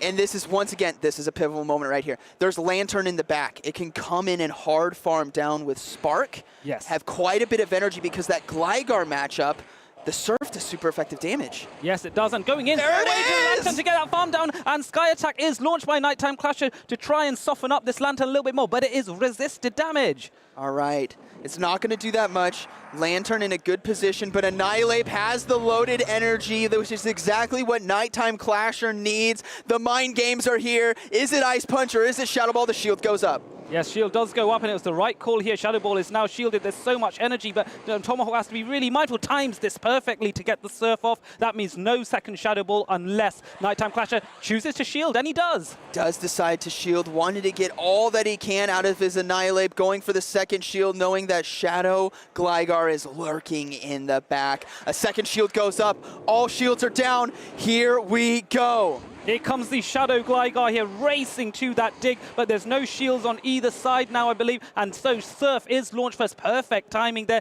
This Surf won't KO, but this is a Shadow Gligar. Its defenses are lower, and this is a super effective Surf. This is kind of tough here for Nighttime Clasher, I'm not going to lie.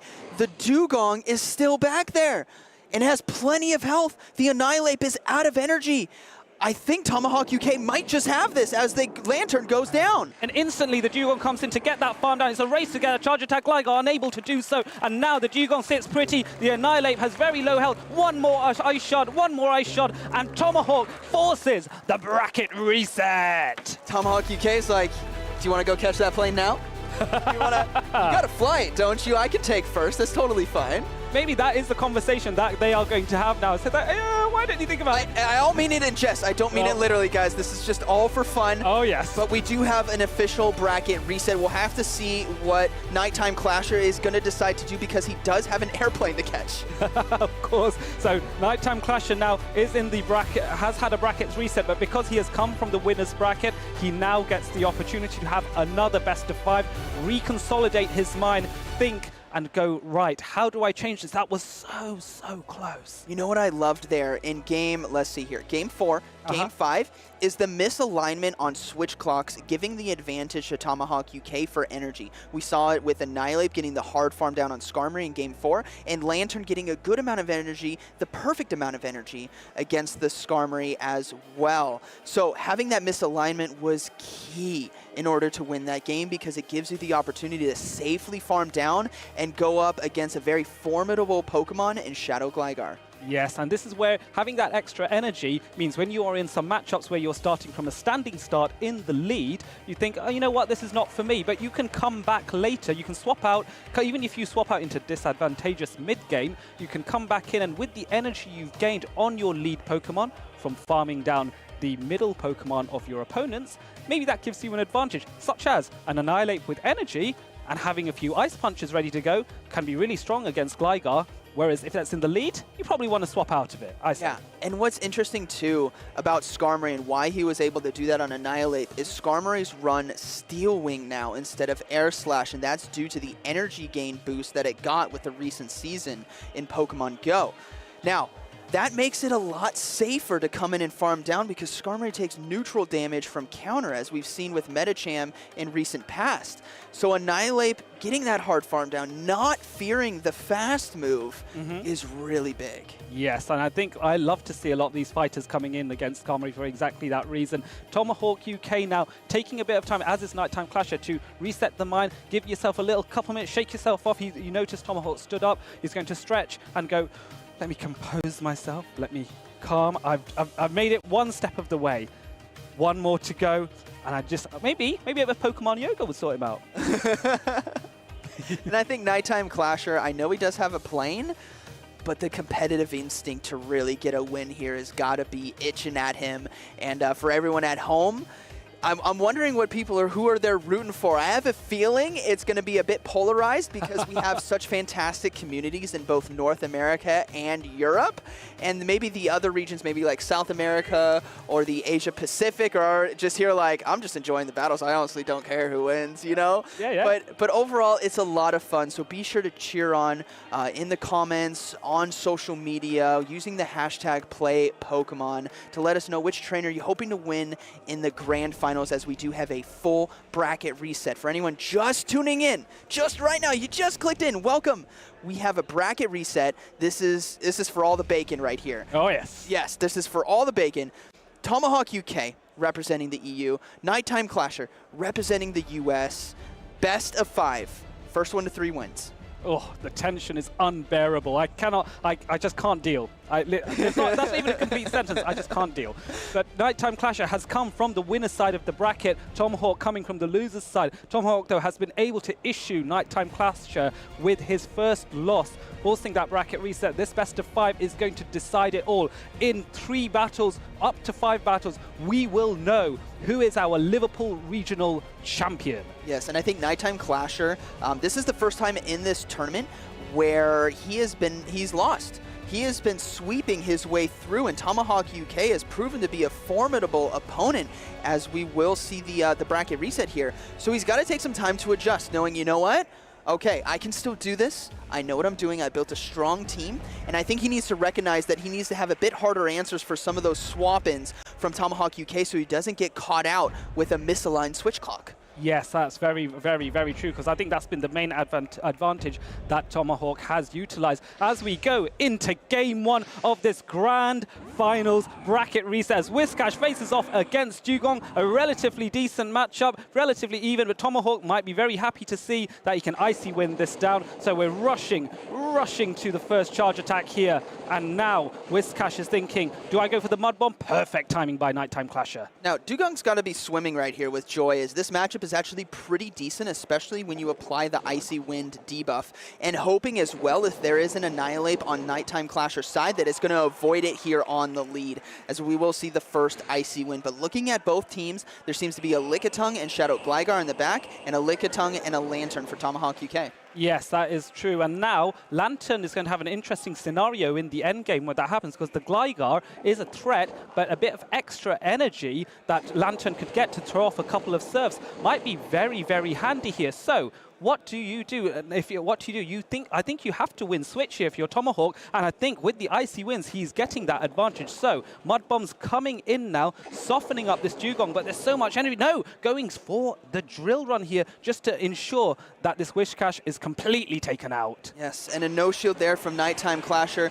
Undercharged as well slightly so that he can get the farm down, but unfortunately able to get the Mud Bomb there in time, forcing the first shield of this game. Yes, I think that undercharge was a bit too aggressive there by Tomahawk. Perhaps he needed to undercharge a bit less, because now that has cost him a shield, and that is not ideal at all. As Lickitung comes in, Dugong able to get that Icy Wind off and soften up this Lickitung more, but most crucially, get that debuff, which is going to be very handy for the next matchup that comes in. So just letting this go now, I believe, allowing that farm to occur, because that debuff is not going to be quite so threatening. Just misses out on another Icy Wind. That is so unfortunate. We see a swap out now into Gligar and Lantern. Both Pokemon able to do super effective damage to each other, and both Pokemon relatively close on energy. Gligar slightly ahead. Yes, the big difference is going to be that Nighttime Clasher has 2 shields available, so he can withstand 2 serves, may be able to go for just 2 straight-up digs in order to get the KO here. Tomahawk needs to make a call here, but he makes the right call, shielding this first dig, which would have done a huge amount of damage. Now, Lantern still in a decent position to apply shield pressure, but unfortunately Shadow Gligar can scoop things up with dig. Yes, it definitely can. And this, I think, is where the decisive moment was that under farm was a bit too excessive, costing that shield. How much could Tomahawk use that extra shield right now as Nighttime Clasher times his moves perfectly in order to get the dig in and soften up this Lantern even more? How much damage does it do? Just about almost KOs. One more wing attack, and down it goes. One fast move away from the surf as Lickitung now is going to be coming in, and unfortunately, Nighttime Clasher has a Lickitung in the back, still decently healthy, and the damage from dig here and Shadow Gligar is just going to be too much for Tomahawk UK. And look what we saw right there. The fast swap in, we see a catch on the body slam. The fast swap in with the Shadow Gligar, knowing that the Dugong was out of the game, which was the biggest threat, as long as it gets ahead on energy, it has fantastic matchups against whatever's in the back, whether there was a Nihilape, a Shadow Gligar Mirror, a Venusaur, a Lantern. It didn't matter. He knew that if he got ahead, he could potentially win. Yes, definitely. And now you can see both these Lickitung are trying to exchange licks, and then body slams arriving at very similar times as charge attacks, but Nighttime Clasher able to get his one off first to ensure that Lickitung on Tomahawk's side is 1 HP away, and then 1 more lick, and 2 more licks, 3 more licks, and down it goes. Nighttime Clasher taking that first game back in the Grand Finals reset, and the momentum might be shifting. Now, I think Tomahawk UK obviously isn't out of it just yet. This is a best of 5, and these trainers are the best here today. What we saw was kind of a reverse, where the Tomahawk UK kept the Dugong on the lead instead of in the back, and that Whiscash was able to kind of soften it up and keep it away from Shadow Gligar. So Tomahawk UK needs to recognize, you know what, Nighttime Clasher is going to keep bringing this Shadow Gligar. I need to maybe keep my Dugong in the back in order to handle that better. Yes, I think that I like that idea, because typically Tomahawk has been bringing the Dugong out in the lead so often. And so I'm just thinking, what else would I do if I was Tomahawk? See, because I actually like the plays. I just really think Tomahawk needs to have a bit more energy also on his Lantern if he chooses to bring it, and have that ready to go should the Gligar come in, because he's really struggling with Gligar if he doesn't get that initial alignment with Dugong. It's fine to have that alignment, but you need a backup plan for when Dugong isn't there or has been eliminated, because it will be. You can't have it all your way. Yes, and we have the next battle right away. Lantern versus Shadow Gligar. So we'll have to see what the other Pokemon are going to be. Looks to be Whiscash and Nihilape, and finally, the shiny Venusaur. Yes, and so this is going to be key, because having that alignment is so useful here. Lantern is able to outpace to the dig, but then, Nighttime Clasher going for the, no, apologies. Surf is being launched first before Nighttime Clasher could launch a charge attack here, which goes unshielded by the Gligar. So this is the mind game that Tomahawk UK is sitting in right now. He likes seeing Shadow Gligar on the lead. He is okay with this. He's looking to shield on the potential dig, but he's got to be so fearful of a Skarmory in the back with having a Venusaur. So we might see. That's why we saw the shield on that first dig, or the first charge move, I should say. Yes. This next one, I think he could let go. It's going to do a lot of damage, but he's got to trust that a Nihilape is safe to handle the Skarmory. Yes, and he is trying to go for the farm down. It looks like it'll be a double KO. A full no, it wasn't. No, a full farm down. Whiscash comes in, and he is smiling. Tomahawk UK, he's like, haha, I got a Venusaur. And this is why Whiscash is, or this is what Whiscash has been trying to avoid all tournament long. There's a Venusaur and an Nihilape, and now with this Nihilape, it does have access to Ice Punch, but Frenzy Plant Uh-oh. Frenzy Plant hits so hard. It is a Community Day exclusive with one of the most powerful charge attacks in the game. And now that shield is taken apart, and Ice Punch is going to threaten the Venusaur, but not by very much. Going for the harder hitting Shadow Ball, because even though Ice Punch is super effective, I think Shadow Ball would still do a lot more damage, and the shield does come up on Tomahawk's side because he respects it. This is a testament to how dangerous an Annihilate can be. Tomahawk UK can't necessarily swap out because he's just going to get one-shot by a Shadow Ball. But then Tomahawk UK also needs the Venusaur for the Whiscash. Yes, he does. This Venusaur has to be so versatile, so keeping it safe, keeping it protected is key. Nighttime Clasher recognizing Ice Punch is enough here. Oh. And this time, there are no more shields, and the Venusaur goes down. The Ice Punch wasn't ready for it. His own Annihilate now is going to be coming in. Needs to hope that Night Slash is going to be enough damage because he won't win the race to Shadow Ball. He gets there in time, but is it enough? Yes, as you said, it is a neutral damage attack, but it's going to be so tricky. No! Doesn't survive, and now the Shadow Ball comes in. Here it comes, one we thought was a game for Tomahawk UK with Venusaur and Annihilate, but unfortunately Annihilate is just too strong. Boom! Down it goes. And Nighttime Clasher now suddenly 2-0 up. After the losing in the winners final in the bracket reset, he has got his mojo back. 1 game away from, without a shadow of a doubt, demonstrating he is the undisputed Liverpool Regional Champion. But Tomahawk UK might be able to pull it back. So this is what's so interesting. We'll have to see what Tomahawk UK says after, if he ever talks about that situation that we just had.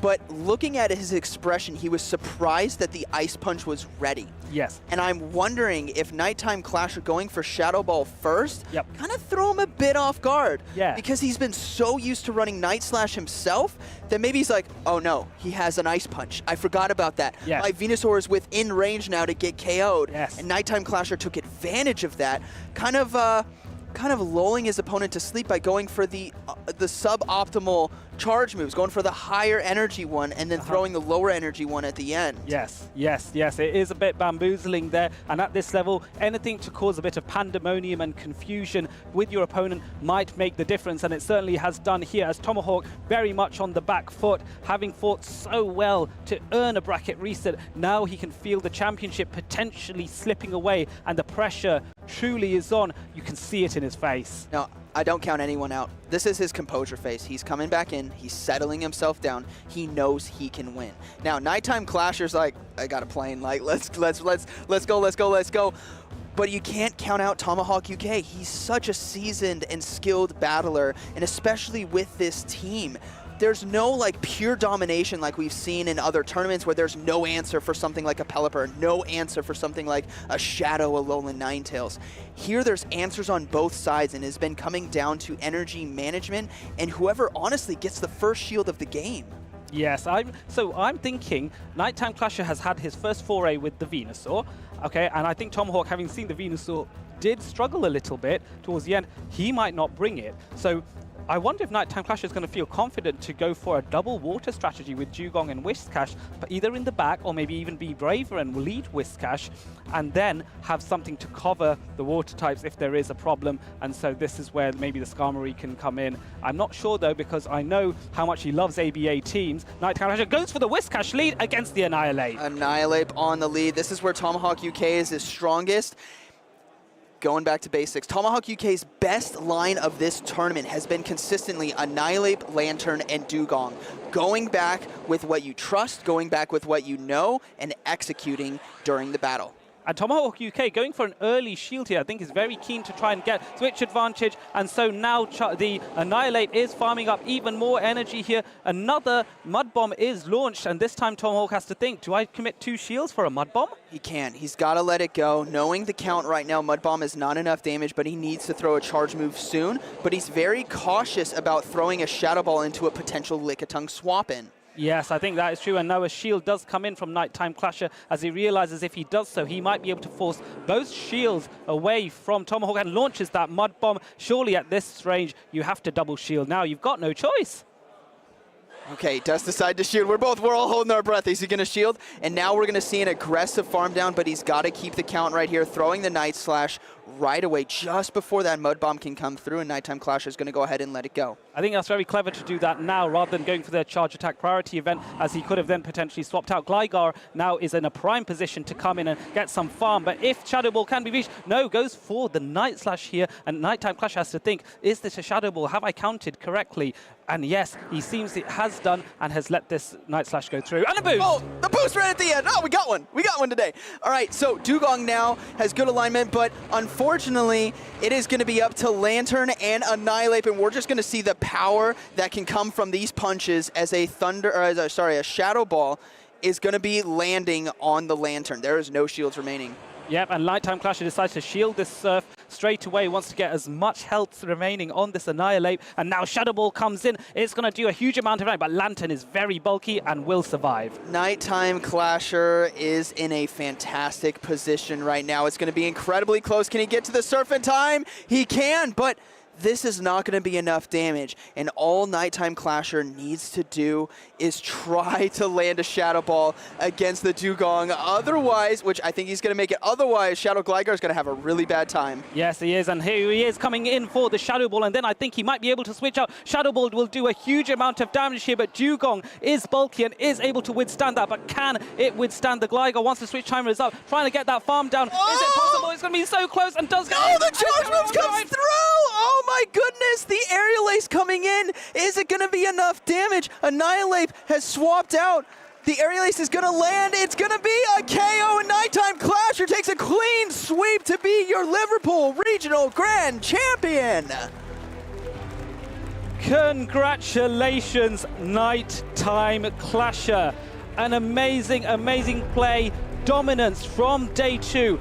3-0s, 2-0s, 3-0s, all over, flying over from the United States of America to cement his legacy at the home of the very first Pokémon Go Championship Series. This, oh my goodness, what a set of battles that we saw right there. Annihilate is here, everyone. If you had doubts about Annihilate's performance in Charlotte, well, it dominated here today in Liverpool. So start spending that Stardust, start using that Mankey candy, evolve your Mankey into an Annihilate because it is meta and it is here. Nighttime Clasher able to overcome after a tough bracket reset. So huge congratulations to both battlers here. Tomahawk UK fighting very hard to get himself in a position to win. It was uphill battle, right? Had to do a bracket reset and come right back. Did a phenomenal job there with keeping the switch clocks misaligned in the first series, but unfortunately, the Annihilate with energy and shield advantage was just way too much. Yes, it was indeed. And so, Nighttime Clasher cements his legacy in the best possible way. Commiserations to Tomahawk, who got so close. I believe Tomahawk was a player that Lou did shout out as one to watch. I think, was it yourself that mentioned Nighttime Clasher in the graphic? I know you supported him now, but I think I mentioned earlier in the stream that it was so cool to see Nighttime Clasher earlier this season run a team that was so unconventional, was so against the grain for what we were used to. And ironically, it has now become meta. He was using Skeledirge, he was using Charge-a-Bug, he was using, I believe, Shadow Gligar, he was using Abomasnow.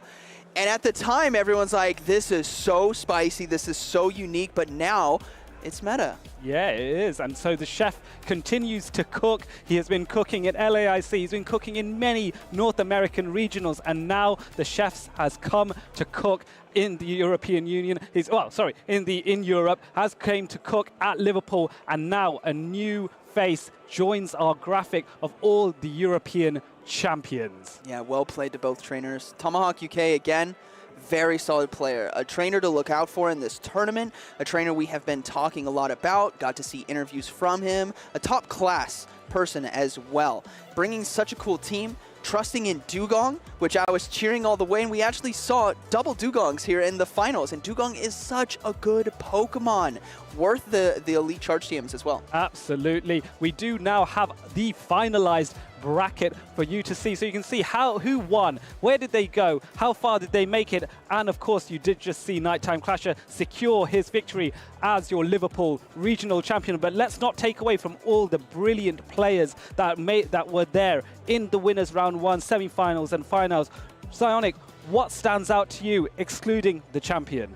I think Pablo Dinas really had a great run today with a Shadow Dragonite. For any of you just tuning in, Shadow Dragonite was a part of this meta. It was incredibly fun to see the Dragon Breath, the superpowers. We saw them land, we saw them boom. So Pablo Dinas fighting his way through, almost making it to the grand finals there, but unfortunately losing to Nighttime Clasher. And Nighttime Clasher takes it all the way, but these competitors, my gosh, it doesn't get much better than this. It does not. This is a list of stars, brilliant trainers in their own right. And let's not forget about the losers bracket as well, because so many trainers were also there making a legacy for themselves. I spoke to V Tenacity, for example, in losers round 2, who said this is the best I've ever done so far and I couldn't be happier. I obviously would have loved to have gone further, but to get this far, this is an achievement. Going to losers round 2 in the first place on day 2. One match I also want to highlight, Lurgan Rocket versus Andris in losers round 4. That matchup at the end was mesmerizing and something that I think will be immortalized in my memory banks, shall we say, for eternity. Yes, that was so good. The prediction, the swap into Vigoroth to try to, or the swap to try to catch the Focus Blast, the counter swap into Cresselia, predicting the, it was so good. It was so good. And what's amazing about these tournaments as well is all these trainers are accumulating points in order to get to Worlds. So, Status Stan told me he only needs 50 more points in order to win his way to Honolulu, and he's going to be looking to achieve that in another tournament. So look out for these trainers in future regionals, in future ICs. It's going to be a lot of fun as we do have a full bracket breakdown for you. Yes, we do. And now you can see the final standings, their teams. You have Nighttime Clasher there with his team, the signature. What would you say was the signature Pokemon? I'd say the Skarmory. What do you think? The it's Annihilape. This is Annihilape's tournament. I definitely think it is. 2 Annihilapes there at the top. Vigoroth as well making it through. But as you can see, a common trend throughout these teams was Annihilape and Vigoroth. There was a sprinkle there of Defense Form Deoxys, and actually Metacham came in from Snowman, who also had the double flyer with a unique combination of Shadow Charizard and Pelipper, but overall these teams were very strong. They stuck to the consistency of Azumarill, Lickitung, Charjabug in most situations. Whiscash as well was dominant in this tournament, but it was all about the fighters and flyers. I think they were having a face-off this weekend. Oh yes, they definitely were. Notice as well, the most common Pokemon out of these top 8 teams is that Lickitung, with 7 out of 8 trainers using it. So trainers, for those of you watching at home, call your friends, say that I need more Lickitung. I want to get one for Open Great League because it is one of the safest swaps in the game. You need to have one. It is a requirement almost because it's so good. Yes, I know it's a shocker. I've been PvPing for a long time, but I'm almost ready to build my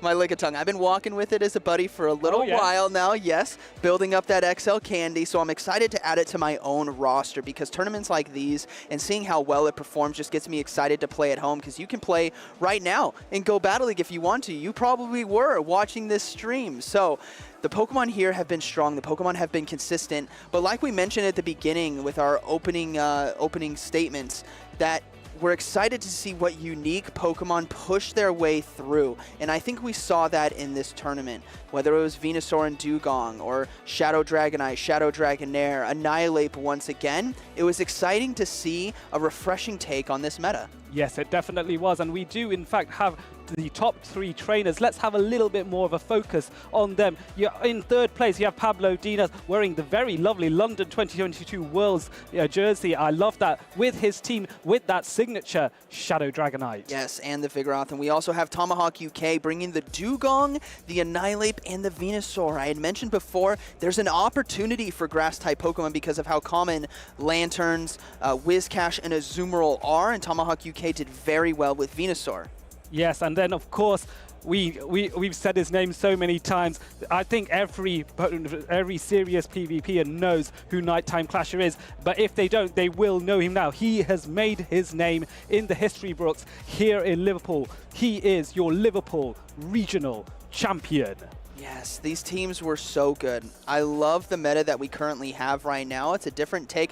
I know some of you might dislike it because of how common similar Pokemon can be, but I think it's good to have an anchor that you can rely on that necessarily isn't such an RPS kind of meta. Yeah. As in years past, we've had maybe metas where it was Noctowl and Trevenant and Lantern. It was very like, it was tough to overcome. But when you have a Lickitung as the premier Pokemon on everyone's team, that can be handled in a lot of different ways. Indeed. You can go offensively with a fighter. You can go defensively with a Steel like Skarmory or Registeel. There's a lot of opportunity to manage those matchups, which gives more creativity for your teams. Yes, and one thing I'd like to say for those for those that look at this and go, there's a lot of similarity in a lot of these Pokemon, even though there are some variances. Look, folks, meta is meta for a reason. Yes. And in order to be the best at any tournament, no matter what the format is, you need to be familiar or at least have a plan to deal with the most common Pokemon. There is no such thing as a tournament where there is no commonality at all. There are always going to be Pokemon that really stand out. And in order to succeed, you need to play with the best tools available. And for this, these Pokemon stand out. Lickitung for sure, Annihilate for sure. Maybe even though, try something spicy with the Shadow Dragonite because I love it so much. But remember, meta is meta for a reason. Definitely get good at practicing with it. Yes, and it's worth that Stardust as well. You might think it's a bit much for right now, but think of how much utility you get out of those Pokemon. And you might be saying, hold on. Medicham, can we talk about Medicham? But it actually made an appearance in the top 16 in today's tournament series. Indeed. And it did pretty well. So just because there's a nerf to something doesn't mean it's not good anymore. It's all about how you utilize it on your team of 6. Yes, I think that's very, very well said, Zionic. I don't know about you, but I was recently at a local Play Pokemon challenge, and I was speaking with some new trainers that had come to check it out and try and learn how to battle. So I'm sat teaching them. I was hosting it as a professor myself. So I didn't have any biases. I could teach them everything I could, which perhaps isn't very much. But besides the point, I was saying, oh, okay, so how many how many second move, how many Pokemon do you have with a second attack? And I was like, oh, okay, I've got about 50, got about 100, okay. Oh, Adelian, how many do you have? I have about 400 Pokemon, and they're all in Great League. So this event, but the thing is, at one point, I started off with 1, and 2, and then 5, and it slowly built up. These 400 Pokemon have built up over several years of very enjoyable battling. I don't know about you. How many do you have? I got loads. Well, I don't have that much. I do have a little over 200, I want to say, but I also have quite a lot for Ultra League as well. Yes.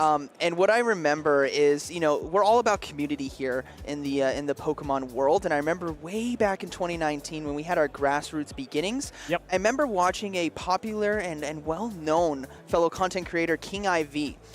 And I was watching him power up his own Pokemon, and he literally made me spend my own dust. Millions upon millions just copying what King invested in, and I have those Pokemon to this day. My Azumarill is the same Azumarill that I powered up all the way back then, so shout out to King. Has been a very helpful judge in the Play Pokemon Tournament series, a top-class battler himself, but that just reminded me when you were talking about the Pokemon, it's like, where did my Stardust go? I'm like, he's responsible for at least 50 Pokemon on my roster. Oh yes, but one inspirational player King is just the amount of guidance he gives with his content. As do you as well.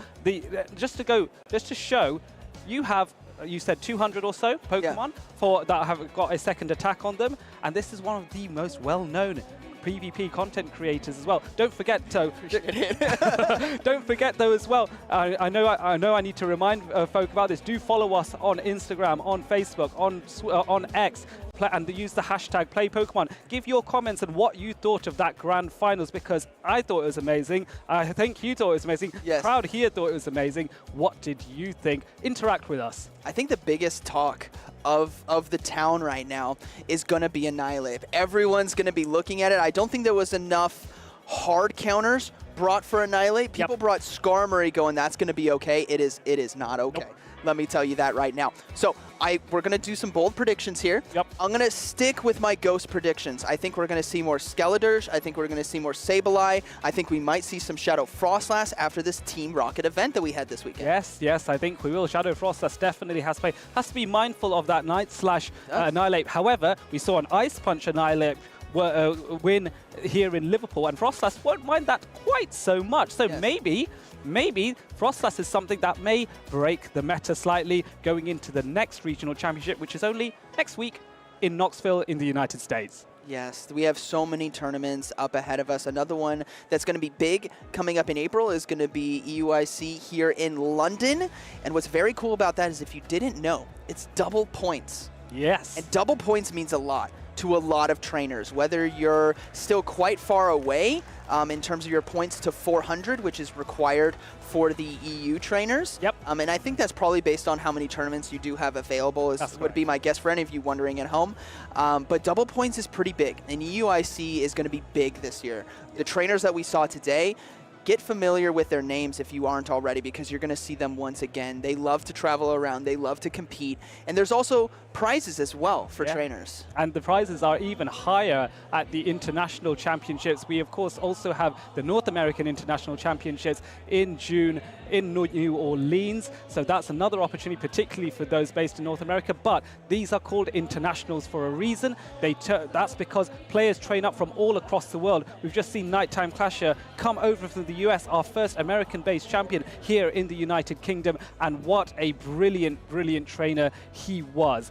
I am in awe of all of the amazing talent that travels to these regionals, and at EUIC I expect to see even more, and one of them will crown themselves not just the finest in London, even though we are in London, but the finest, one of the finest in all of Europe. Yeah, and that's something that no one can ever take away from you, right? You can always look back at that and reminisce that, you know, I accomplished that, right?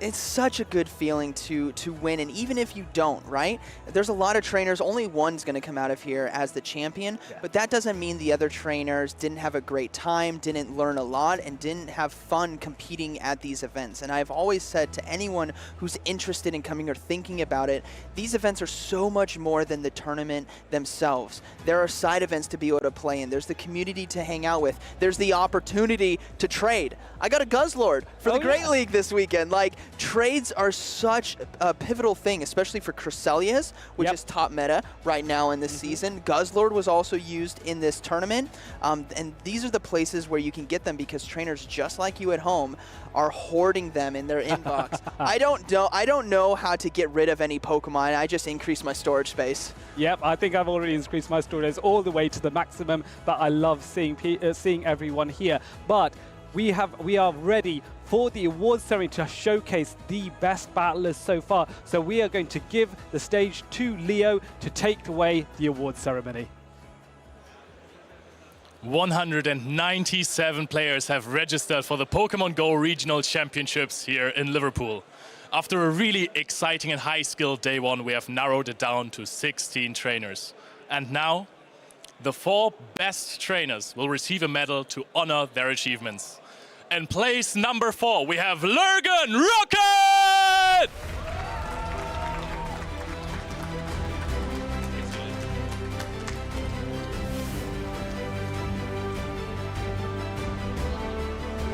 Congratulations, my friend. How does it feel to be honored again on this very stage in Liverpool? It's a little bit bittersweet. I could have and should have played better. Should have been an easy path to the finals, but I'll know better for next time. It's been great. A little mistake will always be there in play. You have had a phenomenal achievement. You have been a champion here before. Guys, give it up once again for Lurgan Rocket!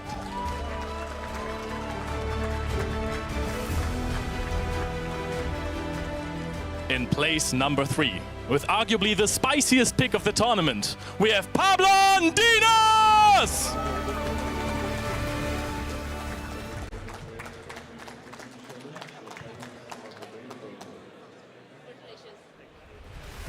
Pablo Dinas, how hyped are you about your achievement? I'm so excited. I can't believe it. I am here. I don't have words. I want to say this medal does suit you well. So, what was the best Pokemon on your team this tournament? Why was it Shadow Dragonite? Dragonite is very curious Pokemon because it's good and when you don't use it at all, because it's a very strong Pokemon that makes fear for the opponent, and if you compose the team without it, it would be good as well. All right, thank you very much. You heard it here. Shadow Dragonite is an amazing Pokemon. Give it up once again for Pablo Dinas!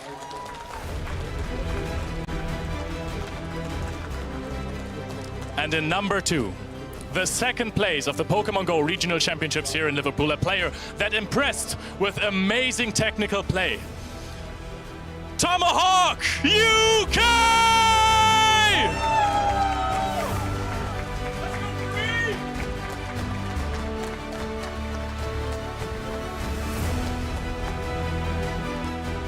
Tomahawk, I know this is not the result that you wanted, but just know that everyone in this venue, including me, we are very proud of your achievement, and you should be too. Guys, again, Tomahawk UK!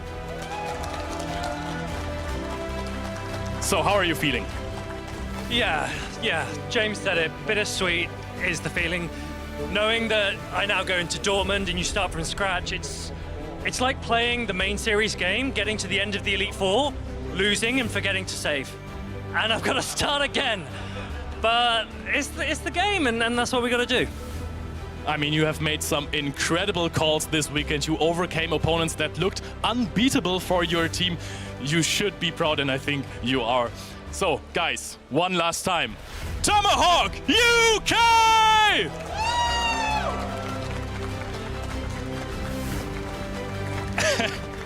All right, so this is a bit of a funny situation because our champion had to rush to the airport in Manchester, which is not even in this city, so he had to leave. We can't give him a medal here.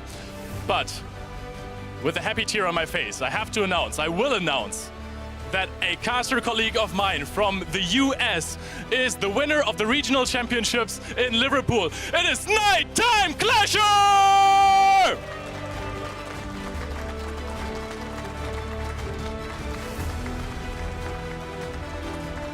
Nighttime Clasher, I sincerely hope that you will get your flight. Everyone in here hopes that as well, and we are congratulating you from the bottom of our hearts. Guys, don't go anywhere. We have some impressions of this day for you, but we also have an outro panel at the end of those impressions. So stay tuned, don't go anywhere. See you soon.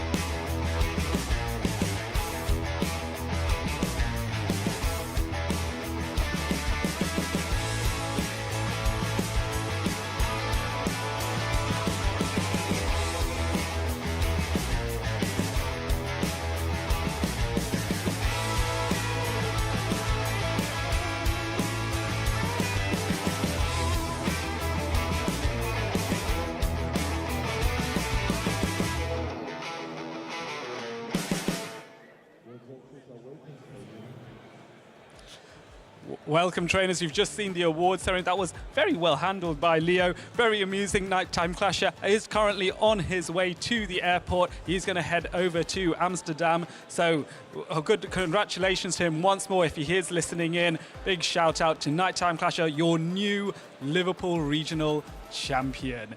Gentlemen, what did you think of that final? I'll start with you, Ryan, because you and I were watching that. We were anticipating this weekend how good Annihilate would be. Yeah. We talked about it earlier. They're like, people just weren't used to it yet. But my gosh, did it perform well this weekend. Both trainers there in the finals had it. There was a lot of them in the top 8. There was a lot of them in the top 16. Yep. And I think it's exciting to see that a new fighting type Pokemon is a part of this meta. But also, it doesn't have to be. Vigoroth also did very well today. There was also some defense form Deoxys, some Medicham, but Poliwrath definitely took a big hit. So I think for me, it was seeing how good Annihilate could be in the trainer's hands that were used to running it. Yes, for sure. Leo, I agree with you that Annihilate was so good, but not necessarily dominating the same way Medicham was. what else, aside from the Annihilate, what else stood out for you from this tournament? Excuse me, double Dugong in the grand finals. Both trainers had the Dugong. It is an amazing Pokemon with the decline of Poliwrath, as you said.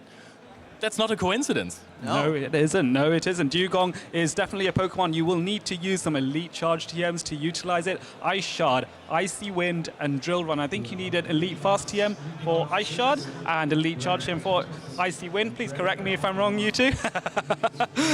So we have actually got a list of all the European regional champions, and there's one very special face that we like to add to it. And here you can see Nighttime Clasher is now your Liverpool regional champion. How does that look to you, Leo? So well deserved. Nighttime Clasher has been on the rise for the last year, for this season. He has been topping constantly. There was barely any event where he didn't make day 2. Maybe there was one, but I am not even sure about this. He's a very creative player. His style is throwing other people off, and just a convincing 3-0 in the grand finals there. Yes, it was so decisive. That bracket reset made me think, maybe now Tomoko has it, but no, Nighttime Clasher's dominance was key. Zionic, what were your thoughts on how does Nighttime Clasher stack up compared to the other European champions? I mean, he stacks up very well. Let's be completely honest. Of course. He was cooking today. He was absolutely cooking. A masterclass with his energy and timings. There was so many times where I wasn't necessarily casting. I was out in the audience watching the battles, and the timings of his throws were so perfect. And it just goes to show how good he is at this game and what it takes to become champion. Yes, absolutely well said there, Zionic. We also now, having seen Liverpool be completed, I'm sure many of you watching will think, where's the next regional I can go to? I'm going to brush through them very, very quickly. So after Liverpool, you can go 2 weeks away. The next European regional is Dortmund. And then after that, Utrecht is in early March. And the International Championship for Europe, EUIC, is in London in April. After that, you can go to Stockholm in Sweden, and the newly announced Italian special event in Bologna is also available in the first weekend of June.